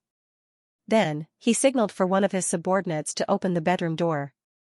With a creak, more of the smell of blood surged out. The policeman who opened the door looked in and let out a short scream as he took a few steps back. The inspector frowned slightly and pressed down on the retreating policeman's shoulder. He crossed the obstacle and approached the bedroom. His gaze swept the area as his expression immediately changed. In the bedroom, a man was lying on the wooden bed. His hands were tied to the railing above his head. He wasn't wearing any clothes, and his body was covered in thin and deep wounds. His blood had long drained, dyeing the bed sheets and the blanket beside him dark red. At a cursory glance, the deceased looked like he had been tightly bound by iron wires. They had torn through his skin and flesh and dug into his bones. Such a scene still had a powerful impact on the policeman who had seen many murder scenes. It also had a sense of ritual wickedness. Just as the inspector was about to say something, 2 people suddenly rushed into the room. One attempted to take pictures, and the other threw out a series of questions. Is it another murder case? Have there been many murders in East Borough recently? Officer, do you think it's a serial killer? The black-haired, blue-eyed inspector's frown deepened. He waved his hand and said, "Do not destroy the scene, or I will treat you as the criminal's accomplices." He then said to the police officer from before, "Callus, ask the 2 reporters to leave. Tell them to contact the press office of Civilage Yard if they have any questions." After the reporters were escorted out of the crime scene, the inspector let out a long sigh. It's going to be in the papers again. Damn it. In Queens, Earl Hall's luxurious villa. There's another murder case in the East District. The victim is suspected to have been abused before her death. Audrey, who had finished her dinner, casually flipped through the Bakeland Evening News in the living room. Hearing his daughter's whisper, Earl Hall shook his head and sighed. This isn't news in East Borough. Statistics show that there are people dying there every day. There's more than one. Audrey didn't pay much attention to the matter. After chatting with her father, mother, and brother for a while, she returned to her room with Susie. The man and dog had a tacit understanding. Without any verbal communication, the latter stood guard at the door as a guard. As for Audrey, she locked the door, sat by the bed, and silently recited Mr. Fool's honorific name. After waiting for a few seconds, a crimson light surged out in front of her, drowning everything. Audrey arrived above the grey fog and arrived at the magnificent and ancient palace. She then saw a small room to the side. The model door was slightly closed and hadn't been closed. It's much better than the ancient confessional from the last treatment. However, this doesn't match Mr. World's character. Has his mental state changed? Audrey entered the room in thought and closed the model door. She had previously performed a follow-up on the World's German Sparrow and concluded that he had recovered. To her surprise, she suddenly received a request for another round of treatment today. This made her a little surprised, but also a little curious. In the rather spacious and dark room, Audrey leaned against the wall where there was obviously someone behind her. She slowly lowered her body and sat on her knees. In the calm and tranquil atmosphere, she adjusted her state of mind and said briskly, "Good evening, Mr. World." Before he finished his sentence, Audrey's spiritual intuition had already sensed the situation on the surface of the other party's body of heart and mind. In layman's terms, emotions, or rather, mood. Gloomy, depressed, lost, depressed, uninterested in anything. Mr. World's problem this time is completely different from the last time. What did he encounter this time?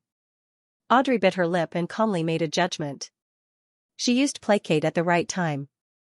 This was one of the most useful powers of a psychiatrist. In ancient times, it was called psychoanalysis. The dark clouds that had accumulated behind the wall dissipated significantly. German Sparrow finally said in a hoarse voice, "Good evening, Miss Justice."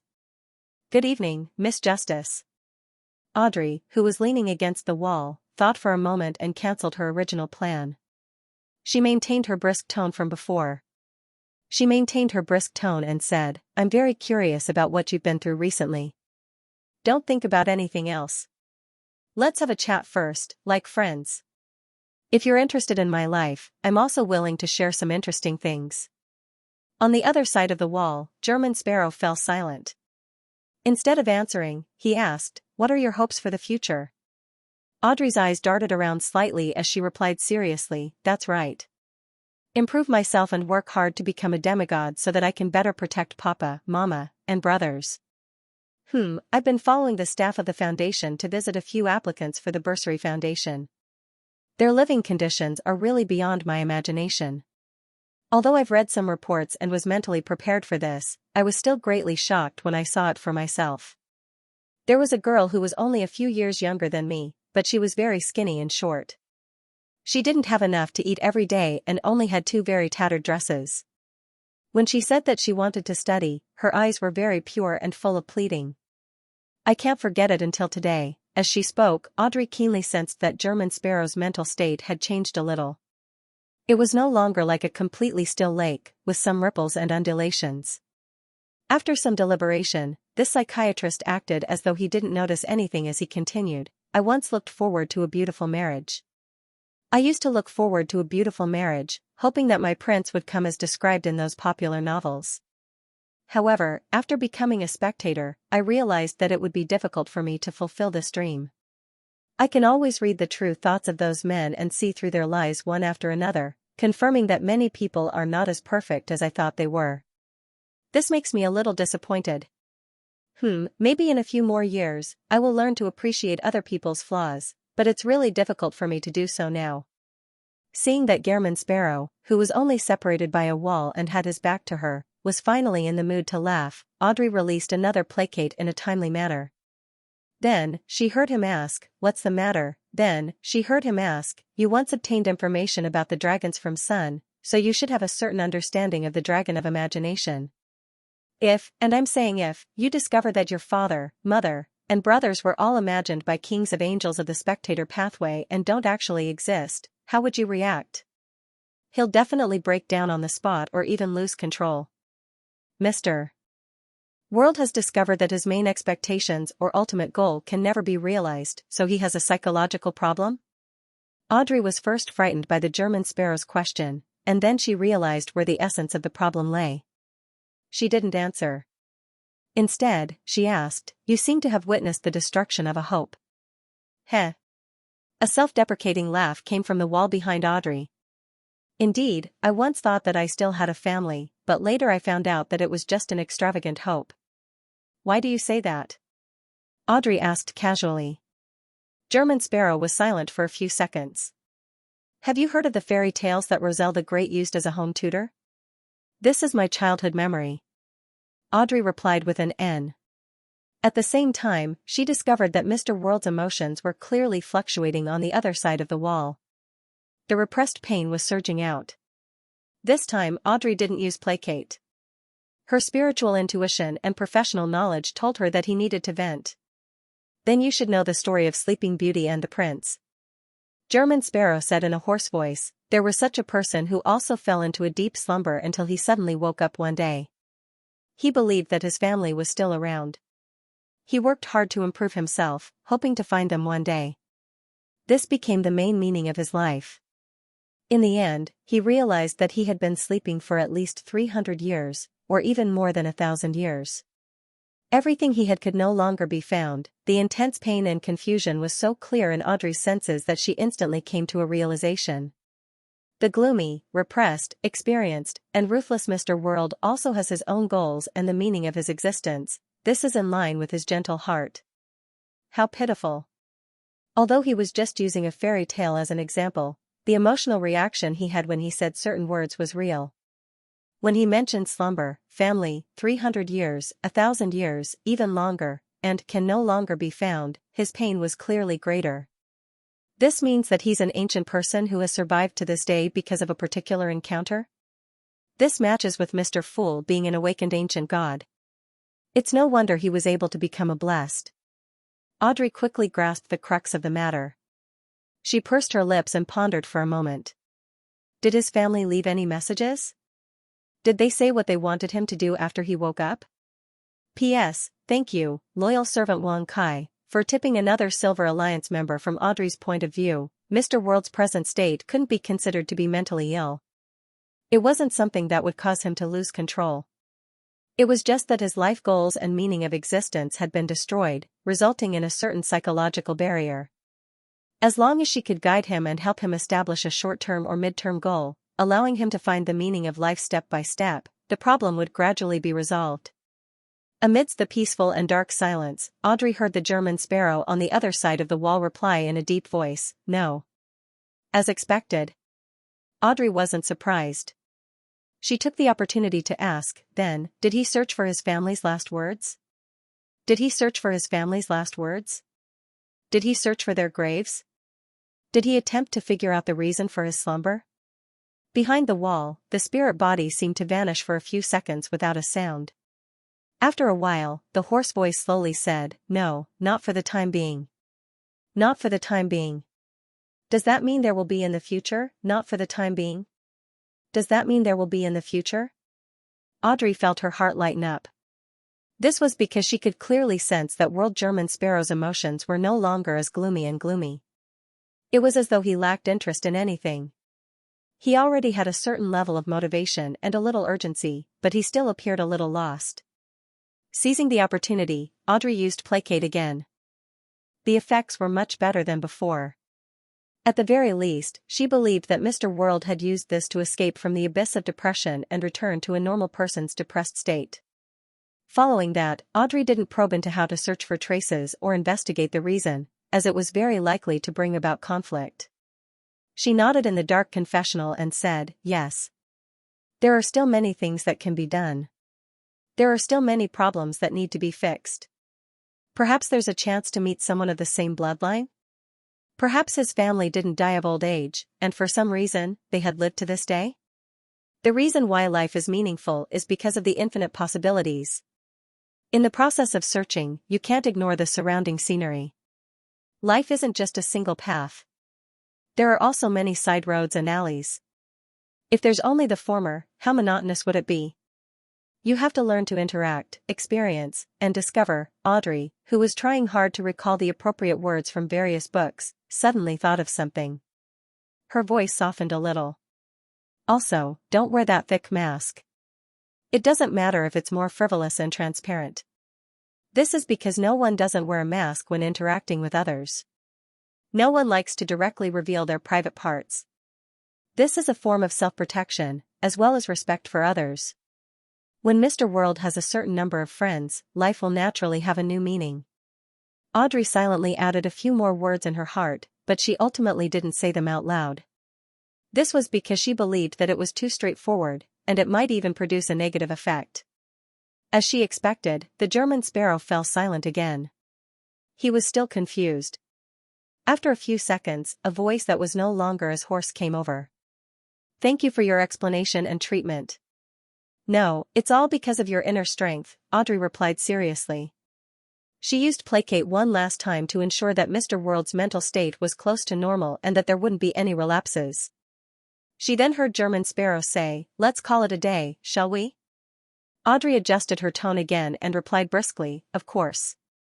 Of course, it's not a serious problem. When you're free next week, you can do a follow-up. Also, if it's possible, concoct some medicine to stabilize your mental state. Take it for 7 days. The ingredients are 10 grams of chamomile powder, 5 grams of rosemary powder, 10 milliliters of vanilla extract. During this period of time, don't reduce your intake of sweets.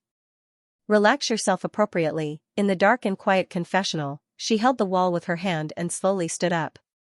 At this moment, German Sparrow's voice penetrated the wall. "What's the consultation fee?" Audrey held the wall with one hand and tilted her head slightly in thought. "We'll talk about it after I obtain the Spectator Pathways Sequence 5 potion formula. When the time comes, I might need you to help me gather the ingredients. If psychological alchemy provides the ingredients as well, the corners of her mouth curled up bit by bit. When you return to Bakeland from the southern continent, remember to bring me a local specialty as a gift.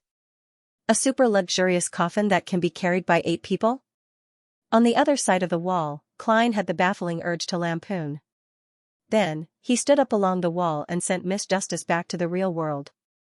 After waving his hand to make the confessional vanish, he returned to the end of the long bronze table and sat at the seat belonging to the fool. On the table in front of him, on the right were the 3 cards of blasphemy, Black Emperor, Tyrant, and Red Priest. On the left was Creeping Hunger, which Leonard Mitchell had just sent back through Miss Messenger, Rionette Tinker. "I owe Miss Messenger another 10,000 gold coins." Klein retracted his gaze and raised his right hand to rub his temples. In order to prevent Nsangwil from escaping through the spirit world, he had communicated with Rionette Tinker before planning this murder. He got her to be in charge of banishing the spirit world creatures around Revival Square, and the price was still 10,000 gold coins. The only thing that surprised him was that 0-08 was more terrifying than he had imagined. With Nsangwil suffering from the curse of God and being drained by King of Angels Adam, his first attempt had attracted an unknown creature that could break through Rionette Tinker's seal. If not for Daily Simone's forceful spirit channeling and establishing a contract, Nsangwil might very well have escaped. Of course, with the curse of God on him, even if Nsangwil were to successfully escape, there was a high chance that he would encounter other calamities in the future. For example, he might be thrown to a more dangerous place by the unknown creature, or he might be directly harmed. However, that wasn't within his control. Thinking of how he had to bear a debt of 10,000 gold coins, Klein felt a headache, but his mental state turned for the better. After going up the staircase of light to the top of the gray cloud and seeing the door of light and the cocoons, his mind suffered an impact like a flood that had broken through a dam. He felt that all his expectations had been shattered, and his mature outlook on the world, life, and values collapsed as a result. He became muddle-headed like a zombie. Thankfully, he still had his survival instincts, and he sought treatment from his private psychiatrist, Miss Justice Audrey, in a timely manner. Phew. Klein exhaled and forced himself to turn his thoughts back to the cocoons. And when he saw the scene, his instinctive reaction was an extremely high-level existence, or a certain sealed artifact, had used different methods to capture a large number of people from Earth at the same time. Among them, there were people who had used the luck enhancement ritual, people who had bought strange silver tokens, and people whose phones had been infected with strange viruses. Then, the souls of these transmigrators were sealed in the cocoons and hung above the door of light, waiting for a certain opportunity to be sent into the real world. According to Klein's observations, the door of light didn't have any intelligence at the moment. It operated purely on instinct, which also meant that as long as the conditions were met, it would catalyze a cocoon and send the souls inside to a specific target's body. From the looks of it, Klein guessed that there were probably two conditions that needed to be met. First, there had to be no other transmigrators in front of him, or the transmigrator had been judged to have failed or died. Second, there had to be something, an item, or a ritual summoning, just like the black divination that Klein Moretti had done according to the Antigonus family's notebook. As for if there's anything else, I have no idea unless I find the corresponding content in Roselle the Great's diary. Combining all the aspects, my current theory should be very close to the truth. This way, it can explain why the Emperor and I were born in the same era on Earth, with a difference of less than a year. However, we were separated by more than 200 years when we transmigrated. It's because we transmigrated at the same time, but we were cast in different eras. Before entering the real world, the Emperor and I had been asleep for countless years. The brother from next door? Klein leaned back in his chair as his eyes shimmered before turning gloomy again. This was a rough judgment he had made based on the situation of the Door of Light, his own situation, and the Emperor's diary. Of course, this didn't mean that there were no other possibilities. However, at present, Klein couldn't find any other evidence to support his theory. For example, a cocoon might mean that a transmigrator had a life, but this conflicted with Klein's recovery becoming increasingly difficult, as well as the fact that his spirit body hadn't changed. And if his theory wasn't too far off from the truth, it meant that he had left Earth and transmigrated for at least 200 years, or even a few thousand years. Even if he found the path and method to return to Earth, he wouldn't be able to return to the home in his heart. Compared to the distance in space, the barrier of time was even more despairing. This was the reason why Klein's mental state had collapsed. Returning home had always been his ultimate goal.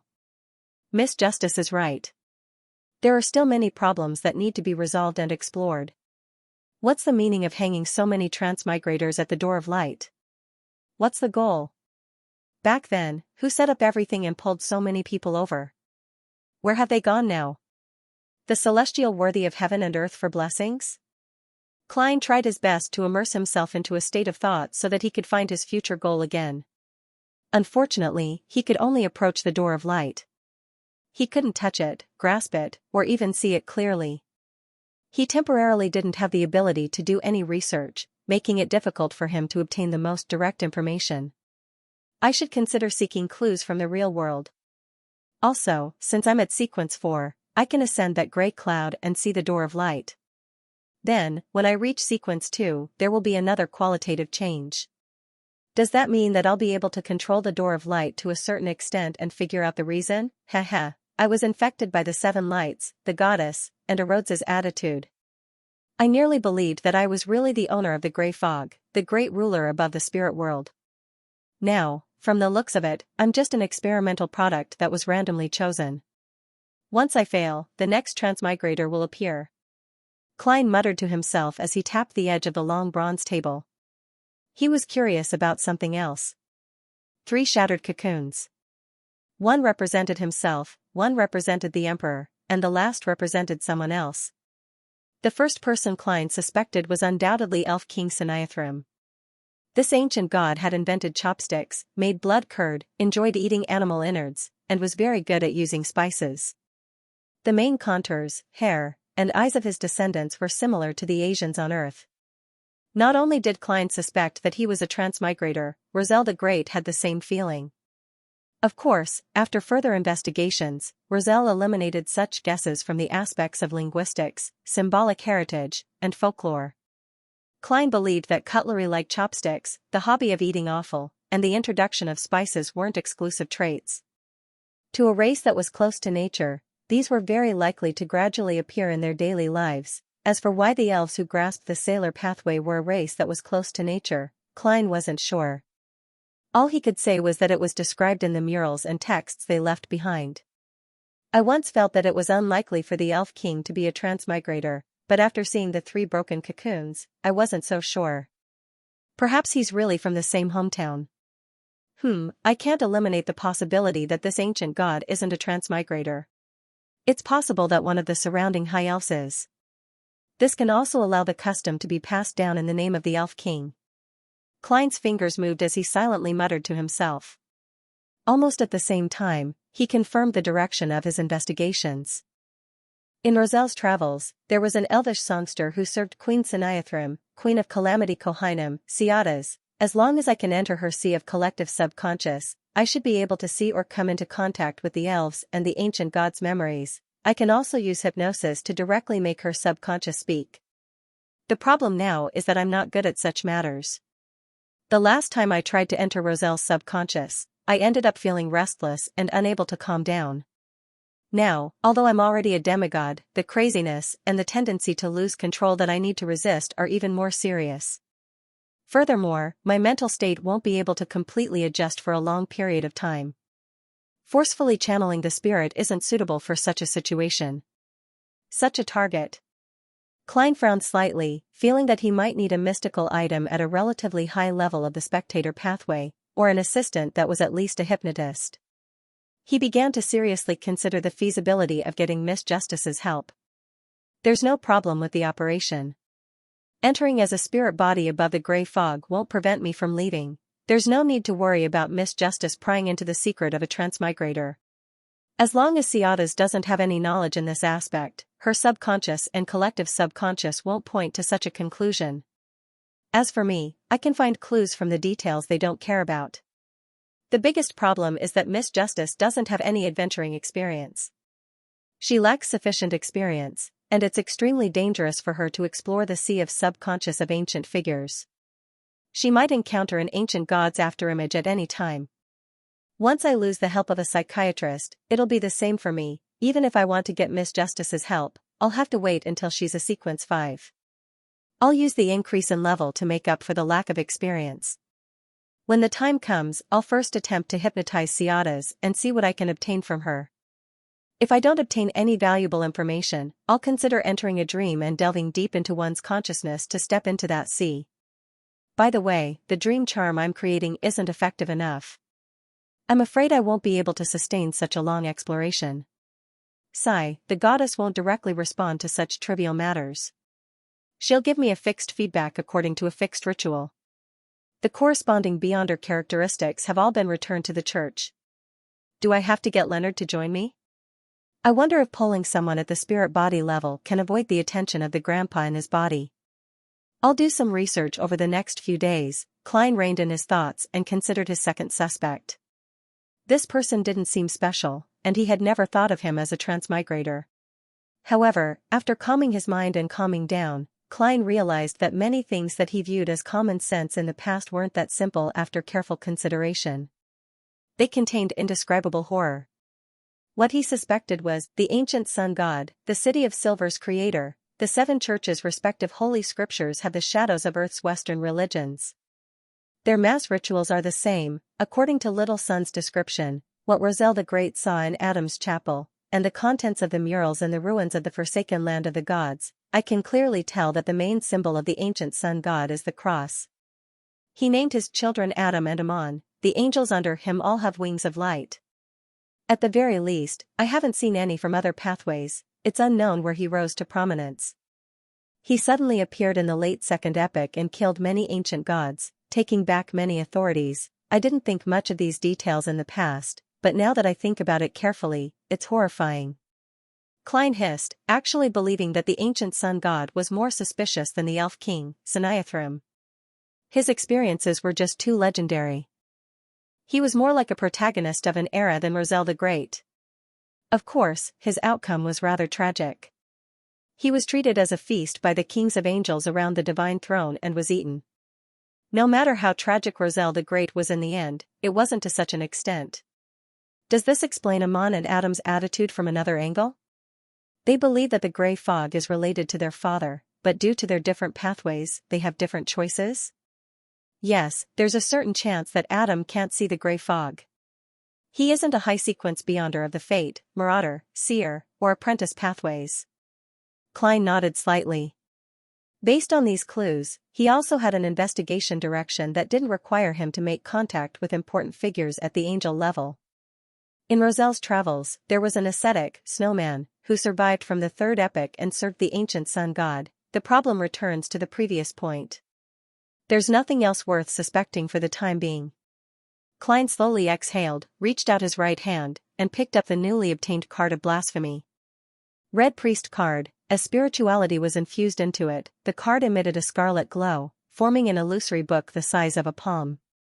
The pages of the book flipped, revealing vivid and colorful portraits of Roselle Gustave. He was either wearing a hunter's attire, raising his middle finger, walking between burning buildings, or standing behind a trap. He wore all sorts of clothes and did all sorts of things. Sequence 9, Hunter. Sequence 8, Provocateur. Sequence 7, Pyromaniac. Sequence 6, Conspirer. Sequence 5, Reaper. Sequence 4, Iron-Blooded Knight. Sequence 3, War Bishop. Sequence 2, Weather Warlock. Sequence 1, Conqueror. Sequence 0, Red Priest. Klein's gaze swept across the portraits the size of tarot cards, imprinting the contents on them into his mind. He wasn't surprised by this pathway's Sequence 0 apotheosis ritual. In fact, he had long expected it. This was because Hermes had once told Roselle that the red and red priest referred to the red of war. Therefore, when he saw stirring a war that engulfs the entire continent and obtaining sufficient victory, Klein didn't feel any ripples in his heart. After covering the red priest card, he focused on thinking about the problem. His mental state improved to a certain extent. He rubbed his temples and finally felt exhausted. I'll set a short-term goal first. I'll find the mastermind behind the Great Smog of Bakeland. This is something that hasn't been completed yet. Yes, I'll continue the arms deal according to the plan. Once I get the money, I'll return to Bakeland. Now, there are 2 clues. One is the captain of the Royal Guards, Viscount Stratford, and the other is the deputy director of MI9, Major General Conas Kilgore. Klein forcefully pulled himself together, planning to find something to do. Before leaving the gray fog, he threw the psychological medicine formula that Miss Justice had given him into the crimson star that symbolized the moon Emlyn. At the price of £1 per bottle, he got the vampire, who was good at concocting medicine, to prepare a week's supply for the world. Bakeland, inside the Odora family's villa. Emlyn White, who was waiting in the activity room, curled his lips and mumbled inwardly. It's only a total of £7. I really don't want to do it. If the world is careful, he can concoct it himself. He didn't raise any objections to the world's request, because he, who had spent £5,000 to buy the Sequence 5 artificial vampire Beyonder characteristic, only had £730 left in cash. At this moment, the middle-aged gentleman, Cosme, walked in. After exchanging a bow, the sanguine baron asked, Emlyn, why did you suddenly come here? Emlyn immediately felt a little guilty. He then recalled his previous experiences and the words of the hanging man and the world. He raised his chin slightly and replied in a seemingly casual manner, I obtained a Sequence 5 Scarlet Scholar Beyonder characteristic. I wonder when the ritual will begin to make me a Viscount. Cosme was taken aback as he asked in surprise, I obtained a Sequence 5 Scarlet Scholar Beyonder characteristic. I wonder when the ritual will begin to make me a Viscount. Cosme was taken aback as he asked in surprise, you obtained a Sequence 5 Scarlet Scholar Beyonder characteristic? You obtained a Scarlet Scholar Beyonder characteristic? Emlyn glanced at him and nodded with a faint smile. Yes. He didn't explain how he had obtained the Beyonder characteristic, and he put on a you don't need to know attitude. Cosme opened his mouth and fell silent. After a few seconds, he said, that's right. Wait until the next full moon. He paused for a moment, then said, I have something to talk to you about. My grandfather asked me to tell you that an important person will come to Bakeland soon. He wants to meet you. He? Emlyn's pupils instantly dilated. With how ancient the Sewen had been since the Second Epoch, even with the Grade 0 sealed artifacts, the number of angel-level figures didn't exceed 5 fingers. P.S. The title of the book is I add point to everything. The male protagonist has obtained a point system, and the points he adds are all very strange and interesting. When he adds a point to a bolster, he gets a bolster that thinks it's a dog. When he adds a point to a swimming pool, he gets a pool deity that can be exchanged randomly. When he adds a point to a pen, he gets a stupid pencil that can only get 0 points. In any case, they were all strange and interesting superpowers and items. Emlyn fell silent for 2 seconds, retracted his chin, and asked, "Yes, who is it?" To him, although angels were worthy of respect, what really made him lower his head was that every important figure of the Sewen who could be addressed as him was a witness and a person who had personally experienced the long history of their race. They were the source of his pride. "I'm not sure.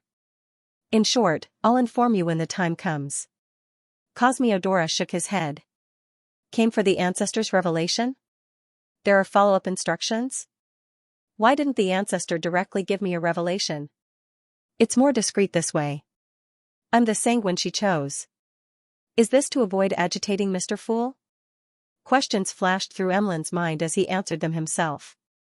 Without another word, he put on his top hat and left the Odora family's villa. When he came to the door, he looked at the bright sun that the thin clouds couldn't block. Emlyn curled his lips in disdain, raised his hand to press down on the brim of his hat, lowered his head, and ran straight for the rental carriage at the end of the street. He mumbled inwardly, "Such weather really isn't suitable for going out, the ingredients for the medicine that world wants aren't rare. It can be concocted in 15 minutes. Yes, the ingredients that I previously ordered should be here today. The transaction that has been delayed by Miss Magicians for several days can be carried out, Bakeland, Sherwood Borough." Furs placed the glass bottles of medicine on the altar. Looking at the light blue or golden liquid, she felt a baffling sense of pleasure from shopping. It's even more tempting than cocktails. I wonder what flavor it is. It might feel better if I put some ice cubes in. Seriously, what am I thinking? These are all medicine. Furs spat at herself as she busily tidied up the room. After obtaining these healing medicines, she had already completed the preparations to head to the abandoned castle in Delaire Forest. All she needed to do was wait for Zio to return home. After tidying up all sorts of things, Furs slumped onto the sofa. As she picked up a few newspapers, she planned her itinerary for the day. I'll set off at dusk. I should be able to reach the town at the edge of the forest by dinner time. Amidst her silent mumbling, Furs flipped to the newspaper, News at Sea. Suddenly, her eyes narrowed, and a familiar name appeared in her pupils. German Sparrow. This adventurer appeared at sea again and boarded the Black Tulip with a middle-aged man known as Death Consul. They killed Admiral Hell Ludwell and changed the composition of the 7 pirate admirals once again. Furs subconsciously patted her chest, not knowing what she was glad about. At this moment, she inexplicably felt that German Sparrow's experience was legendary enough to be written into a book. It's a pity that he's not someone who's easy to deal with. Otherwise, I could be a part-time biographer and write a book for him. Haha, if I really write German Sparrow, I'll definitely be targeted by the official Beyonders. Furs entertained herself as she heard the sound of a key being inserted into the keyhole. She looked up and saw Zio push open the door and enter the living room. So early? Furs was surprised. Zio ruffled the right side of her blonde hair. I met up with MI9 again and accepted a mission. What mission? Furs sat up and asked out of curiosity. Zio casually threw her body onto the armchair. Investigate the origins of the crazy adventurer, German Sparrow. According to the information provided by MI9, this terrifying Beyonder's name is fake. His identity documents are also fake, and the source is in Bakeland. They suspect that German Sparrow has another identity here, an accomplice or collaborator. Upon hearing the word accomplice, the corners of Furs's mouth twitched uncontrollably. She wished to tell Zio that MI9's guess was right. German Sparrow's accomplice was sitting opposite her. She coughed lightly and feigned calmness. Why are you investigating German Sparrow's origins? Did he do something again? Xiao glanced at the stack of newspapers beside Furs. You haven't seen today's news at sea? German Sparrow killed Admiral Hell Ludwell and is known as the strongest adventurer of the 5 seas. By the way, the people from MI9 also told me that German Sparrow might very well believe in the secret existence known as the Fool. This is news that came from many channels. There are traces of the Aurora Order and the Rose School of Thought. I can prove this. They're right. Furs forced a smile. That sounds dangerous. Yes. Xiao nodded. I only plan on gathering intelligence and not conducting in-depth investigations. Furs stopped mentioning this matter and said, that's right. Instead, she said, I've already prepared the medicine. Shall we head to Delaire Forest today? Xiao had already become a Sequence 7 interrogator a few days ago. She had grasped a very useful ability, psychic piercing. All right. Xiao stood up with great motivation. Let's set off now. Ah? Let's wait a little longer. I'm thinking of dusk. Furs replied with some resistance. She always wanted to drag things out until the very last moment. Before long, she was pulled out of her rented apartment by Xiao with all sorts of items. She boarded a rental carriage and headed for the nearby subway entrance. Amidst a thunderous whistle, the huge steam locomotive dragged its black, meandering body into the platform and stopped under the illumination of the gas wall lamps on both sides. Furs and Xiao stood outside a carriage, patiently waiting for the passengers in front to come out. Suddenly, they saw 2 red gloves. The owner of this pair of red gloves was a man in his 30s who wore a white shirt and a black trench coat. His collar was raised extremely high, covering his chin and lips. He had a pair of dark green eyes, and his sideburns were golden brown. In his hand was a silver case that was wide and large enough to hold a violin. Furs and Xiao exchanged looks as they lowered their eyes and stared at the tips of their shoes.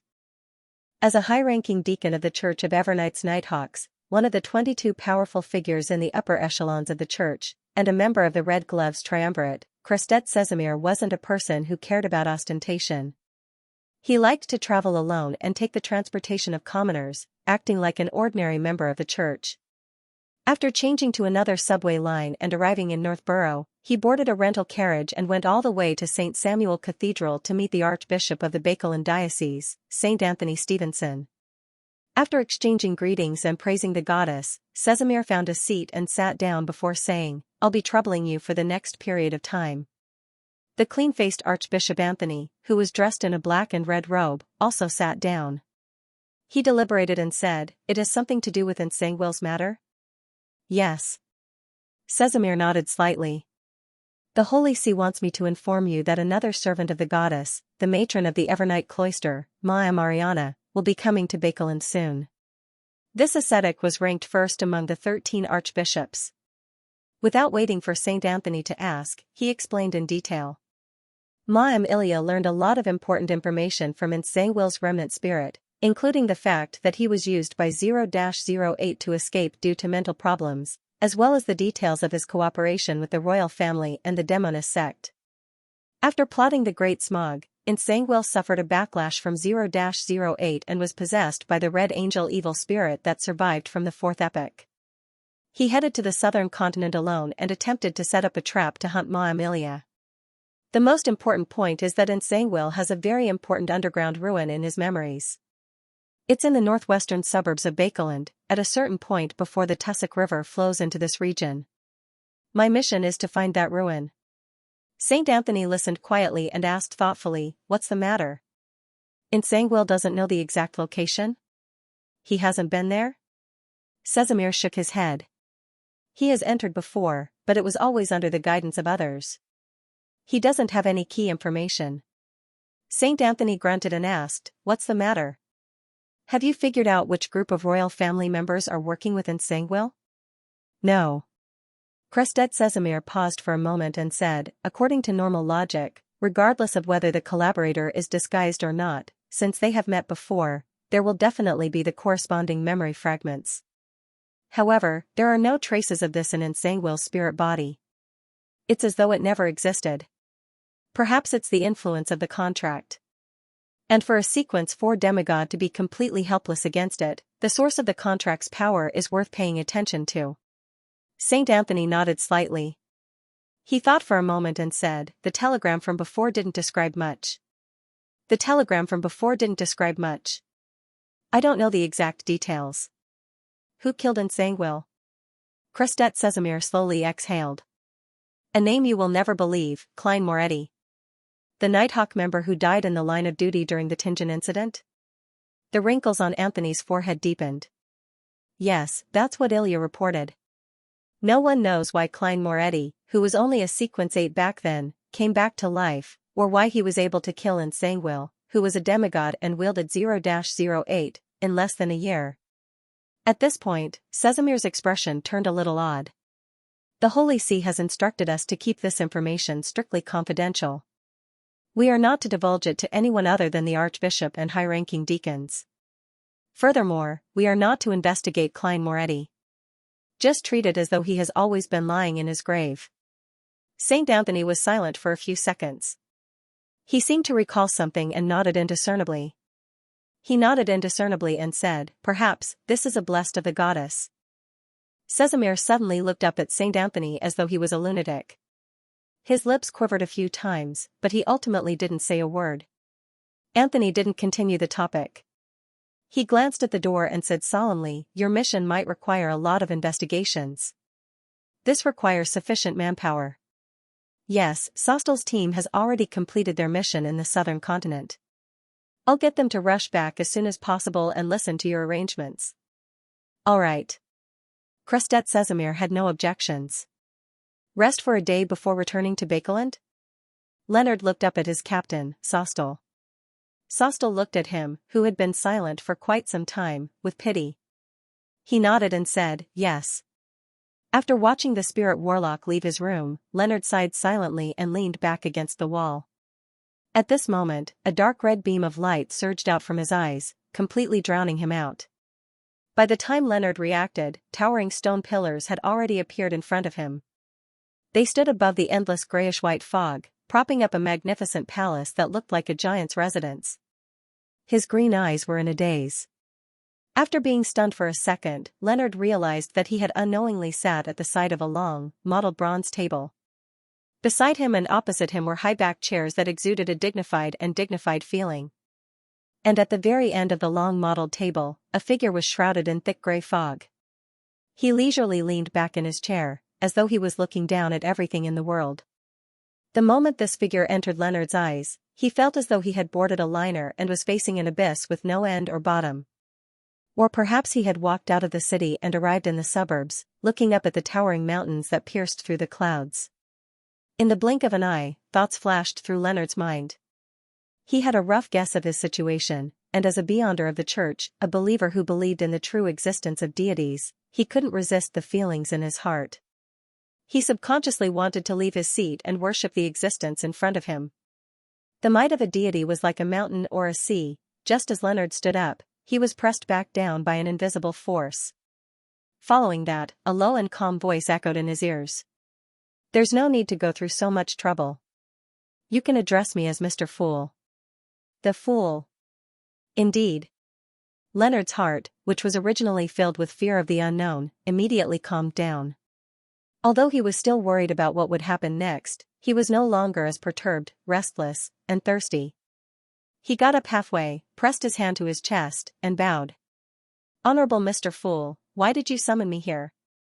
As a Nighthawk with many years of experience, and as a Red Glove who had participated in many major cases, Leonard knew how dangerous it was to establish a connection with a secret existence. He knew that he was beginning to slide from the edge of the abyss, and there was no chance of salvation. The moment he decided to recite the Fool's honorific name, he could foresee a tragic outcome, but for the sake of revenge, he made the choice regardless of the consequences. However, humans had an instinct for survival. Thinking of how Klein Moretti, who believed in the Fool, was still alive and had even become a demigod, Leonard couldn't help but feel a sliver of hope. At that moment, he heard the Fool, who was shrouded in grey fog, chuckle. Since you asked me for help, then according to the principle of equivalent exchange, you must give something in return. Leonard's body trembled as he lowered his head even further. What do you want? After a short pause, the fool's voice sounded again. Don't worry. Maybe I'll ask you to do something in the future and help some people. Sit down. Leonard slowly heaved a sigh of relief, sat down, and looked around. Did he, Klein Moretti, come here like me? The fool in the grey fog said in a monotonous tone. That's right. In a different way. Different way. Indeed, Klein didn't enter this place by reciting the honorific name. He became a believer of Mr. Fool through the guidance of the death consul, Aztec Eggers. Leonard couldn't help but look around again and discovered that there were a total of 22 high-backed chairs around the long model table. 22 Beyonder pathways, and its 22 tarot cards. The Fool. Just as Leonard had a guess, he heard Mr. Fool chuckle. Apart from you, there are other living beings that have been pulled here for various reasons. They earnestly requested that I convene regular gatherings to exchange information, buy and sell ingredients, formulas, and help each other. This will help them quickly advance and become high-sequence Beyonders. This is a little different from the secret organization I imagined using tarot cards as code names. It's rather loose. What's Mr. Fool's goal in agreeing to such a request? Ever since he arrived at the ancient palace above the grey fog, Leonard's mind had been highly tense. It made his thoughts a lot sharper than usual as he thought of many questions.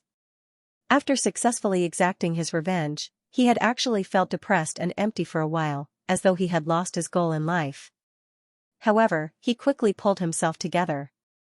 This was because Daly's death had told him that he wasn't strong enough. If he wanted to reduce the number of casualties among his companions in future missions, he had to raise himself to at least sequence 4 and become a demigod. Therefore, the fool's words had stirred his heart. He felt that this was an opportunity. At the same time, he also believed that by joining the gathering and gaining a deeper understanding of the internal situation of this secret organization, it would help him avoid the dangers of establishing a connection with the fool to the greatest extent possible. After some deliberation, Leonard asked, Is Klein Moretti also a member of the regular gathering?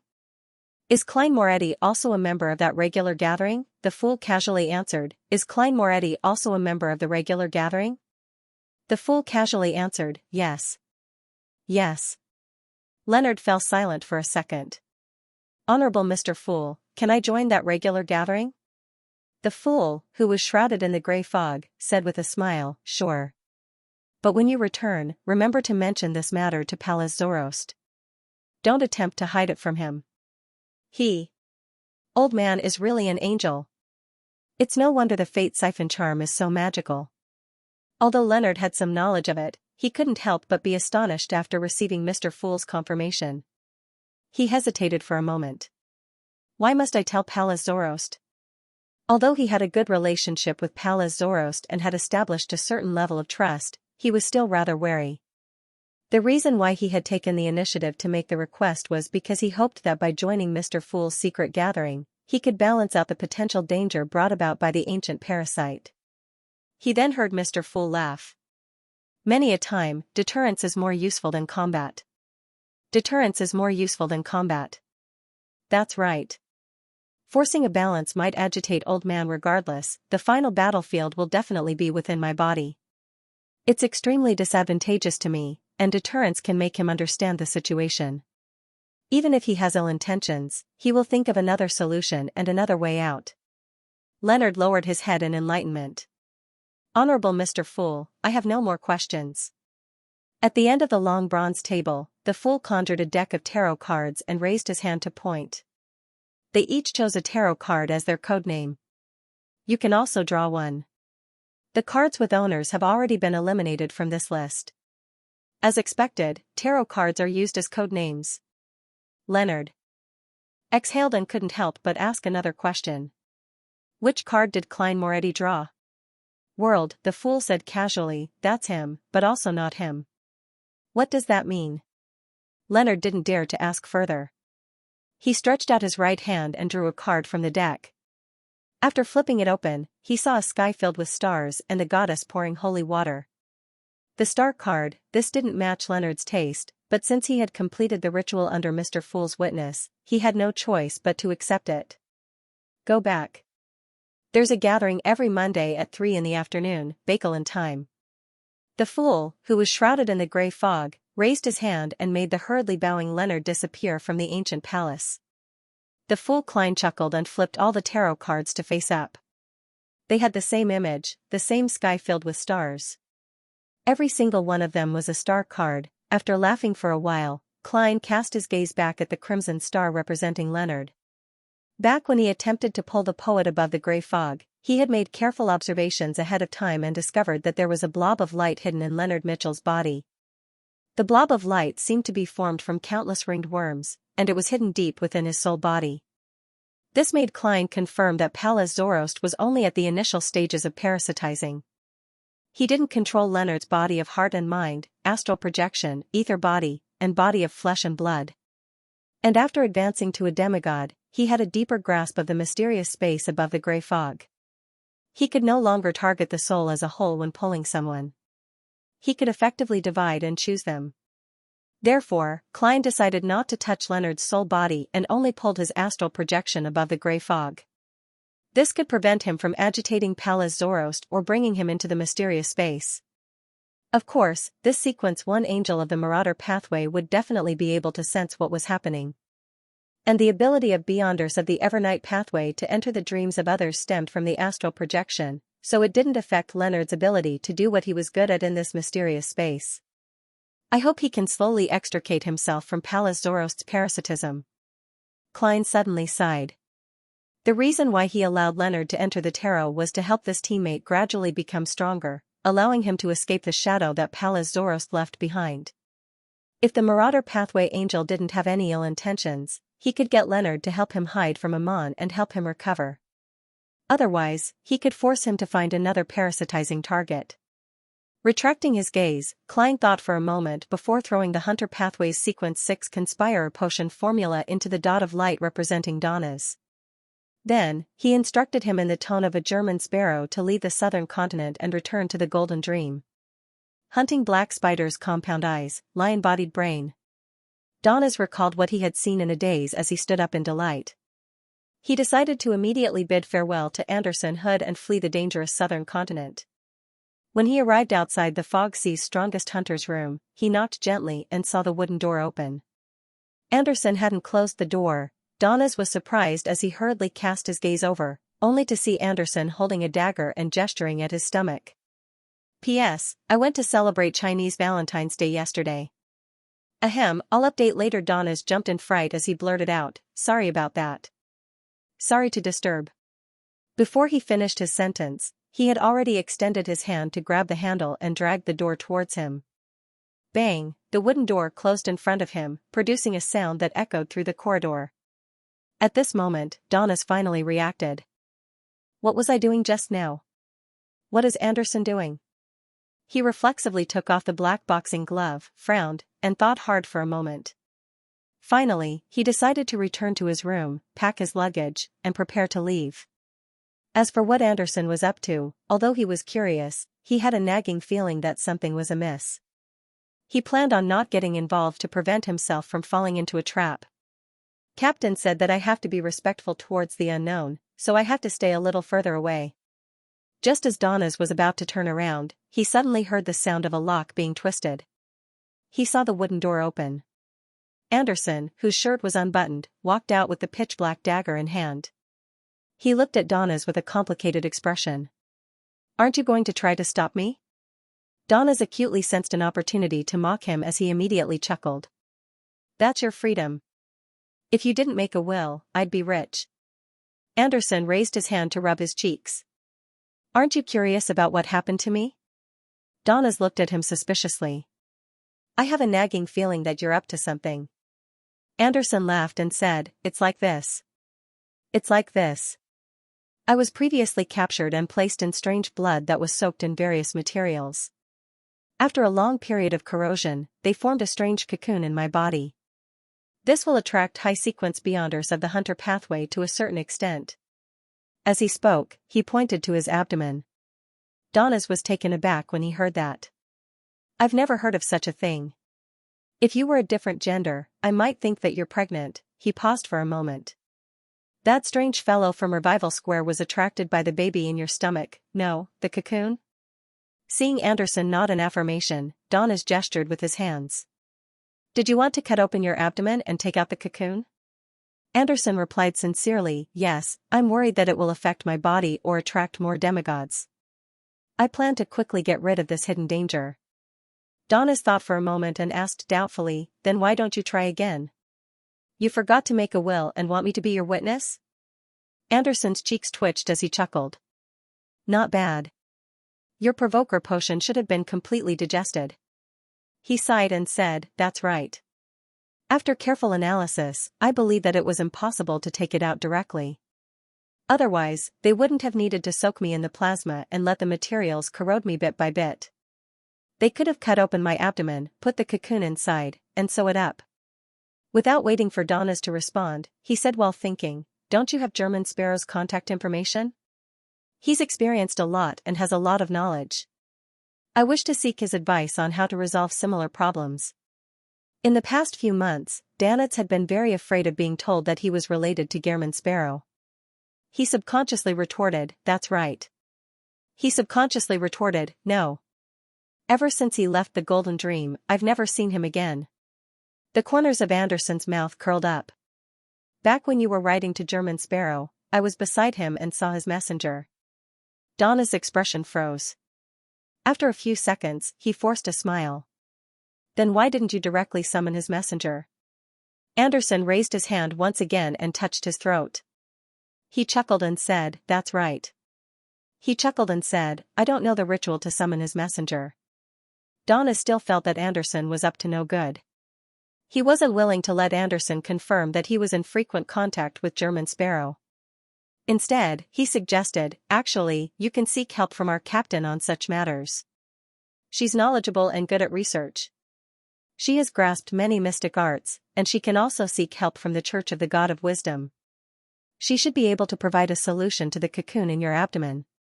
Haha, if you're embarrassed, I can help you talk to her. Just as he said that, he saw the smile on Anderson's face brighten. He heard Anderson quickly reply, that's right. He heard Anderson quickly reply, all right, let's do that. I've already packed my luggage. When can we set off? Donna's was stunned for a few seconds.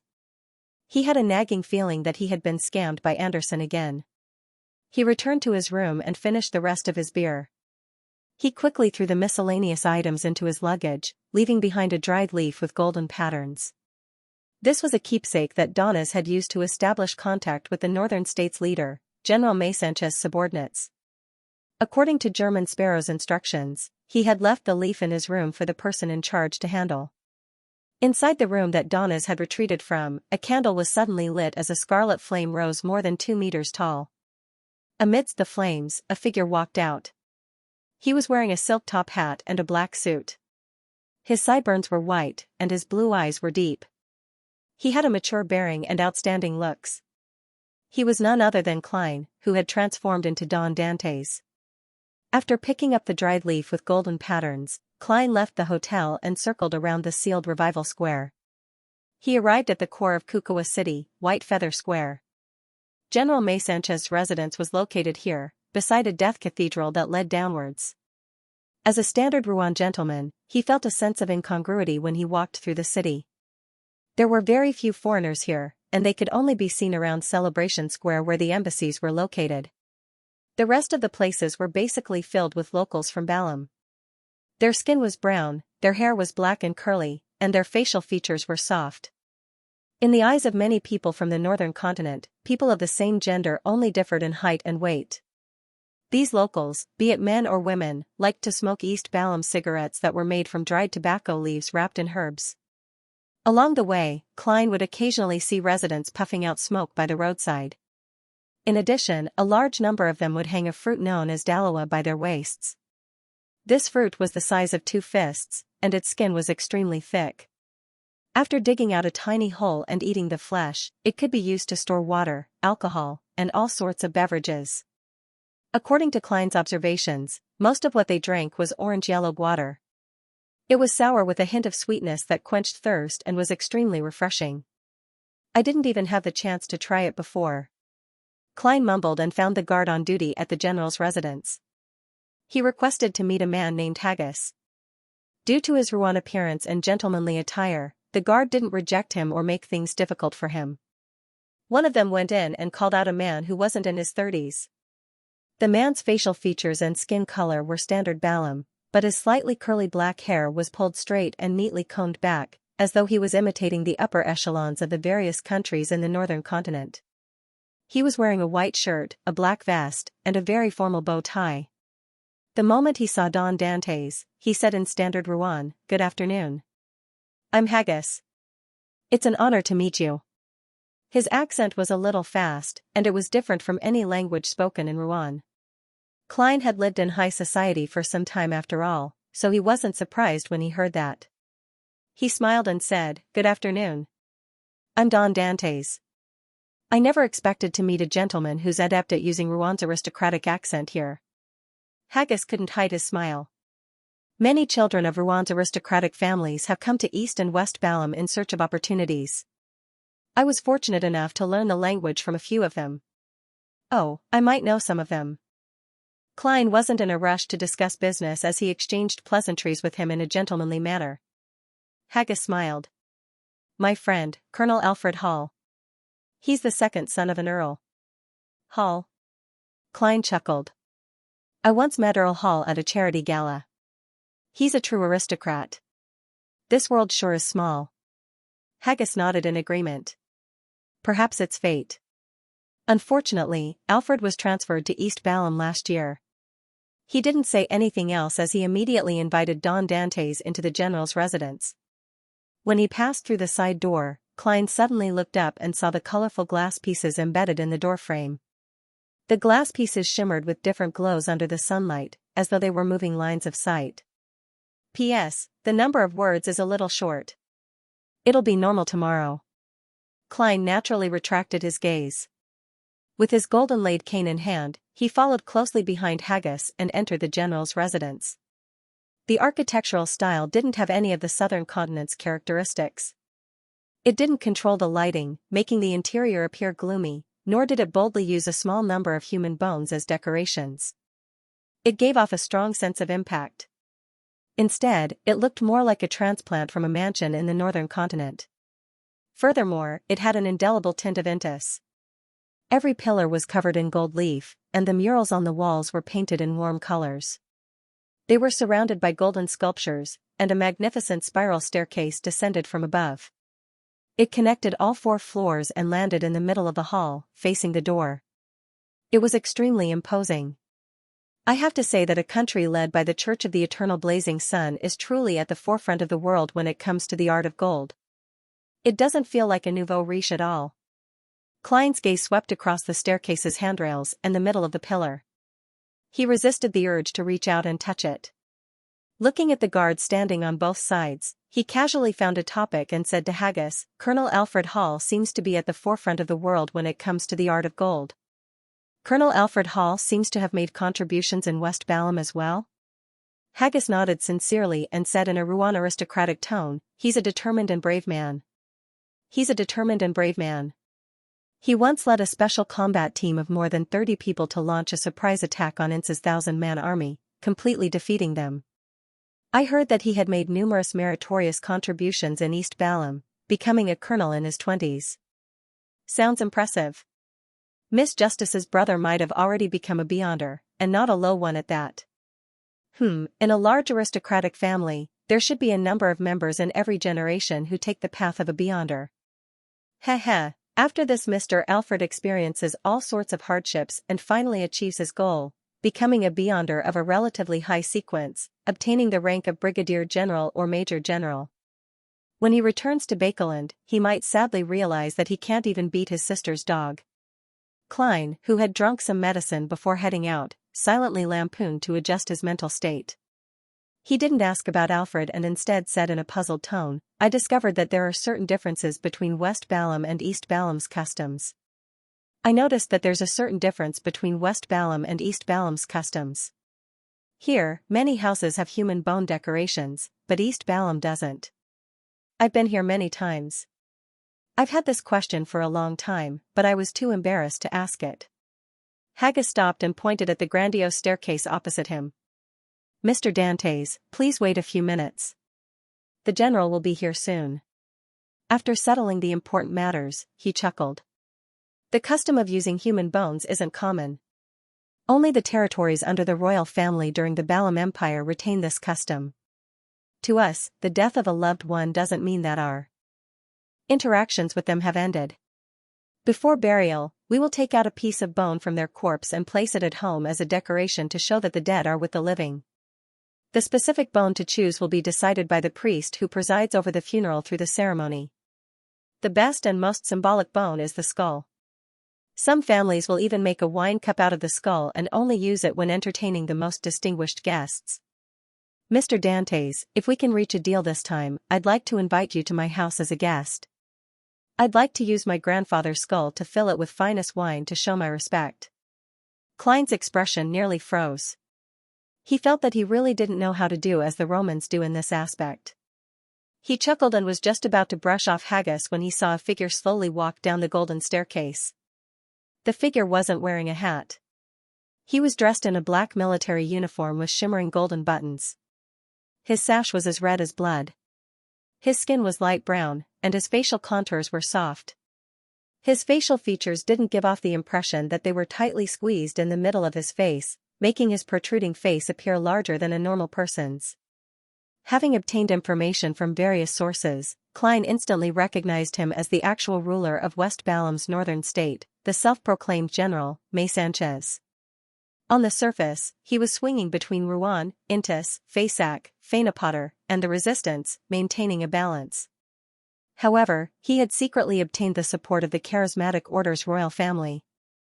At the same time, Klein suspected that this native general had established a stable relationship with the Church of the God of Knowledge and Wisdom. As for Xianxia's strength, be it Vice Admiral Iceberg Edwina or Admiral of Stars Catlia, they had labeled him as a Sequence 5. However, they didn't mention which pathway he was from. This was because the powers this native general displayed were mostly related to spirits, but he had a mystical item from the death pathway. Good afternoon, Your Excellency. Klein took off his hat, pressed his hand to his chest, and bowed. At that moment, he felt an unknown gaze staring at him. They were the light that flashed from the golden angel statue, the sunlight reflected from the stained glass, and the light reflected from the glossy marble. Hello, Mr. Dantes, Xianxia replied in Dutanese. Klein, who had grasped Dutanese with the help of his marionette, naturally understood it. However, the longer he spent in the southern continent and East and West Balam, the more he felt that Dutanese and ancient Faisac had similarities. Although the two languages undoubtedly belonged to different systems, making it extremely difficult for him to learn Dutanese, certain details were astonishingly similar, as though they had a common source. The only thing Klein could confirm was that the source wasn't Jotun. Pretending not to notice anything, he very naturally began chatting with Xianxia until he took the initiative to raise the issue of arms deals. How much do you have in total? Klein smiled. It won't be a problem to equip 3,000 to 4,000 people. In addition, there are a few cannons. Xianxia fell silent for a moment before saying, Name your price. Name your price. Klein deliberated for a moment before saying, Name your price. If you want me to deliver the goods to the northern state, the price will be 50,000 pounds. If you send a team to retrieve the goods with me and be responsible for the subsequent transportation and safety, it will only be 40,000 pounds. Xianxia thought for a moment. The latter. Take the deposit and bring my men with you. When you see the goods and move them onto the carriage, my men will pay the rest. He paused and added, however, I don't have that many Rouen pounds. I don't have enough foreign reserves. Klein surveyed the area and smiled nonchalantly. You can pay me directly in gold coins, or even gold bars or bricks. Xianxia was rather decisive and didn't beat around the bush. He nodded and said, Deal. I'll get Haggis to bring men and money to you tomorrow. Xianxia was rather decisive and didn't beat around the bush. He nodded and said, Deal. Not bad, I like doing business with such people who don't bargain. Klein first heaved a sigh of relief before he began to wonder if his asking price was too low. Not bad. I like doing business with such people who don't bargain. Klein first heaved a sigh of relief before suspecting if his offer was too low. Your Excellency Luca, is this the person you're waiting for? A figure slowly appeared on the upper level of the gorgeous staircase. It was an elder dressed in a white robe with brass threads. His hair was completely white, but it was combed neatly. His grayish-green eyes were so deep that one couldn't see the bottom. He replied in an unhurried manner, "I can't be sure. I can't be sure. Although my prophecy tells me that I'll meet someone who can resolve my future predicament here, in the next 2 days, that person was just too ordinary. Apart from being a beyonder, there's nothing worth describing about him. Of course, I can't see the deeper truth behind him. Perhaps there's an existence hiding behind him that isn't inferior to me." Having said that, he slowly walked down and said after a few seconds, "I'll attempt to use a dream to see if I can discover more." After saying that, he slowly walked down and said after a few seconds, "I'll attempt to use a dream to see if I can discover more. Do I need to prepare a special room for you?" Xianxia asked respectfully. Luca shook his head. "Let's do it in this activity room." The best time is 4 hours from now. Don't disturb me before that." He then entered the room and sat down. He leaned back on the sofa, relaxed his body, closed his eyes, and fell silent. Only when the sky gradually turned dark did the old man truly fall asleep. In his dream, he found himself standing in the main hall of the general's residence. He was standing on the first step of the gorgeous staircase. Beside him were Xianxia, Haggis, and many guards. The middle-aged man named Don Dantes stood opposite him as the corners of his mouth suddenly curled up into an exaggerated smile. Flames soared, and poker cards fell from the sky one after another. Luca's grayish-green eyes darkened as Don Dantes's body immediately fell into a strange darkness. The old man in the white robe spread out his arms, revealing a dark vortex at his chest. The vortex expanded and swallowed Don Dantes. Before Luca could confirm the situation, he suddenly sensed something as he turned his head to the side.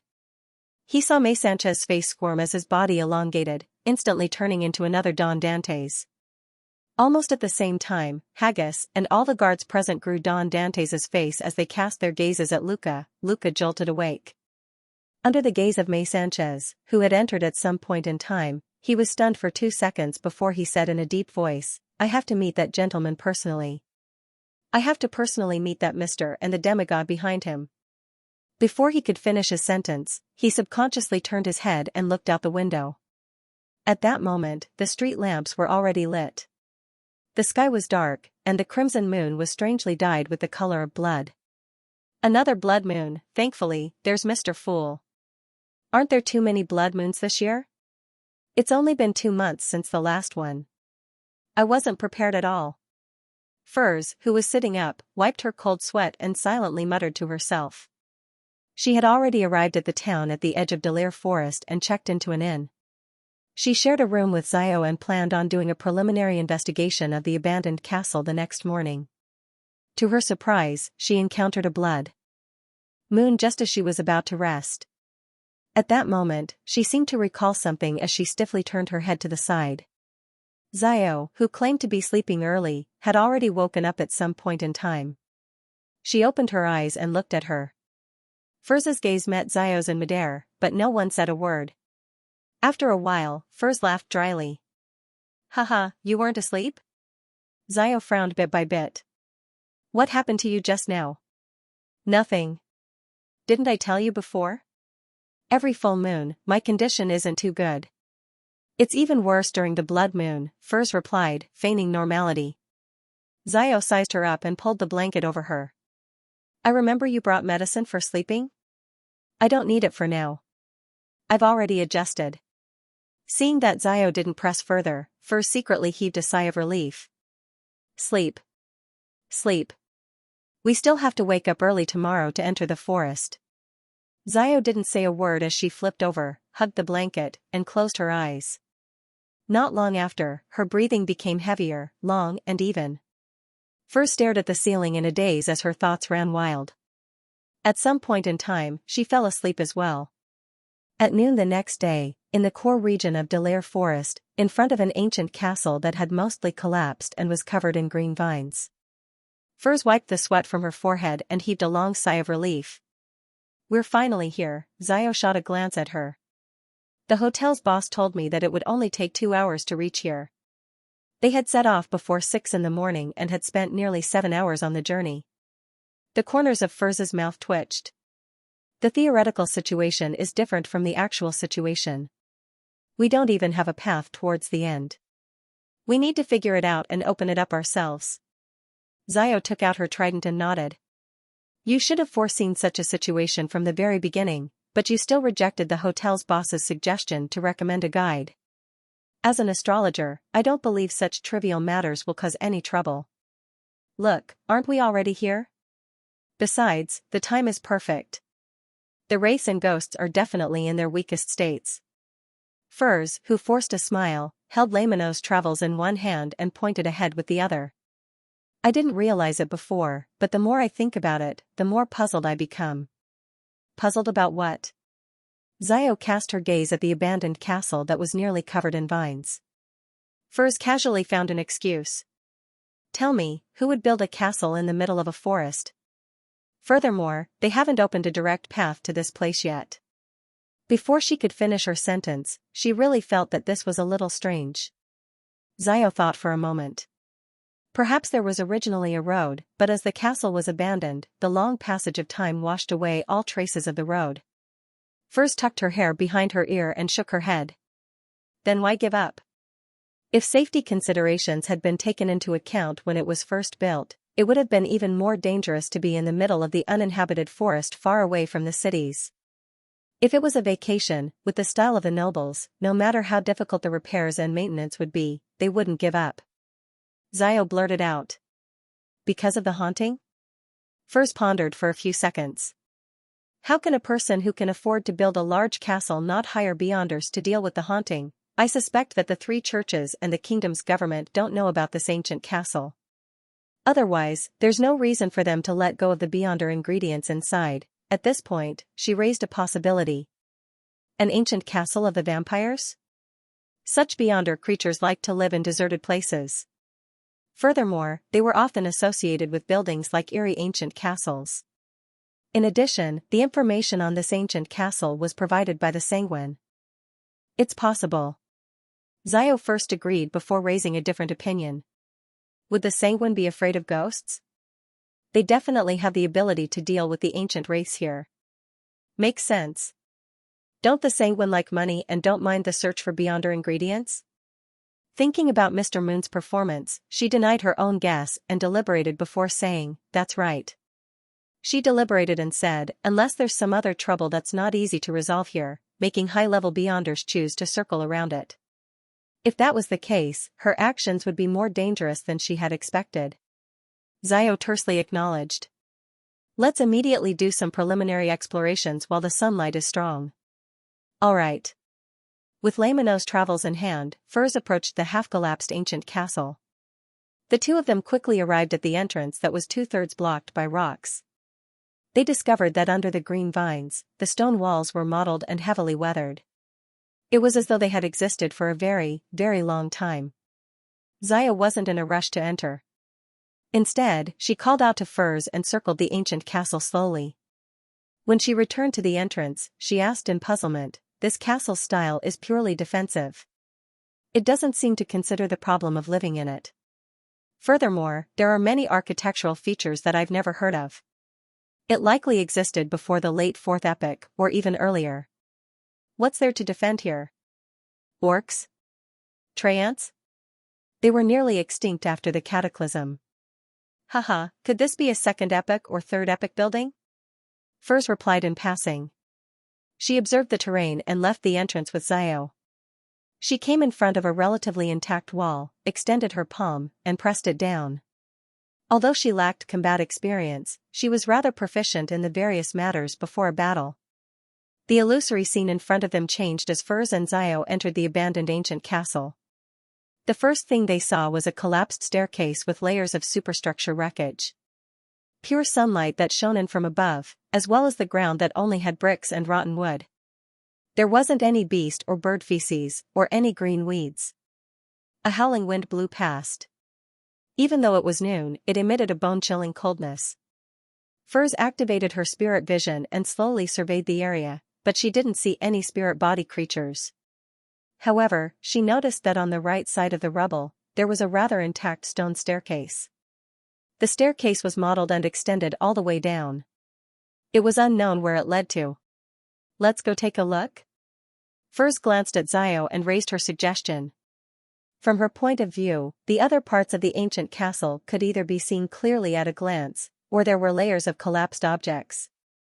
If they planned on carefully investigating it, it would definitely take a considerable amount of time. Therefore, it was better to figure out the overall layout first to have some confidence. Xiao looked around and nodded gently. "The cold winds are gathering underground. I suspect that all the wraiths and ghosts are hiding in the place where the staircase leads to." "Okay." Furs carefully walked towards the modeled stone staircase. She walked down the staircase that was littered with gravel. The staircase was rather narrow, allowing only one person to pass through at a time. Furthermore, it was the kind that spiraled deeper. It left Furs feeling a little apprehensive. Tap. Tap. Tap. As their footsteps reverberated, the light in the staircase dimmed. Xiao lit up the lantern in her hand as Furs opened Laymanos Travels. Her fingers skimmed across one of the pages in a well-practiced manner. A bright and warm light leaped out of thin air, illuminating the modeled staircase ahead. Furs and Xiao tensed up as they walked down one level after another. Along the way, cold winds would blow, making them overreact a few times. They nearly attacked an enemy that didn't exist. Tap. Tap. Tap. In the cramped and quiet environment, Furs finally reached the end of the staircase and stepped onto flat and solid ground. She originally wanted to say that staying in such a place for too long would really drive one crazy, but due to the silent atmosphere, she didn't make a sound. She was afraid that she would break this state and trigger an extremely negative change. With the illumination of the light floating diagonally above her, Furs cast her gaze forward in a bid to see what the end of the staircase looked like. It was a hall that was nearly 10 meters tall. It was paved with black tiles that were dripping with water. There were signs of cracks and damage everywhere. Dozens of meters away, on the other side of the hall where the light couldn't reach, stood a pair of double bronze doors. The doors reached the top, and the stones on the left and right walls had fallen. The statues were damaged, revealing the dark brown soil beneath. The surface of the door was engraved with dense symbols and strange patterns. It exuded a sense of mystery and heaviness, as though it was sealing something or blocking something. Furs finally couldn't help but speak. She suppressed her voice. And said, "Have you seen such a door before?" Beside her, Xiao shook her head. "No." Furs immediately hissed. "Tell me, what do you think is behind this door? Where does it lead to? That's the reason why this castle was built back then? To prevent the creature behind the door from coming out?" Xiao surveyed the area, but she didn't find any murals that could provide any information. All she discovered was that the closer she got to the bronze door, the more water droplets seeped out of the ground. The number of discarded silver-black swords also increased. In the 4th epoch and 5th epoch, murals were a common sight in all castles and buildings. And before the cataclysm, from a few elven ruins, it can be seen that Beyonder creatures also liked to praise deities and record their daily lives in the form of murals. Xiao combined her experience and knowledge as a bounty hunter and spoke slowly. Furs nodded slightly. "Indeed. This ancient castle is more special than I imagined." At that moment, she felt rather uneasy. She even wanted to leave and seek Mr. World's help. Back on the Tarot, after hearing Little Sun's terrifying stories about ruins, she couldn't help but overthink and scare herself when she was in a similar environment. "I might be able to find more clues if I get closer." Xiao boldly took a step forward and approached the heavy door that seemed to seal a particular spot. Furs held Laymanos Travels tightly and hurriedly chased after her. As she walked, a trace of red suddenly appeared in her eyes. What seeped out of the cracks on the black tiles was no longer water droplets, but blinding blood. "This?" Furs suddenly opened the notebook with a bronze cover as she swept her gaze at Xiao. In her vision, Xiao's face had turned pale at some point in time. Her eyes were blackish green, and her lips were blood red. Her body was gloomy, and her expression was extremely warped. Furza's pupils dilated as though she was trying to absorb more light in order to see Xiao's present appearance. At the same time, a beam of light suddenly blasted out in front of her. It was several times more blinding than an old camera model, blanketing her surroundings in whiteness. Right on the heels of that, her finger slid across one of the pages of Lamino's travels as a black fog rose from the bottom of her feet, enveloping her entire body. The thick black fog rapidly split into palm-sized illusory bats that flew towards different spots in the underground hall. This was the wings of darkness that the moon had recorded in Lamino's travels. Its original use was to increase one's speed and allow them to fly for a short period of time. Furthermore, it could produce a bunch of vampire bats to attack enemies, but Furz didn't use it. She only used it as a prop for her magic tricks. After the illusory bats flew away, the spot where Furz had been standing was already empty. At some point in time, her figure had moved more than 10 meters away. After subconsciously escaping and protecting herself, Furz finally calmed down a little. She hurriedly cast her gaze at Xiao, who was acting strangely. However, Xiao's blonde hair was only slightly messy. Her face was a little tanned from being out for a long period of time. Her expression had a look of confusion amidst her surprise. It was as though she was surprised that her friend would suddenly have such an extreme reaction. She didn't show any signs of being affected by the wraiths or ghosts. What happened? Xiao asked in puzzlement and wariness. Furz narrowed her eyes and didn't directly answer. As she flipped through Lamino's travels, she returned with a question. Xiao, what's your true height now? Xiao seemed enlightened as she replied, 152. That's right, right? Before she finished her sentence, Furz's finger had already slid across the symbol and magic label on the page in her hand. Silently, a holy beam of light swirling with flames descended from the ceiling of the underground hall.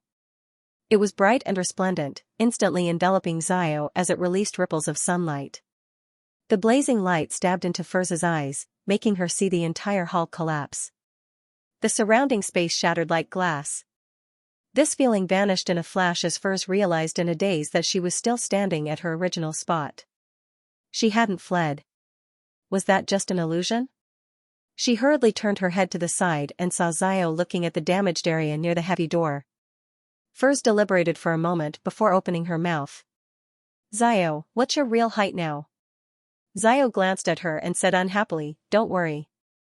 Don't ask such boring questions. Phew, it's true.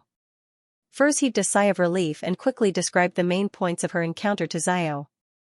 Xiao thought for a few seconds and touched Furz's arm with her lantern-wielding left hand. Take a few steps back. Maybe the closer we get to the door, the easier it is to hallucinate. Yes, it's possible. Furz nodded in agreement and quickly took a few steps back. Then, she looked around again and said in a slightly puzzled tone, that's right. Why can't I find any vengeful spirits or ghosts here? They should like this kind of environment. Xiao was also surprised as she carefully observed. Finally, her gaze landed on the blob of sunlight floating above Furz's head. Extinguish it and give it a try. She gave her suggestion. Enlightened, Furz immediately dispelled the blob of light's illumination. Darkness surged over soundlessly, once again ruling over the underground hall. Only the dim yellow light of the lantern was able to resist all of this. Then, two figures appeared in Furz's spirit vision. They were close to the bronze door. One of them was a woman with her hair coiled up. She wore long pants and a flowery shirt that made it easy for her to move. The other was a man wearing silver-black armor and holding a rusted sword. The former's face was a blur as he constantly paced back and forth between the door and the area Furz and Xiao had previously arrived at. The latter paced back and forth by the door, muttering to himself. These are the two ancient vengeful spirits? Furz nudged Xiao with her elbow and suppressed her voice. I see the spirit body. I see it too. They aren't hiding. Xiao arched her body slightly and got into a combat stance. Furz hurriedly nudged her again. Don't rush. We're not sure if it's the target yet. She tried to take 3 steps forward, but the two blurry figures didn't even look at her. Furz thought for a moment and suddenly said, Miss, what are you doing? In the past, she had heard stories from other mysticism circles that there was a possibility of communication between vengeful spirits, shadows, and other high-level spiritual creatures. But before she finished speaking, she felt a wave of regret. Because even if she could really communicate with him, she wouldn't be able to achieve her goal. After all, she couldn't persuade him to commit suicide and hand over the ancient vengeful spirit's cursed object and remnant spirituality. Just as Furs was considering if she should attack directly, the lady in the flowery shirt and knightly trousers answered her question in an unperturbed tone. I'm looking for my husband. He's the guard here. He really can communicate. Furs pressed curiously, he's really able to communicate. Where did he go? At this moment, Xiao also came over, still looking highly vigilant. The blurry lady replied in a stiff manner, he's the guard here. He told me that a strange power seeped out from behind the door and corrupted his teammates. He wanted me to take the messenger and leave as soon as possible. He said that he would protect me until I escaped safely, but I didn't want that to happen. I wanted to leave with him. After sending the messenger away, I returned midway and came underground to look for him. I couldn't find him no matter what. With this castle's sense of time that transcends the current epoch, the last guard here can indeed transform into an ancient vengeful spirit. This lady's story has moved me. I really can't bear to attack her. With a thought, Furs carefully walked around the female ancient vengeful spirit and came close to the bronze door.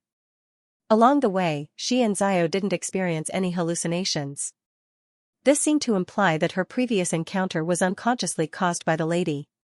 When she wasn't far from the night vengeful spirit wearing silver-black armor and wielding a rusty sword, Furs attempted to speak again. Sir, what are you doing? The night vengeful spirit stopped and buzzed, I'm guarding this pitch-black door. I'm guarding this dark door. I want to make sure my wife can escape to safety. If you meet her, please tell her that her knight will fight for her to the very end. A pitch-black door. This is clearly a bronze door. Wait, what did he just say?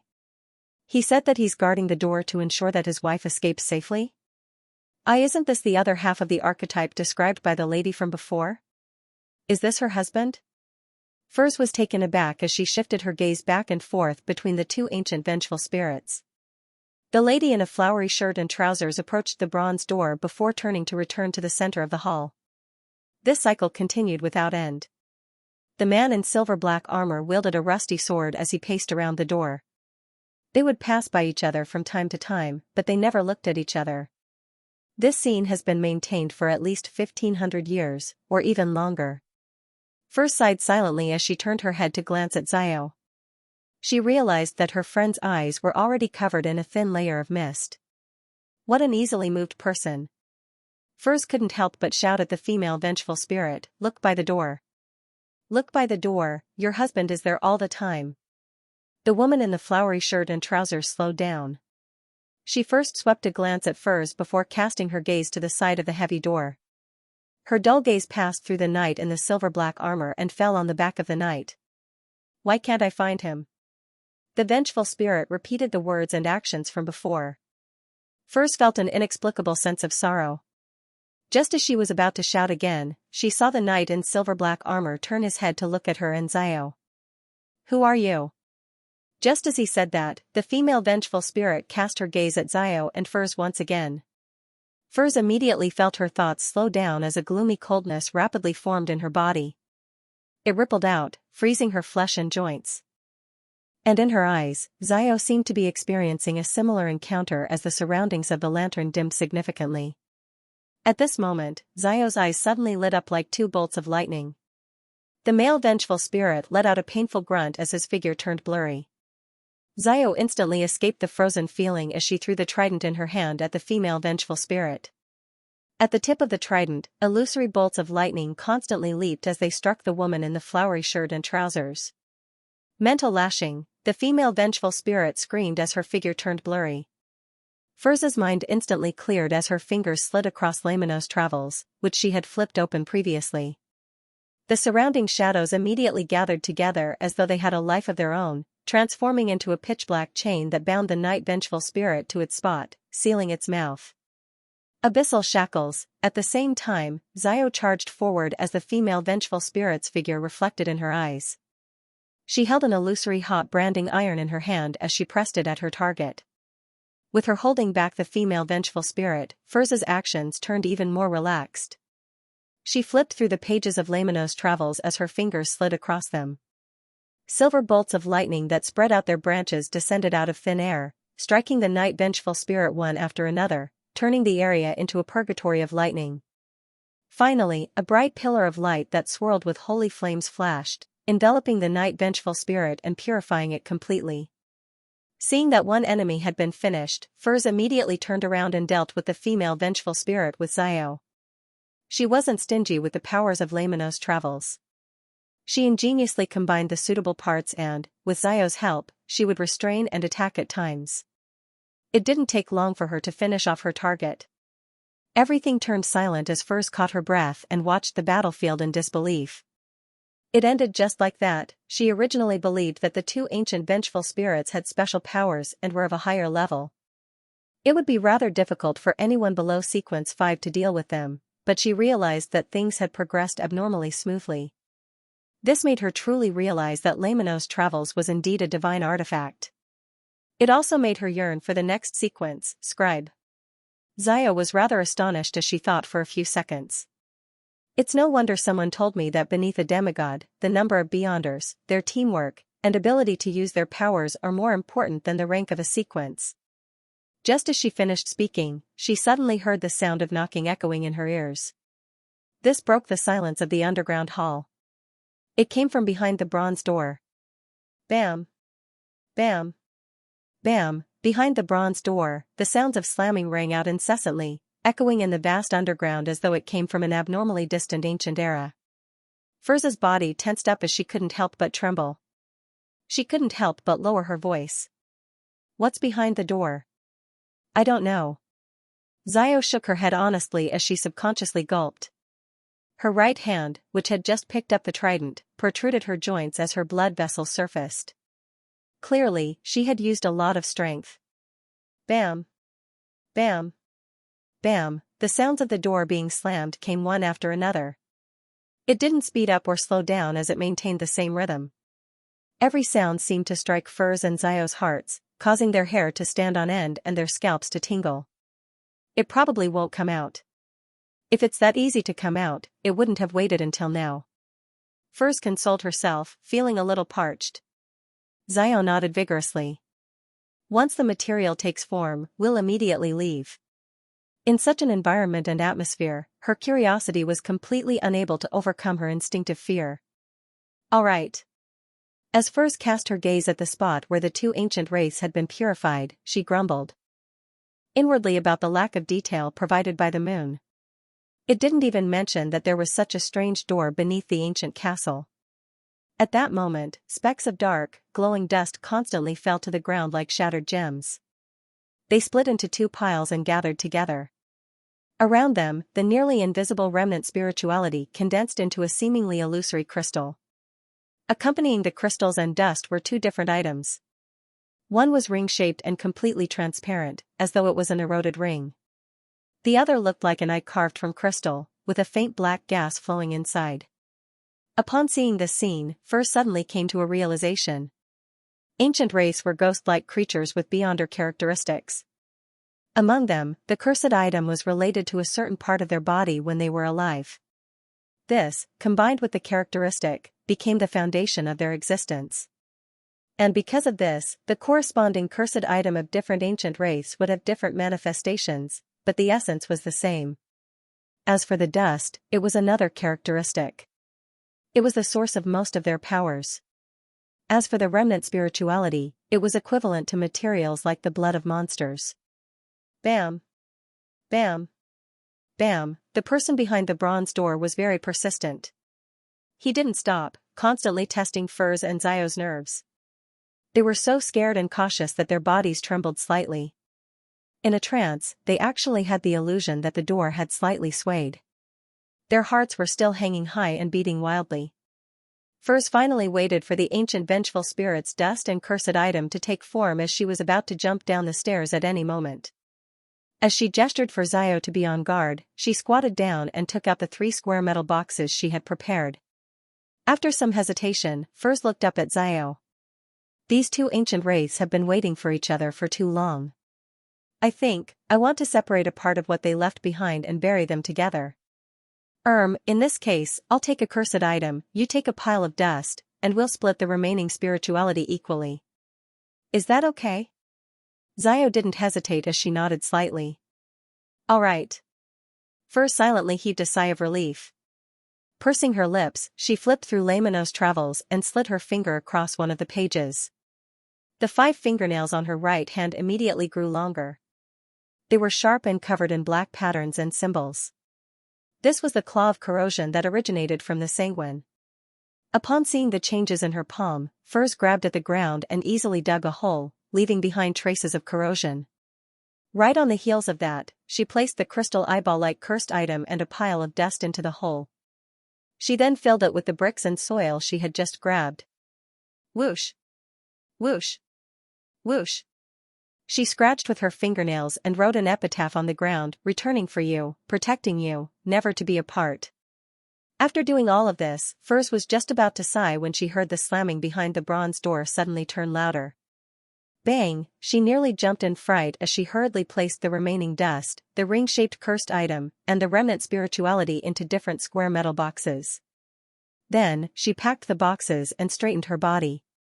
Together with Xiao, she slowly walked towards the spiraling and narrow staircase. Bang! Bang! Bang! The slamming behind the bronze door became more intense. Furs and Xiao subconsciously gritted their teeth as they quickly went up the staircase. They became faster and faster, and in the end, they were already running. They didn't care if they would fall on the staircase and tumble down like a wheel. Finally, sunlight appeared in front of Furs and Xiao. It shone in from the outside world, scattering onto the staircase in front of him. It was bright, pure, and warm. At this moment, the faint slamming sounds that came from underground came to an abrupt halt. There was no follow-up. Furs and Xiao exchanged looks, slowed down, and with a few leaps, they returned to the upper level of the abandoned castle. The two of them didn't speak as they left the area and returned to the edge of the forest. After walking for a while, Furs calmed down and pursed her lips. It was really terrifying just now. Although the thing behind the bronze door didn't cause us any harm and didn't even reveal itself, I still believe that it's more terrifying than an ancient wraith. It's more terrifying than anything I've experienced before. It's more terrifying than anything I've experienced before. In those few minutes, I couldn't help but imagine several tragic deaths. Each one was more terrifying than the last, but none of them were as terrifying as the slamming sounds. Xiao turned her head and nodded in agreement. Yes, I felt like I was walking on the edge of a cliff.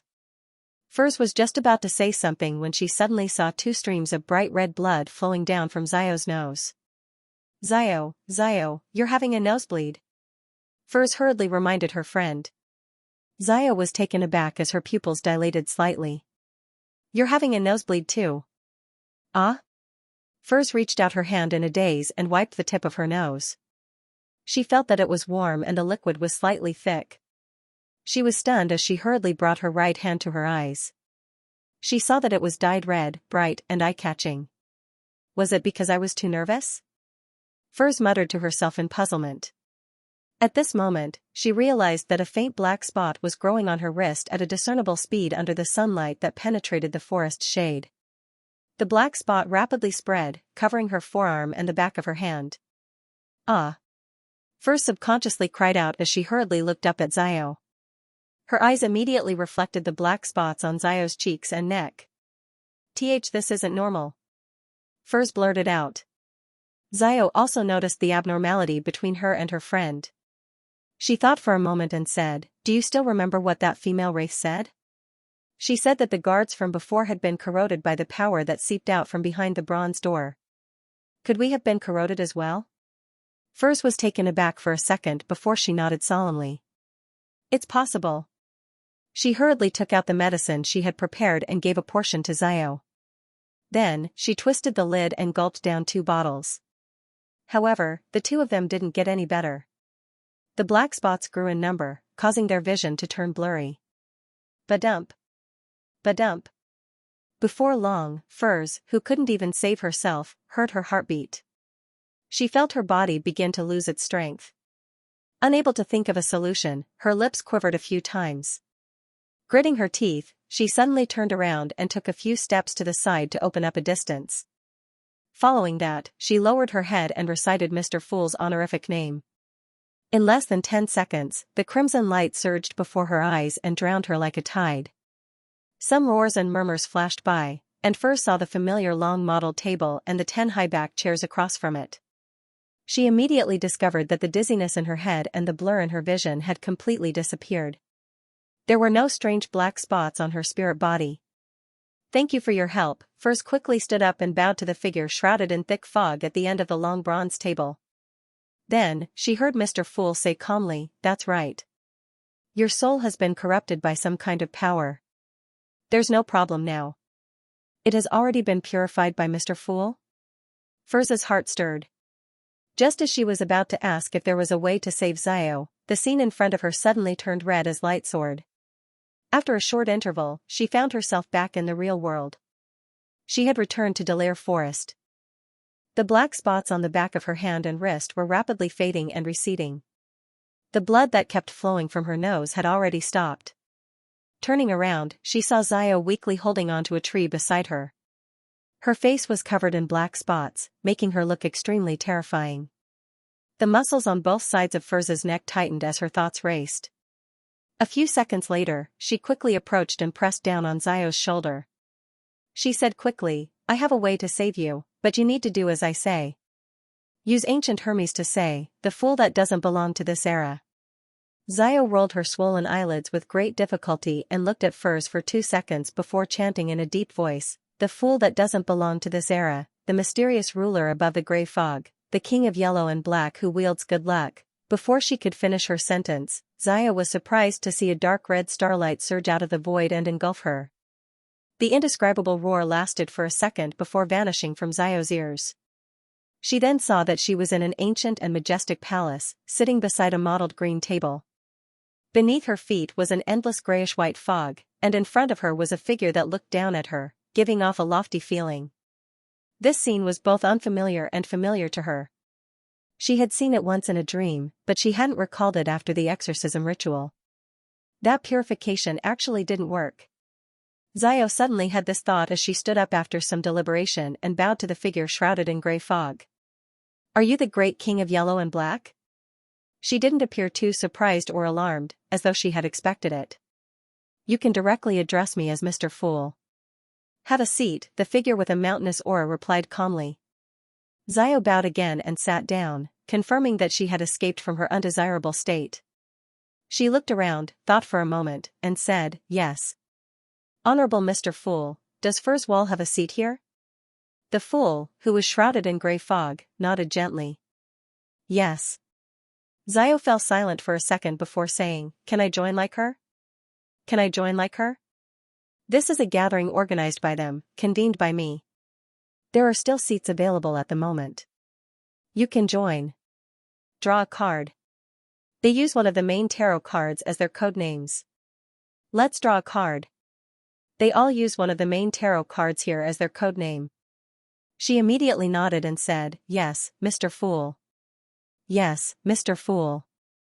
On the long bronze table in front of her, a deck of tarot cards immediately appeared. Xiao reached out her right hand and solemnly cut the cards. She drew one and flipped it open.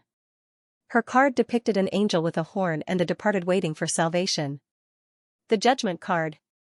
Glancing at the Judgment card in her hand, Xiao was taken aback. "This is in line with my expectations." The fool, who was shrouded in the gray fog, nodded slightly and calmly said, "That's right. Every Monday, Bakelin time, we meet here at 3 in the afternoon. Be prepared in advance. At the gathering, you can exchange information, materials, formulas, and knowledge. You can also pay a certain price and entrust missions to other members." Xiao thought for a moment and said in enlightenment, "Yes, Mr. Fool." She thought that this was the end of the day, but she heard a voice from the end of the long bronze table again. "What did you do before you were corroded by that power?" "Indeed, it's been corrupted." Xiao composed herself and described the entire exploration of the ancient castle with Furs. She emphasized the bronze door known as the pitch-black door, as well as the ancient castle guards that had been corrupted and turned into wraiths. Then, she noticed that Mr. Fool nodded slightly and said in a calm voice, "That's right. Do not enter that ancient castle before sequence 4. Let's go back." Xiao immediately stood up and respectfully bowed in accordance with the descriptions in various religious rituals. "Your will is my will," Yi Zichen said. As soon as she finished speaking, a deep red color rose in front of her eyes. When everything dissipated, she had already returned to the world of reality. He was holding on to a thick tree. She subconsciously looked at the back of her hand and realized that the black spots were rapidly fading. Xiao looked up at Furs, who was staring at her worriedly. When their gazes met, Furs was first overjoyed, but soon after, she revealed an embarrassed smile. She opened her mouth, but did not know what to say. Xiao slowly exhaled and pointed ahead. "Let's return to the town first." "Okay." Furs answered without hesitation. And at this moment, above the grey fog, the fool Klein was tapping the edge of the long-modelled table, thinking about what had happened to the magicians in Judgment today. Even if the items or powers sealed by the Dark Gate didn't escape, they could still corrupt the guards and explorers outside. Just the thought of how horrifying it was enough to make one shudder in fear. Furthermore, this corruption was rooted in the spirit body. To resolve it, Klein only had two solutions. One was to let the corrupted perform a complete secret deed ritual and use the power of the mysterious space above the grey fog to complete the purification with the help of the Brooch of Sunday. The second was to directly pull the spirit body here and use the grey fog to disinfect the poison. Given that there was no time at the time, he chose the latter. What could it be? The most corrosive power belongs to the devil pathway. It's connected to the abyss? This wasn't impossible. According to Little Sun's description, in the middle and early stages of the second epoch, demons often left the abyss and were active on the land. It wasn't until the ancient sun god appeared that the demons retreated to the abyss and sealed it. According to this, it's quite normal for the northern continent to have an entrance to the abyss underground.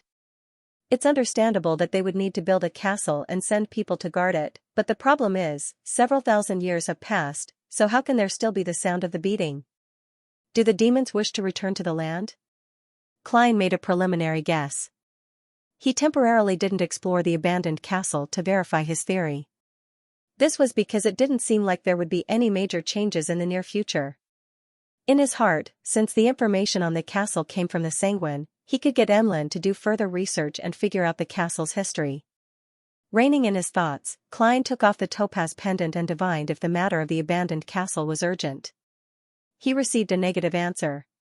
He immediately returned to the real world and waited for the local ruler, General Xianxia, to send someone with a deposit. At 2 p.m. in Fainapotter, Haggis, who was dressed like a northern continent gentleman with slicked back hair, knocked on Don Dantes' door with a black suitcase in hand under the protection of a team of guards. Come in, come in." A gentle and elegant voice sounded. It was first spoken in Rouen with a Bakeland accent before it changed to the local Dutanese. Haggis turned the doorknob and pushed the door open. He saw Don Dantes with white sideburns and deep blue eyes pressing down on the bottom of his black vest as he stood up from the reclining chair. "Good afternoon, my friend." This Rouen gentleman with good looks and bearing took 2 steps forward and extended his right palm. This time, he switched back to Rouen. Haggis replied in Rouen with an aristocratic accent. "It's my honor to be your friend." After he shook Don Dantes' hand gently, he surveyed the area and chuckled. "This is your servant?" He was referring to the mixed-blood youth standing behind the arms merchant. In other words, he was asking if he was trustworthy. After all, Don Dantes hadn't brought any servants with him when he visited the general's residence yesterday. "Yes, his greatest strength is that he's good at keeping secrets," Don Dantes replied with a smile as he pointed to the leather sofa opposite the reclining chair. Surrounded by 2 guards, Hodges closed the door behind him and sat down with a smile. He smiled and said, "I've heard of a proverb about Intis. Rumor has it that it was said by Roselle the Great. He said that only the dead can keep secrets." Don Dantes laughed involuntarily. "Roselle the Great also said something else, corpses can speak." "Is that so?" "This is the first time I've heard of it." Haggis enjoyed the process of interacting with the northern continent gentleman. After chatting for a while, he picked up the suitcase beside him and opened it. At this moment, there seemed to be a golden light flowing out of the suitcase. Under the illumination of the sunlight outside the window, the whole room seemed to be brighter. Haggis then looked at Don Dantes and said, 5,000 Ruan pounds, and 5,000 pounds worth of gold coins and bars. This is the deposit. I'll carry the remaining 30,000 pounds in cash and gold with me. I'll give them to you after the delivery of the firearms. Don Dantes glanced at the stacks of banknotes, gold coins, and gold bars in the eyelid box. He retracted his gaze and smiled. When are we leaving? Haggis closed the suitcase and handed it to Don Dante's servant. Tomorrow morning. He paused for 2 seconds before speaking. Mr. Dantes, the general has an esteemed guest who wishes to visit you. Dwayne Dantes's expression didn't change as he fell silent for a few seconds. After a few seconds of silence, he said, When? Now. Haggis said in a manner as though he didn't dare brush him off. He's downstairs. Don Dantes nodded slightly. Invite him up. Haggis immediately heaved a sigh of relief. He left the room with the guard and walked down the stairs. Before long, Luca, who was wearing a white robe with brass threads, walked up. His silver hair was neatly combed. When he came to Don Dantes's door, he was just about to raise his hand when he heard a voice from inside. Please come in. This time, it was spoken in ancient Fasak. Luca's expression didn't change as he naturally pushed open the door. He immediately saw the middle-aged gentleman from yesterday who had rather good looks and bearing. He was standing beside a reclining chair, his side facing him. And sitting on the reclining chair was a young man. He had black hair and brown eyes. His face was thin and angular, and he exuded a cold aura. Luca was taken aback before he took a step forward, entered the room, and closed the wooden door. He calmly found a sofa and sat down. His grayish-green eyes clearly reflected the young man's figure. German Sparrow? Luca asked as though he was addressing him. The corners of German Sparrow's mouth curled up. It's not polite to directly address someone by their full name. Luca nodded and said, I'm sorry. I was rude.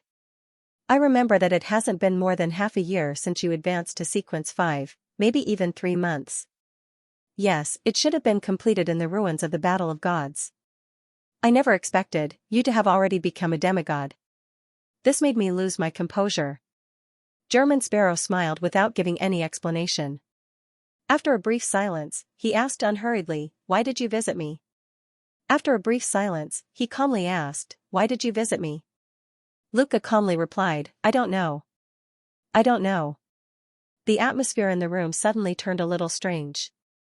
German Sparrow seemed to forget that there was an old gentleman sitting opposite him and that he needed to speak again. Luca indiscernibly moved his chin and said to himself, It's like this. I previously made a prophecy. In that prophecy, I would fall into a rather troublesome situation in the future, and I met someone here in the past few days who could help me deal with it. I'm not sure if it's you, but I'd rather admit my mistake than miss out on anything. I finally decided to meet you and get to know each other. My name is Luca Brewster. I'm a clergyman who serves the God of knowledge and wisdom. I'm currently in charge of the various affairs of the church in West Balam. German Sparrow nodded and said, That's right. I already know you. I believe there's no need for me to introduce myself, right? Of course. Luca thought for a moment and said, You should be a bizarro sorcerer. I recently received news that the Arcane Order of Intis has taken action.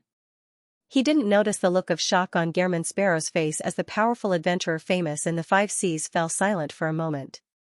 Zeradal has returned. Luca's pupils immediately changed before returning to normal. Then, he stood up and nodded in greeting.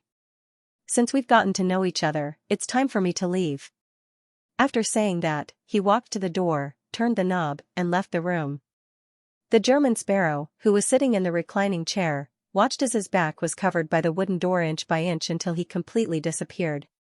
He suddenly chuckled. What a fraud. Yes. Don Dantes, who was standing beside the reclining chair, found a place to sit down. He picked up the teacup on the table and took a sip. He, who had graying sideburns and deep blue eyes, and the thin and angular German Sparrow looked at each other and smiled at the same time. On Monday afternoon, Don Dantes took out his golden pocket watch and opened it. He said to Haggis, who was sitting opposite him, "We're almost at our destination. We're almost at our destination. I think you need to take a break in advance." "Excellent suggestion." Haggis agreed. Don Dantes pointed to the street ahead. "There's a hotel there. We'll rest for half a day and set off tomorrow morning." Haggis didn't object. He turned forward and gave a few instructions to the carriage driver. After checking in, Don Dantes used the excuse of taking an afternoon nap to decline Haggis's afternoon tea invitation. More than half an hour later, above the endless gray fog, Klein sat in the seat belonging to the Fool. PS1, actually, I'm very satisfied with the writing of the first chapter. It basically eliminated psychological descriptions and relied on the foreshadowing, the actions of the characters, and the choices made to give a personality and style.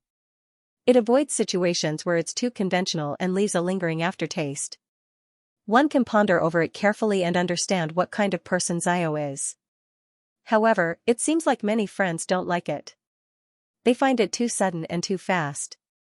I'll explain more in the future. I won't analyze Zio's thoughts here. Anyway, every action, every choice, and every word is expressed. Why did it feel sudden? I don't think the problem lies in the plot, but in the structure. As a long novel, many of the foreshadowing and descriptions are too far apart. In the end, when it all comes together, a psychological description might be more suitable than a simple description. It won't be too heavy at the beginning and light at the end. It can make the plot thicker. Also, I'm planning on using a new narrative method for the 5th volume. I'll use some POV. From the first chapter onwards, I'll fix the camera on a single character and describe it from his point of view. Then, when there's a connection, I'll change the scene. Therefore, I'll dilute many of Lilke's thoughts and actions. After that, this writing method will be alternated with normal writing methods. PS2, seeking monthly recommendation tickets on Monday. Dark red beams of light soared up and condensed into different human figures on both sides of the long bronze table. The eternal silence above the gray fog was broken as the magnificent and ancient palace was filled with an indescribable vitality.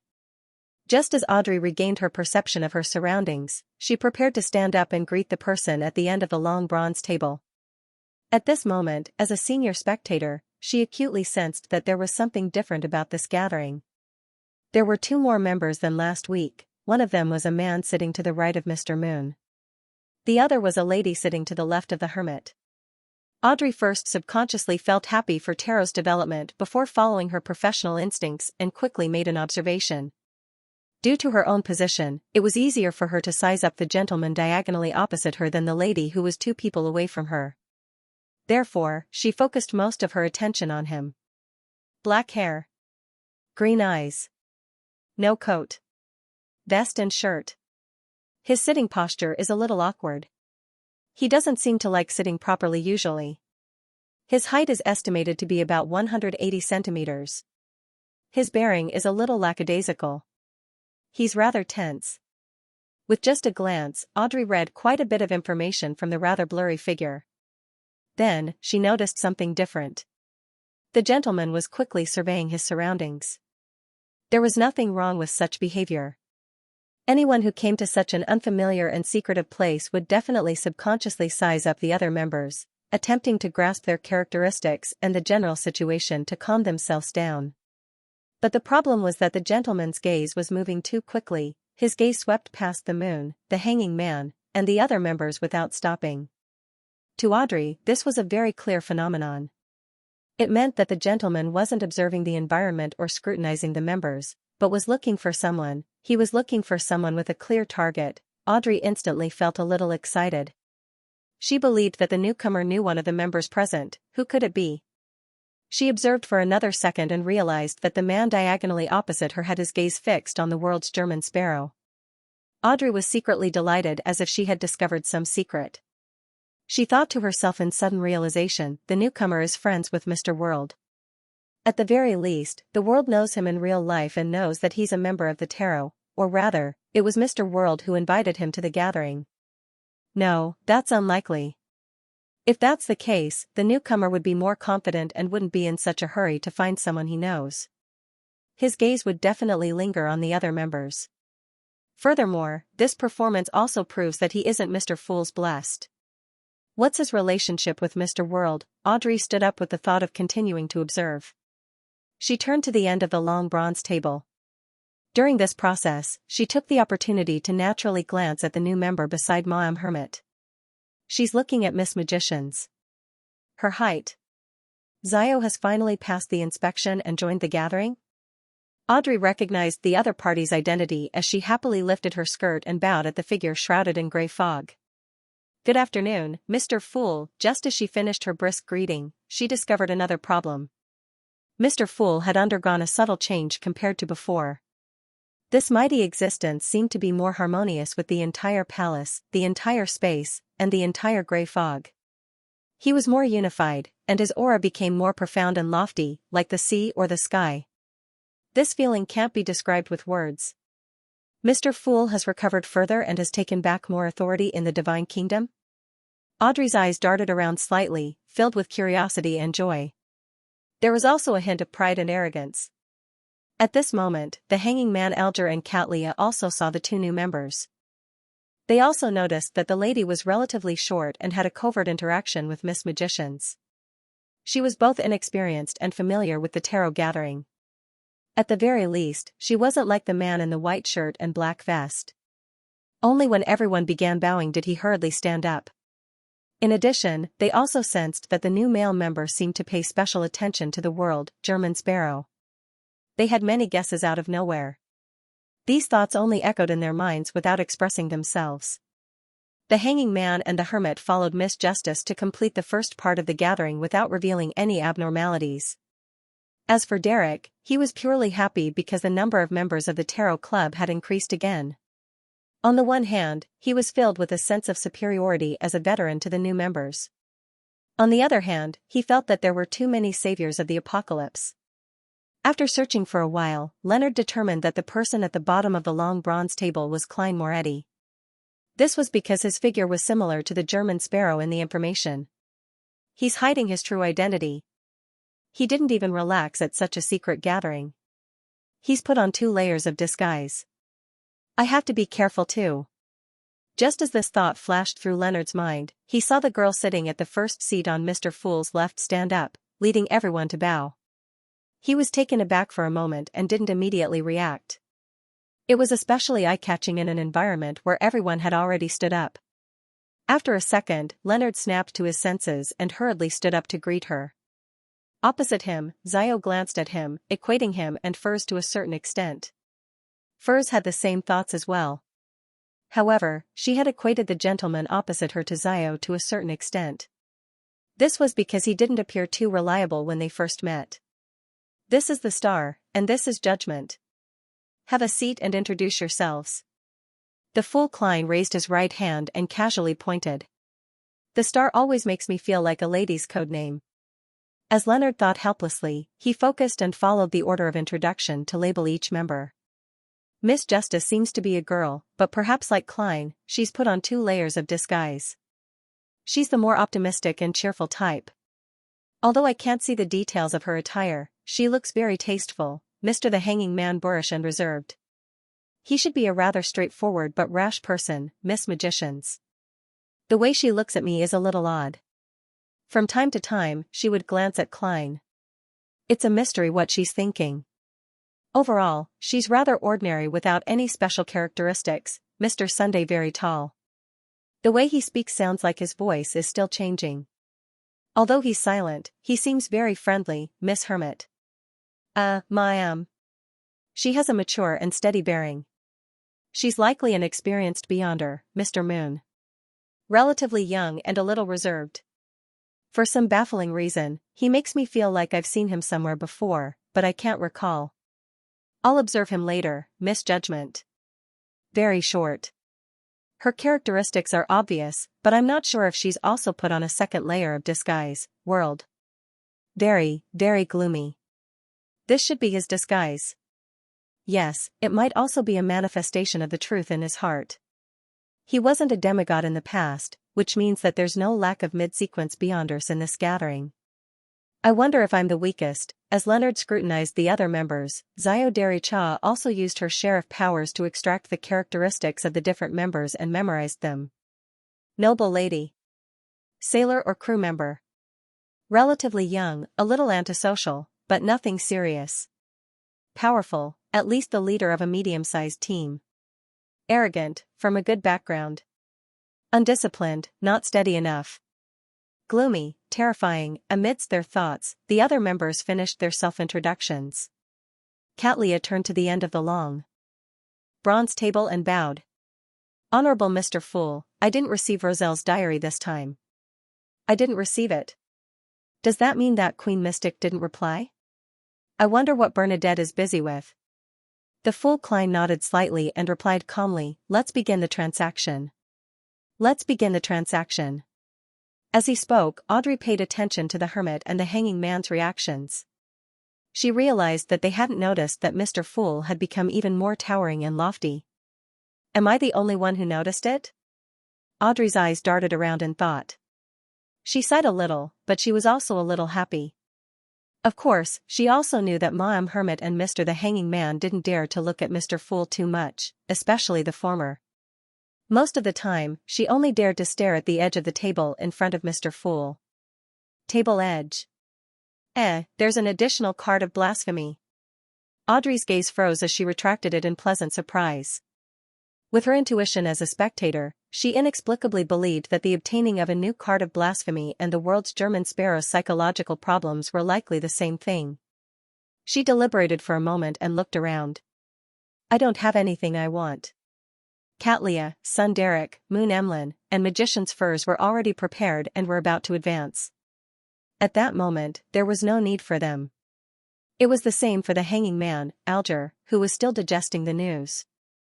On the other hand, Leonard had the intention to purchase a mystical item, but due to the lack of a demonstration, he didn't know if he should speak up. All he could do was divert his attention to the matter of Mr. Fool needing Roselle's diary. After selling tinder, he wasn't lacking in money, and the experience of using creeping hunger made him feel that a powerful mystical item was rather useful. At this moment, Magician's Furs glanced at the silent Xiao and took the initiative to look opposite her. Mr. the Hanging Man, I have a material that I wish to entrust to the artisan to make into a mystical item. She was referring to Xiao's ancient wraith dust. The Hanging Man Alger shook his head. That artisan has been controlled by members of Rose School who believe in the primordial moon. This is what I know. The subsequent matters have been handed over to Ma'am Hermit to handle. Rose School. Primordial moon believers. Handed over to Ma'am Hermit to handle. Leonard and Xiao looked around and suddenly felt that the gathering they were participating in wasn't as loose as they had imagined. They were secretly moving in the shadows of the world. P.S. Seeking monthly recommendation votes for Monday. Catlia turned her body slightly and cast her gaze at the magicians. This problem is a little complicated. I suggest that you wait another week or two. I can't promise anything. All I can say is that someone will help you create a mystical item when the time comes. There should be someone. In other words, it might not be the original artisan. Is he planning on nurturing an artisan himself? Or should I think of a way to turn the original artisans into sealed artifacts and use machines to create machines? Ma'am Hermit is indeed an experienced beyonder. She doesn't have any fear towards killing. This means that she doesn't belong to a proper faction. Leonard listened quietly as he analyzed the situation. This was the first time he was so serious during a meeting. No problem. Magician's Furs had sufficient confidence in Ma'am Hermit. After all, she had already gathered the blood of a mythical creature, and there might be a qualitative change in the future. At that moment, she heard the world's German sparrow say in a hoarse voice, if you need help with this matter, you can look for me. To Klein, the mother tree of Desire's unusual interest in the grey fog, as well as Roselle the Great's warning to be careful of the moon in his diary, made him, who was determined to find the secret of transmigration and the nature of the Door of Light, pay more attention to the matters regarding Rose School and the primordial moon believers. Furthermore, the artisan was now involved in the intersection of both sides. Catlia never expected the world to offer to help. After a moment of silence, she nodded slightly. Alright, if I can't handle it, I'll get help from Mr. Fool. She had specially clicked to contact Mr. Fool to tell the two new members that the tarot gathering had a magical means of communication. There was no need to be surprised or troubled in such matters. They would naturally understand when the time came. As the pirate admiral with the highest bounty on the 5 seas and the leader of a pirate crew that managed hundreds of people, she did this not out of pure good intentions, nor was it because she was worried that the two new members would have too many questions and affect the progress of the gathering. Instead, it was out of habit, the habit of establishing authority in front of the new members. Of course, in fact, unless time was of the essence and there was no time to set up the ritual, Xianxia would rather summon the German Sparrow's messenger than trouble Mr. Fool. Seeking help through Mr. Fool. Xiao vaguely understood something as she resisted the urge to look at furs. I can even seek help from Mr. Fool? Leonard's thoughts ran wild as he made some guesses. Seeing that someone had taken the initiative, he relaxed a little and deliberated for a few seconds before taking the initiative to speak. I need a mystical item. What type? Audrey replied in a timely manner to avoid any awkward silence. Leonard tersely acknowledged and subconsciously responded, that's right. I don't know. He only had such a plan, but before he could think about the details, he had been pulled into such a gathering and discovered a possibility. I don't know. He's probably a fool. The fool Klein, who knew Leonard's undisciplined and casual nature well, held back his laughter as he cursed inwardly. Seeing everyone look at him with unclear intentions, Leonard immediately felt a little embarrassed as he hurriedly added, I mean, there's no limit to the type. As long as it's more of an offensive domain, is more concealed, and has fewer negative effects, I'm fine with it. He was doing this to showcase the powerful control abilities of a nightmare.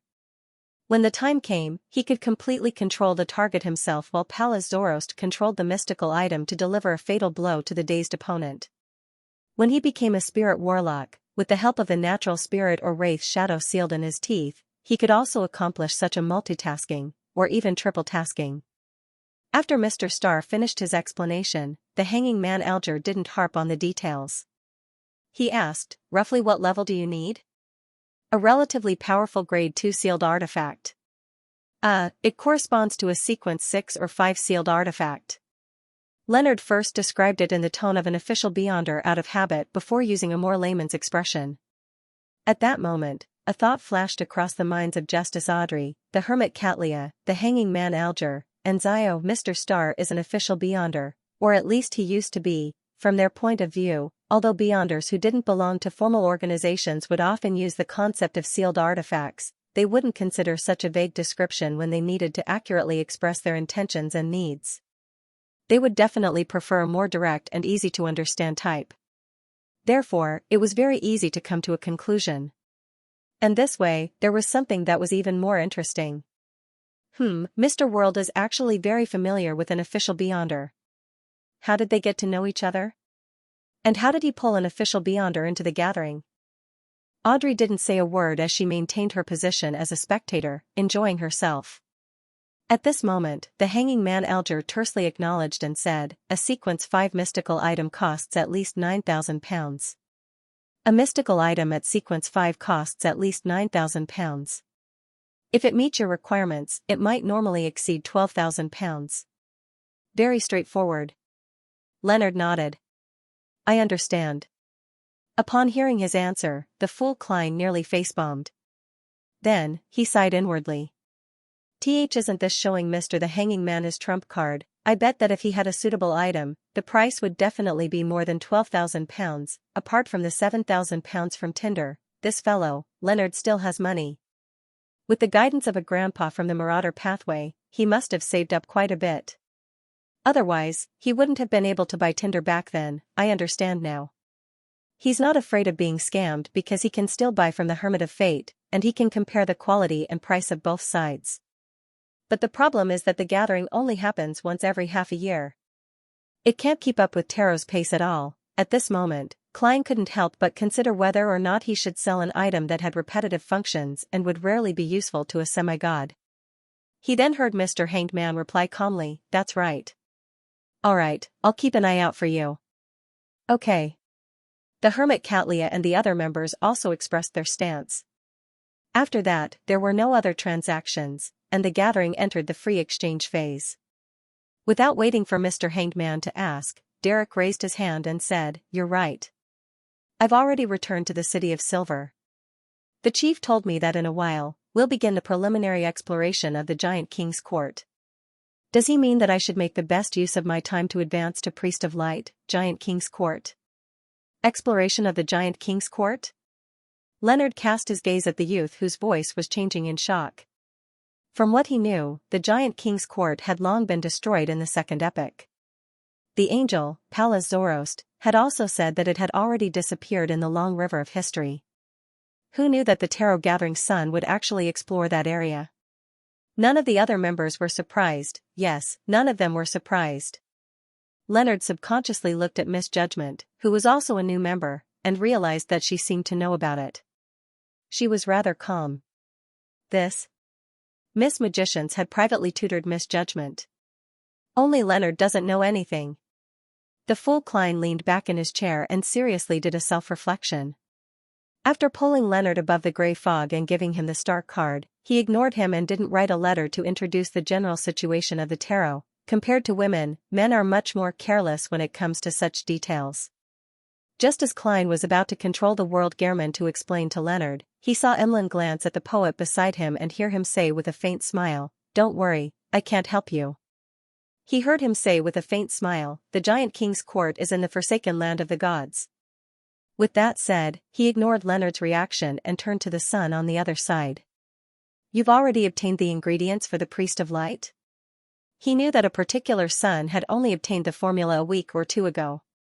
"Yes, I exchanged it from Mr. World," Sun answered honestly, but he didn't specify what he had used to exchange for it.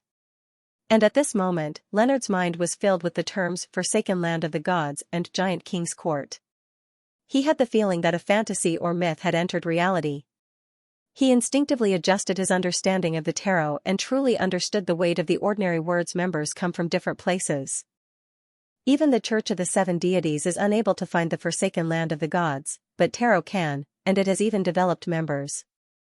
Right, Aztec Eggers, who I previously believed to hold the death card, didn't appear at this gathering. Apart from the members here, there are also those who directly belong to Mr. Fool? Just as I thought from the beginning, this is a secret organization that might very well develop into an Orthodox church. It wouldn't be much weaker than the Aurora Order or Rose School. To a certain extent, it might even be stronger. This is a true meeting before the gods. Amidst Leonard's thoughts, the hanging man Alger agreed with Sun's guess. That's the case. Exploring the Giant King's court is a dangerous matter. He hopes that you can quickly grow to the level where you can fight against that shepherd elder. Derek nodded, not fully understanding what was going on. "I understand. Thank you, Mr. the Hanging Man." He then recounted what he had seen in Noise City, leaving Leonard, Zio, and the other members taken aback. They didn't understand how such a strange situation and atmosphere came about. However, the fool Klein caught a whiff of something familiar. He felt that Noise City and the foggy town had certain similarities to a certain extent. The many pedestrians are suspected to be lifeless marionettes. Could it be that there's a higher sequence item or monster of the seer pathway there? Klein didn't say a word as he silently memorized the corresponding words in Noise City. At this moment, Zio glanced at the world and took the initiative to speak out of goodwill. MI9 has recently been investigating the origins of German Sparrow. End of chapter 984. Don't forget to subscribe, like, and share the video to support the channel.